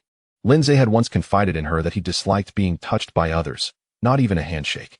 Frankly, this was the only aspect for which Su Kingxiu felt grateful. She was relieved that she had not rushed to define her relationship with Ji Zifeng, nor had she allowed him to touch even a single finger of hers. Seeing Su Kingxiu retreat from him as if he were a plague, Ji Zifeng felt his composure begin to waver. He suppressed his growing anger and smiled, saying, "Kingxiu, we are meant to be together, so why do you resist my hand?" Su Kingxiu was taken aback. "Together? Who wishes to be with you? You just mentioned that there are things you need to clarify with me. Was that not an attempt to confess your feelings?" Her expression darkened, her exquisite face revealing shock. In a low, icy tone, she responded, "I'm sorry, but I never intended to confess anything to you." "What? What do you mean?" Ji Zifeng stammered, a troubling thought creeping into his mind. "Do you know why I liked you back then?" Su Kingxiu countered. Upon hearing her words, Ji Zifeng exhaled in relief. He had feared she would reveal that she preferred Lin Zhe, that scoundrel. "I honestly do not know," he replied with a forced smile, oblivious to the reasons behind her affections. Moreover, he was not inclined to delve into such trivialities. He yearned to solidify their relationship and kiss her passionately. Su Kingxiu gazed steadily into his eyes, her tone serious and earnest as she said, "It is pointless to discuss this now. Ji Zifeng, I always believed I liked you. And when you went abroad, I suffered immensely. I selfishly thought that if I were to be with your rival, you might glance back at me. During university, I was aware of your rivalry with Lin Zhe, who excelled in every regard, and I knew you were envious of him. Hence, I chose him, believing that when you learned of our marriage, you would look back at me. I even shared the news of our marriage certificate on social media, visible only to you. But alas, I was mistaken." At this point, Su Kingxiu paused. Ji Zifeng, filled with guilt, responded, "Kingxiu, I'm sorry. I realized my mistakes too late. But luckily we are still young, and there is ample time ahead." Su Kingxiu shook her head. "I regret to inform you, Ji Zifeng, that the reign of my youth has long since cleared due to Lin Zhe's emergence. Therefore, Ji Zifeng, I no longer harbor feelings for you." Shock, disbelief, and fear surged through Ji Zifeng's heart, causing his body to tremble and his breath to quicken. His eyes reddened, not from sorrow, but from dread. Su Kingxiu had become his only lifeline, yet now she declared her disinterest. He could not accept such a conclusion. "Kingxiu, you must be joking, right?" His voice quivered. "You know I do not jest with emotions," Su Kingxiu replied, her tone firm. Ji Zifeng's panic deepened. "You cannot do this to me. I sacrificed my career abroad for you. If you abandon me, I will have nothing left." Such words were absurd. Ji Zifeng had a meager existence abroad, living off family support, indulging in a hedonistic lifestyle. His intention was to evoke guilt in Su Kingxiu, but he was mistaken. She had never been one to succumb to such tactics. Throughout her life, only Lin Zhe could sway her emotions. No one else had that power. "Ji Zifeng, if you think to manipulate me into feeling guilty, you are mistaken. I do feel guilt, but not towards you. It is Lin Zhe I owe. He cared for me deeply, yet I failed to recognize my own heart, thereby causing him pain. But you are correct, we are still young, and I have countless opportunities to make amends with him." Ji Zifeng crumbled under the weight of despair. He was utterly defeated. Lin Zhe, that scoundrel, had overshadowed him since their university days. He had believed that Su Qingxiu was his only triumph over Lin Zhe, but now even she had fallen for him. Ji Zifeng could not bear it. Qingxiu, I was wrong. I truly understand my mistakes now. Please, grant me another chance. I genuinely like you, Ji Zifeng pleaded. Nearly on his knees, Su Qingxiu felt no compassion, only annoyance. Ji Zifeng, you understand matters of the heart better than I. You should know that such feelings cannot be forced. Out of respect for our time as classmates, I won't say anything harsh. This is it, if you wish. You may continue working at my company, but there is no possibility between us. With that, Su Qingxiu turned and entered her car.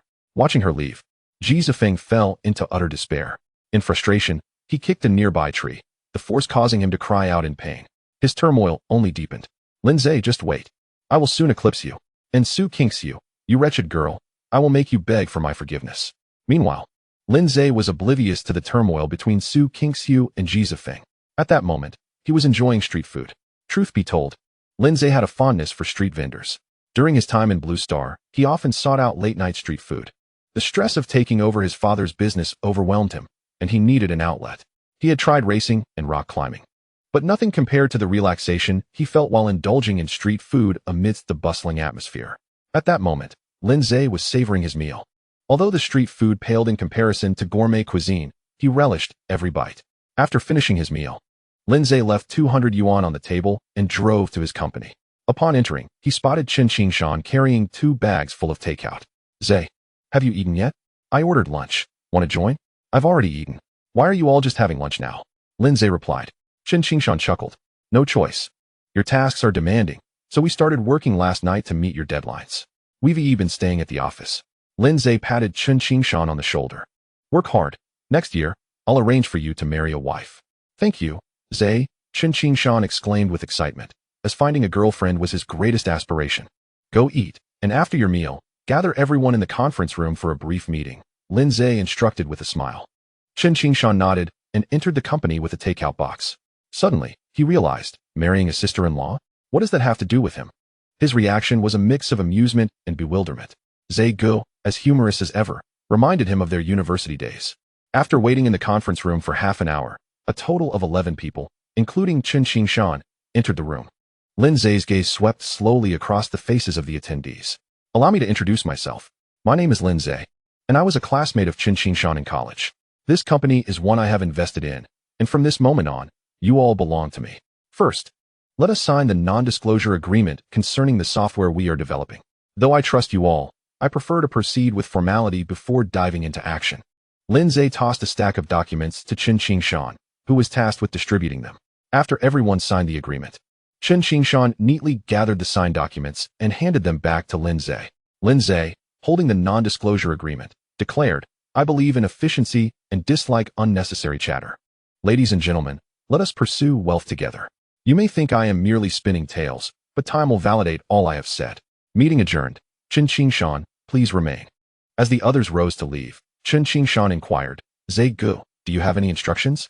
From now on, I shall cover all your expenses during work hours. Just keep the receipts, and you can claim reimbursements from me whenever needed. Chen Qingshan felt a surge of joy and nodded enthusiastically. Working under such a generous boss was indeed a delight. By the way, Zhe Ge, can I continue to recruit talented individuals with strong technical skills? Of course. You are the head of the technical department, and you have full authority over it. Feel free to hire any talent you deem fit, and set their salaries as you see fit. Chen Qingshan grew even more excited. If there is nothing else, I shall return to work. Go ahead. After dismissing Chen Qingshan, Lin Zhe also prepared to leave. Just as he exited the building, a police car screeched to a halt in front of him. 3 uniformed officers emerged, and the leading man coldly asked, Are you Lin Zhe? Yes. All right, come with us. Chapter 69. What difference does it make if they are biological? At the hospital, Lin Nan had just been bandaged, his head wrapped like a dumpling. Lin Xiaotian and Jin Shui Lian looked at their son with hearts full of concern. Does it hurt, son? Jin Shui Lian asked, her voice laden with worry. It hurts terribly, Lin Nan replied pitifully. Jin Shui Lian's anger flared. Lin Xiaotian, we must ensure that Lin Zhe pays dearly for this. Look at what he has done to our son. Rest assured, I have already reported this to the police. That scoundrel is likely at the station by now. The injury report for our son has also been issued. Initially, it showed nothing serious, but I had the doctor declare it a concussion. Let him prepare for a long stay in prison, Lin Xiaotian said with a dark expression. Lin Nan felt a rush of excitement. What if Lin Zhe were biological? What if he were merely an adopted son? After all, his parents were still on his side. Mom, Dad, should we let it go? After all, he is my elder brother. If he is imprisoned, it would bring shame to our family. Lin Nan feigned magnanimity. Jin Shui Lian looked at Lin Nan with a pained expression. Darling, your generosity is what has allowed that scoundrel to take advantage. Besides, he has already been expelled from the Lin family. Even if he goes to prison, it won't reflect poorly on us. Indeed, that scoundrel is no longer part of our family. Even if he were to die, it has nothing to do with us. I have already made arrangements. Once he enters, he will face dire consequences. Lin Nan was nearly bursting with joy, restraining himself from shouting out loud. Mom, do you think my brother will be killed? Who cares? If he dies, he dies, Jin Shui Lian said disdainfully. Then can I visit him later? After all, he is my brother. Xiaonan, you are too kind-hearted. Why would you want to see such a worthless person? Lin Nan felt amused at the thought. He was not so kind. He merely wanted to see how miserable Lin Zhe truly was. As they conversed, the door to the hospital room swung open abruptly. A man in his 30s strode in. Who is Lin Xiaotian? He asked, his expression devoid of emotion. I am. What brings you here? My name is Fan Wenbing, and my boss is Bai Daolong. The man replied coldly. Lin Xiaotian was taken aback. Bai Daolong was the most notorious scion in Haikan, a connection the Lin family could only dream of. To think he would come to them. Could it be a potential collaboration? Lin Xiaotian's heart raced with excitement. Mr. Fan, I am Lin Xiaotian. What instructions does young Master Bai have? Bai Xiao instructed you to withdraw the accusations against Lin Zhe, Fan Wenbing stated coldly. Lin Xiaotian was stunned, as were Jin Shui Lian and Lin Nan. What is going on? When did that scoundrel become acquainted with such a powerful figure as Bai Daolong? Did you hear that? Fan Wenbing barked coldly. Yes, we heard. You have 5 minutes. Bai Xiao is waiting at the police station. If he does not see Lin Zhe in 5 minutes, you will have to deal with the consequences. With that, Fan Wenbing turned and left. The three in the hospital room were left utterly bewildered. Dad, what is happening? How could my brother know Bai Daolong? Lin Nan asked, trembling with fear. How could one not be frightened? Just days ago, that scoundrel kissed Xintian Li in front of me. This afternoon, Su Kingxiu threatened to seek justice for Lin Zhe. Now Bai Daolong has arrived. The three most powerful families in Haikan have united. Not to mention their collaboration. Any one of them could easily eliminate us. Lin Xiaotian's face darkened. His emotions seemingly unchanged on the surface, yet inside, a tempest was brewing. He had never anticipated that Lin Zhe could forge such a connection with Bai Daolong. Jin Shui Lian suddenly interjected, Lin Xiaotian, do you think that scoundrel might retaliate against us? He wouldn't dare, Lin Xiaotian replied dismissively. When we expelled him in that downpour, he knelt in the rain, pleading for us not to cast him out. It shows his yearning for family. As long as I give him a little incentive, no matter how much he has climbed up the tree with Bai Daolong, he will still beg us to let him return. Jin Shui Lian felt a surge of panic, remembering how she had mistreated Lin Zhe. Yet hearing Lin Xiaotian's words, her fear dissipated. Make a call to the police station and have that scoundrel released. Then call him back home for dinner. Lin Nan was immediately displeased at the thought of Lin Zhe coming home. If Lin Xiaotian and Jin Shui Lian discovered his past actions, they might very well end his life. Dad, Mom, if my brother comes home, should I leave first? I'm afraid he might beat me, Lin Nan said, feigning innocence. Upon hearing this, Jin Quilian was instantly filled with heartache. She quickly said, Xiaonan, do not be afraid. Here is the plan, Lin Xiaotian. You should first call and have that scoundrel come out. Then, have a word with him, perhaps sweeten the deal a bit, and ideally, probe into his connection with Bai Daolong. If their relationship is indeed solid, we can feign an agreement to allow him to return home, and in turn, he can facilitate our introduction to the Bai family. Lin Xiaotian found Jin Quilian's suggestion quite astute and nodded in agreement before making a call to the police station. After hanging up, he contemplated when to approach Lin Zhe for assistance in connecting with the Bai family. Mom and Dad, do you think that brother might take advantage of his good rapport with the Bai family and purposely avoid coming out, forcing us to apologize to him? Lin Nan suddenly interjected. Lin Xiaotian scoffed. Humph, what a ridiculous thought. If he does come out, it will be solely due to the favor of young Master Bai. Otherwise, he should prepare to rot in jail. Exactly. A worthless outcast of the family dares to hold us hostage? What is he even? Jin Quilian chimed in. Just then, Lin Xiaotian's phone rang. It was a call from the police department, and he answered promptly. Old Lu, what is the matter? He inquired. The caller was the deputy chief of the police. Lin, do you have a moment? What is it? Could you come in person? What is going on? Lin Xiaotian questioned irritably. Lin Zhe has stated that unless you apologize to him on your knees today, he will not leave the police station. Chapter 70.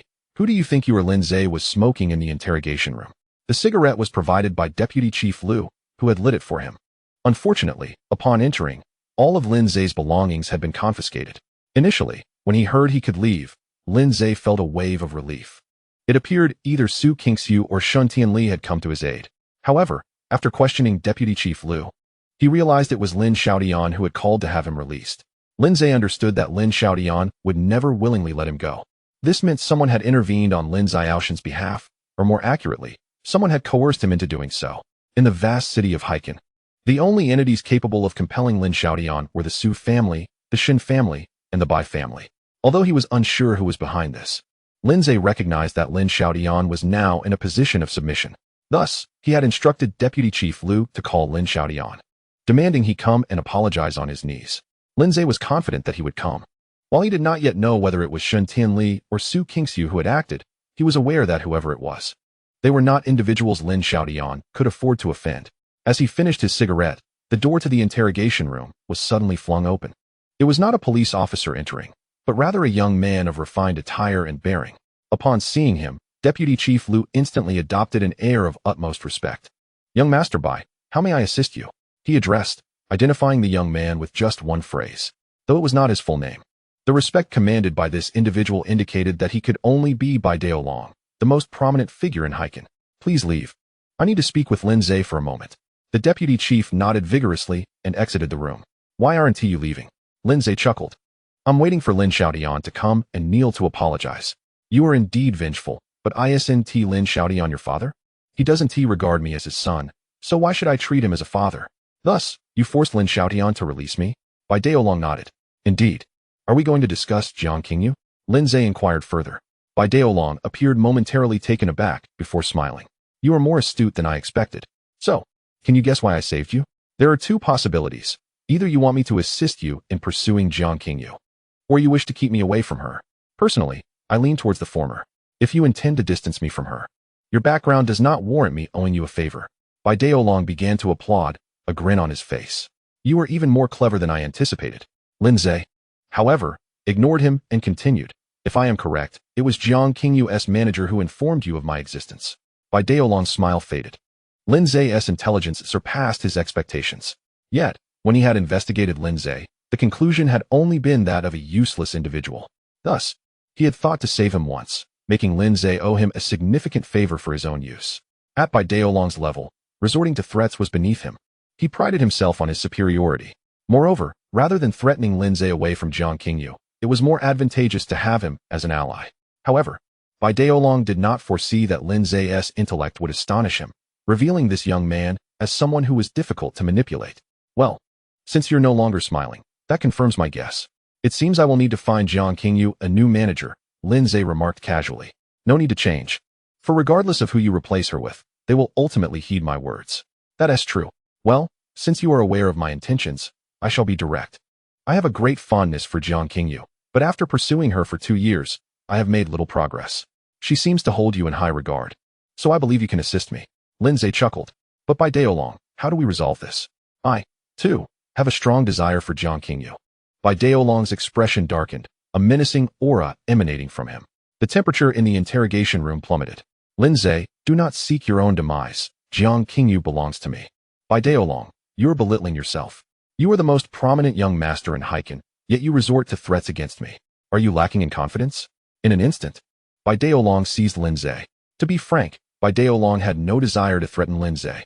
However, he had learned from Jiang Qingyu's manager that Lindsay was the one she had cherished for many years. Now, Lindsay was declaring his interest in her as well. Given Jiang Qingyu's affection for him, it would be a matter of moments before Lindsay could win her over. Thus, Bai Daolong was anxious. He certainly had ways to deal with Lindsay, but what he desired was Jiang Qingyu's heart. Even if he eliminated Lindsay, what good would it do if he could not win her affection? "Care for a smoke?" Bai Daolong suddenly asked. "I just finished." Bai Daolong lit a cigarette for himself and began to smoke leisurely. However, after just a few puffs, he discarded the cigarette but to the ground and stamped it out. He stood up. "Give me 3 months. In 3 months, do not approach her. If I have not won her over by then, I will withdraw." "All right," Lindsay replied with a smile. He agreed because Bai Daolong had, after all, helped him once. He could extend this courtesy. However, While he agreed not to pursue Jiang Qingyu, Lin Zhe made no promises against stealing a kiss. Bai Daolong nodded and swiftly departed. He left with purpose, while Lin Zhe fell into deep contemplation. He had initially assumed that the foremost young master of Heiken was a frivolous playboy, but it turned out he was far more dangerous than he had anticipated. Not long after Bai Daolong's departure, the door to the interrogation room swung open once more. Lin Zhe then saw Deputy Chief Liu accompanying an irate middle-aged man into the room. The man was none other than Lin Zhe's adoptive father, Lin Xiaodian. However, upon seeing him, Lin Zhe was struck by how much he resembled Lin Nan, particularly in those piercing eyes, as if they were carved from the same mold. As Lin Zhe observed him, Lin Xiaodian was equally furious, glaring at Lin Zhe. "Brat, kneel before me." When Lin Xiaodian arrived, he felt a twinge of trepidation. He even contemplated leveraging his emotional ties with Lin Zhe, hoping to secure leniency, especially since Bai Daolong still lingered within the precinct. However, upon his arrival, Lin Xiaodian was taken aback to discover that Bai Daolong had already departed. What, then, was there to fear? Lin Zhe chuckled, clearly aware that Bai Daolong's absence had emboldened Lin Xiaodian. Just as Lin Zhe was about to speak, a chilling voice unexpectedly pierced the air from the doorway of the interrogation room. "Lin Xiaodian, who do you think you are, daring to make Lin Zhe kneel before you?" Chapter 71. I always knew you were pretending. Lin Xiaoshan's fury ignited. How dare someone question his worth, and a woman at that? Was she courting death? Who do you think you are to insult Lin Xiaodian? He retorted disdainfully. As he turned around, eager to confront this audacious individual, his expression shifted from wrath to pallor, terror flickering in his eyes. "Miss Shun, I apologize, I didn't realize it was you," Lin Xiaodian stammered. Witnessing this scene, Lin Zhe smirked and glanced over, spotting a striking figure poised at the entrance. Her alluring visage was starkly devoid of warmth, and even her sparkling eyes were shrouded in an unsettling frost. She appeared exceptionally formidable, an unsettling contrast to her usual charming demeanor. It could only be Shen Tianli. "What brings you here?" Lin Zhe inquired. Shen Tianli responded with a coy smile. "I called you, and a police officer answered, informing me of your situation, so I hurried over." Upon hearing this, Lin Xiaoshan's heart jolted. From the exchange between Lin Zhe and Shen Tianli, he discerned their extraordinary connection. He couldn't help but cast a glance at Lin Zhe. How had this scoundrel managed to cultivate relationships with such prominent figures? Not only had he allied himself with Bai Daolong, but now he was also closely connected with the heiress of the Shen family. Yet, Lin Xiaodian felt no fear. Rather, a sense of glee welled within him. He believed that if he offered Lin Zhe a modicum of sweetness, Lin Zhe would facilitate connections with the Bai and Shen families. Once the Lin family established ties with these two clans, rapid ascent to glory seemed imminent. With this thought in mind, Lin Xiaodian quickly forced a smile. "Lin Zhe, today's events were indeed my misstep, and I apologize for the distress caused. My intent was merely to foster harmony among brothers, to avoid further discord. I also spoke with the police, suggesting they release you after a brief detention." Lin Zhe chuckled, fully aware that what he had endured since being taken from the company to the police station and into the interrogation room was far more than a mere brief detention. Had it not been for Bai Daolong's unexpected intervention, several officers might have taken matters into their own hands. Seeing Lin Zhe smile, Lin Xiaodian presumed his words had struck a chord. A sense of smug satisfaction swelled within him as he thought, still as foolish as ever. A few flattering words, and he is completely disarmed. However, just as this thought crossed his mind, Lin Zhe's smile vanished. His expression shifted, his gaze sharpening into a piercing scrutiny aimed at Lin Xiaodian. The moment their eyes met, Lin Xiaodian was engulfed by an overwhelming sense of pressure, fear creeping into his heart. What was happening? Why was he afraid of this scoundrel? Surely it was due to the presence of the Shun family heiress that he felt this way. With that thought, Lin Xiaodian secretly exhaled a sigh of relief.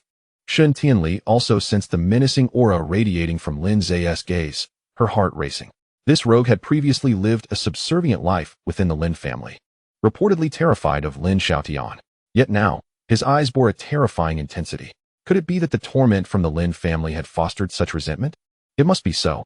Clearly, I should treat this rogue with more kindness in the future.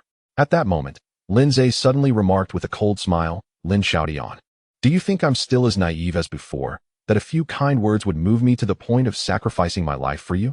Lin Xiaodian, feeling irked, thought bitterly, "Scoundrel, if it weren't for the fear of provoking the Shun family heiress, do you think I would waste my breath on you?" However, despite his internal musings, he plastered a smile on his face, saying, "Son, what you say strikes a chord. I truly recognize my mistakes." Lin Zhe, however, coldly retorted, "What? Trying to play the emotional card? Lin Xiaotian, who do you think you are? Either kneel and apologize, or leave. It's already 5:47. If you're still here by 6, the Lin family's coveted land will become the target of the Shen family." Shen Tianli echoed, her words laden with a palpable threat. It must be said, she had a knack for manipulation. Lin Xiaotian was taken aback. He had not anticipated Shen Tianli would aid Lin Zhe to such an extent. The land she referred to was a pivotal project for the Lin family in the latter half of the year, potentially yielding billions if developed properly. Should the Shen family truly pursue it, the Lin family wouldn't dare contest, and would have to withdraw meekly. Cursing Lin Zhe under his breath, Lin Xiaotian contemplated capitulation. But upon witnessing Lin Zhe's arrogant demeanor, a surge of rage erupted within him. A scoundrel he had expelled from the family now dared to dominate him. In that moment, Lin Xiaotian genuinely wished to eliminate Lin Zhe, yet he restrained himself, knowing he could not afford to offend the Shen family heiress. Suppressing his fury and humiliation, Lin Xiaotian knelt, gritting his teeth as he spoke. "Lin Zhe, I apologize for today's incident. I hope you can find it in your heart to forgive me." "Forgive? Not a chance. You can leave," Lin Zhe replied, his face devoid of expression. "Forgiveness? What a daydream. No rush. There would come a day when the Lin family would face ruin." Lin Xiaotian shot Lin Zhe a venomous glare before exiting the interrogation room. As he departed, the atmosphere in the room lightened considerably. Just moments ago, Lin Zhe's piercing gaze had been fearsome, yet now he appeared woefully vulnerable as he turned to Shen Tianli. "Come, let me embrace you." Shen Tianli smiled seductively. "You truly are a master of theatrics. Just moments ago, you were so fierce. How have you turned so pitiful?" "Master of theatrics? I genuinely feel wronged. It was Lin Nan who provoked me first, and I merely retaliated. Yet our father, without distinguishing right from wrong, allowed the police to apprehend me." As he spoke, Lin Zhe's eyes welled with tears. Shen Tianli's heart fluttered. She had previously suspected Lin Zhe was merely seeking her embrace for show, but upon hearing his words and seeing his reddened eyes, she realized he truly felt aggrieved. Reflecting on it, having one's biological father show such blatant favoritism towards an adopted son would surely be painful for anyone. He must be feeling both wronged and heartbroken. Perhaps if I were to offer him an embrace, I could truly soothe his wounded heart. Shen Tianli stepped forward, wrapping her arms around Lin Zhe. He held her enticing figure tightly in his embrace, a smile playing at his lips. "Shen Tianli, you truly are a delightful person." Her laughter echoed. But just as she was about to respond, a shiver coursed through her body, her alluring face flushing a tempting shade of red. Shen Tianli, both embarrassed and angry, said, "You filthy scoundrel, I knew you were faking it. Take your hands off my butt." Chapter 72, I have a plan, I got it with my own skills. Why should I let go? Lin Zhe said righteously. Huffed. Shen Tianli was defeated by Lin Zhe's shamelessness. Her watery eyes were filled with desire as she looked at Lin Zhe with a radiant smile. "Shameless thing, if you touch my butt again, you'll be spending the night here. Damn it, you heartless little girl." Slap. Lin Zhe slapped her buttocks. MMM. A seductive sound escaped from Shen Tianli's nostrils. Lin Zhe's heart skipped a beat. He looked at Shen Tianli with a smile and asked, "When are you going to fulfill your promise to me today?" "What promise?" Shen Tianli asked with a charming smile. She was playing dumb. Of course, she remembered what she had promised Lin Zhe. Lin Zhe, holding her soft, fragrant body, said, "Damn it. You said this morning that after I treated your best friend, you'd let me have a kiss." "Really? I don't remember." Shen Tianli shook her head. "Damn. Stop shaking. I'm dizzy." Shen Tianli giggled. However, her laughter quickly faded, because Lin Zhe kissed her. Damn. Her lips were so soft and intoxicating. Shen Tianli wanted to push Lin Zhe away, but the electric feeling was just too intoxicating. It made her heart race and her whole body feel incredibly stimulated. Shen Tianli liked this stimulating feeling. Perhaps she was a little addicted to Lin Zhe's kisses. She even took the initiative to hook her arms around Lin Zhe's neck and began to kiss him back. She didn't know how long they kissed. A sudden knock on the door startled them both awake. Shen Tianli, her pretty face flushed, pushed Lin Zhe away. Lin Zhe glanced at her. Her face was flushed, her eyes alluring. So damn seductive. It was a policeman knocking. "What is it?" Lin Zhe asked, somewhat annoyed. Damn it. He finally got to kiss Shen Tianli, and now he's been interrupted. "A Miss Su is looking for you outside," the man said in a deep voice. "Surname Su? That's Su Kingxiu, isn't it? Why is she here?" "I know." Lin Zhe dismissed the man. He wanted to kiss Shen Tianli again. Firstly, he hadn't kissed her enough yet, and secondly, while kissing her, his hands could take the opportunity to do something else. Shen Tianli escaped Lin Zhe's embrace. She dared not let him kiss her again. If they continued, something bad would happen. After all, When Lindsay kissed her just now, Shen Tianli clearly felt a surge of desire rising within her. Moreover, this desire was frantically consuming her reason. If Lindsay kissed her again, something bad would definitely happen. Shen Tianli didn't want to give her virginity to this scoundrel so quickly. You scoundrel, we agreed on only one kiss a day, and I've already given you one. Shen Tianli protested. Lindsay smiled and said, then I'll borrow tomorrow's kiss in advance. No kissing tomorrow. Shen Tianli looked at Lindsay, both amused and exasperated. This scoundrel is truly shameless. This is the first time I've heard of borrowing a kiss in advance. Shen Tianli laughed and scolded. You scoundrel. You wish. Go and get rid of Su Qingxiu first. And I'll see how you behave before deciding whether to let you kiss me or not. Fine. After Lindsay retrieved his belongings, the two left the police station together. Su Qingxiu stood in front of her expensive luxury car. It must be said, she was undeniably beautiful. Even in a simple dress, her beauty was captivating. When she saw Lindsay, Su Qingxiu seemed excited. Half an hour earlier, she had called Lindsay, wanting to have a proper talk, but the police answered. Su Qingxiu then learned that Lindsay had been taken to the police station by Lin Xiaodian for beating Lin Nan at noon. Su Qingxiu panicked and rushed over. Fearing Lindsay might be mistreated, she even called some high-ranking officers in the police force. Moreover, she had run countless red lights to get there quickly. Su Qingxiu had never been to such a place before, but she knew Lin Xiaodian wouldn't let Lindsay off easily.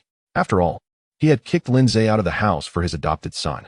She thought that once she saw Lindsay, she would rescue him no matter the cost. Then hug him tightly and comfort him. However, her excitement upon seeing Lindsay didn't last long before she saw Shen Tianli. Su Qingxiu's excitement vanished instantly. She felt as if a bucket of ice water had been poured over her. From head to toe, inside and out, she felt chilled to the bone. Sadness. An unprecedented sadness enveloped Su Qingxiu. She felt as if her heart was being stabbed repeatedly with a knife. The pain was so intense, she could barely stand. Su Qingxiu, you're too late. I've rescued Lindsay, Shen Tianli said with a fawning smile. Her words were double-edged. She was showing off. Su Qingxiu felt even more distressed. She wanted to cry. She had so much she wanted to say to Lindsay, but at this moment, she couldn't say anything. She forced a smile and said, it's good that you're out. With that, Su Qingxiu turned and got into her car. After leaving the police station, Su Qingxiu could no longer hold back her tears. She drove while sobbing uncontrollably. You said you loved someone you shouldn't have. When her phone rang, Su Qingxiu felt even more heartbroken. This song was a gift from Lindsay. Su Qingxiu had recorded it and made it her ringtone.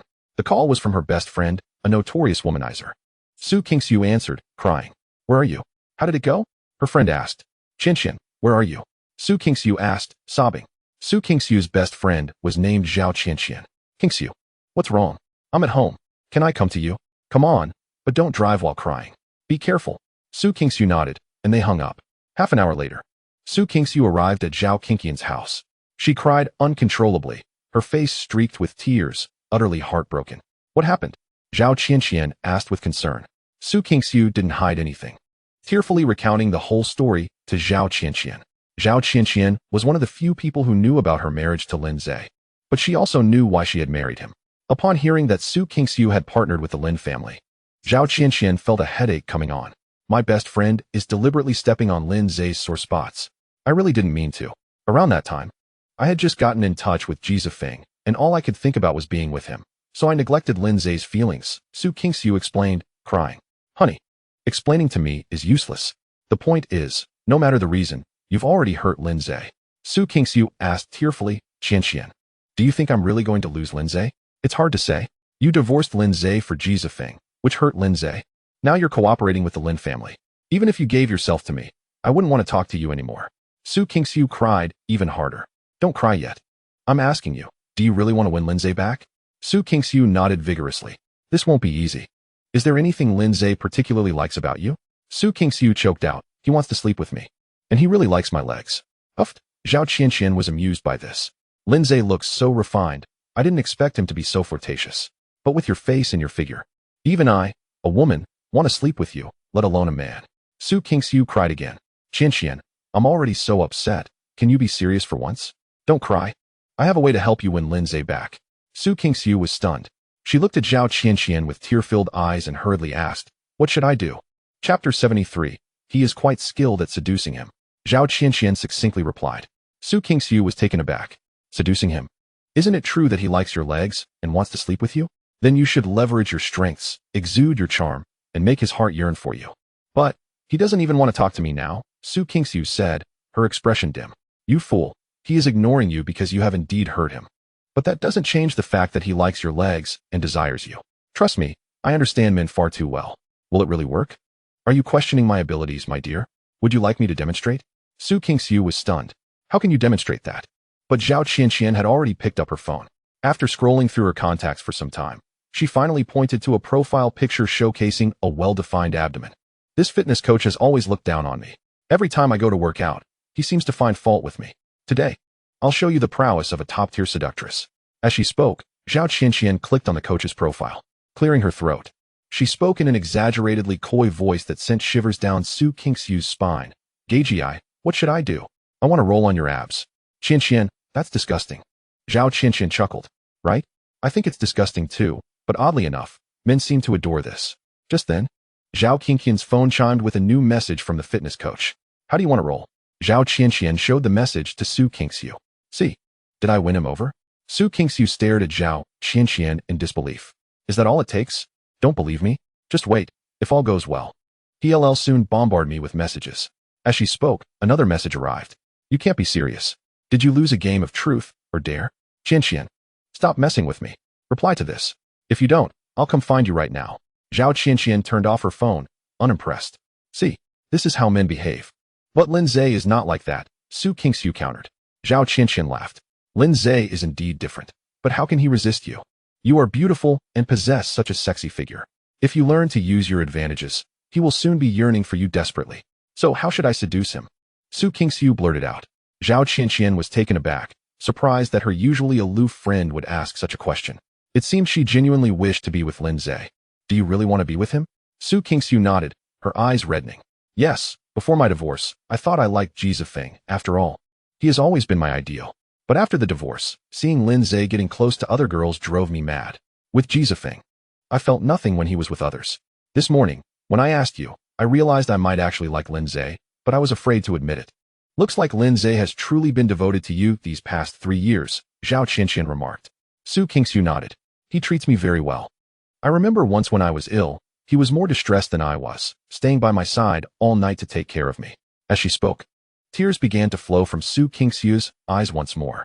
She had not appreciated Lin Zhe's care until she lost him. Realizing now that those seemingly insignificant moments had become what she longed for the most. Listening to Su Kingsu, Zhao Qianqian's eyes glimmered with envy. Kingsu, do you remember that time your car broke down at night?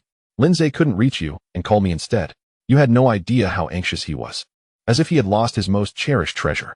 I was truly envious of you. Envious that you had a boy whose heart and mind were entirely focused on you. Su Kingsu's tears flowed more freely. How could she forget? She remembered waiting for a tow truck on the roadside in the bitter cold when Lin Zhe found her.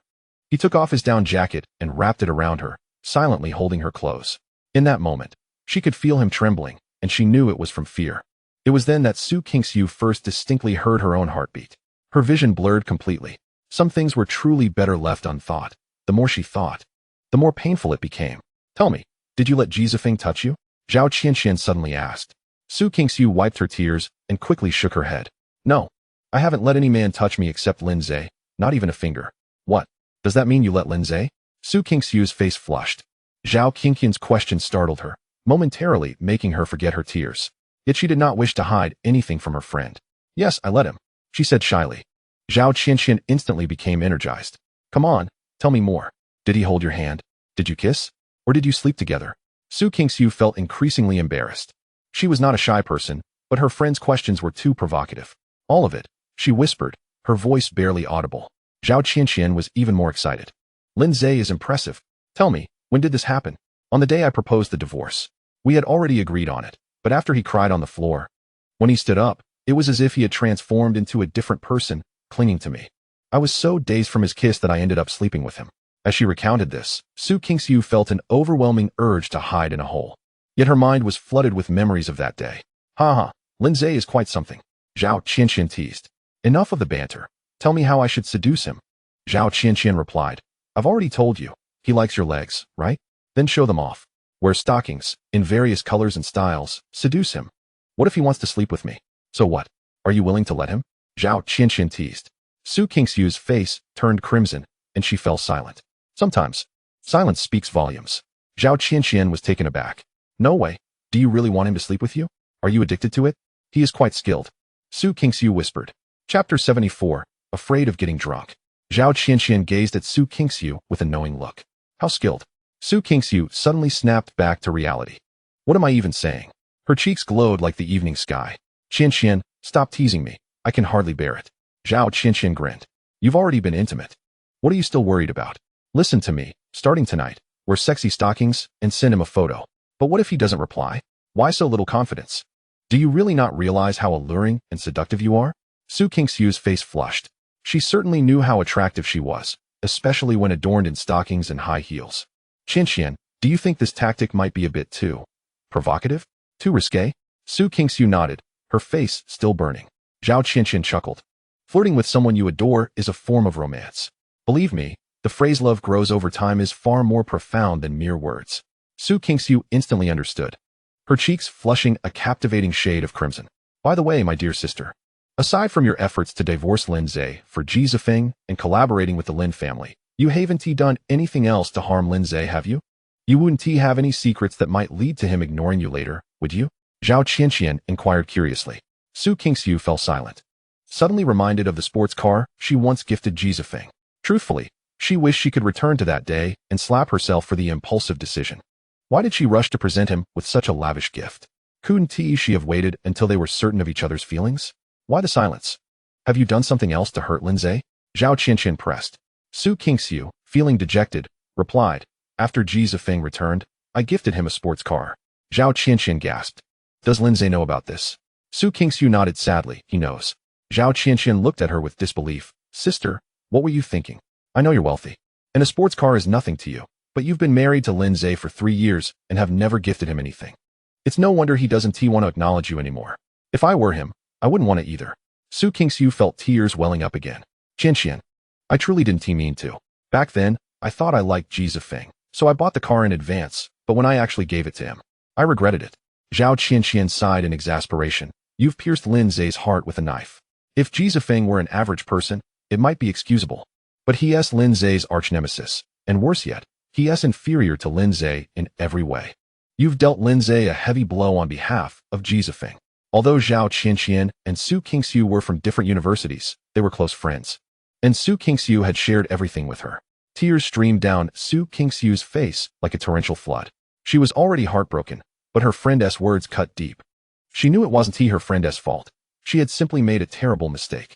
Seeing Su Qingxiu in such despair, Zhao Qianqian comforted her. Don't cry. Although you've done some outrageous things, at least you are still pure and have only been with Lin Zhe. That is a silver lining amidst the misfortune. Listen to me. From this moment forward, sever all ties with Ji Zifeng. No man would appreciate his woman getting too close to other men. I've made it clear to Ji Zifeng that there is no future for us, Su Qingxiu sobbed. It's not enough just to clarify. You should retrieve the gifts you've given him, Zhao Qianqian advised. Su Qingxiu nodded through her tears. Even without her friend's urging, she intended to reclaim them. Although it felt ungracious, she didn't want to cause Lin Zhe any further discomfort. Aside from the gifts, what else have you done for Ji Zifeng? Zhao Qianqian asked. I booked him a presidential suite at our hotel since he had nowhere to stay, Su Qingxiu replied. Zhao Qianqian was taken aback. You've been quite generous. Have you visited his room? Su Qingxiu quickly shook her head. You didn't take Ji Zifeng to your home with Lin Zhe, did you? No, he wanted to. But I didn't allow it. Zhao Qianqian sighed in relief. Good. You haven't made any irreversible mistakes.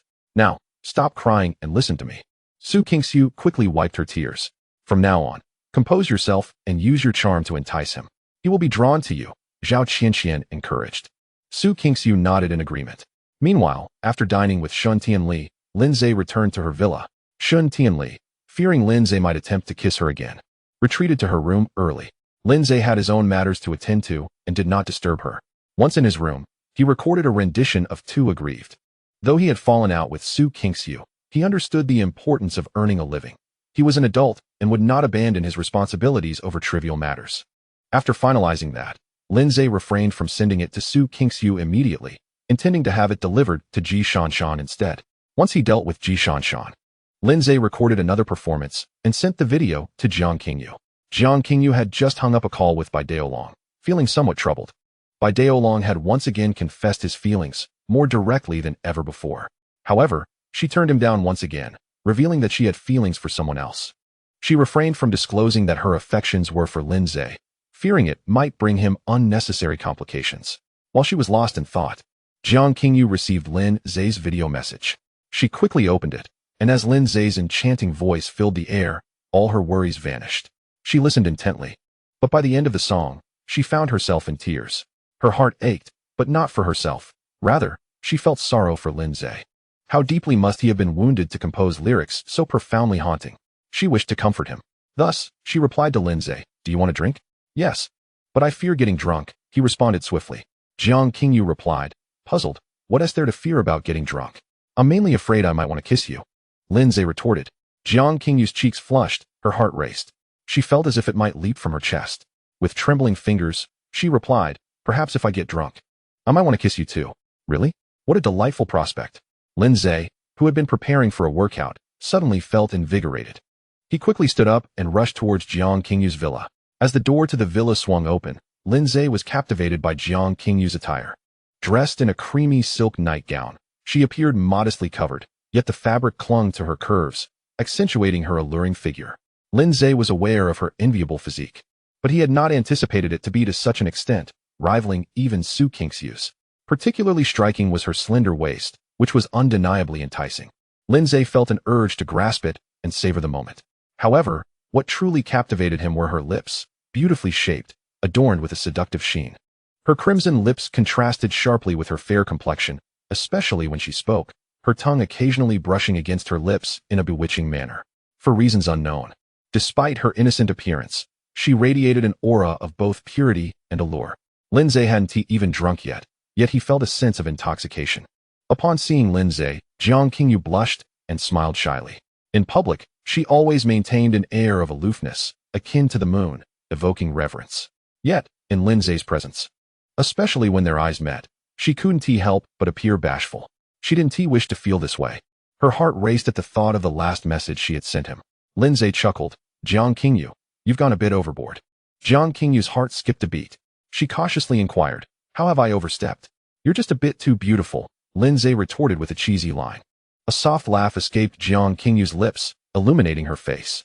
The weighty fruit of her allure began to tremble at her teasing shyness. "Goodness, this is truly overwhelming." Lin Zhe swallowed hard. Once they entered the living room, Jiang Qingyu cheerfully suggested, "Lin Zhe, the wine is in the wine cellar on the basement level. There's a place to enjoy cigars and music. Shall we go there for a drink?" "Certainly," Lin Zhe replied with a smile. As they descended to the basement, Lin Zhe instantly fell in love with the space. It boasted a gym, a cinema, a wine cellar, and an array of amenities. The wine cellar was vast, housing a myriad of wines. "What would you like to drink?" Jiang Qingyu asked playfully. "What do you enjoy?" he inquired. "I prefer red wine, although my tolerance isn't great," she admitted. Lin Zhe chuckled. "That is quite fortunate." Jiang Qingyu tilted her head, a look of confusion crossing her face, clearly puzzled as to why Lin Zhe would respond that way upon learning of her low tolerance. Truth be told, her little actions were rather endearing. Lin Zhe smiled and explained, "If you don't get drunk, how can I kiss you?" Boom. Jiang Qingyu's cheeks instantly flushed crimson, her heart raced. She pretended not to hear his words and turned to fetch a bottle of red wine. "Let me open it," Lin Zhe offered. In a flurry, Jiang Qingyu handed him the bottle, and as he took it, their fingers brushed. Her face turned an even deeper shade of red, and she quickly withdrew her hand. Noticing her reaction, Lin Zhe chuckled. "Why are you so nervous? It's as if I intend to devour you." No, you don't want to devour me," Jiang Qingyu hastily replied. She wished to convey that she wasn't nervous, merely that her heart raced whenever she saw him, but the words eluded her.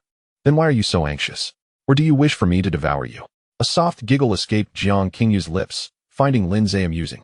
After the wine was opened, they moved to the adjacent cigar lounge, filled with a variety of cigars. "Jiang Qingyu, do you smoke cigars?" Lin Zhe casually asked. Flustered, she quickly clarified, No, I don't. I once endorsed a cigar brand, and they sent me plenty, but I don't have any male friends. So I kept them." Jiang Qingyu was determined not to leave Lin Zhe with a poor impression. That brand was quite remarkable. Typically, cigar endorsers are male. Yet they chose a woman, cleverly using contrast for marketing, a strategy one suspects yields excellent results. Jiang Qingyu nodded. "They do sell well. Would you like to try?"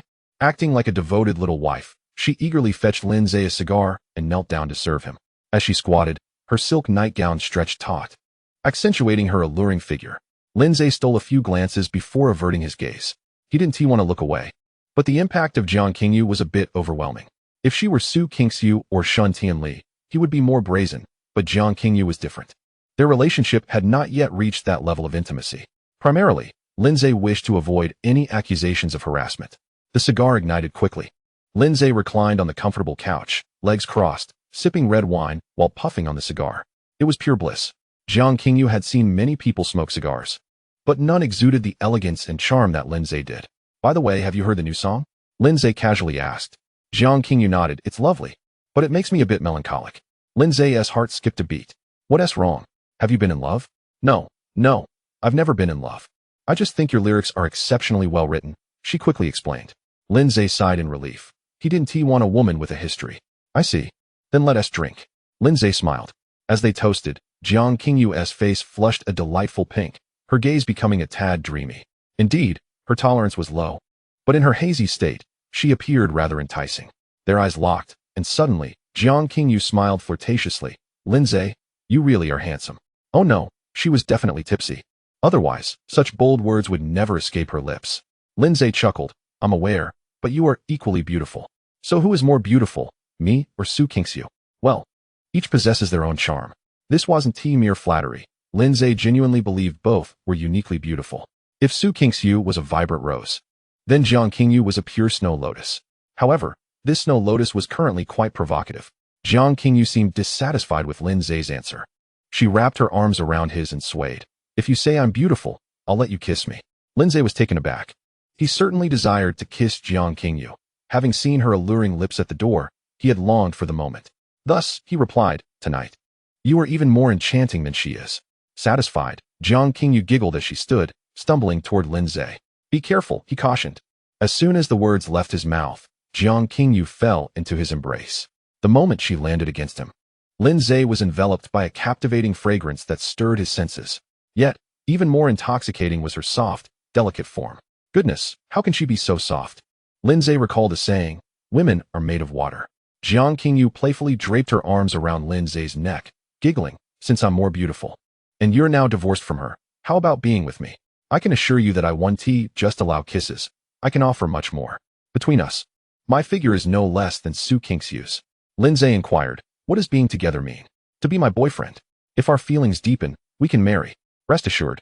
I want to be like Su Qingxiu, who, even after marriage, pines for others. I will treat you well for a lifetime. Lindsay could no longer smile. The weight of her words chilled him.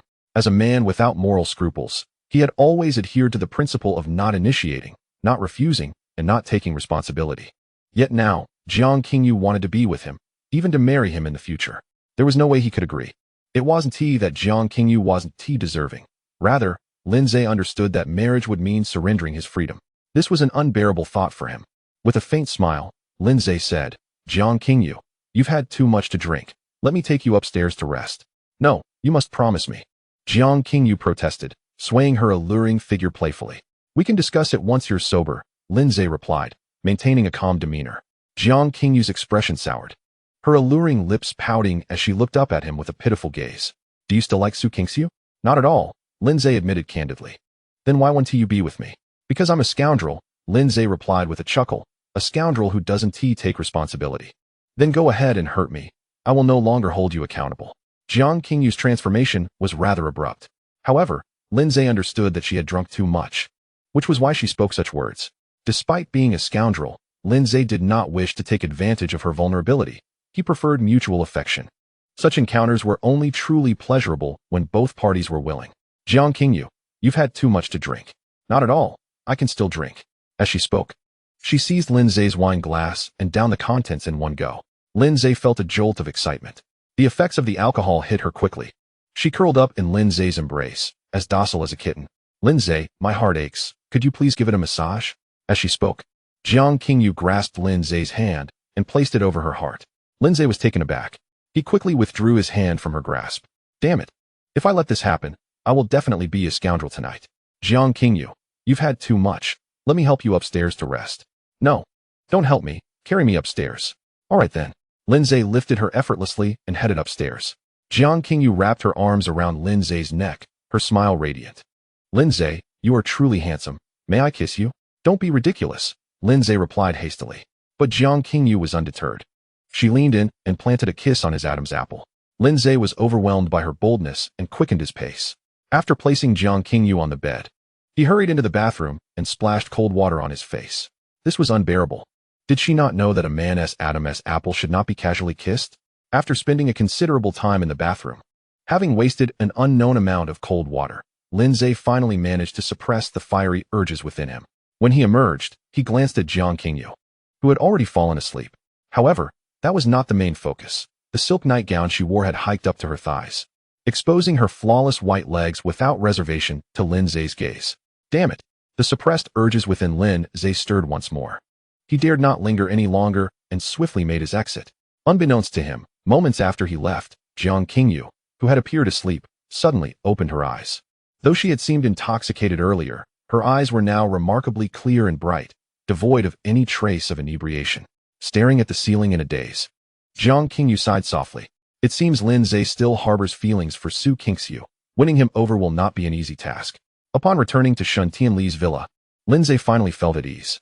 He began to practice his stances, a nightly ritual he deemed essential. Lindsay aimed to strengthen his physique and practice the technique taught by the old man. After persevering for over an hour, he collapsed onto the floor.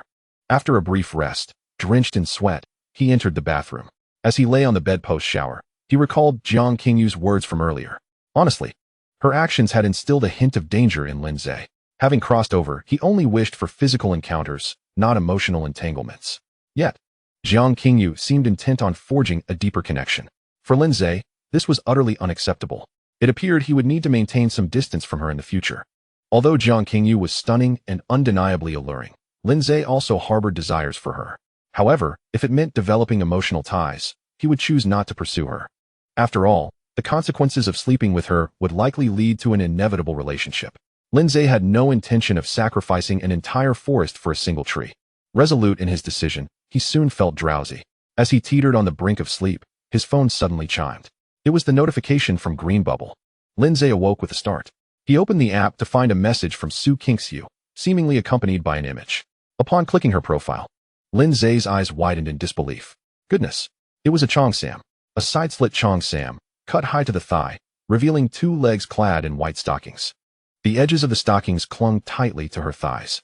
Lindsay recalled a saying, "White stockings cling to flesh. Even deities cannot save you." But that was not the most striking aspect. The most provocative detail was her wearing stiletto heels, not properly on her feet, but precariously perched on her toes, appearing as if they could fall off at any moment. This was exceedingly seductive. The photo did not feature Su Qingxiu's face, but Lindsay recognized her instantly through the familiar background. His heart raced uncontrollably, and his breath quickened. He regretted his earlier anger towards her. Why had he allowed a trivial matter to disrupt their potential collaboration? If she wished to work with the Lin family, so be it. They could coexist harmoniously. Otherwise, he wouldn't be left gazing longingly at her photograph. He yearned to respond to her message, but even Lindsay, known for his audacity, felt that replying at this moment would be too overtly suggestive. It might even repel Su Qingxiu. He decided to wait for an opportunity to reply the next day. After making up his mind, Lindsay rose and headed to the bathroom. He was not indulging in any shameless activities. He merely intended to take a shower. Such disgraceful actions held no appeal for him. Half an hour later, Lindsay emerged from the bathroom, feeling rather uninspired. Meanwhile, after Lindsay entered the bathroom, Su Qingxiu anxiously stared at their conversation thread, hoping for a prompt reply. Unfortunately, after waiting for a long time, she received nothing. Her initial anxiety morphed into disappointment. Lying on her bed, tears silently streamed down her cheeks. She truly regretted her decisions. Why had she foolishly divorced Lindsay? Why had she rashly pursued collaboration with the Lin family? Had she not divorced or sought this collaboration, she would not be experiencing such heartache. The emotional turmoil felt like sandpaper, grinding against her heart, intensifying her sorrow. Su Qingxiu sent a message to Zhao Qianqian. Lindsay hasn't replied to me. Zhao Qianqian, currently mingling with male models at a nightclub, felt a wave of exasperation upon seeing Su Qingxiu's message. Her friend was stunningly beautiful, with an enviable figure and an illustrious background. She should have been the object of countless admirers, yet here she was, reduced to a lovesick fool, grappling with insecurities. Zhao Qianqian replied helplessly, "That only means you've hurt him deeply. But don't lose hope. Tomorrow night, send him another photo, perhaps a bolder one." Upon receiving her friend's message, Su Kingxiu found wisdom in her words. She wiped away her tears and replied, I will. Just as she finished sending her message, she received a text from Jizafeng. Seeing his name filled her with disgust. She despised Jizafeng, yet she loathed herself even more. Kingxiu, I drank too much. And I feel terrible. Could you come keep me company? If you don't come, I might just jump off the balcony. Upon receiving the information, Su Kingxiu became increasingly displeased. He had actually begun to threaten her. Jizafeng, first, check out of your room tomorrow morning. I will no longer provide you with accommodation. Second, bring your sports car to the company tomorrow. You need not drive it again. As for your mention of jumping off a building, do as you wish. When Jizafeng received Su Kingxiu's message, his heart surged with elation. He was certain that she still harbored some feelings for him and would not simply stand by and watch him take such a drastic step. Jizafeng had made up his mind. Should Su Kingxiu dare to come to his place, he would seize her by any means necessary. He envisioned recording a video to show that scoundrel Lin Zhe. However, as he contemplated this, he excitedly opened the message, only to be utterly crushed the next second. He angrily smashed his phone. Damn it, Su Kingxiu, you are forcing my hand. One day, I will make you kneel before me, begging for mercy, Jizafeng roared. A night of silence ensued. The following morning, while Lin Zhe was still lost in slumber, he sensed someone entering his room. He quickly opened his eyes to find a young woman clad in light pink yoga pants standing before him. It was none other than Shen Tianli. The yoga pants clung to her skin, perfectly outlining her slender, long legs. Lin Zhe licked his lips and smiled. Shen Tianli, have you come to deliver a wake-up kiss? Shen Tianli replied with a flirtatious smile, dream on. I'm here to wake you up. What time is it? It's past 8. Lin Zhe felt somewhat exasperated. Why the hurry? Let me sleep a little longer. Have you forgotten? You were supposed to treat my best friend today. As soon as those words left her lips, Lin Zhe's mind conjured the exquisite visage of Song Nanyan. He not only recalled her stunning face, but also her smooth, flat abdomen. His sleepiness vanished. He chuckled, come on. Give me a kiss, and I'll get up. Shen Tianli playfully retorted, are you out of your mind? All you think about is kissing. You're only at 60 points right now. When you reach 100, we can discuss it. Yesterday, while being kissed by Lin Zhe in the interrogation room, Shen Tianli had felt her rationality slip away. She was uncertain whether it was his exceptional kissing skills or her own enjoyment of it. Regardless of the reason, it was undeniably a dangerous signal. Shen Tianli feared that if she continued to indulge in his kisses, she would inevitably lose control of her heart, allowing this rogue to take everything from her. Shen Tianli, just give me a score. When you eventually develop feelings for me and wish to be with me, I will also score you. Only when you reach 10,000 points will I consider your proposal. Huh. Shen Tianli seemed to have heard the most ridiculous joke and burst into laughter, her body swaying. You rogue. I'm curious, how do you plan to score me? Lin Zhe grinned. Don't worry, I'm not as harsh as you. 1 kiss will earn you 1 point. 1 night will earn you 2. Shen Tianli fell silent. This rogue had just claimed that if she were to like him and wish to be with him, she would need to achieve 10,000 points. If, according to his scoring system, a kiss was worth 1 point and a night 2 points, she would never reach 10,000 points in her lifetime. Realizing this, Shen Tianli felt a surge of discontent. Rogue, rest assured, I will absolutely never develop feelings for you, so you won't have any opportunity to score me. Lin Zhe lit a cigarette, exhaling smoke with a smile. Remember your current demeanor and the words you just spoke. We shall see. Fine, we shall see. After finishing breakfast, Shen Tianli drove Lin Zhe towards Song Nanyan's villa. Rogue, after you left yesterday, my best friend inquired about you for quite a while. Did you offend her? Shen Tianli suddenly asked during the drive. Lin Zhe chuckled. Could it not be that she found me handsome and was intrigued, thus asking about me? Shen Tianli giggled, finding his audacity amusing. What are you laughing about? Am I not charming enough, or not handsome enough? She teased, laughing heartily. You're right. You are indeed quite charming and handsome. So what did she inquire about? Shen Tianli replied with a smile. Your family background, all your information. Did you tell her everything? Of course. Are you foolish? If she were to genuinely develop feelings for me and attempt to steal me away from you, would you not regret it? A tremor of unease coursed through Shen Tianli. This scoundrel was not only handsome, but also funny and skilled in medicine. What girl could resist such a lure? The thought of her best friend potentially taking Lin Zhe away filled her with discontent. However, she quickly reassured herself that her best friend had high standards. Even if Lin Zhe was handsome and witty, she would likely not fall for him. With this thought, Shen Tianli felt a sense of relief. Rogue, you're overthinking it. My best friend will absolutely not develop feelings for you. Then why is she inquiring about me? Lin Zhe continued to tease Shen Tianli. Shen Tianli was left speechless. Indeed, Why would Song Nanyan be inquiring about Lindsay? Lindsay, noticing the change in her expression, couldn't help but chuckle inwardly. He continued, when a woman, a beautiful woman, begins to take an interest in a man, a handsome man, what do you think that signifies? Shin Tianli was no longer laughing. Her expression turned serious. Yes, when a woman begins to show curiosity about a man, it signifies at least a favorable impression. Though Shin Tianli had never been in love, she was keenly aware of this truth. Lindsay found it increasingly amusing. Shin Tianli, clearly not a fool, had been easily swayed by his words. He understood that her possessiveness was at play. She had already claimed him as her own.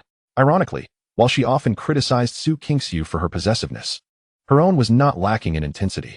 Before long, they arrived at Song Nanyan's villa. Rogue, I warn you, do not flirt with Song Nanyan. She is not someone you can provoke. Moreover, after treating her, leave promptly, understood? What if she wants to have lunch with me? You know her background is impressive. I cannot afford to offend her. Lindsay continued to provoke her. Shin Tianli felt a surge of irritation. Had she known this would be the outcome, she would not have brought Lindsay to treat Song Nanyan yesterday. Now it was too late to change anything. Once I'm done, I will come to fetch you. If it weren't for the pressing matters back at the company, Shin Tianli would have preferred to stay. To be honest, Song Nanyan is exceptionally beautiful, and I must admit I am somewhat tempted. If you were to ask for a kiss right now, I might just succumb. Lindsay said with a grin. Shin Tianli playfully scolded Rogue. You truly have no shame, trying to trick me into kissing you. Fine, consider it a trick. Now go on with your business. I will seek out Song Nanyan. With that, Lindsay made to exit the car, causing Shin Tianli to panic. She firmly grasped Lindsay's arm, her heart racing with fear that this scoundrel might flirt with her best friend. With his handsome looks and charming wit, he might very well succeed. You rogue, I might allow you a kiss, but you must promise me not to have any interaction with Song Nanyan beyond treatment. Especially no flirting. Lindsay couldn't help but chuckle. My friend, it's truly not difficult to attract a girl, but it depends on your performance. Shin Tianli let out a playful hum and asked, will you kiss me? As soon as the words left her mouth, Lindsay encircled her delicate waist and pulled her from the front seat into his embrace. Shin Tianli was taken by surprise as Lindsay kissed her. A jolt of electricity surged through her, and she felt her rationality slipping away. The intoxicating sensation prompted her to wrap her arms around Lindsay's neck and respond eagerly. They lost track of time, only parting when they were both breathless. Shin Tianli melted against Lindsay, gazing at him with sultry eyes. You rogue, we've kissed. So remember your promise, she said breathlessly. Lindsay playfully pinched her cheek. All right, you go on in, and be careful on your way. Truthfully, he wished to continue kissing her, but he also understood that no matter how much they kissed, Shin Tianli would never allow him to sleep with her. Besides, continuing would only make things uncomfortable for him. Shin Tianli obediently nodded. After watching Lindsay leave, she took a moment to calm her racing heart. Instead of heading directly to the company, she first returned to the villa to change clothes. Song Nanyan was practicing martial arts. Dressed in black sharkskin pants and a white t-shirt, Lindsay was taken aback upon seeing her. Wow, in just one night, she has developed so astonishingly. Her curves were remarkable, and her delicate features were captivating. Lindsay's gaze swiftly shifted to her face. Her fair, oval visage was beautifully shaped, with a perfectly defined nose and luscious lips that looked irresistibly soft. However, the most striking feature was her pair of eyes, as lovely as blooming peach blossoms. She had appeared pale the previous day, resembling a wilting flower, but today she radiated vitality that left a lasting impression. What to do? I want to sleep with her, Lindsay thought. Good morning, he greeted with a smile. Song Nanyan ignored him completely. To be frank, she didn't wish to see Lindsay. The sight of him reminded her of how he had torn her skirt and forcefully kissed her the day before. If it weren't for the fact that he was treating her, she would have wanted to strangle him. Seeing that Song Nanyan was unresponsive, Lindsay remained unperturbed. He smiled and asked, Song Nanyan, will we be having treatment today? What a ridiculous question. Why else would you be here? She retorted with irritation. Then go ahead and take off your clothes. Chapter 79. Come with me. Song Nanyan glared at Lindsay, her eyes blazing with indignation. What did you just say? She asked, enunciating each word as if ready to strike him down for any misstep. Lindsay replied casually, if you don't take off your clothes, where am I supposed to insert the needles? Song Nanyan shot him a look of disdain. This scoundrel insisted on being so ambiguous. Lying on the bed, she first covered her lower half with a thin blanket before gradually pulling down her sharkskin pants. Lindsay felt somewhat speechless. Damn it. I wanted to admire her beautiful legs in those pants, and now I can't even see a hair. He reluctantly took out the silver needles and inserted them into her acupoints.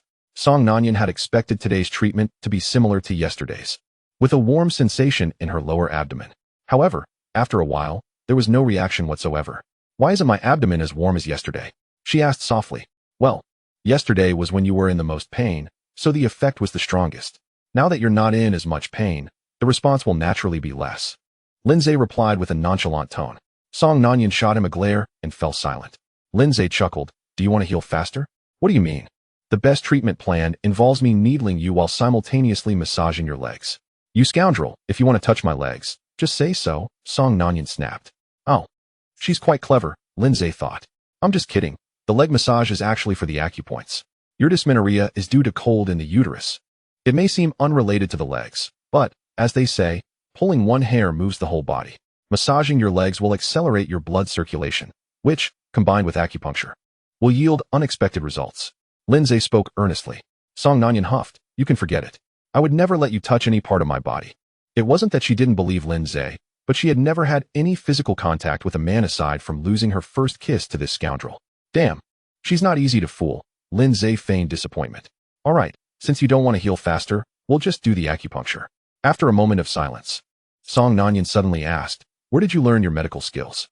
Yesterday, she had thought Lindsay was a disciple of some great traditional Chinese medicine master, but later, from Shun Tin Li, she learned he was a family outcast and had even divorced Su Kingxiu. "I was sold to a village by my family's servants when I was young. There was an old man there who was a veterinarian. Seeing that I was handsome and had good character, he passed on his knowledge to me," Lindsay replied, suppressing his urge to laugh. "What? A veterinarian?" Song Nanyan's composure shattered. "So, I've been treated by a veterinarian?" she exclaimed. "You scoundrel, pull out the needles." Watching her flustered reaction, Lindsay couldn't help but chuckle inwardly. What a naive girl, he thought. Lindsay feigned indignation and asked, "What? Do you look down on veterinarians?" Song Nanyan was momentarily at a loss for words. It wasn't that she looked down on them. It just felt strange to be treated by a veterinarian. Lindsay continued confidently, "Besides, what's wrong with being a veterinarian? If I can treat you, that's all that matters. Tell me, has my treatment been effective?" Song Nanyan found herself at a loss for words. "Apologize.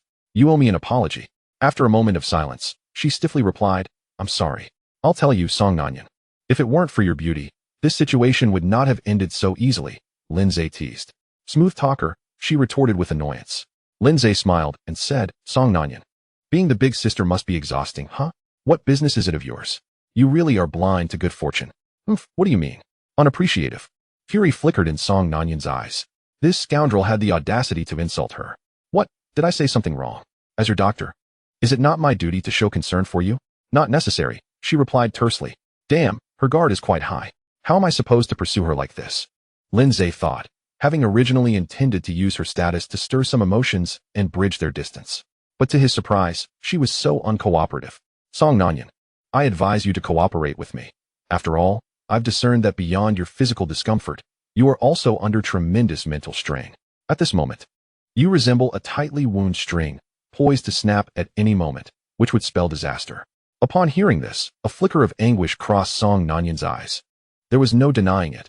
Lindsay had struck a nerve. Ever since her father's passing, she had been compelled to assume control of this vast organization. Although the leaders feigned respect towards her, in reality, they were all duplicitous. Some even acted under her banner to commit unspeakable deeds. Song Nanyan longed to eradicate such filth, but found herself powerless as these individuals were deeply entrenched in solidarity. A recent attempt to test their loyalty had resulted in them banding together against her. This predicament weighed heavily on Song Nanyan, leaving her restless through the night. Seeing her reaction, Lindsay felt a sense of satisfaction, not from her suffering, but from finally resonating with her frequency. Being in tune with her made things easier. "So, managing the organization isn't a walk in the park, is it?"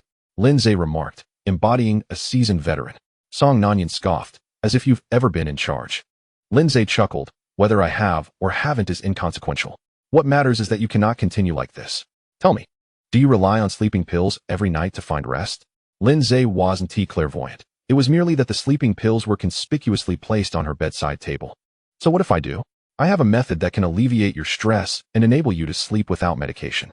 "What method?" Song Nanyan inquired instinctively.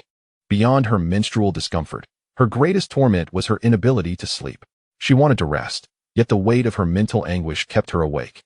There were nights when her eyelids fought against sleepiness, yet slumber eluded her. The consequence was a growing agitation and a deteriorating physical state. Lindsay removed the silver needles from her body and, with a cheerful demeanor, said, "Come with me. I'll take you for a thrilling ride." Chapter 80. Enough chit-chat.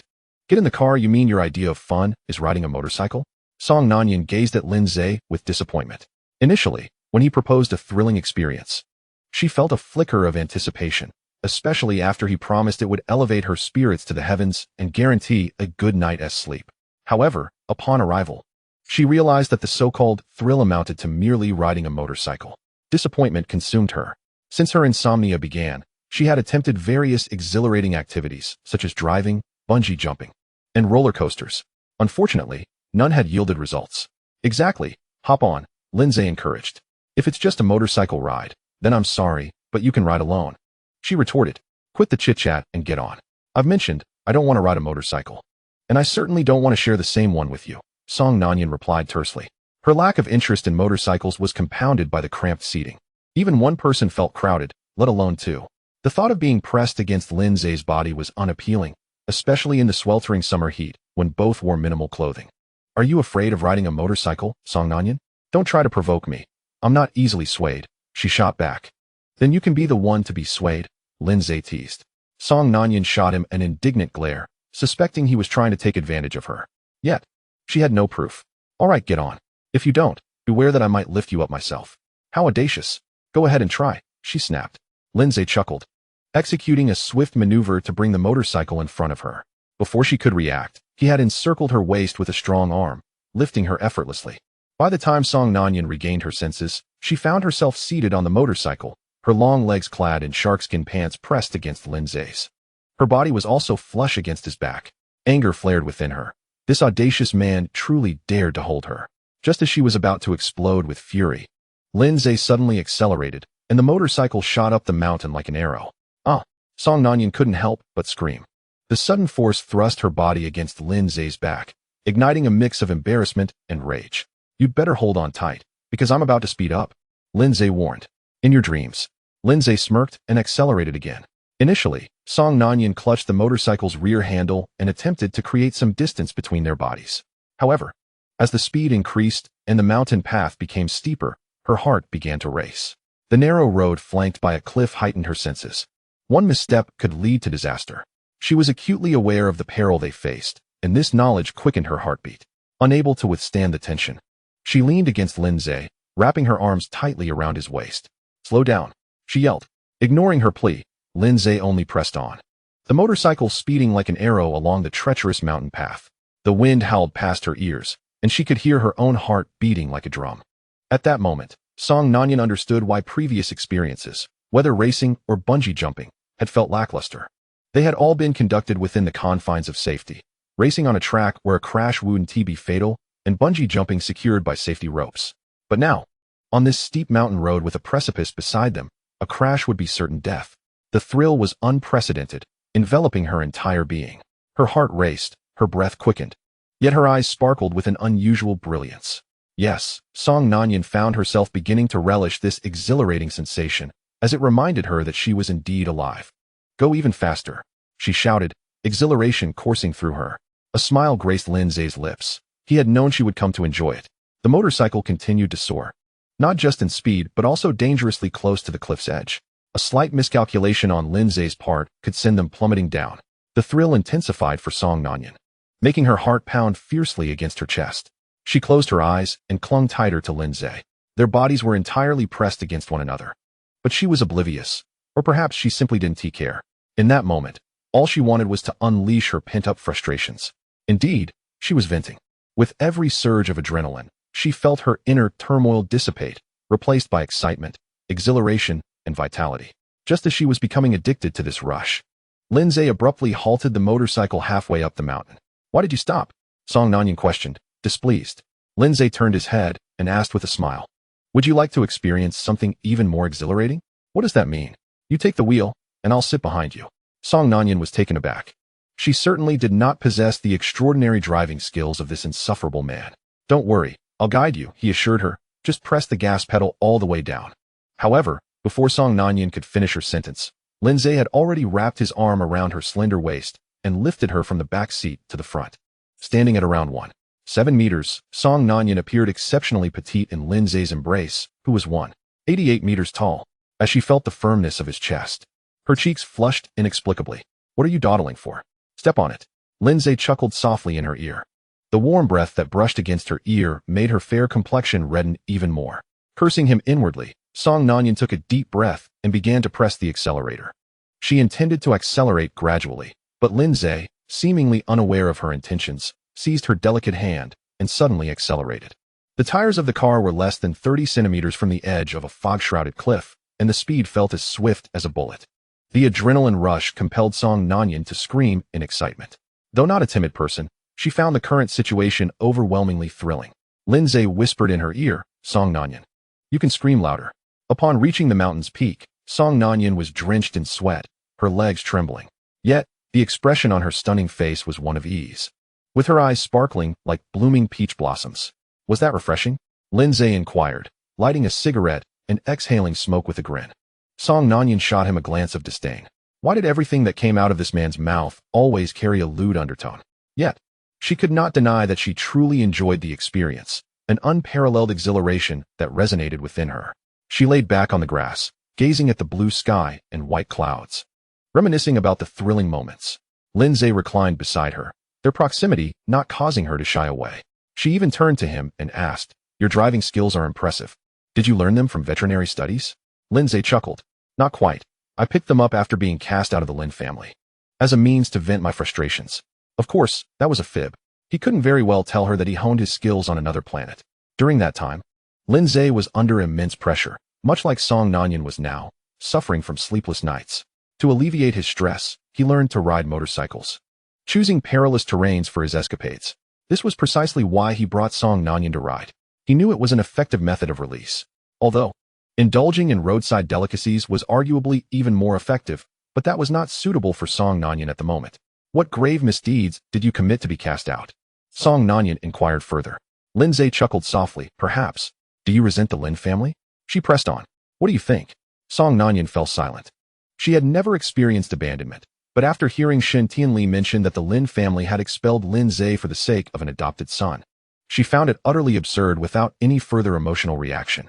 However, now, as she listened to Lin Zhe speak so casually about it, she felt an inexplicable discomfort within her. It wasn't that Lin Zhe displeased her, but rather the actions of the Lin family that irked her. "Once you cure my illness, I can help you seek revenge," Song Nanyan said after a moment's contemplation. The world often labeled her as ruthless, earning her the nickname Song Yama. She did not deny this. She understood that in this society, one must be somewhat merciless to avoid being torn apart. However, she was not ungrateful. She felt that since Lin Zhe had healed her, it was only right to repay him. Moreover, dismantling the Lin family would not be a daunting task for her. While she could not bring them down economically, employing some darker methods to erase them from existence would be rather simple. "No need. I prefer to handle such matters myself," Lin Zhe replied nonchalantly.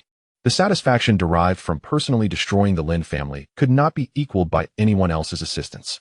Besides, it wasn't particularly challenging for Lin Zhe, so he graciously declined Song Nanyan's offer.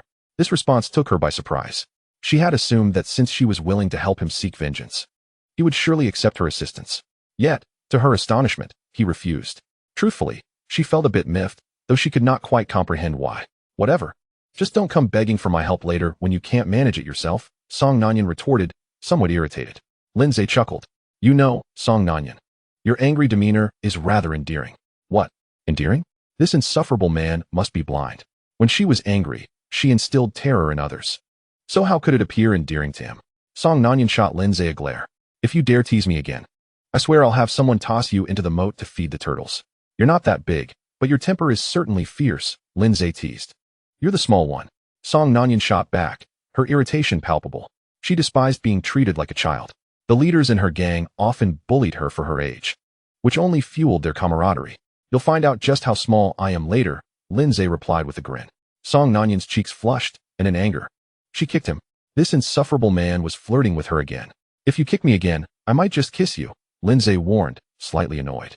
Though her kick was harmless, he did not appreciate being kicked. More importantly, he indeed had a desire to kiss her. As for the consequences of such an act, he thought, why not? What if Song Nanyan enjoyed it? The thrill of engaging in such acts in this secluded wilderness was undeniably enticing. Song Nanyan glared at Lindsay.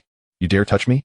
The memory of his unwarranted kiss from yesterday was still fresh in her mind, and now he seemed intent on kissing her again. Did he not understand the meaning of fear? You dare to tempt fate, she retorted angrily. Lindsay smiled mischievously. If I must die, let it be under the peony.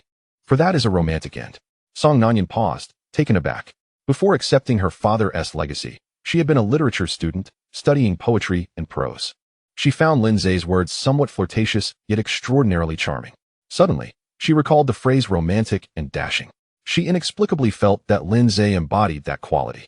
When she had first learned this idiom, she hadn't fully grasped its meaning, but now, it resonated with her.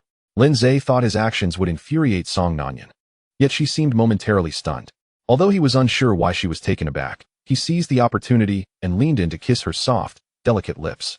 A seductive sound escaped from Song Nanyan's throat involuntarily. It was unintentional. At the moment their lips met, Song Nanyan felt a jolt akin to an electric shock. The sensation prompted her to emit a sound that was somewhat shameful even to herself. Lindsay, however, was invigorated by that very sound. His initial excitement intensified. In his fervor, he began to explore uncharted territories. Yet, just then, an excruciating pain struck him suddenly.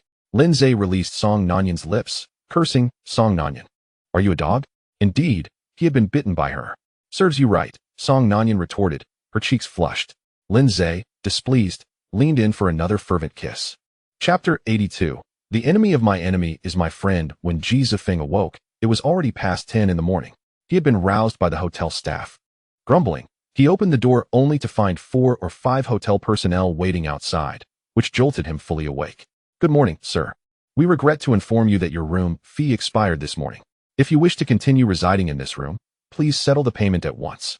Ji Zifeng's irritation grew. Last night, Su Qingxiu had told him she would no longer cover his expenses, and he had thought she was jesting. After all, they were classmates.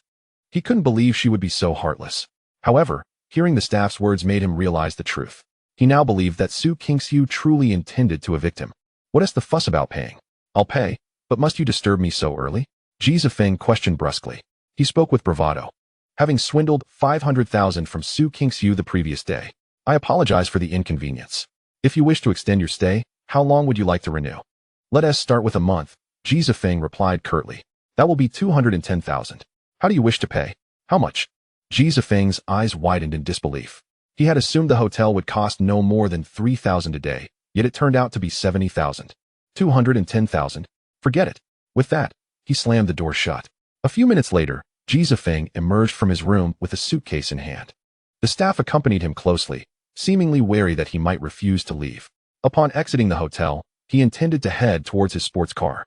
The previous night, Su Qingxiu had insisted he return the car, but Ji Zifeng was unwilling to part with it. It was a 7 million yuan vehicle, one he could scarcely afford to buy back. However, in the next moment, he froze in shock. The sports car, which had been parked in the hotel lot, was now missing. Ji Zifeng realized that Su Qingxiu was likely behind this. After all, it was only she who would dare such an act. But none of that mattered now. What was paramount was his outrage. How dare she? How could she have the audacity to reclaim a gift she had given him? Ji Zifeng's suspicions were indeed correct. The sports car had been towed away at Su Qingxiu's behest, and she had sold it. For her, this was a rare blemish in her life. Each time she thought of it, she felt an overwhelming urge to cry. Hey, Fengge, when did you return? Just as Ji Zifeng was on the verge of a breakdown, a cheerful voice pierced through his thoughts. He turned to see a rather unsightly figure approaching. This person seemed familiar. Wait a minute, wasn't this his former university classmate, Ji Bakeng? Back then, he had been one of Ji Zifeng's underlings. Ji Bakeng. Long time no see. Ji Zifeng feigned excitement. Who would have thought, Fengge? Aren't you supposed to be abroad? When did you come back? Just yesterday. I was about to get in touch with you when I unexpectedly ran into you here. Truly a stroke of fate, Ji Zifeng responded with a smile. Ji Bakeng grinned widely. Indeed, it is fate. Fengge, with that suitcase, where are you headed? Oh, I'm switching hotels. This one has poor service. Fengge is impressive. This is one of the top hotels in Haikan, and it belongs to Su Qingxiu's family. By the way, Fengge, have you contacted Su Qingxiu? Isn't she head over heels for you? At the mere mention of Su Qingxiu's name, Ji Zifeng's fists clenched tightly. Yet, he managed to smile and replied. She booked this hotel for me. I wasn't planning to come back, but she kept enticing me, so here I am. Ji Baking looked at him with envy. Fenggu, you're incredible. To have someone like Su Qingxiu pursuing you. I'm so envious. Envy? She yes, just a woman, Ji Zifeng pretended to dismiss. Ji Baking's envy only deepened. Where are you headed, Fenggu? I can take you. Aren't you busy? Not at all. Besides, nothing is more important than accompanying you. Ji Zifeng felt pleased. All right then, first take me to find a hotel. I'll treat you to lunch, and we can have a good chat. Sure. Ji Baking replied cheerfully. Ji Baking drove a luxurious SUV worth $1 million, yet Ji Zifeng distinctly remembered his family's modest means. Ji Baking, you've struck it rich, huh? You can afford such an expensive car now. Ji Baking laughed. Don't mock me. Fenggu, this is my boss's car. By the way, do you remember that trash? Lindsay? As soon as Ji Zifeng heard Lindsay's name, he felt the urge to curse. If it weren't for that scoundrel, Su Qingxiu would not have severed ties with him. Yeah, I remember. Why bring him up? My current boss is that trash's younger brother. It's rather amusing. The Lin family disowned their biological son for my boss, the adopted one. Ji Zifeng felt a rush of joy. Is that so? Ji Baking nodded. My boss can't stand Lindsay. He would love to see him gone. Ji Zifeng's heart raced with excitement. He too harbored a deep-seated hatred for Lindsay. If that were the case, perhaps he should seek to align himself with Ji Baking's boss. After all, the enemy of my enemy is my friend. By the way, Fenggu, are you planning to get back together with Su Qingxiu now that you're back? Ji Zifeng did not wish for anyone to know he had been cast aside by Su Qingxiu. He smiled and replied, we'll see. Ji Baking looked at him with envy. You're still impressive, Fenggu. If Su Qingxiu liked me, I'd be kneeling to please her. Enough of that. Ji Baking chuckled. Are you planning to take over the family business now? I don't want to be a burden. Ji Zifeng felt a twinge of guilt. I'm not sure yet. Why not come work at our company? I remember in college, you were Lin Zay's rival. With that connection, my boss would definitely appreciate you. Ji Zifeng had been waiting for this opportunity. He feigned indifference. Sure, actually, I'm open to any job, as long as I can hang out with you. Ji Baking was ecstatic. Fenggu, let me take you to meet my boss. Chapter 83, Dog, don't play dead after pushing Lindsay away. Panting with a mix of shame and anger, Song Nanyan glared at him. This scoundrel truly had the audacity. Kissing was one thing, but he had dared to reach beneath her clothing and grope her. Thankfully, she had caught him in the act early. Had she been any later, this rascal might have devoured her whole. After all, the sensation from that scoundrel's kiss lingered. You wretched creature, you truly seek your own demise, Song Nanyan exclaimed furiously. Lindsay lit a cigarette, inhaled leisurely, and replied with a calm demeanor, then go ahead and kill me. No sooner had he spoken than Song Nanyan angrily grasped Lindsay's neck. He looked at her with a playful smile, even going so far as to blow a smoke ring in her direction. Caught off guard, Song Nanyan tightened her grip. To be honest, while she appeared to exert considerable force, her limbs were still weakened from the kiss, leaving her with little strength despite her efforts. Nevertheless, Lindsay feigned distress, breathing rapidly, rolling his eyes, and even struggling in a symbolic manner. Yes, Lindsay was intent on teasing her. Shortly, he ceased all movement, his eyes firmly shut, his arms limply falling to the ground. Song Nanyan felt a sense of satisfaction. She released Lindsay, declaring, Humph, you wretched creature. Let us see if you dare kiss me again. But Lindsay remained unresponsive. Annoyed, she kicked him. Wretched creature, don't play dead. Yet Lindsay continued to lie still.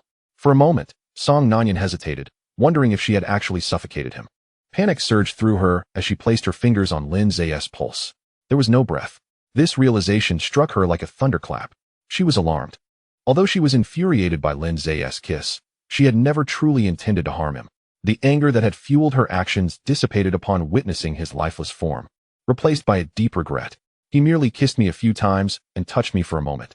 Why did I even squeeze him? She lamented. If she hadn't squeezed him, how could he have ended up like this? After a brief moment of distress, a memory of the first aid techniques she had once learned resurfaced. Without further ado, she straddled Lindsay, clasped her hands together, and began to apply pressure to his chest. After a while, she leaned down to administer mouth-to-mouth resuscitation. Just as she was breathing life back into him, she suddenly felt something wet invade her mouth. It was a tongue. Startled, she quickly pulled away from Lindsay's lips and glanced at him, only to find him grinning mischievously. Embarrassment and anger surged within her. She realized she had been duped by this scoundrel. How dare he? Enraged, Song Nanyan unleashed a flurry of punches upon Lindsay. Her delicate fists fell upon him like rain, determined to not cease until he was thoroughly subdued. Lindsay made no attempt to defend himself. After all, her blows were hardly painful. Besides, having tricked her, He felt it only fair to let her vent her frustration. Lin Zhe observed Song Nanyan with amusement, noting her apparent intelligence contrasted sharply with her gullibility in believing he had been truly incapacitated. After a while, Song Nanyan grew tired of her assault.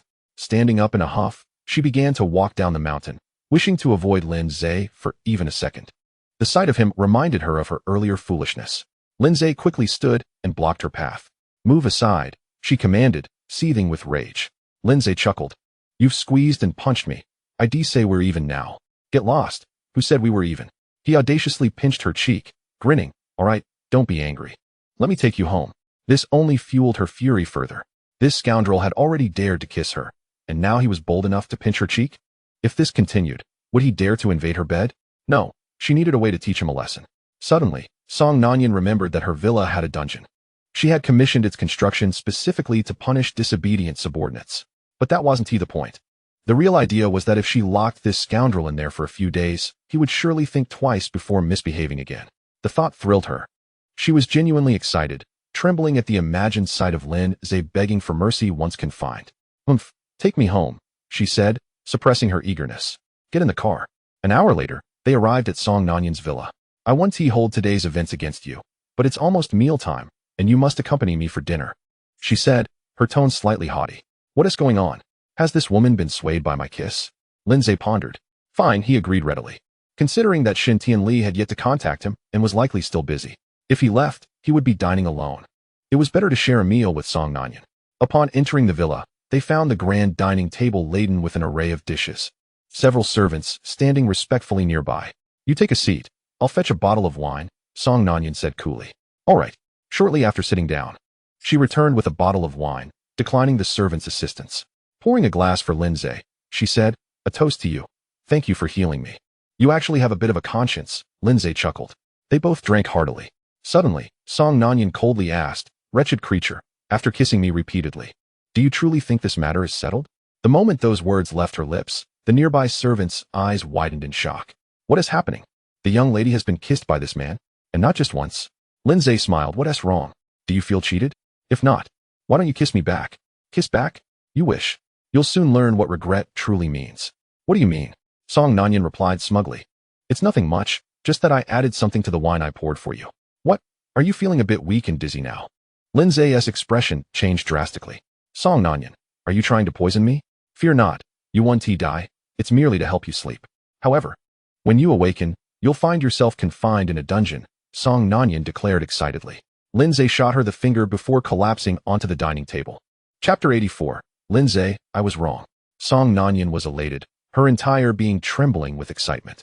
She had always felt a thrill when witnessing a protagonist imprison the other in a cage. It was this very reason she had constructed the dungeon. Initially intended for unruly subordinates, she had not anticipated that Lin Zhe would be the first to experience its confines. But that was beside the point. Watching Lin Zhe sprawled on the ground filled her with even greater exhilaration than she had imagined. The thought of him begging for mercy upon awakening sent her blood racing. After observing him for a moment, she prepared to exit the dungeon and await his awakening on the sofa. Just as she turned, a mocking voice suddenly echoed from behind her. "Thus, you meticulously drugged me with the intent of bringing me here?" The abrupt voice startled Song Nanyan, causing her to whirl around swiftly. She soon found Lin Zhe regarding her with an expression of mockery. How could you awaken so quickly?" The drug was administered personally by her, and according to the dosage, he should have remained unconscious for at least 2 hours. Yet, unexpectedly, he was awake in less than 10 minutes. "Is it possible that I never drank it at all?" Lin Zhe retorted with a cold smirk. "You're talking nonsense. I clearly saw you drink it," she stammered. "Just because you witnessed it doesn't mean it's true," Lin Zhe challenged, leaving Song Nanyan at a loss for words.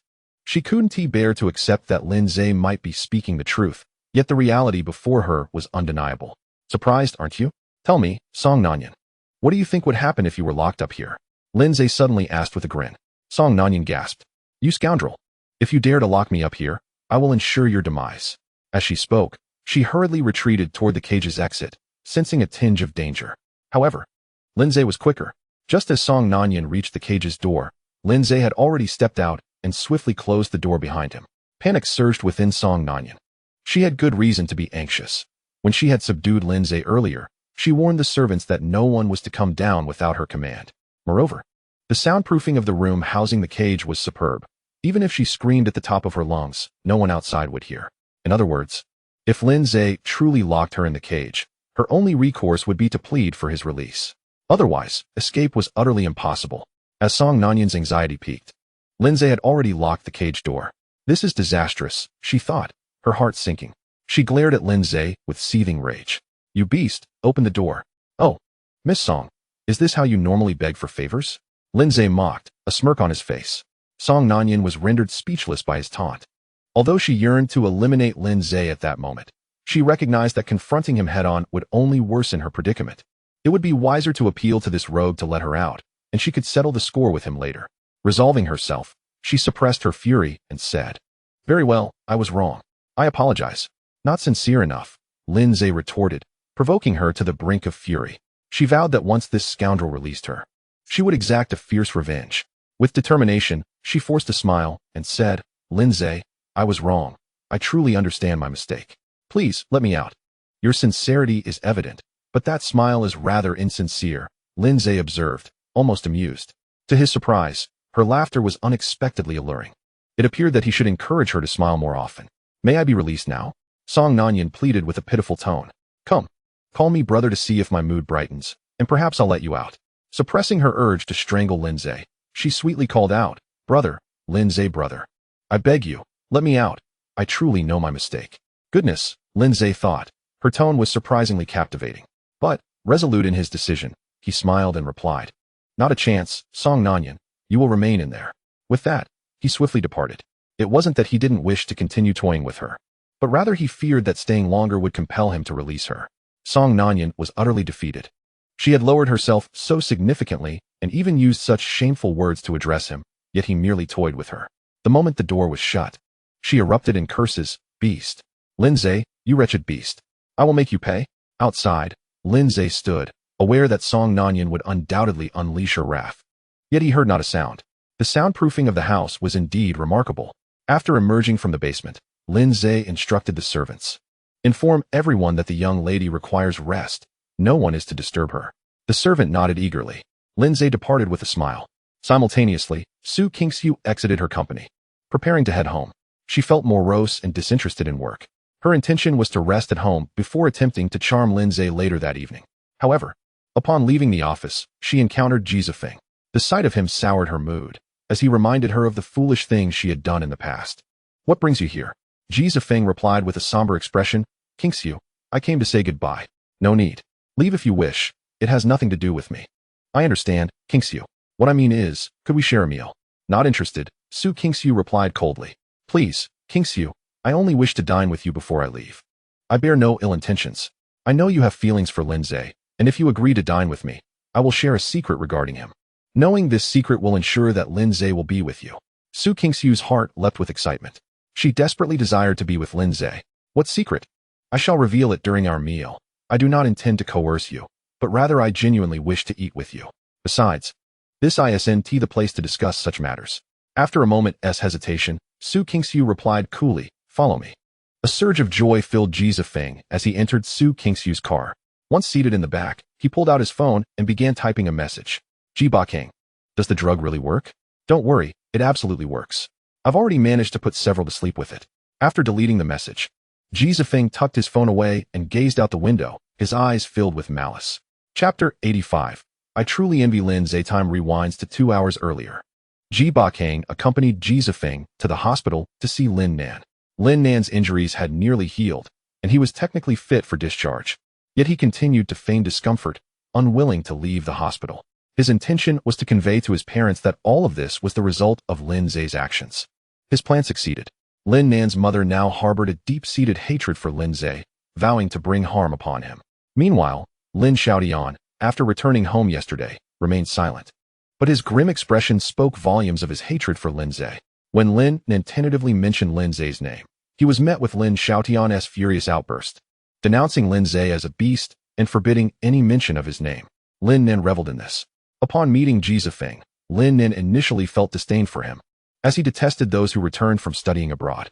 However, upon learning that Ji Zifeng had been Lindsay's sworn enemy since university and that Su Kingxiu, the woman Lindsay adored, was interested in Ji Zifeng, Lin Nan's interest in him peaked, especially when he discovered that Su Qingxiu had divorced Lin Zhe for Ji Zifeng. Lin Nan felt a surge of exhilaration. With a grand gesture, he welcomed Ji Zifeng into his company as his personal assistant, offering a monthly salary of 50,000 plus bonuses. Ji Zifeng was secretly elated. Just as the matter seemed concluded, Lin Nan inquired of Ji Bakang whether he had retrieved the item he requested. From their conversation, Ji Zifeng was taken aback to learn that the object in question was an aphrodisiac, reputed to be highly effective. Lin Nan had already utilized this substance to seduce countless women. Upon hearing this, a nefarious scheme began to form in Ji Zifeng's mind.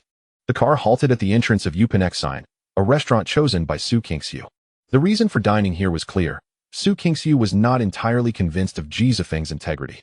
She feared that dining alone with a man might lead to unforeseen circumstances. Being in her family's restaurant provided her with a sense of security, knowing that the staff would promptly assist her if necessary. They were seated in the same private room where Ji Zifeng had dined upon his return. The decorations for his welcome had long since vanished. Yet as Su Qingxiu entered the room, a twinge of sadness washed over her, recalling Lin Zhe's reaction to the previous decor. Once seated, Ji Zifeng offered the menu to Su Qingxiu. He gently said, "Qingxiu, order whatever you desire. Today, I am treating you. Please grant me this opportunity." Ji Zifeng occupied the same seat he had on the night of his homecoming, while Su Qingxiu chose to sit across from him. Lin Zhe had once remarked that he disliked women who had been touched by others, even to the extent of holding hands.